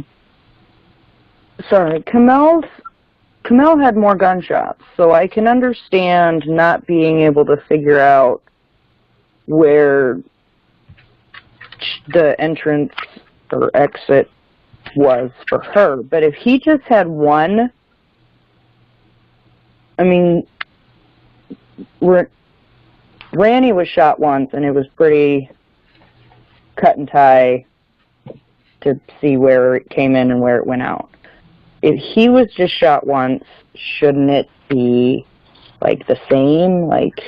Well, there's a difference because with Kamel, it was they could find the entrance wound, and so they were able to determine the trajectory. With David, they only had an exit section, so the entrance wound, that portion of the skull was not found, and so they had no way of knowing how it entered. They only know how it exited. So that could be why. Which I think is weird, looking at the photo of David's head, right? I mean, even though it is kind of back and it's kind of hard to really see or to close up on, it's like, it looked to me like more of the left side was missing of his head than the right side. So I always found that kind of weird, how they were able to find the exit. Well, most of the left side of his head was missing. But see, the left parietal bone was still attached. So that's the left side, so that was still there. And so they know where it came out. But since when a bullet is shot into a head, it could easily bounce around. So you can only know if there's an exit wound where it's coming out of. You don't know where it entered. Now, the exact opposite is true of Kamel, because they know where it entered, and they might not necessarily know where it came out. So they can determine how the weapon was positioned against her head to cause that entrance wound. But David's entrance wound is missing. Gotcha. And I think what we're going to find next is, I mean, Catherine, when you were reading this, is this what led you down the blunt force trauma? I mean, is there anything that we're seeing here that lines up with the blunt force trauma that you found clearly in a couple of those photos, the crime scene photos? No, nothing in the autopsy reports. In fact, that's why I went back to see, going, okay, this photo and this skull piece clearly shows blunt force trauma. So I went immediately to the autopsy reports to go, okay, they had to have mentioned this. But there is no mention in the autopsy reports at all.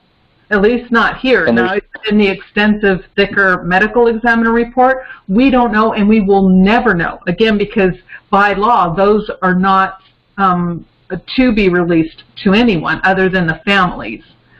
The families can request, but anybody else can't. But wouldn't that stuff be some of the basic things to mention? I mean, there's no reason... Well, yeah. And I guess there is reason not to mention. Exactly, because when they mention the larger skull piece, they just say that this large skull piece that then articulates well with the remaining calvarium.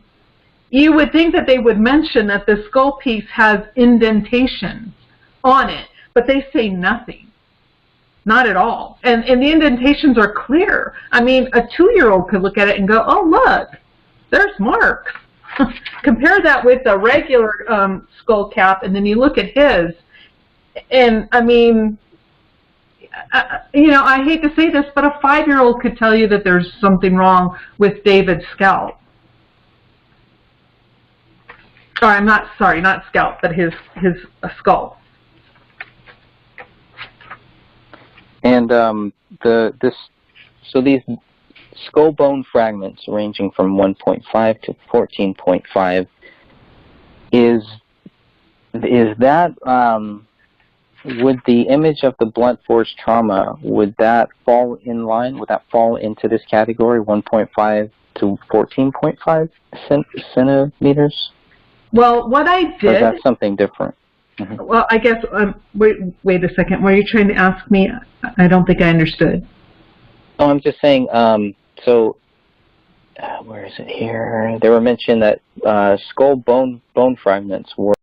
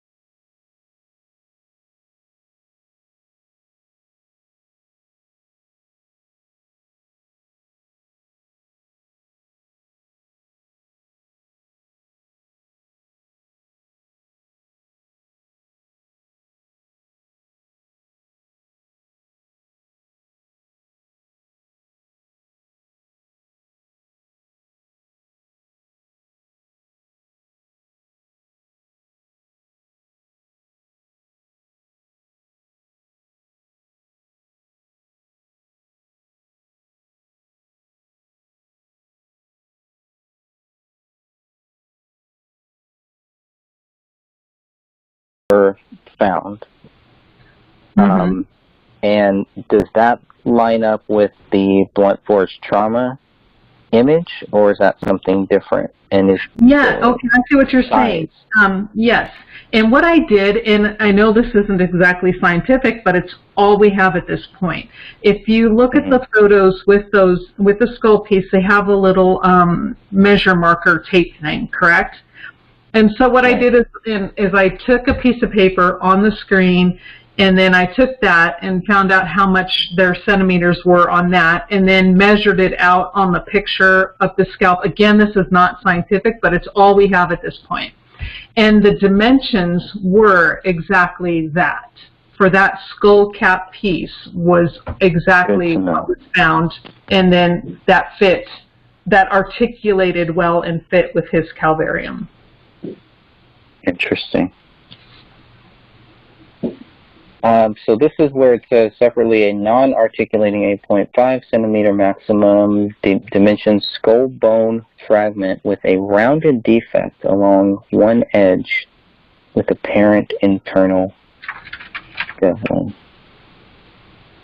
That's Pretty interesting. I noted that for some reason, but I can't remember why I noted that now. Rounded defect. I guess that was the rounded defect. So that would be, I guess I was trying to figure out what that rounded defect was. Most likely. Well, I'm assuming that would have been either an exit or an entrance wound. It would have to be of some sort, or we don't know. Could it have been from whatever weapon was used to hit them? They don't even. You're right. They don't even clarify. I'm reading that right now on page 3 of the autopsy report, and it just states rounded defect. But what type of defect? Right. Was it a complete round circle? And if it was a complete round circle, then they would have stated if it was a gunshot exit or entrance wound, because it would have had beveling. They don't speak of beveling. They just say rounded defect.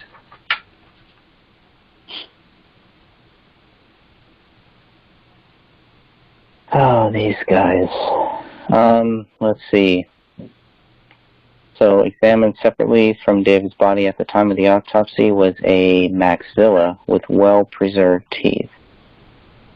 And I guess that was, it's mentioned here, so if it's mentioned here, that it's got to be tied to David, right? Oh, that's okay. I would assume so. This goes back. Okay, I want to clarify now, because there were 2 mandibles found with Kamel, and I remember I stated that there was one on the blanket. It wasn't the mandible that was found on the blanket. It was the maxilla. And so that's why. Okay, I get it now. So now we don't have. I haven't seen any photos of the mandibles, but we have definitely seen that photo of the maxilla, which is what they're describing here. That was transferred with David. But they don't say if it belongs to him or not. It was just in the evidence bag, because that was on his body and next to his body, so it was transferred with his body. But they don't state who it belonged to. And the maxilla is the upper or the bottom portion? Upper. The mandible will be the bottom, maxilla is upper. Okay, and the one found on the blue blanket is a... That's the maxilla. That's what they're talking about right here. Okay. Looking at the image, though, it kind of looks like David's maxilla is still there, right? I did not see a maxilla on his photo. The whole front part of his face is gone. It's gone. It kind of looks, I'll have to go back and look at that again. But where it's found, I mean, that's nowhere near David's head. David's head is, if you're looking at the, you're looking through the front window, if you're standing in front of the Crowley home and you're looking through the window, the maxilla on the blue blanket is found to the left, next to the bloody wall, but David's head is facing right, next to the Christmas tree. Correct. That's a long way for it to get over there. I mean, it just... In an odd place, the dog had done that, just to leave it there. To leave it right there. With no evidence of him gnawing on it or chewing on it. It would just drop it right there? No. It looks placed. Again, that looks staged as well. In my opinion. Hardcore. Yeah. How hard is that to remove from a human head, from a human body? Extremely difficult. It's hard. That would not be an easy thing for a dog to do.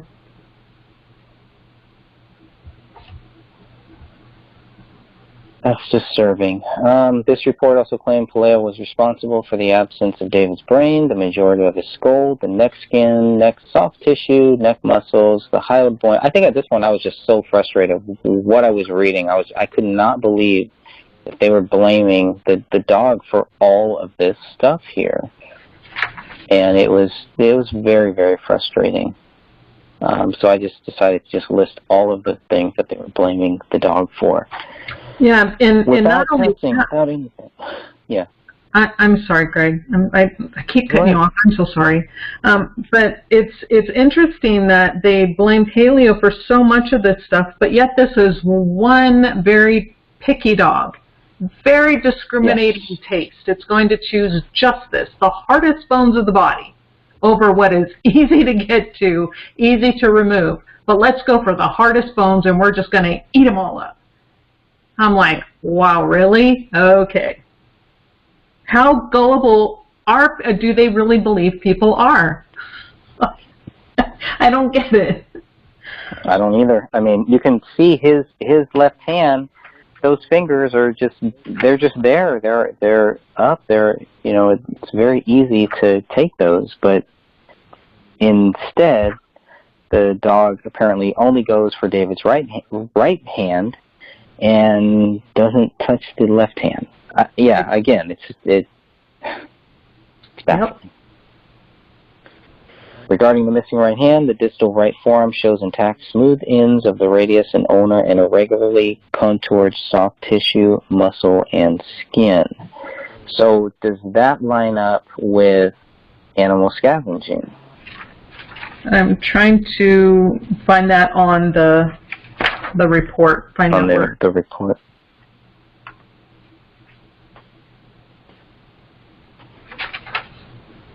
Wait, that's internal. We need external. Okay, I'm sorry. What part are we reading? The remaining. Wait, where are you? Yeah, oh, it's actually regarding the missing right hand. Okay, I see. Yeah. The right hand is absent. The distal right forearm shows intact, smooth ends of the radius and ulna and irregularly contoured soft tissue, muscle, and skin. That to me does not say. And my first thought process on that is not dog scavenging. That could be consistent with a pulling away of a hand, or pulling, same thing like with the arm. Did somebody pull that hand off that? And I see nothing here that says dog scavenging. That's very curious then. No, especially with the smooth ends of the radius and ulna. If a dog is going to be chewing on a hand to remove it from a body, if it could do that, there would be teeth marks. It would no longer be smooth. There would be, gnaw marks on those bones, and there's nothing. It's smooth. It's smooth. That's a key. That's a key word too. That it was smooth. It's like, wait a minute. It says jagged, I believe, for one of the other body parts, but for this one, it's there's nothing mentioned like that. It's really weird. It's really odd. There's nothing consistent in this. So, I agree. I think that's about it. Unless you guys have any final questions here, we can go ahead and shut this podcast down. I did anticipate this one being a little bit longer because of all this, and because I knew I had 1,000 questions that I was going to ask you, Catherine. And you were able to answer everything for me, so thank you again. Thank you again for joining us here. Oh, no, thank you for having me. The only thing I really want to reiterate, and I know I've said this 1,000 times, is I really once and for all want to put to rest the theories out there that have been going around about David being, drinking on drugs, and that's what caused him to do this. According to the toxicology reports, which were the samples were taken from his liver, tested from his liver, he was clean of all alcohol, all drugs, everything. His system was completely and totally clean. They will check the liver because the liver tends to hold on to drugs and stuff more because that's where things are metabolized, is in the liver, so it will be stored. And since the liver tissues were clean, he had not in anywhere, any time prior to, close to, near the time of their deaths, and I'm talking at least a month or two, maybe longer, prior to that, did he have, especially pot, that for sure was not in his system. Not prior to their deaths did he have any alcohol. He was clean. She was clean. Other than aspirin, Rania was clean. So those who are saying that the toxicology reports show them wrong. Awesome. Great points. Stephanie, any final words before we shut this down here?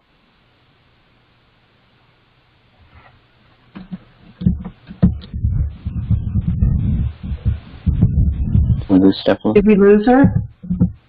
We might have. Okay, well, All thank right, you, well, Greg. Yeah, thank you very, very much. And next time we'll come back next month. Remember, we do these on the first of every month. This was the first live podcast that we've done. So I want to appreciate everyone, all of your efforts, all of your help to get the case reopened. That is the goal here, to get justice for this family, to let people know that David Crowley is not guilty, has not been proven guilty, and will never be proven guilty. And next month we will come back here and we will discuss the living room chapter. So I hope you all join us for that. God bless you all and have a great Sunday. You may have heard a lot about convalescent plasma lately and how it can help fight COVID-19. But even if you haven't had the virus, we urgently need your plasma at BioLife Plasma Services. It's used to create life-changing medicines that help treat people with rare diseases that only plasma could potentially help treat. So please, start donating at BioLife, because there's purpose in your plasma too. Visit biolifeplasma.com or tap the screen to learn more. Hey Spotifyers, click or tap the banner to listen to New Music Friday. The best new tracks, from your favorite artists to the next big thing, all in one playlist and updated every Friday. Brought to you by our friends at American Eagle. Be comfortable, be you. Hey, Spotify listeners, have a minute?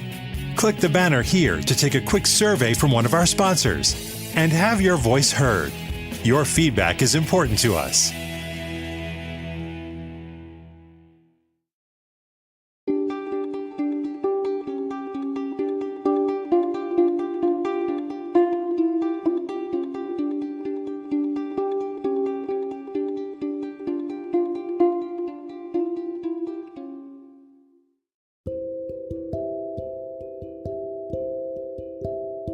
Okay, Dan, take it away. Hello, my name is Dan Hennon. Today is June 28, 2020. We'll be reviewing on this podcast number 6 of the book, The Gray State, written by Greg Fernandez, Jr. Joining us today will be Catherine, Greg, and myself for this episode. How is everyone doing today? Awesome. Doing great. Good. Well, we've got an interesting chapter to cover here. Greg's book is, for the new listeners out there, it's a 16-chapter book detailing the Crowley case murders. And this chapter today is called The Living Room. And because most of the details took place in the living room, this is going to be one heck of a chapter to cover.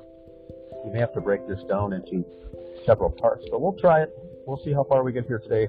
I'll start off by reading the first paragraph. Blood spatter in the living room was, quote, mostly on ground, according to BCA crime scene team lead Joe Cooksley. A black Springfield XD-40 handgun, which is item 1A, with a rubber Hogue grip sleeve, was found cocked on the living room floor, quote, several inches from David's left hand, according to Detective Tommy Booth. Detective Brian Bone was more specific, stating the gun was approximately 1 foot to the south of the left side of David's body.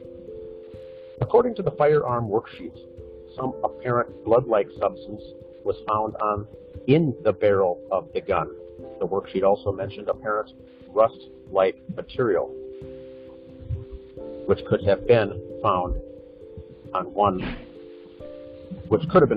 of the 3 unspent cartridges in the gun. Now, the nice thing, if you're following along in Greg's book here, this is page 35 of the book. Once again, it's chapter 5 of the book.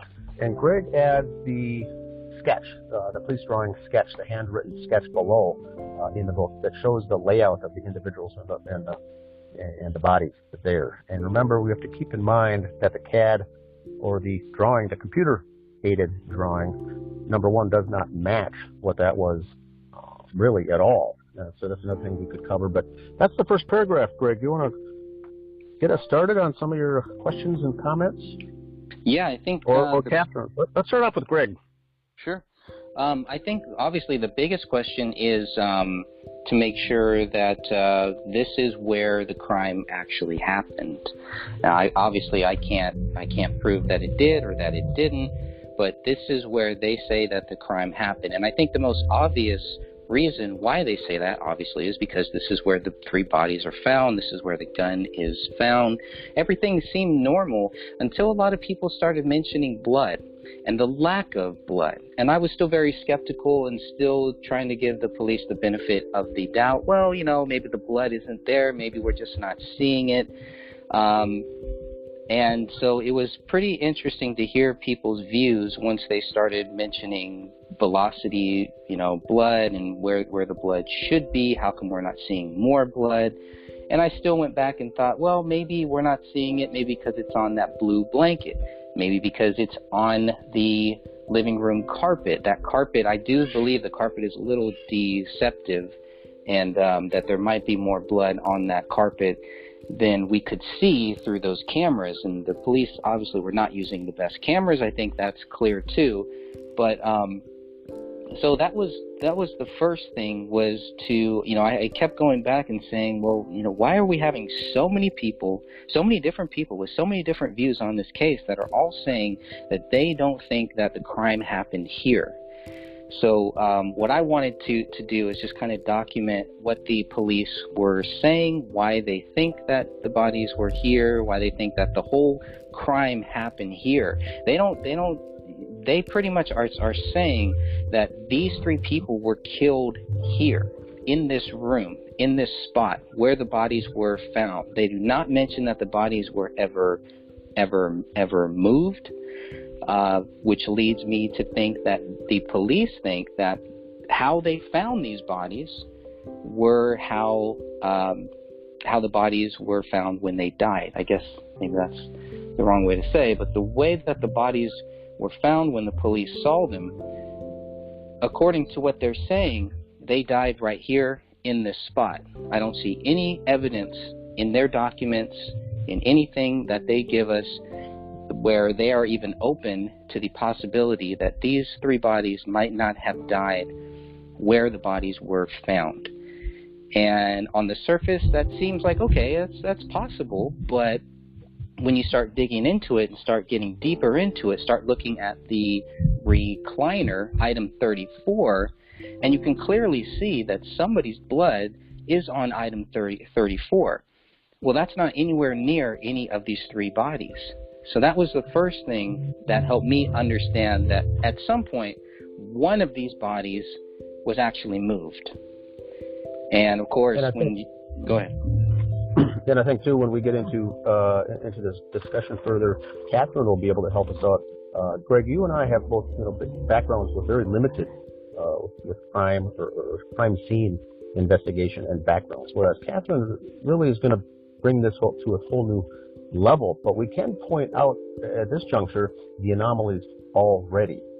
The gun, even though it was mentioned to be listed on one instance fairly close to David's left hand, and in another instance about a foot away from David's left hand, the thing we have to keep in mind is that David was right-handed, never fired a gun with his left hand. So the question is not, was it wrong that it was 2 or 3 inches away and another detective said it was a foot away?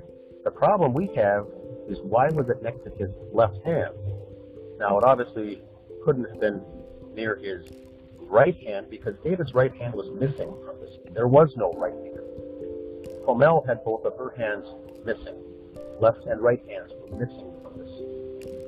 So they assumed, of course, by looking at that, to an elementary detective, a very beginner investigator, would look at 3 bodies and say, yes, this is obviously where they were shot and killed. Obviously, the gun was right there. David did it. Done deal. But as we look further, as Catherine will get into here in a minute, the blood spatter that's on the scene, which is very limited, is all medium velocity. A handgun produces high velocity. A handgun produces blood spatter on the ceiling, on the walls, on the furniture, like in a mist form all over the place. We have some medium velocity on the hardwood floor, very little on the carpet. And the only spot, like Greg mentioned, that had huge amounts of blood actually got soaking on the bottom of that recliner cushion is where no body was at all. So, Catherine, if you could start off with some of those things. I know Greg was alluding to a secondary crime scene. That's when a crime took place and a secondary crime scene was used. Now, we know the bodies, of course, were found here, but the evidence does not suggest that these three individuals were killed here, which means we have a secondary crime scene. And that's about all I'm going to give there for the lead in there, Catherine. But can you give us more of the details with your background and some of your folks that you've talked to that are experts and professionals in this field? Sure. I mean, you guys are both absolutely correct. The thing that I noticed with this sketch and this drawing, when you look at the number 1 and where they describe where the handgun was found, you know, the several inches and then 1/3 of the foot, where you see where his left hand would be, it would be way up in the air. And the gun is nowhere near that hand. And, you know, it would be way up there toward the top somewhere. But it is instead down by his hip and his waist. So that's way farther than a few inches to a foot from his hand. So we know that right away that their description of where the gun is found is incorrect, inaccurate. Something is, either what they state or the drawing. One of these two are absolutely incorrect. And also, you guys are right.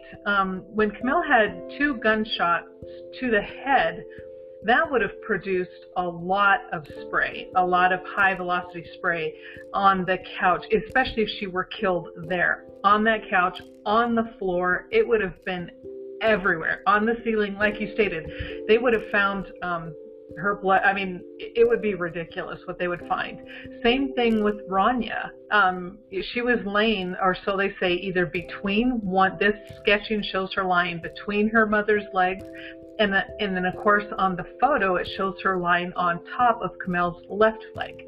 And we know that, again, Rania did not fall naturally. These are not, generally speaking, natural positions where people would end up if they were shot. You don't usually end up on an arm like that with another above your head. You don't end up with, you know, like David with his arms, you know, one straight out, one up in the air. You know, none of this scene makes sense. And so supposedly there are a total of 4 gunshot head wounds in this living room, yet there is 0 blood evidence to back up that theory.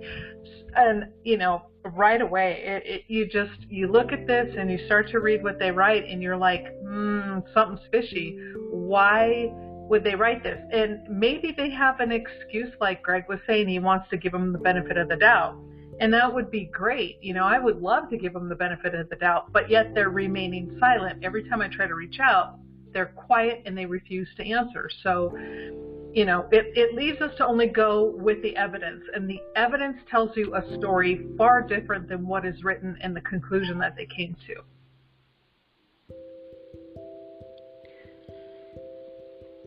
I think one important thing here, just taking a few steps back, that I found interesting, point number 3 here, is that the gun was found cocked. Now, I don't know if maybe I'm reading too much into that, but I did make a note of that. I don't know if that's, again, if that's normal, if that's how we should expect to find this gun.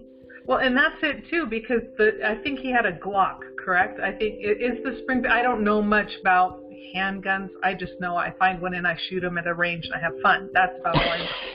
That's all you need to know. Yeah. But when I look at this handgun, it's not it would always be quote unquote cocked if you chamber a round. And from what I understand, there was a round in the chamber. So is that what they're talking about by being quote unquote cocked? But that's an automatic thing. As soon as you shoot, the next one comes up. You shoot, the next one comes up.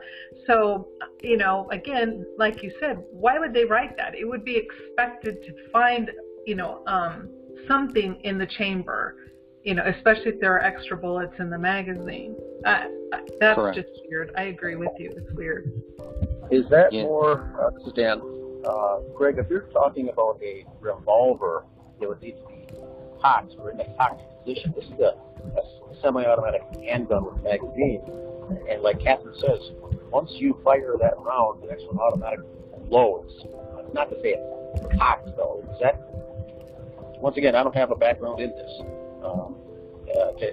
Can Catherine expand a little more on that? Or why would they use that terminology? Yeah, that's a good question. And like you're saying, I like how you use the revolver. Take a revolver for, I have a 38 as well as a 9mm. My 38, on the very first one, you have to pull back that, I lost what it's called, the hammer. The hammer. You pull back that hammer, and then you when you fire it, you don't have to keep pulling it back to continue shooting. So that would be, once you pull that thing back, whatever it's called, maybe it's not a hammer, I don't know, but you pull it back, that would be considered cocked. Okay. So, but on a gun like a 9mm and the Glock, same thing. When you pull that slide back, and it's called chambering around. So when you pull it back, a cartridge, a bullet, then comes up into the barrel. And then from that point on, you don't have to do anything other than shoot it. And once it's empty, then you put in a new magazine or refill it. So this is just, like you guys are saying, to word it this way, it's just weird. Yeah. The other thing, I guess, getting back to the blood a little bit, that it was mostly on the ground. So, to me, that, again, somebody doesn't know anything about this, just looking as a complete outsider, never studied this stuff, never really looked into it. I'm trying to understand it, and that's another purpose of this book, is so that I can bounce these ideas, bounce these thoughts off of people who do, and try to learn more about what we are seeing here. But the fact that the blood was mostly on the ground, does that indicate that all three people were on the ground when shot? It seems to me that that's what they are inferring, or implied. I'm sorry, that's called implied. They're implying that. Yet, again, the evidence doesn't support it. However, I want to jump to what you were saying about the rug, how the rug had different colors, and it did have some dark brown. And I could see where maybe when you first walk in, you would go, okay, it would be possible to hide some blood within that brown color on the rug. However, it's not all brown, and that blood would have gone everywhere, and yet you don't see the blood spatter patterns on that rug. And there would be a lot of brain matter, especially since Kamel was shot twice in the head. There should be brain matter all over that floor. Well, of course, then they're saying the dog ate it, but the dog couldn't go around eating all of it. They would find something, but they found nothing. They didn't even do the like a string. That you can follow blood spatter patterns by using strings, using lasers, or sometimes they use these sticks. I forget what the sticks are called at the moment, but they had a lot of options to figure out where these people were standing, what happened, but I don't see any of that, especially on this drawing. There's no mention of anything. Yeah,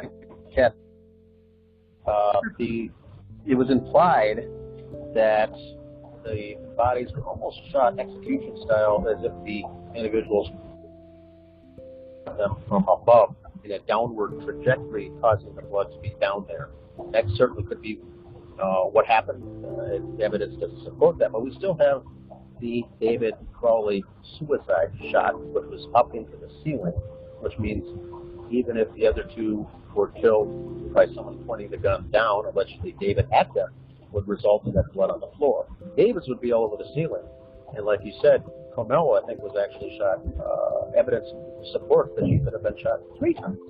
Correct. And so if they're all in the down position, I could see that the blood being down there on that floor, on that hardwood floor, it would make sense. But it doesn't explain David's.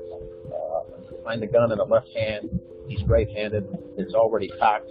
He allegedly shot himself from a kneeling position or something, a sitting position, into the head. The bullet found in the attic after it goes through the sheetrock and the ceiling.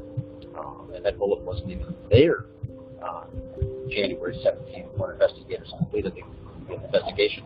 I think on the next day. This bullet was not found until February 18th, or that hole in the ceiling. So it's another month later. So we've got so many discrepancies here. But yes, the blood's it's very interesting. I think it does look like there was some blunt force trauma possibly in the area, because it does look like medium velocity versus spray or a mist coming from a high velocity 40 caliber weapon. Exactly. And we haven't even brought up how loud that weapon is yet. So that's not for this chapter, but the neighbors there are very close proximity, and no one heard any of these alleged shots.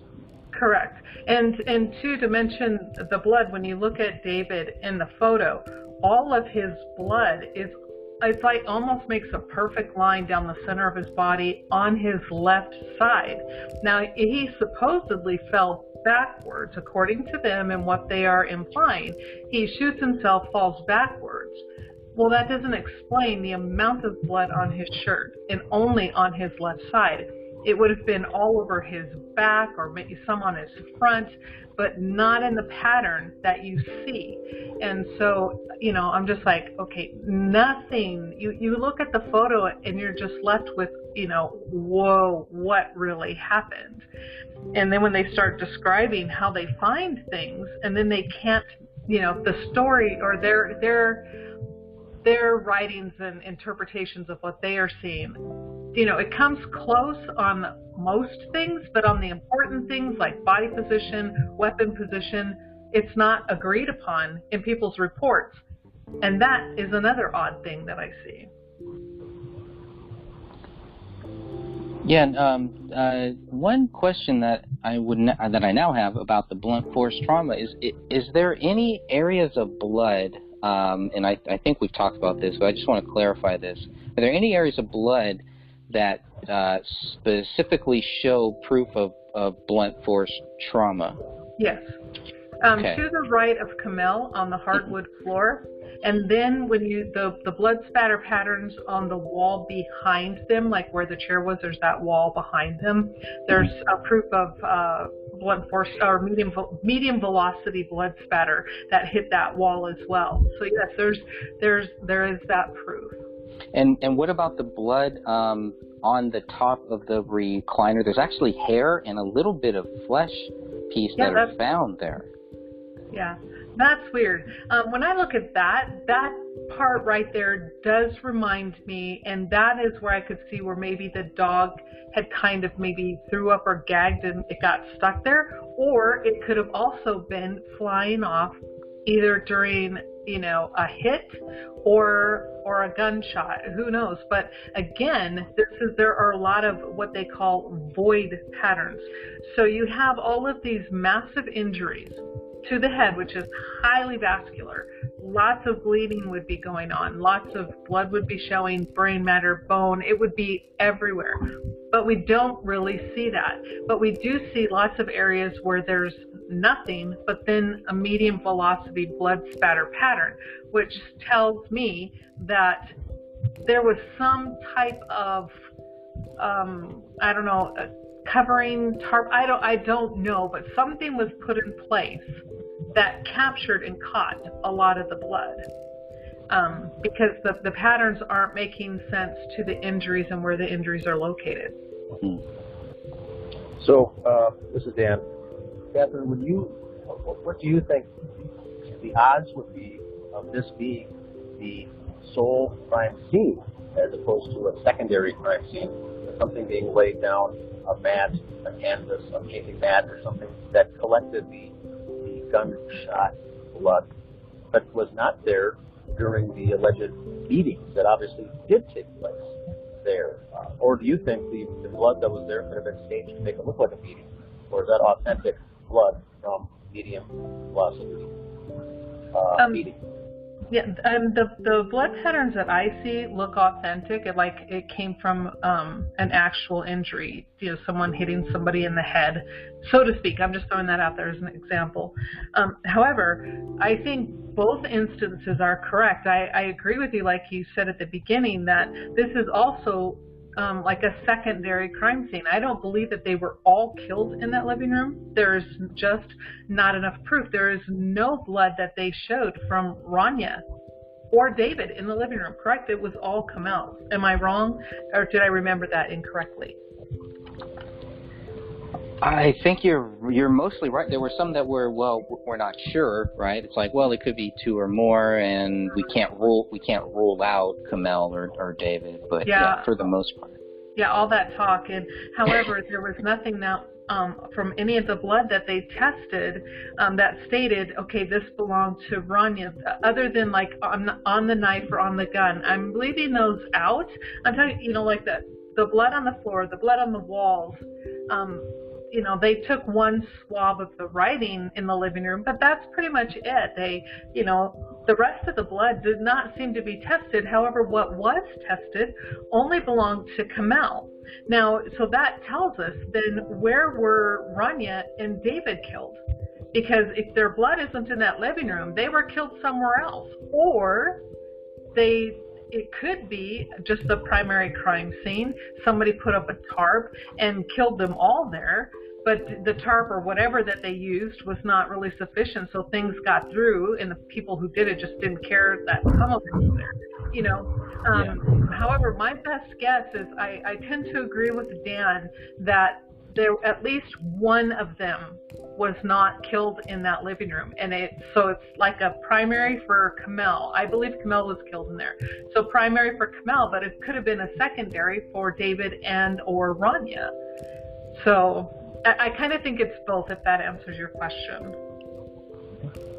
Yes, and so I got a quick comment here. It does, the evidence that we see, and the facts, suggest that Kamel was beaten by blunt force trauma, blunt force instrument in that living room. May or may not have subsequently died or was shot at that point, but was beaten in that living room. That's what the evidence suggests. The problem is there is no baseball bat or tire iron or anything in that residence that shows proof that something was. So if this was done by a third party, they obviously took that weapon with them. Correct. Correct. And if David had done it, it would have been sitting there. They would have found it. Well, see, that's the point that we have an issue with. Is officially the official narrative is David did all the shooting. David killed his family and then killed himself.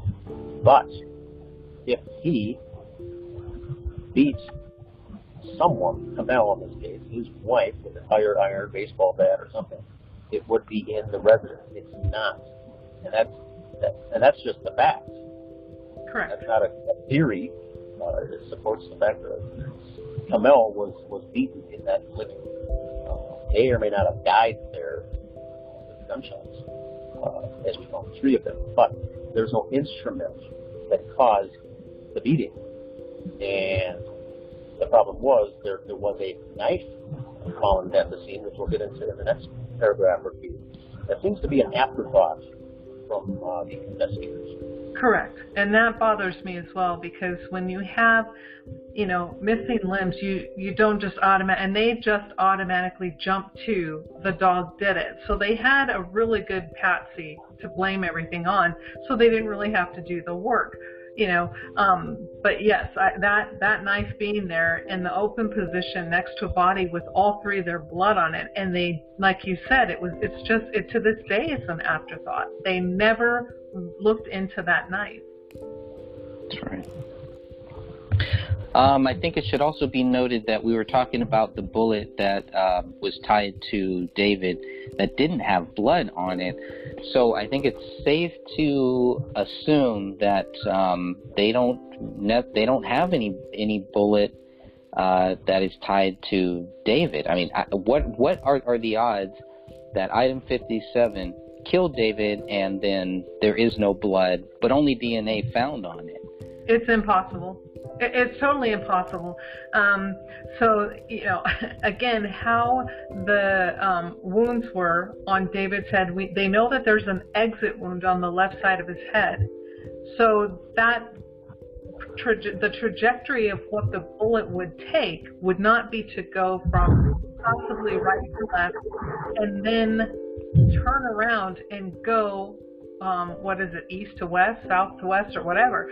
You know, that it would have to do a complete switch, turn around, and then shoot up into the ceiling. It's impossible. Absolutely impossible.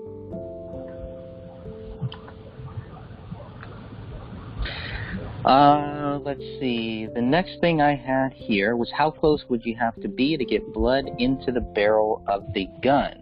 It was an interesting thing where we kind of found out that in the last podcast that, you know, there's no gunpowder or anything like that close to any of the three bodies. Am I correct in that? Right? There's no evidence that shows that any of these three were shot from close range.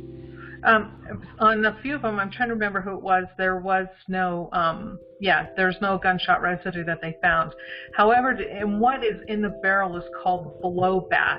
So in order to get that blowback into the barrel of the gun, they would have to be relatively close. So with it being that close, one would assume, especially with Kamel, with two, at least, we know two gunshot wounds to her head, but like Dan said, there's a third bullet fragment with her blood on it. So, you know, with the evidence, and we have to go with what only the evidence is showing us, is that she was shot twice. So there should be gunshot residue on her hair, on her clothes, and, you know, somewhere it should be there, but yet it's mighty convenient that it is missing throughout the entire house.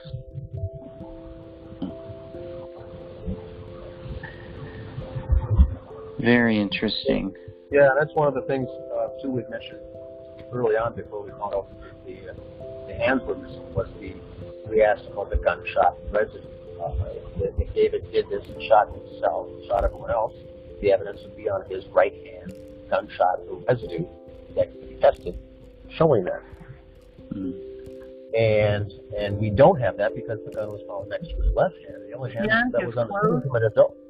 It's the left hand, it was sitting next to his left hand. But at this time now, his hand is all in a leathery, decomposing stage 3 weeks later. And so they were not able to test that. I don't believe it, correct me if I'm wrong. But then you're talking a close range gunshot, back of the head execution style. For instance, you would have that stippling, I think it's called, or the powder burns into the skin, showing that that gun was fired with 1 to 3, potentially 1 to 3 inches away. But we don't really have that either, because with the heads being missing. So we can't tell who was shot where or anything, much less. So we don't know if they're from a distance, from close range or not. So I think any kind of testing like that is also now inconclusive for the most part, because we can't get that information. Correct. We literally can't get that information. So that's where we're stuck to. But I was confused too, like Greg had pointed out. There was a bullet-like substance inside the barrel of the gun, and if that is common or not, as far as the blowback coming back into the barrel itself, I find that strange. It's very common if the gun itself is held close to the body, but especially, you know, like the head, you would expect to see blowback. So yeah. Okay, but there's no way. That's not the question. Okay. I got nothing else on page 35, but mentioning that, staying on the blood in the barrel, how does the blood get to the magazine? Now, that would definitely not be related to blowback or to anything like that, right? That's somebody reloading the gun with bloody hands. Exactly, and that, right, I mean, again, it's like this evidence is giving them so much information. Someone was bleeding prior to that magazine being picked up. Whosever blood that was, they were bleeding prior to, obviously before they were shot. So this is, again, like you said, it does not go from shooting somebody to a thumbprint on a magazine. Yeah, and the DNA profile, the blood that was found on the magazine did match David. Now, it said 2 or more DNA profiles were found on the magazine. The major DNA profile on the magazine matched David Crowley. An estimated 99.9997% of the general population was excluded from being possible contributors, but Kamel and Rania could not be excluded. So if Kamel's blood was everywhere, I had kind of thought that it would be an open and shut case, that it was Kamel's blood on that magazine, but it's not. It's David's blood. So, okay, then that right there, oh my gosh, I mean, I've read that so many times, but it didn't click. But that right there tells you that David was bleeding prior to that gun being loaded. He was already injured. So, what, do they want us to believe he went and hurt himself? He's bleeding, he's doing that, and he's going to load a magazine and then kill himself and his family? None of that makes sense. That evidence right there shows that there had to have been someone else involved. And when you look at that print in that blood, it's a pretty good, clear print. You can clearly see ridges and valleys. And yet, from what I was reading, is that they were saying there wasn't enough ridge detail for them to determine whose thumbprint that was. Correct. And I don't know how they could do that, because there are ways that they can, recreate it, and that print looks pretty darn good. It's right in there. It's not smeared. Nothing. Clear as day. How come they couldn't, figure that out, whose it was?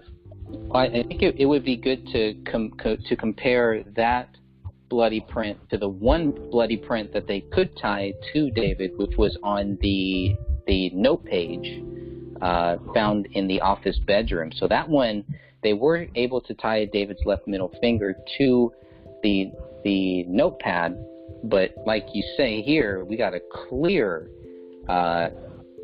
ridge detail. It looks like we could almost give that to someone and they might be able to figure something out. I don't know, but that's an interesting question. I'm gonna have to look more into that. Yeah. Yeah, you got to go back to the question once again. How many rounds did that magazine hold? Right. Yeah, it held 12. It held 12 rounds, but when. And I think mine holds something like that as well. But, I was always taught, don't worry about that 12th round, because, it can get really hard and really tight to get that in there. But, this David's a young guy. He's probably pretty strong. So whether or not he loaded all of his magazines with 12 rounds is to be questioned. But when you look at the other magazine that was in the safe, that one only had 11 rounds in it. So it just kind of makes me think that he didn't put that 12th one in just because it makes it harder. So you don't waste your time. If you're going to go fast, you don't want to waste your time trying to shove in that last one. You just load what you're going to do. And this is just, I'm talking practice-wise. You load it, and then you shoot it, empty, you load it. And it's either 11 or 12, but my best guess would be 11. And in that case, it seems like you can count and account for all of the projectiles. But I could be wrong. Don't take my words for that. Here's a good point, Catherine. For the sake of argument, let's say he had 10 in there. Whether it held 12 or had 2 in the chamber, he only fired allegedly 60 shots that day. Why was David reloading anything? The next question is, why was David bleeding at all? The question. Correct. He allegedly shot his daughter, his wife, and himself. None of those situations involved him bleeding. So now we get back into this torture or a beating situation. Who was beating David, or what took place that caused David Crowley to be bleeding in the first place?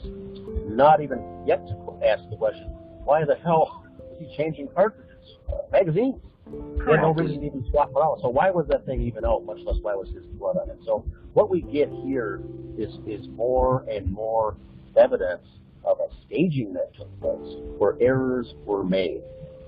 Correct? Correct. Gotcha. Just going back to the gun, unless you have anything else on that? No, go ahead, Greg. Just going back to the gun, the presence of blood was found on the grip, on the slide, on the trigger, and the muzzle of the gun. Item 1B is the magazine inside of the alleged murder weapon. Ridge detail blood was found on the magazine. Several blood mixtures were found on the gun, specifically on the trigger and the magazine. Now, DNA results show blood from 2 or more individuals on the trigger, with one of those individuals being David Crowley. So that led me to think, well, yeah, of course, David Crowley is shooting people. He's shooting himself. His blood should be there, right? Correct. But with the magazine, with the blood being found, his blood inside of the magazine, and there are several blood spots, too. There isn't just one on the magazine. So that was another interesting thing, too. But it's important to note, just looking at the DNA results that show blood of 2 more individuals on the trigger, that the blood did not match Kamel, but Rania could not be excluded as a possible contributor. So I thought that was interesting. Yeah, exactly. And on the trigger, it's like, but where on that trigger? Because if David had shot himself, his finger would have been on that trigger protecting it, so to speak. It's, you know, it's there, you pull it, and then it goes off. So his blood, how did it get there? And was there a print on it? You know, what did it look like? I mean, I have so many questions about this, and yet I can't find the answers in any of the reports. Because if it's on that trigger where your finger would be, that means that someone else had to have had their finger on that trigger with David's blood on their hand. Hey everyone, thank you for listening to the Gray Stage Podcast. Before we get started here, I just want to remind you that if you haven't heard about Anchor, it's the easiest way to make a podcast. Let me explain. It's free. There's creation tools that allow you to record and edit your podcast right from your phone or computer. Anchor will distribute your podcast for you so it can be heard on Spotify, Apple Podcasts, and many more. You can make money from your podcast with no minimum listenership. It's everything you need to make a podcast all in one place. Download the free Anchor app or go to anchor.fm to get started. Because David would not have, again, why would he have blood on his hands and then pull a trigger? It just doesn't make sense. Right. Well, the only thing there, Catherine, is that whether or not he was bleeding, which we have evidence that he was, the other question is, David in this situation may have had other people's blood on his hands. For instance, the blood writing on the wall, that was Kamel's blood that was written Allahu Akbar in capital letters in the living room wall. So he did have blood on his person. It just wasn't his own. But at one point, he did. He was bleeding. So he did have other folks' blood was around, correct? Now, he had other people's blood potentially on him, according to the official narrative, I'll say. Yeah, that I haven't read yet, so I guess I need to go back and read more on that. But, I mean, what they are assuming is that, you know, David did write on the wall. However, since they could find no discernible ridge detail on any of the writing, that means that there was a glove or something on that hand, because there should be ridge detail, especially where the hands first touch and then slide down.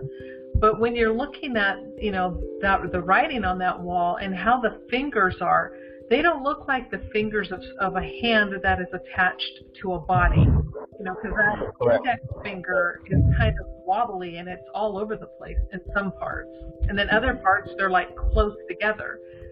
So, again. And sorry, I didn't mean to assume that David did it. I meant according to the narrative. So they're investigating that he did all this, but yet we do know that David did not write anything, in fact, on the wall with a glove or not. It was nothing tied him to the writing on that wall. So yet the latex glove or something was used by the person or individual doing that writing on the wall. Correct. And I didn't even think that you were inferring or implying, I'm sorry, that David did it. I didn't take that at all. I got exactly what you were saying, because it's like, you know, he obviously was bleeding. And so how did the blood get there, and why is he bleeding? And that's kind of my question too. It's like, why is he bleeding prior to picking anything up? If, you know, they're trying to say he did it and he picked this up and loaded that, well, why was he bleeding? And they don't answer that question. There's 2 points that I mentioned to people that follow the case and just kind of want a quick summary of them, if they can believe it or not. I tell them there's 2 things. There's 2 instances where one is where there is blood of David where there shouldn't be. That's in the magazine. David shouldn't have been bleeding at all if he killed himself. And there's no blood where there should have been blood. The bullet that killed him, not a single drop of blood, not a microscopic piece of blood was on that bullet fragment. And so that's all I think that folks need to know to put 2 and 2 together on this case. 2 things that are almost physically impossible, that are for the most part physically impossible. That's all that the elementary user following a case like this needs to know. Then you get into the rest, and Greg has done a great job putting all this together. The 16 chapters of the book is outlining all of the various dozens of inconsistencies. And so what we have here is a very troubling case when it's all said and done. Yep. Agreed. So the only other thing on the magazine is that there was 1 round found in the chamber of the gun, and there were 2 other rounds, 2 unspent rounds found in the magazine. Latent prints were not found on these 3. So that was the other question. I guess, whoever loaded this gun, wouldn't there be something? Wouldn't there be DNA? Okay, maybe not latent prints, but wouldn't there be David's DNA on these unspent rounds? Yeah, there should be prints, and smudged, they would be smeared, but there would be prints and there would be DNA, there would be something on those, because you have to pick them up, put them in there, and then shove them in. Pick them up, put them in, and shove them in. So they should have found something. If it was David, because David wouldn't go around going, okay, I'm going to clean this and put it in with a hanky or something. You just pick those things up and shove them in. Yeah, and I would have to go back to see if they looked for the latent prints and didn't find them, or if they just didn't even bother to look for it. I guess I wasn't clear on that. Yeah. Based on what they did. Only other thing, maybe. Well, no, there's a few more things here, but with the gun and the magazine, it's also stated that there were hairs and fibers found, and so that was another weird thing. Made me wonder, well, okay, how did hair and fibers get there, and could the blunt force trauma be associated with the gun hitting someone's head? Maybe it's not that deep, but obviously the hairs and the fibers got there on the gun and the magazine somehow. Yeah, I did talk to my coroner friend about that, and they stated that the impressions on the skull piece on the floor do not match that of the butt of a gun. So they said they do not believe that was used to beat at least David. We don't know about Kamel. So and then it's like the hair and the fibers. Obviously, again, whoever picked it up had blood and had that person's hair, and then they transferred it to the hand. The hand. I'm sorry, I can't think. I'm just so tired. But okay, where the hand part. So the question is, blunt force trauma is a very violent act, and I like to use examples of a tire iron or a baseball bat where someone's winding up and swinging with full force, full velocity. Now, Rick, do you mean with the evidence on that gun, like as if someone was, for instance, pistol whipped or something like that? That's not relates to blunt force trauma to that extent, as far as the seriousness of the indentations we found on those bone fragments that were hexagon in shape. So I don't think that was the case, but are you alluding to maybe that one or some of these victims were maybe just pistol whipped a little bit as far as the beating? Yeah, I would think so. Maybe they were pistol whipped, or that's the only thing to me, because if you look at the back of the gun, It kind of does look like that. The back of the grip of the gun, it kind of looks like maybe somebody was hit over the head with it. Now, yeah, I don't want to say that it's tied to the blunt force trauma. I think you guys have made some great points there about, obviously a gun in general being pistol whipped is not going to be categorized as blunt force trauma. Is that correct? Oh, it would. It would. If they found proof, blunt force trauma is pretty much anything other than, it's running into a wall would be blunt force trauma. Falling down to the ground, and if you bust your head open, it becomes blunt force trauma. So it's just, injuries basically to the body. I see. And I think just to clarify that is the pistol whipping, for instance, if that did come into play, I don't think it played a major factor, if at all, in this particular case. Does that make sense? Yeah. This was a violent. The impressions left on someone's skull is a violent attack, not just a backhanded swing with a pistol in your hand. I don't want to rule that out, but I don't think it came into play with the blood coming out, the spray, or the damage to the bones from that. Although it could have been correct. Pistol whip could have been involved, is what I'm trying to say. Yeah, and maybe it was that they don't write, and nothing tells us that, but it's easy to transfer blood and hair to the grip of the gun if you have blood and hair on your hands. But like you were saying, Dan, this was very violent, and it was very personal. So, yeah, that's all I have to say with that. Now, should we move on to the knife? Oh, that knife. So it did look like the knife was open and in the locked position. There was blood, and there was blood on it, which means someone was being cut or tortured or sliced up. Who knows what was taking place? But it did look like his was cleaned or cleaned off or wiped. But there's a little hole on the blade that wasn't. So someone once again missed that, and when they swapped it, it did come back with blood. So what role did this knife play in this event? Thoughts, Captain? And yes, this is the thing where I wrote one of the officers, or maybe it was the chief, and I'm like, it's the only piece of evidence that they had that contained the DNA and or blood of all three victims. And that should have been playing a major role. They should have looked more into this knife, but they just discarded it, pushed it to the side. Let's note it because it's there, and then we're just going to ignore it. This knife really, I see it as a major key piece of evidence. And why didn't it go further? That is, I would just love to have that answer. When again, it has the DNA and the blood of all three, and all three are missing limbs.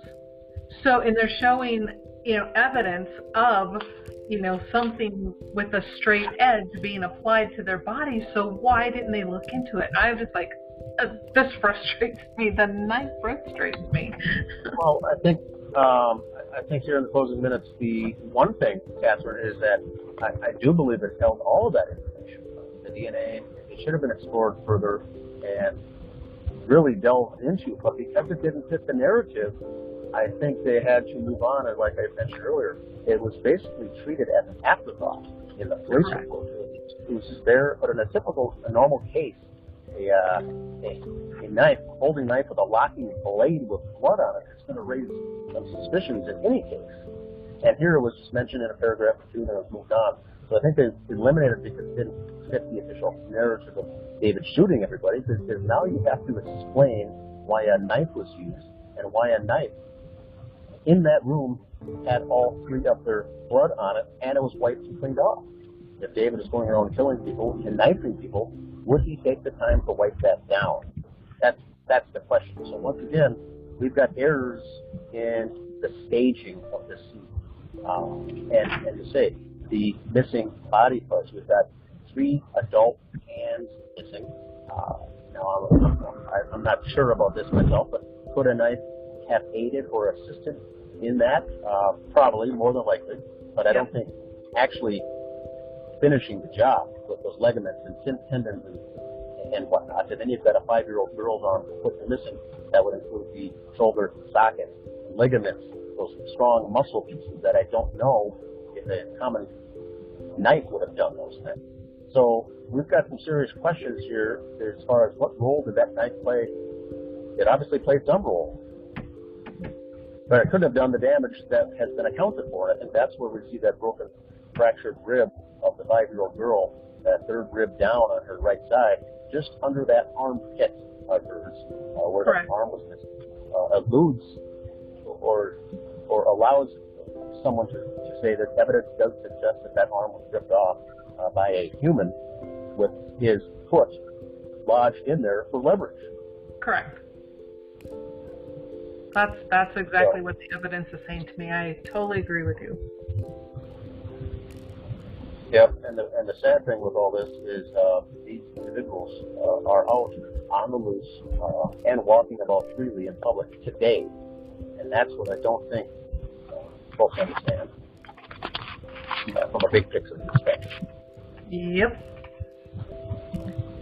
This is Stephanie. I just wanted to say I have been going over all that paperwork. I printed it all out, and I am so glad you guys brought up how weird it was that the knife was just pushed aside, because that is just right there one of the biggest pieces of evidence in this case, yet they dismissed it completely, it seems. Yeah, it's like they didn't even want to talk about it. The knife is not mentioned. It's not credited with anything. I think if people would have known that from the very start, that there was a knife there, I think it might have raised more questions. Yes. Definitely. And then, as Dan was saying, these people are just out there, and online, there alone is so much evidence of them making these sick jokes about, oh yes, we did this and we mixed the blood with water. And why would anyone, if they truly believe David was guilty, why would they ever say something like that? That's horrible. You know, if they really cared about that family and their extended family, why would they put that out on a public forum for anybody in the world to see? Yeah, that was absolutely horrible and tasteless. I'm glad you finally joined. I'm sorry that I probably took up a lot of the time, and thank you for being here, Stephanie. I really, really appreciate when you're here.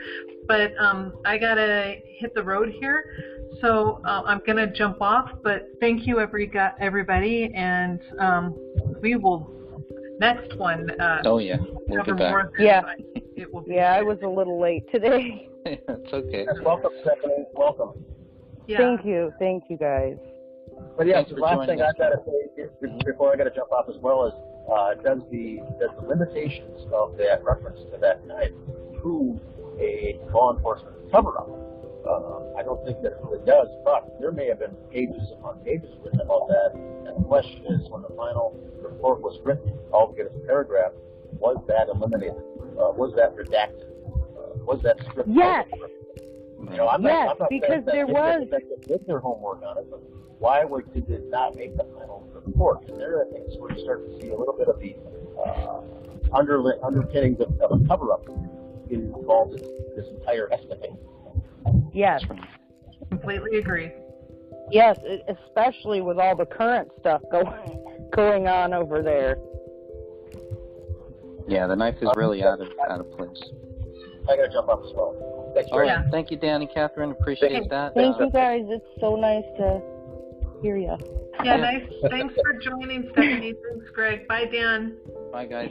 Stephanie, go ahead and stay on if you want here. I think we should cover a little bit more about this knife and kind of explain, because I think a lot of people just have not heard about this. They just simply don't know. This knife was found closest to David's left leg, similar to where the gun was found, closer to David's left leg. And obviously, he's not going to put both of those there. There's no reason for the knife to be found. There's no reason for a knife there, first of all. Second of all, it's so out of place. But the fact that, you know, the knife, which is item 8, is found very close to item 1, you now have 2 possible murder weapons, possibly.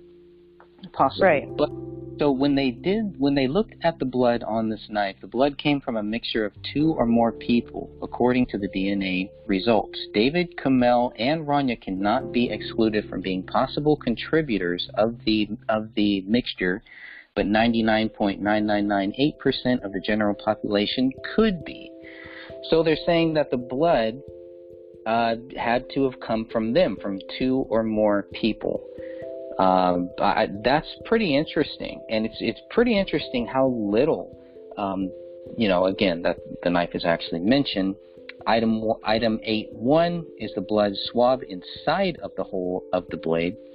Item 8-2 is a swab of blood found on the folding side of the blade, and blood is not present on the handle of the knife, which I also found very interesting, that the blood was not present on the handle. Which kind of makes no sense. You would expect that if David had shot them and removed her hands, which is the only way I can possibly come up with how they came off, he would have had blood on his hands, and touching that knife, there should have been blood all over it. There was I think there was hair found on it too. Yes, yeah. Item 8-4 is a hair sample found on the handle. So there's no blood on the handle, but there is a hair sample. I don't know we don't know whose hair sample that is. It's never explained, or never, they don't go. There's no hair test done, period, that I've found to explain whose hair, because there's hair everywhere. And it's not just like fake hair, it's not just like human hair, it's also synthetic hair from that stuffed animal.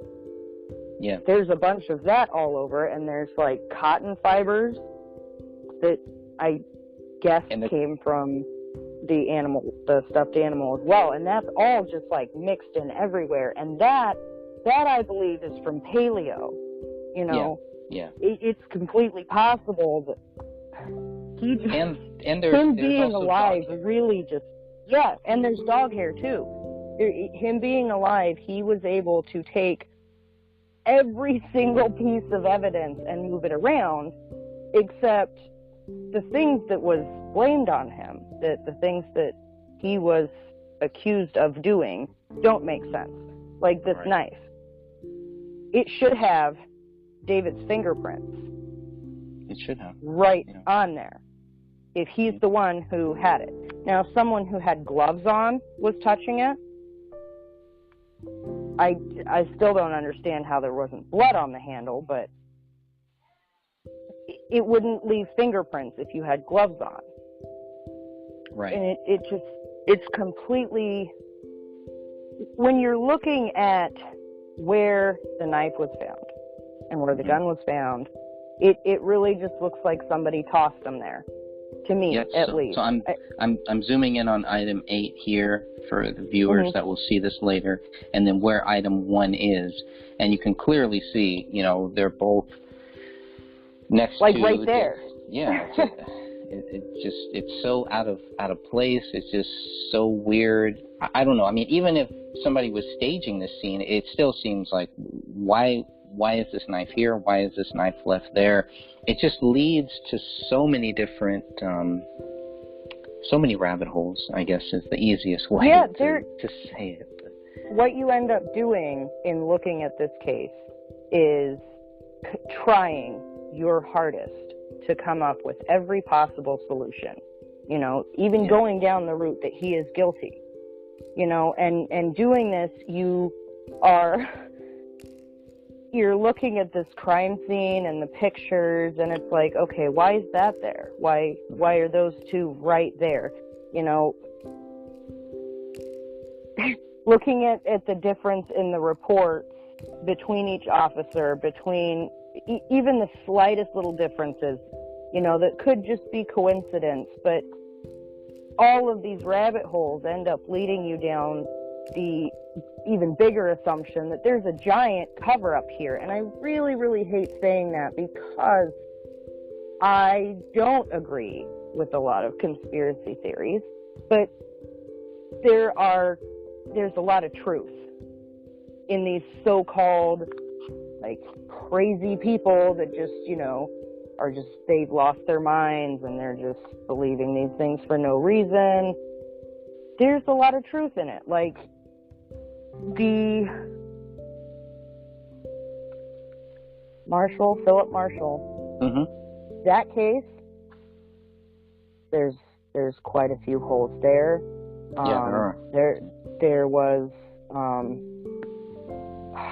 the name escapes me right now. I just started looking into this woman who, in Minnesota, oddly enough, not by Apple Valley, but around, I don't even remember the county, but it's in Minnesota. She supposedly killed herself and her son, and the ex-husband is nowhere to be found, and there's just a lot of holes in it. It doesn't make sense, but it's been looked at as a suicide.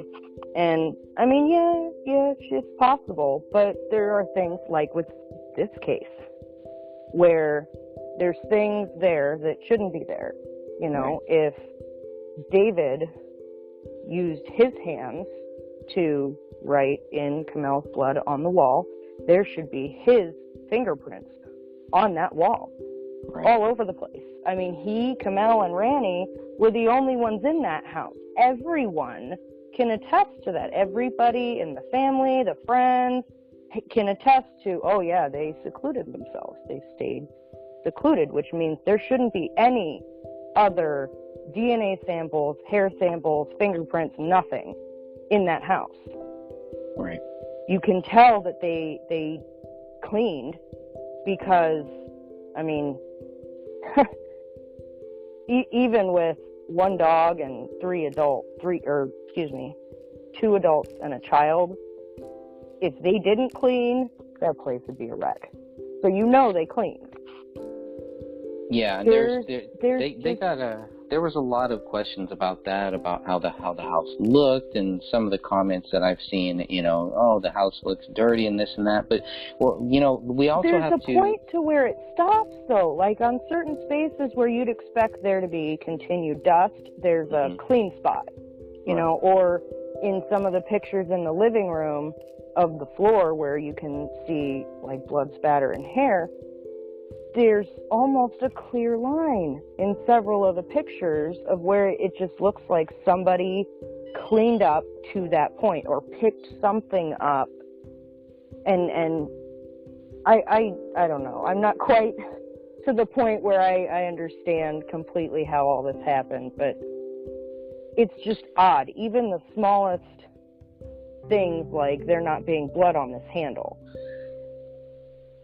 Why isn't it there? And as a good investigator, if they are doing their job the correct way, following what they're supposed to do, why didn't that bother them?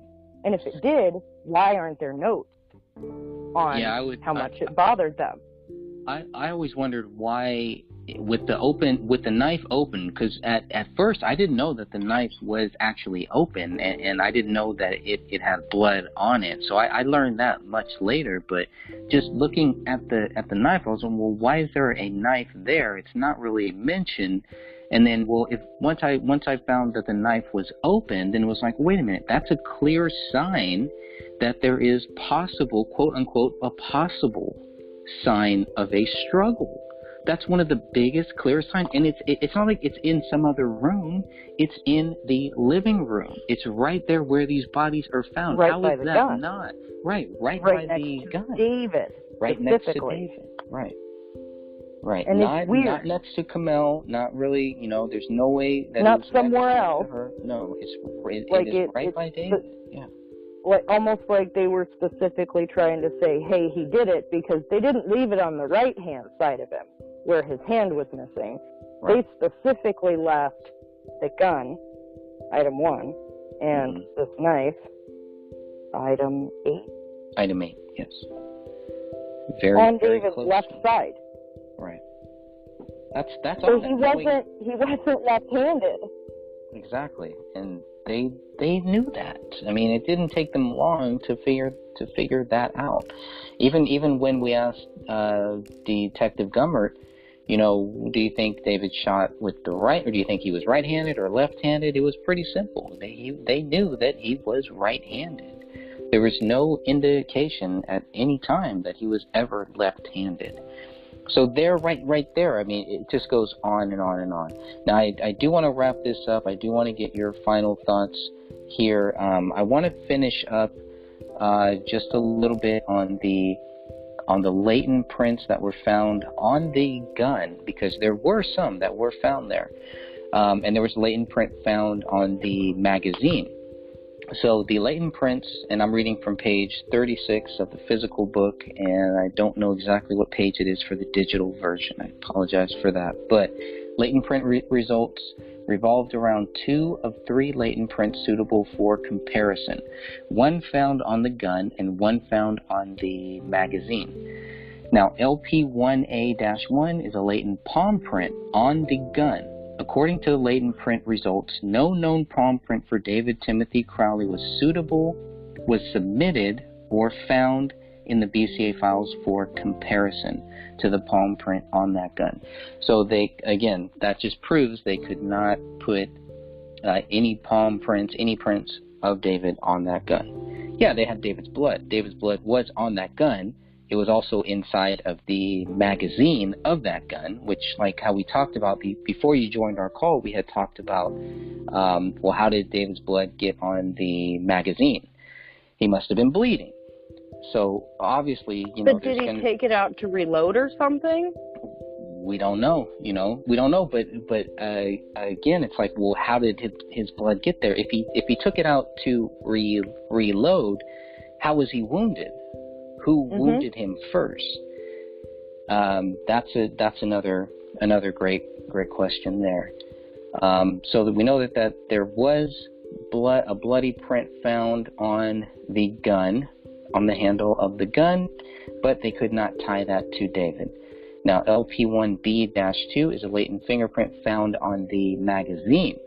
However, this too cannot be tied to David due to the limited quantity and quality of information in the latent print. So, nothing. Nothing there. Nothing that shows that David Crowley did any of this. Now, she also says, here we go, Jennifer Kostrowski consulted with Dennis Randall. These are from the BCA, I believe, about this latent print. He agreed that it could be 1 or 2 prints. And that was another thing. There could be multiple prints on that gun. And they say, which was unusual. Coupled with low quality makes it difficult to determine. So here we have the first and the last place that I've ever found that there were 2 prints here. Now, that doesn't mean, first of all, 2 prints by 2 different people or what? We don't really know, because what we know is if they could not tie that print to David Crowley, then it's possible, not saying that it's true, but it's possible, maybe not probable, but it's possible that there were 1 or 2 other prints by 1 or 2 other people on that gun. Or maybe it's David's and they just couldn't conclusively say that it was his, but there were multiple prints on that gun. So I don't... Yeah, I thought maybe it could have been Kamel's, because it was her fingerprints on the gun safe, the touchpad thing. I think it was her DNA. I thought maybe. Right? Oh, was it her DNA? Yeah, I think it was her DNA, not her prints. I know that there wasn't blood found on it.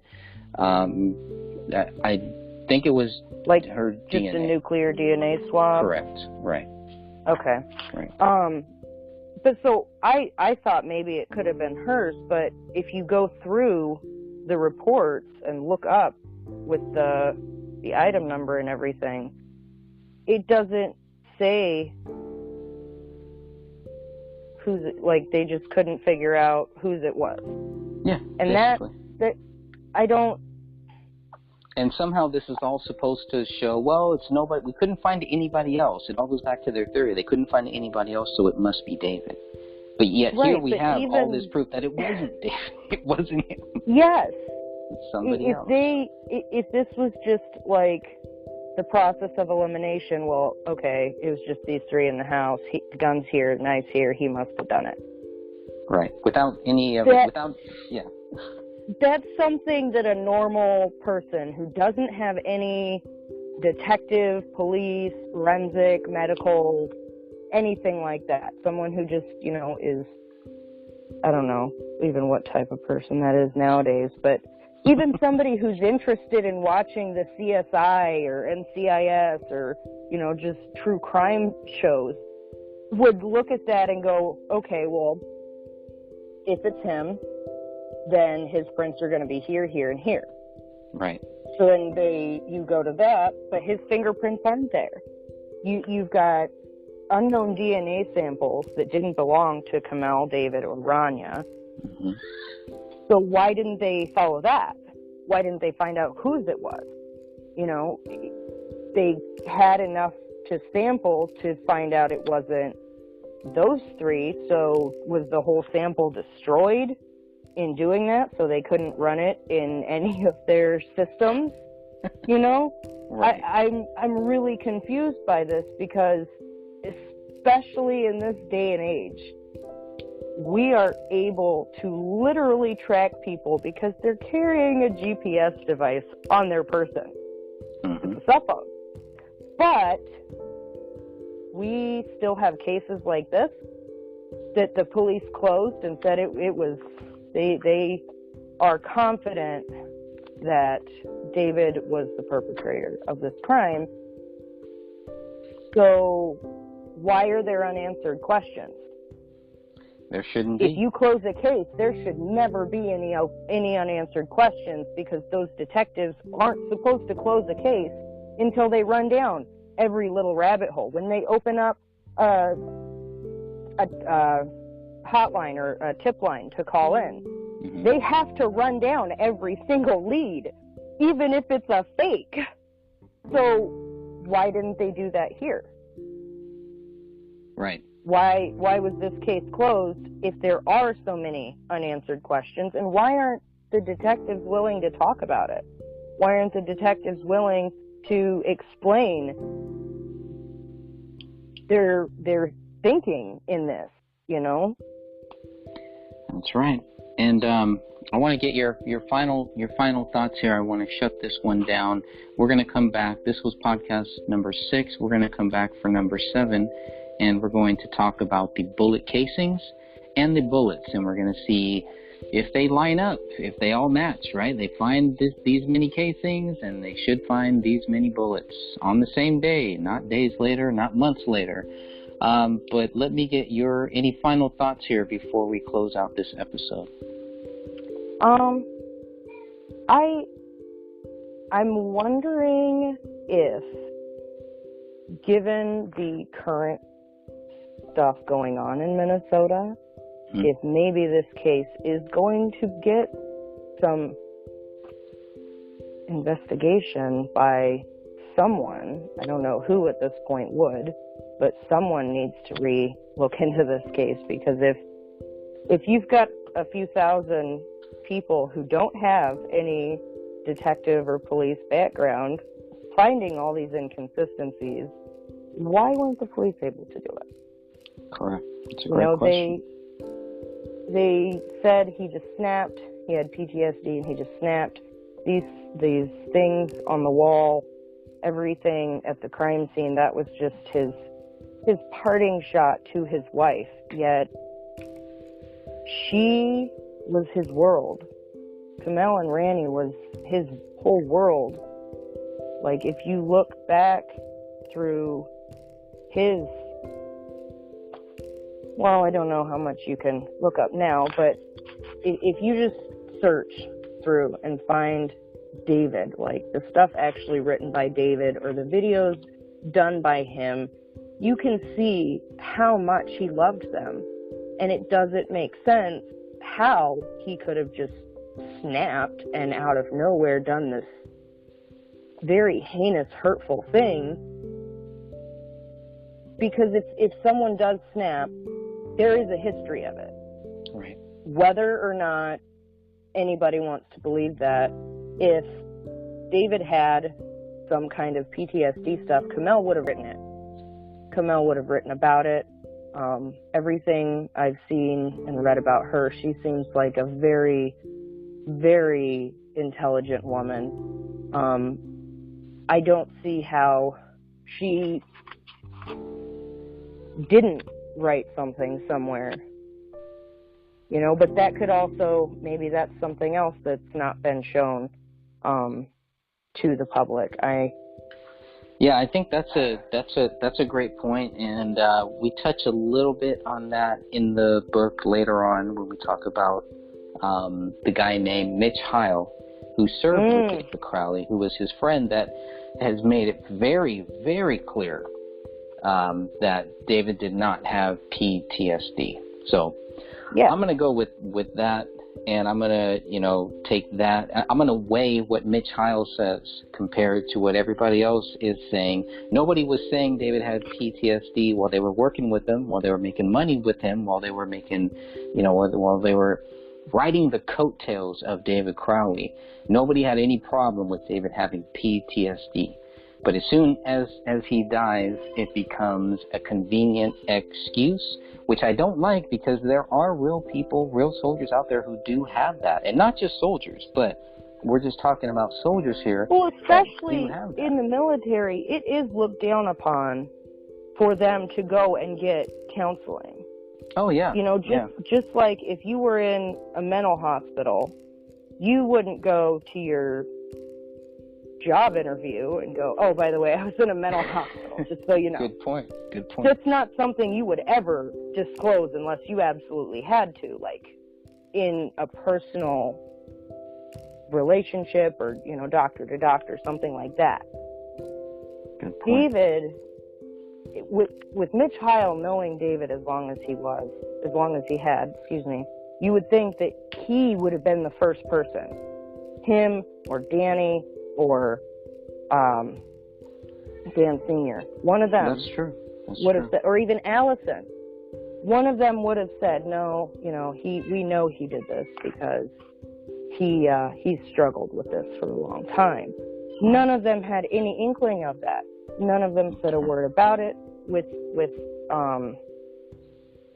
this whole Gray State movie, while it was, stars and dollar signs in everybody's eyes, David was a great guy and everybody believed in him and everybody was behind him. And then after this happens, the people that David was distancing himself from changed their ideology from always ask questions, always look deeper, never stop till you're satisfied, to stop, don't go there, trust us, we know what's going on, you don't need to look further into this. That's weird.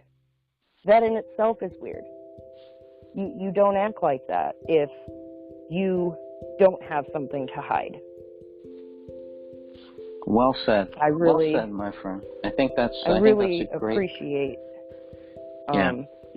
you having me call, even though I was quite late. That's okay. I think you're our good closer here. You usually close out the show with some great thoughts here. I think that's a great place for us to shut this one down, and we'll come back, and I hope you join us for number 7. We're going to be talking about the bullets and the bullet casings, and we're going to make sure that everything turned out correctly. So if you've read my book, you will know we're still on the living room chapter. We only got through about a couple pages here, but we will come back next month. And thank you, Stephanie, again for joining me. Thank you for having me. All right. Until next time, God bless you all, and we will be back here next month.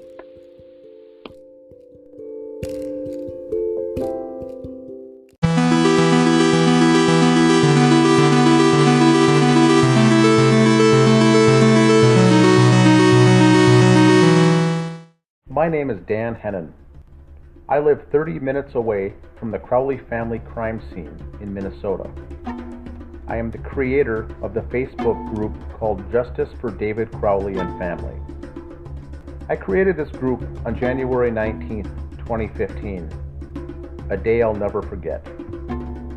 Almost 5 years later, we have roughly 2,800 members, and my closest ally in the search for the truth is Greg Fernandez Jr. Although Greg lives in California, and like me, has no connection to this case, he has been drawn to the bizarre nature of this case. On a personal trip to California in 2016 to conduct interviews relating to the Philip Marshall family murder case in Calaveras County, I was able to meet Greg personally, as we are researchers in that case as well. I was struck by the similarities of these two horrible cases. As Greg and I are both Christians, I'm grateful that our paths crossed. We conduct faith-based research on several unsolved crimes. I consider Greg a brother and feel honored that he asked me to write the foreword to this book. As an accountant by trade, my focus is on banking transactions and anomalies that come into play relating to means, motive, and opportunity of a crime. Who benefits? Why was the crime committed? My attention to detail is something I take pride in. I'm continually amazed with Greg's tenacity to dig deeper and find the real deep details. He asks the hard questions and is persistent. Greg's attention to detail is something he's been blessed with, and is a very important skill that makes this book stand out, in my opinion. The chapters Suspicious Activity, Chapter 9, and 21 Questions for Detective Gummert, Chapter 11, are very interesting. The chapter Suspicious Activity is extremely significant, and to this day is the #1 area where the law enforcement investigation fell short. The lack of follow-up on essential details was stunning. The fact that friends were in the Crowley home prior to the professional cleaning being completed is nothing short of astounding. Once the investigation ended, Greg summarized the remaining questions regarding the case that weren't answered in the police report. Greg's relationship with the lead investigator, Detective James Gummert, allowed these questions to be forwarded to the Apple Valley Police Department to be answered personally by Mr. Gummert. He took the time to answer the 21 questions, and that was appreciated by both of us. Regardless if we agree or disagree with the findings/conclusion, we were able to have a cordial, respectful dialogue with the AVPD. The Gray Stage book is a well-written, extremely well-researched book that doesn't answer the questions, but instead forces the reader to use critical thinking and challenges the reader to jump into this case with both feet. This book is more of a research tool and guide for those following the case, and leaves the conclusion up to the reader as to what may or may not have happened in the Crowley home in Apple Valley, Minnesota. Greg's straightforward approach and writing style make this a quick read, and one that could be accessed again and again during the reader's research. This is not a whodunit mystery book, but instead, it meticulously details the errors, missteps, and peculiar actions by family, friends, neighbors, law enforcement agencies, and various media outlets. Greg is careful not to point fingers, but accurately provides evidence why certain concerns are valid in a polite, respectful way. Greg has written many articles about this case, but he makes sure not to make this book a compilation of those articles.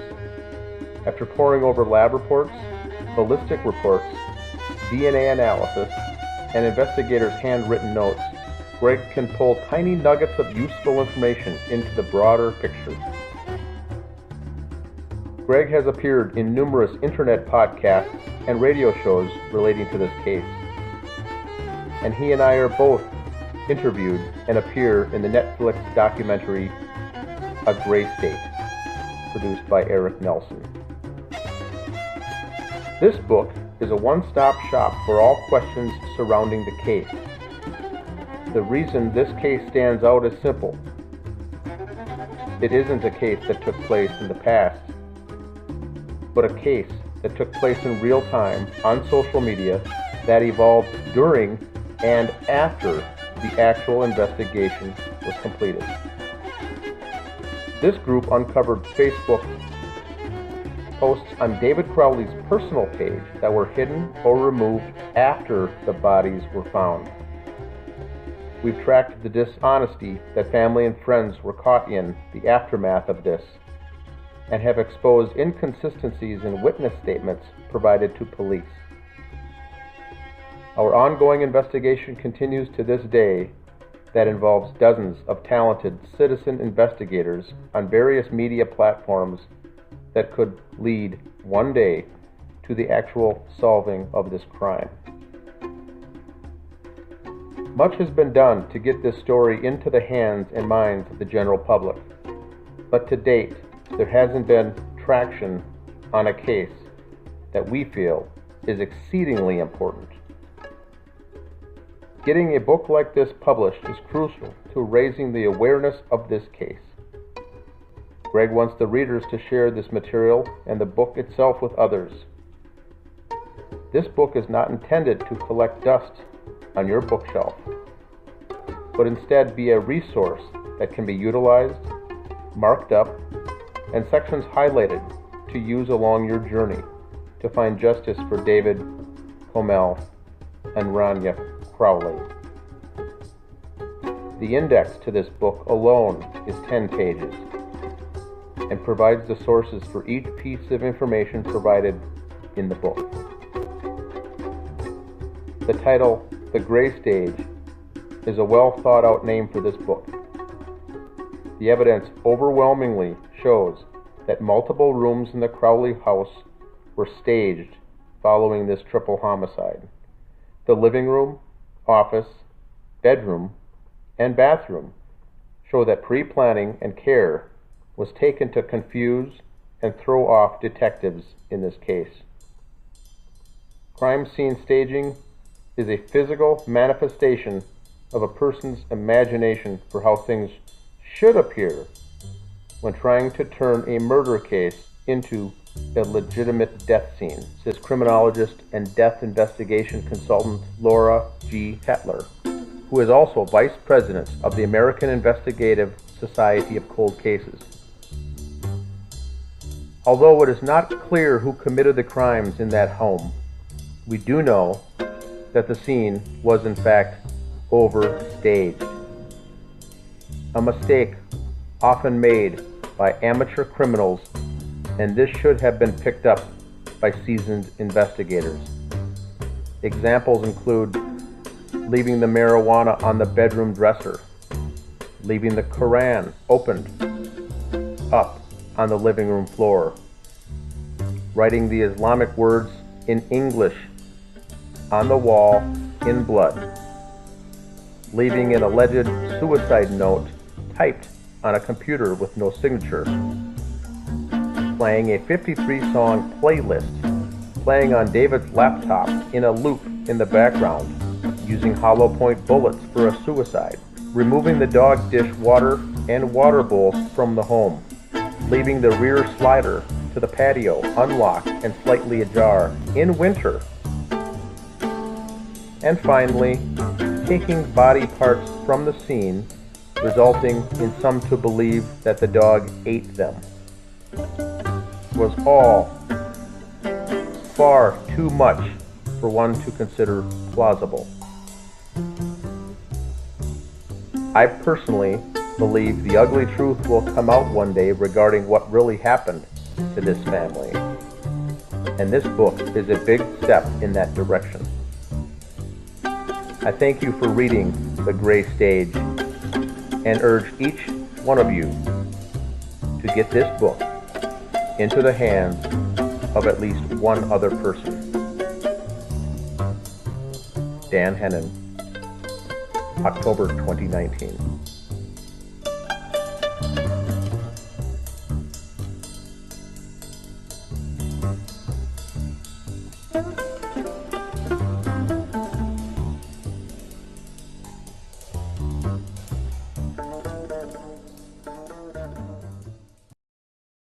You may have heard a lot about convalescent plasma lately and how it can help fight COVID-19. But even if you haven't had the virus, we urgently need your plasma at BioLife Plasma Services.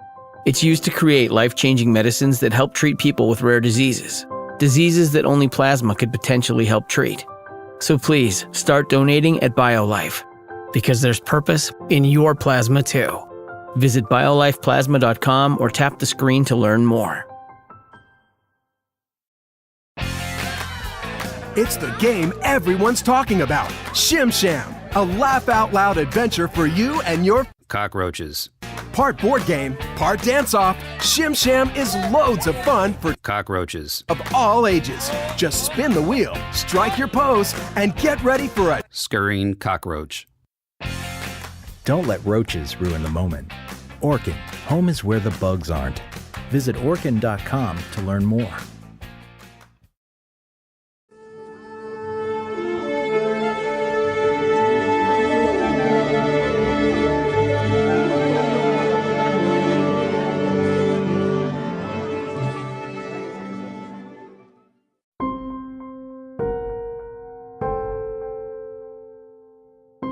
Welcome to Episode 7, The Living Room, Part 2. The Living Room, Part 2. And this is the book called The Gray Stage by Greg Fernandez, Jr. We'll be reading through certain pages today of this. The section we're covering today is going to be Chapter 5 in the book, which the Chapter 5 is called The Living Room. And today we'll be starting, if you're following in at home, on page 37. With us today is Greg Fernandez, Jr., the author, and also researcher Catherine Michelle. Welcome to the show. Thank you. Yeah, this will be interesting because this chapter, Greg, as I think it was wise to break it up into several parts. There's so much here, and I see that you'll be having it up on the screen as well for those following at home. The page numbers are different on the PDF file, but I'll be reading from the book here. But there's a lot to cover here, and each one of these paragraphs is important as well. I mean, extremely important. Do you agree, Catherine? Absolutely. Yeah, we could probably spend the entire time on just this. Yeah, there's a lot to cover here. So, and hopefully we'll have others joining in on the chat room, and possibly asking questions and commenting. And if not, feel free. You do not have to provide comments or engage, but certainly feel free, as there's a lot to cover here, and hopefully can provide some insight on there. Today is July 26th, 2020, and it's episode 7, part 2. So I'll start off with page 37. There's a paragraph called Cartridge Casings. Based on the firearms report completed May 22nd, 2015, the gun, item 1A, fired 6 cartridge casings and 6 bullets. Item 2 is a cartridge casing found at the corner of the east edge of the carpet, near the recliner. Item 3 is a cartridge casing found on the east side of the living room, hardwood floor, next to a short wooden stool. Item 9 is a cartridge casing found on the south side of the living room carpet. Item 30 is a cartridge casing found on the living room hardwood floor closest to the south wall. Item 36 is a cartridge casing found inches from David's left hand on the south end of the living room carpet. And item 37 is a cartridge casing found on the west side of the living room carpet next to a couch. And so that gives us the location and the numbering sequence of each of the table tents for the investigators that they set up next to each item. Where would you like to start here on this one, Greg? Well, obviously, I think the main thing here is to see where each casing was found, and can that help us understand where each person was shot, where each where the shooter was standing, whoever the shooter was, where the shooter was standing, and does that help us understand that? And maybe so that was my big question. And before we start with that, Catherine, do you want to explain to the viewers, and some may be newer, we're getting lots of members to the group, the difference between a bullet fragment that was fired from the weapon and a bullet or cartridge casing that gets ejected from the handgun? In this case, it's a .40 caliber Springfield handgun that's used here in the case. But what is the difference, if you were to summarize the difference so the listeners can get a visual? Okay, the casing is just that. It's the metal jacket, so to speak, that holds the projectile. And once the firing pin hits that projectile, it kind of shoots out the projectile. The casing, then it comes out of the casing, which then becomes the bullet projectile. And once it hits something and then either shatters or mushrooms or does whatever it does, that becomes the fragment, the fragmented piece. And then the part that then was holding that, so it could be fired, is then ejected out of the gun safely, and that is called the casing.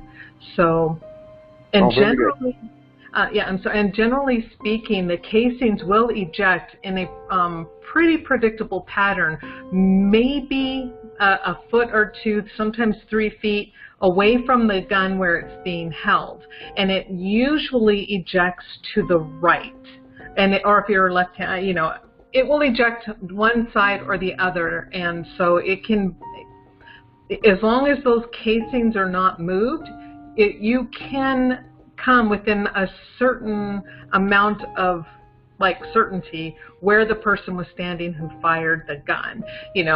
When you combine that with the entry patterns and stuff like that on a victim, where the bullet actually entered a body or a surface. I think we're gonna, where it's like on the floor, they would be, if they had done the trajectory path, they could have told everybody exactly where the shooter was standing when that bullet was fired into the floor, but they did not do it.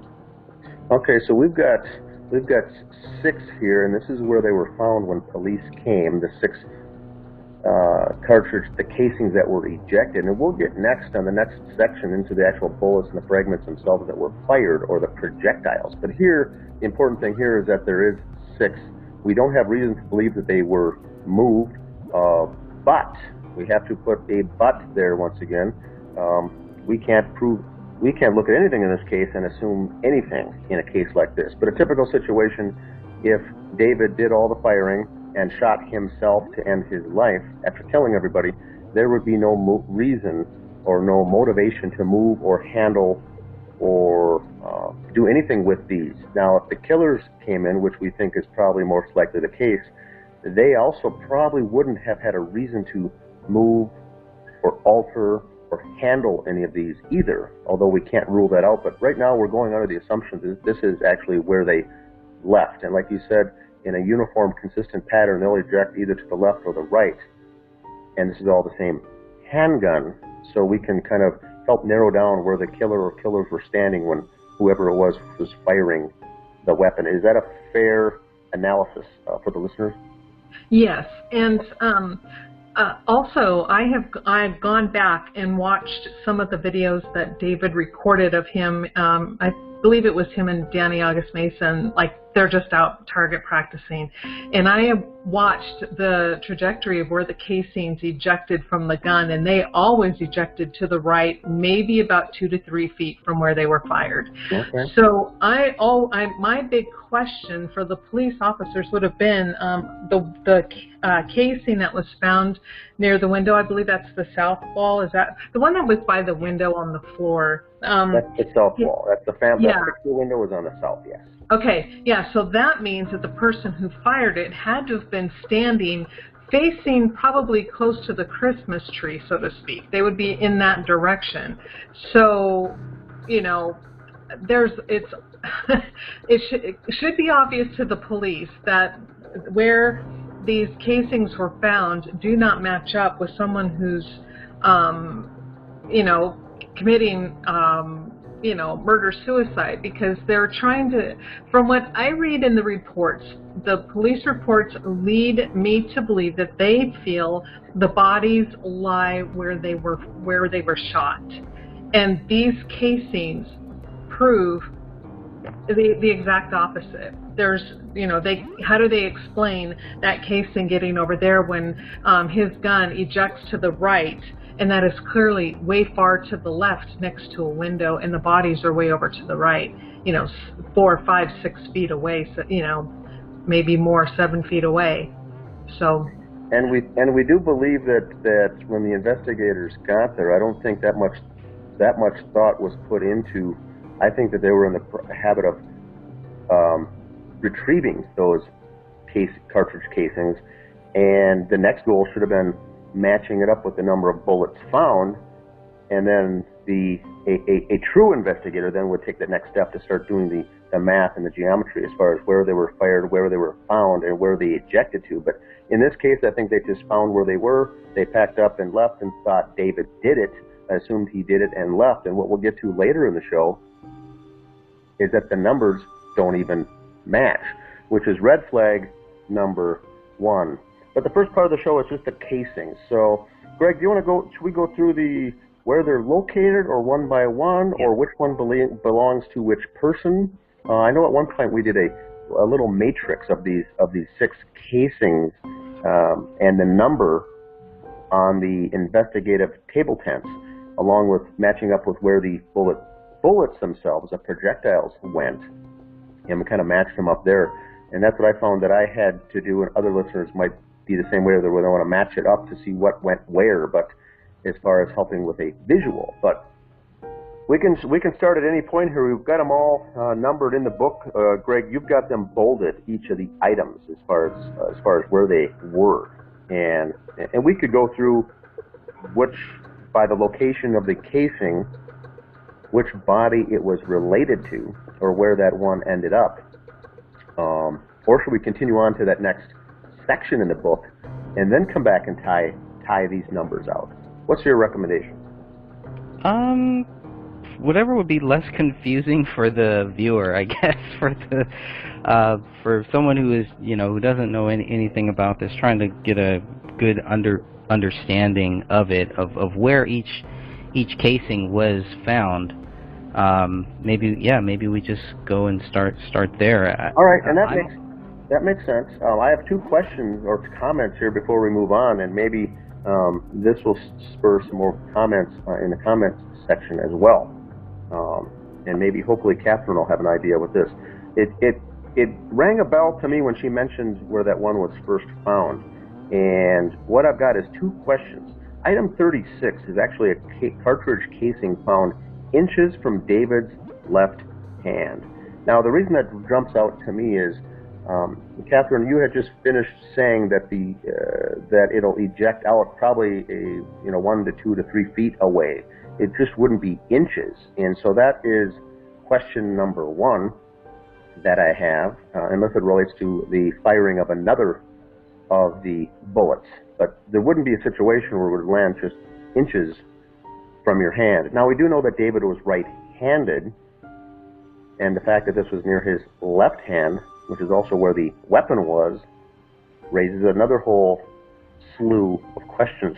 but that's my first topic. Now, the second one is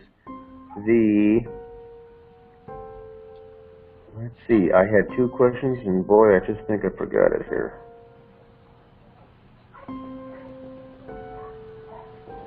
Well, can I address the item number 36 real quick? Yes, the one go ahead. Yes.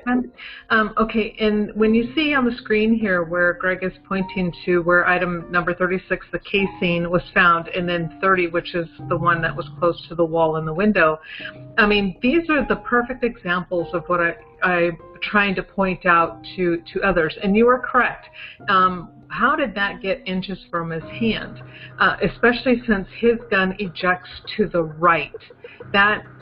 Where these casings are found clearly show that a person was standing facing the exact opposite direction of where the bodies were lying.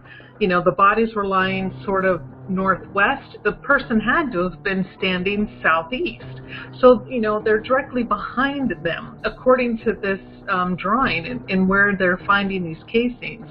And so you're absolutely right. It doesn't make sense if their narrative, if they want their narrative to be right, they need to explain how that happened. And I don't see anywhere where they've explained how any of the casings ended up where they are. You know, just, again, does not make sense.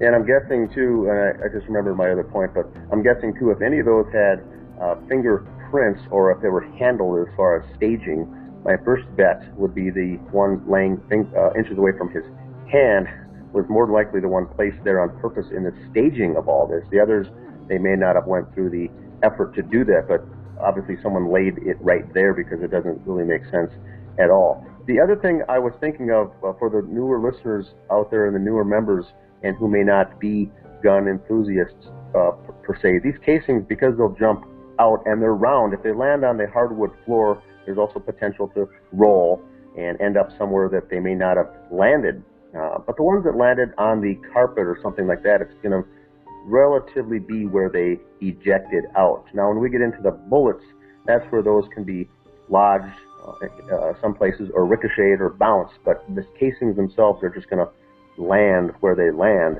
But in the case of a hardwood floor here, the ones found on the hardwood floor may have done some rolling to get to their final destination, would they not?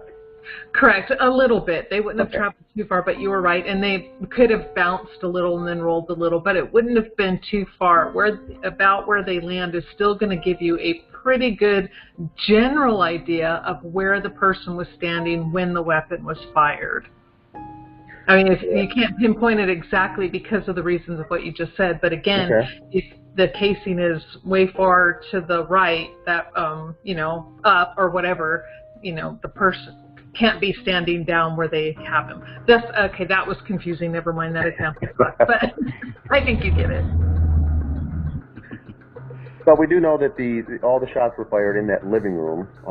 If we assume that, there's nothing as far as casings found in other areas of that house. And if they were planted, they were all planted there. But everything is consistent here with the living room as far as where they were found. And so the first question for if you were for the new listeners and new members out there, we do know that 3 people were found dead in that home. So right off the bat, there might be questions with those just following the case now is why in the world would there be 6 to begin with? Why would there be 6 at all?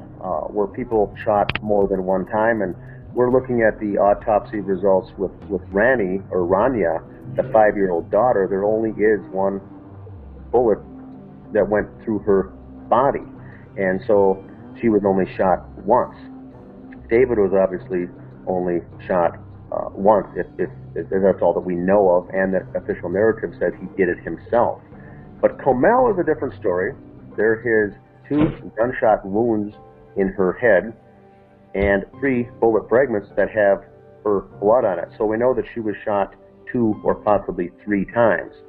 If she was shot 3 times, we know that Rania and David were shot once apiece, and we know 1 bullet was down in the basement. So that at least matches up, at least matches what could have been. If she was only shot twice, we are still off by 1, potentially. So that might be the introductory question for some of the folks that are newer following this case. I know the case is 5 years old, but we're getting a lot of new people.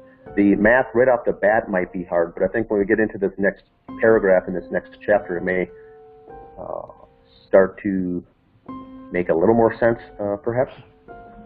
I've been looking into this for 5 years now, and I'm still confused about a lot of this. So I sent you both a little rambling, trying to understand, exactly what was found where. Why aren't these bullets matching? Because when I first read the 94 pages, I thought the math added up. I thought it added up. You have 6 bullet casings and you have 6 bullets. Any way that you slice it or dice it, it's just not working out. There's something missing. There's something, there's definitely something missing there. So just looking at also what is tested, I need you guys just to clarify for me, because I have this one question about this. You don't test casings, is that right? Because obviously we're looking at here, it doesn't look like there was any testing done on these casings. Yeah, I believe that's correct. They generally do not test the casings. Do you know why? Do you have any idea why they wouldn't test the casings? That I do not know. That's a good question. So I'm sorry, I don't know that. I think and I don't have a background in this at all, but I think, Catherine, the testing would be limited to grabbing 1 or 2 of the 6, or maybe even all 6, and then matching that up with the firing pin of the weapon to make sure that the weapon found at the scene actually fired those bullets, which ejected out in the firing pin. But I think there's nothing else to do as far as investigating that. It's more important to come up with a match, the number of bullets at the scene of a crime and the bullet casings. But I agree that there's nothing to really research, unless if you're looking at fingerprints or if there's any prints on those. There never should be a fingerprint, I guess, really on the casing. Well, it is like when you pick it up and load it. So yes. Yeah. So you would have it at that point, but not after the fact. But that's as far as I don't know if there would be any type of investigation. The investigation would be heavily on the bullet, on the fragment itself, on the projectile, because that tells you everything that you really need from a fact-based investigation as far as the DNA, the blood, the contents, who it came from, what swabs you can take from that. But as far as the casings themselves, there's nothing really there to do anything with. Correct, and to keep in mind that the lands and grooves are in the barrel of the gun, and the projectile is what goes through there and then picks up those grooves and those markings. Yes. And the casing itself is just ejected. But yeah, I agree with you. Now, as far as how they're numbered, how they're labeled, I'm just going to pull up this map here. And please let me know if anyone in the chat room, if you're still hearing me echoing, I'll definitely fix that. But what I'm looking at right now, where is it? So, okay, so is there any reason why number 2 is labeled number 2, whereas you have some of these other bullets and other things, casings that are found closer to item 1? I'm just kind of wondering, do they just go by where they first find it, where whatever they see first? How do they number these casings? Good question. I cannot answer that. Captain, do you have a... I have no idea either. Their numbering, it makes no sense. There's no rhyme or reason to my brain anyway. And it may make perfect sense to them, but yeah, I'm with Dan. I have no idea. And maybe they work from the inside out, but like Greg said, that doesn't make sense either, because some were actually found closer. But I think they label the evidence, and at that point they are just going along with those yellow table tents and setting things down. And the key to remember here is, once they set them down by the item, then it can no longer be changed, because then they're locked in. That number is that number forever. Item 7 is always going to be 7 for the entire investigation. So I don't know if there's a rhyme or reason as to how they come up with those, or they just start setting things down. Yeah, because there's so much evidence in the living room, and then they go from item 1, where the gun supposedly was located, and then jump to almost the kitchen. It's like, wow, okay. So I don't get it. Right, because item 36 and item 37 are at least 36 is a lot closer to item 1. But I guess if they're entering from the kitchen area, maybe that's why, you know, they see number 2 first, they see 3 second, we can see where number 9 is, so maybe there's, you know, maybe there is a rhyme or a reason to it. I was just curious about. And perhaps two detectives each grab, you know, the first guy grabbed the first 10, and the next guy grabbed the next 10, and they started laying them down out of perhaps out of sequence. But I don't know how that is figured in. Oh, Greg, you know, it makes perfect sense what you just said. If you know, I'm following pattern now. Okay, now it makes sense to my brain. Yeah, if they're coming in through the back door, and if they're going to be numbering, who knows? Maybe their first item was to start putting down the flags next to the casings. That was their first one, or I don't know. But when you look at it on the screen and then the numbers, it does go in sequence from the back door. So that's interesting. That could be what they did. I think the echo is now gone, hopefully. Okay, so then you have okay, so they don't do any testing on these casings, so there's, you know, we're just gonna note where these casings are found. You have item 2, you can see where item 2 is found. Then you have item 3, which is behind the recliner. It's kind of an interesting area where item 3 is actually found, where that casing is found. Now there's no way to tie each casing to these bullets either, right? Correct. So it's a lot of guesswork, and again, if we're going back to show that within 24 hours, you know, there are, or we could say 4 to 24 hours, you know, they're already thinking cases is solved, they have their suspect, etc., etc., before they have any of this stuff, before they have any of the DNA, and before they even have all of the bullets, and maybe all of these casings too. But so we have 6 casings that they find. So that's item 3, item 2, item 3, item 9, item 30, item 36, and item 37. So based on that, we can guess that they are assuming that there were 6 shots. Correct. So they must be looking for 6 bullets to match those shots. And there's no reason why they wouldn't, as far as I'm concerned. And that was the most troubling thing, is that they are very clear on what they found, here. So that's all I have on the casings. If you want to move on, unless you have anything else on those. No. I'm moving ahead now to page 38 for those following along, called spent cartridges.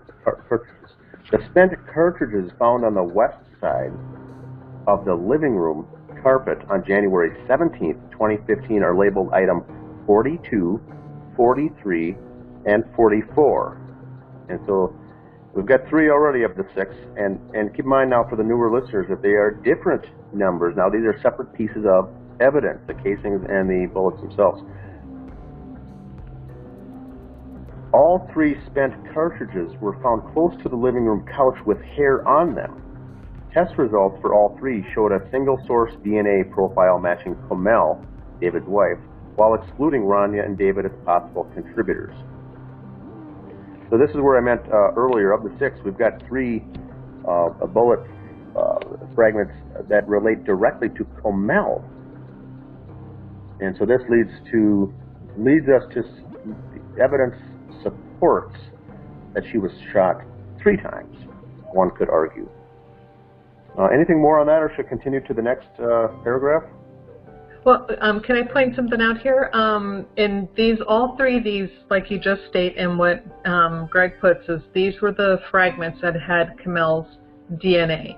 Now, when you look at the map, or the little sketch drawing, their CAD drawing, it shows that item 40, yeah, you were just there. Yeah, item number 43. There you go. Yay! Item number 43 is that fragment is to the left of where Camille was lying, and she was shot left to right. So if that had exited the right side of her temple, why is that fragment on the left side of her body? And I believe item 44 was underneath her body. So how does that happen? And again, same thing. They don't explain any of this. I mean, right away you're looking at this going, wow, there are a lot of problems with their theory and their narrative. And I would really like it if they could explain it, because again, maybe I'm just not understanding their process. But from this point and looking at it from this direction, item 43, that fragment should not be to the left of her body, because if it still contained hair and blood and tissue, I highly doubt that the dog licked it and picked it up and dropped it. I know a lot of people tend to blame the dog for everything, but I don't see how that would be possible. So, is that more proof that that Camille's body was moved at some point? That's my stance, yes. To me it shows that she was definitely moved, because where these fragments are landing, it does not make sense with her body position. And we have to keep in mind too that her arms were underneath her body in a crisscross fashion or something, which is also not the way that you would fall if you were shot in any type of scenario. Would it not? Correct. Okay. Correct. Yeah. The other weird thing that I think about these bullets is that they mention item 31, so they call item 42, 43, and 44 bullets, but item 31 is called a bullet fragment. So I was thrown off about that too. So is item 31 a piece of 42, 43, 44, or is it still considered its own bullet? Because if it is, then why don't they say that they found 4 bullets instead of 3? I think Catherine should answer this one. And I'm not ready to say that, wow, that's a great question. I didn't catch that. And you know what? I don't have an answer. I think that's something that they should answer. But in the photos, does it look like a really large fragment itself? I mean, like the rest of them? Or does it really look like just a piece? It really looks like just a piece, and I think I have an image here in the book. Let me pull that up here for the viewer. But it does look, if you compare the images of those bullets, it does look very different. I'm getting here to it. It does look very different from item 31. Item 31 almost looks kind of smashed in. I don't know how else to describe it. But it's a very curious bullet fragment compared to the other 3. So that's, again, it's like, okay, even if you add in item 31 as a 4th bullet, the numbers still are not adding up. So yeah, everybody, I'd love to get people's views on that, about what item 31 is. Is it, I mean, we have to assume, based on what they're saying, on what they're writing here, that it is not, item 31 is not a bullet.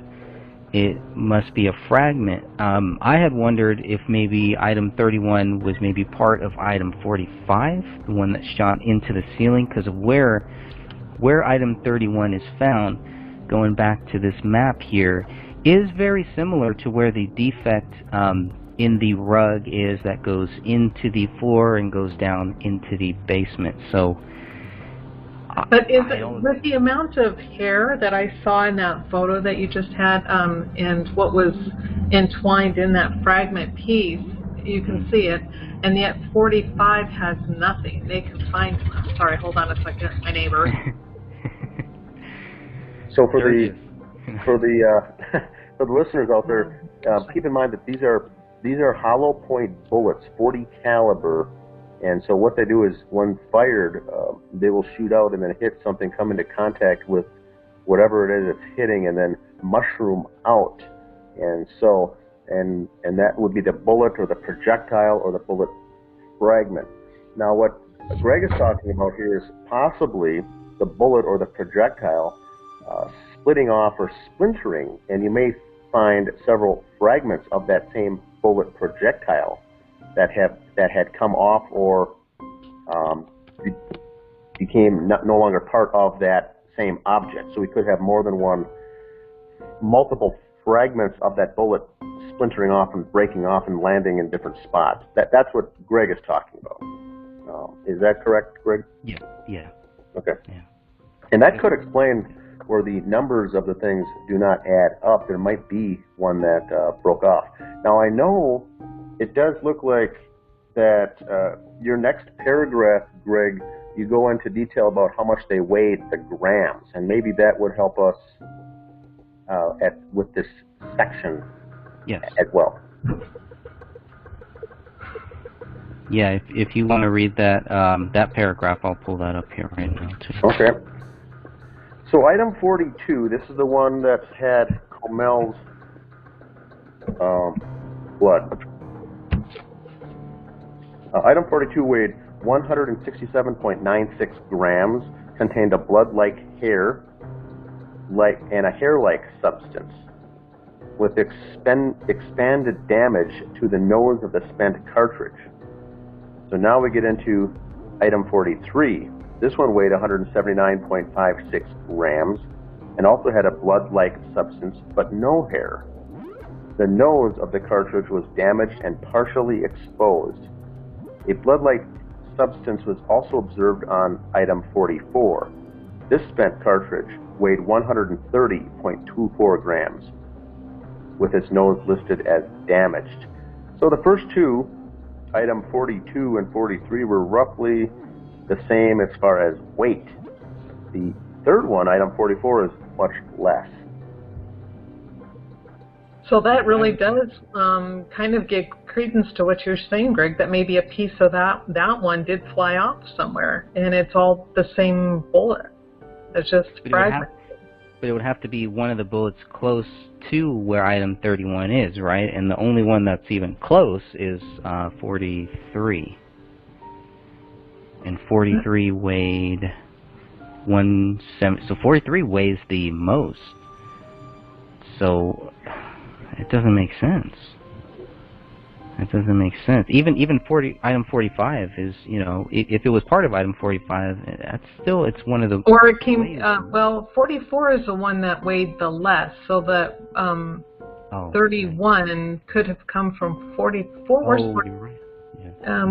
Yeah. There's 44 and there's 31. But then again, if fragmented and they're moving the body, did they step on it and did it get on their shoe? I mean, we don't know, and it's really hard to tell. Right. We can only see where item 44 was, and I'm circling that here next to where Comel's body was found, compared to where item 31 was, which is all way on the other side, closest to the south wall, on the other side of David. So that fragment would have had to have done a hop, skip, and jump all the way over the knife, over the gun, over the blue blanket, over all of that stuff in order for it to make sense. Even if item 31 is tied to item 45, the bullet found in the basement, it's still not adding up for me. Yeah, I don't believe 31 is associated with 45, because 45 would have to be pretty much intact the moment it hit that carpet and then hit the floor. I can't imagine it going through hardwood floor, through the ceiling, although it's just very simple tiles, and then into a drywall, and so it would have to have some major velocity to do all that. And if it was actually 31 and 45 were the same, that meant it hit something first. It hit her body first before going through the floor, and I don't think it would maintain any of that momentum if that had happened. But you're bringing up such a great point. And again, this just leaves the question wide open, and they don't look at this. Her body is feet and feet away. Her head is feet away from where that fragment is found, and on the opposite side of where the bullets were, ejected from her head, and they don't question this at all. Yes, thank you. Disturbing, very disturbing. So I'm pulling up just the sketch drawing of where kind of Kamel's body was, so we can see where the top of her body was compared to where this item 31, which is way over on the other side. It's, even 42. I think, well, okay, well maybe it's tied to item 42. That's on the other side of David too. There's a lot of problems with that. Lots of problems with that. That makes it hard for me to try to justify what they're saying here, which is what I've been trying to really do. It's not working out. It's not working out at all. The weight. So that was the main thing about putting in the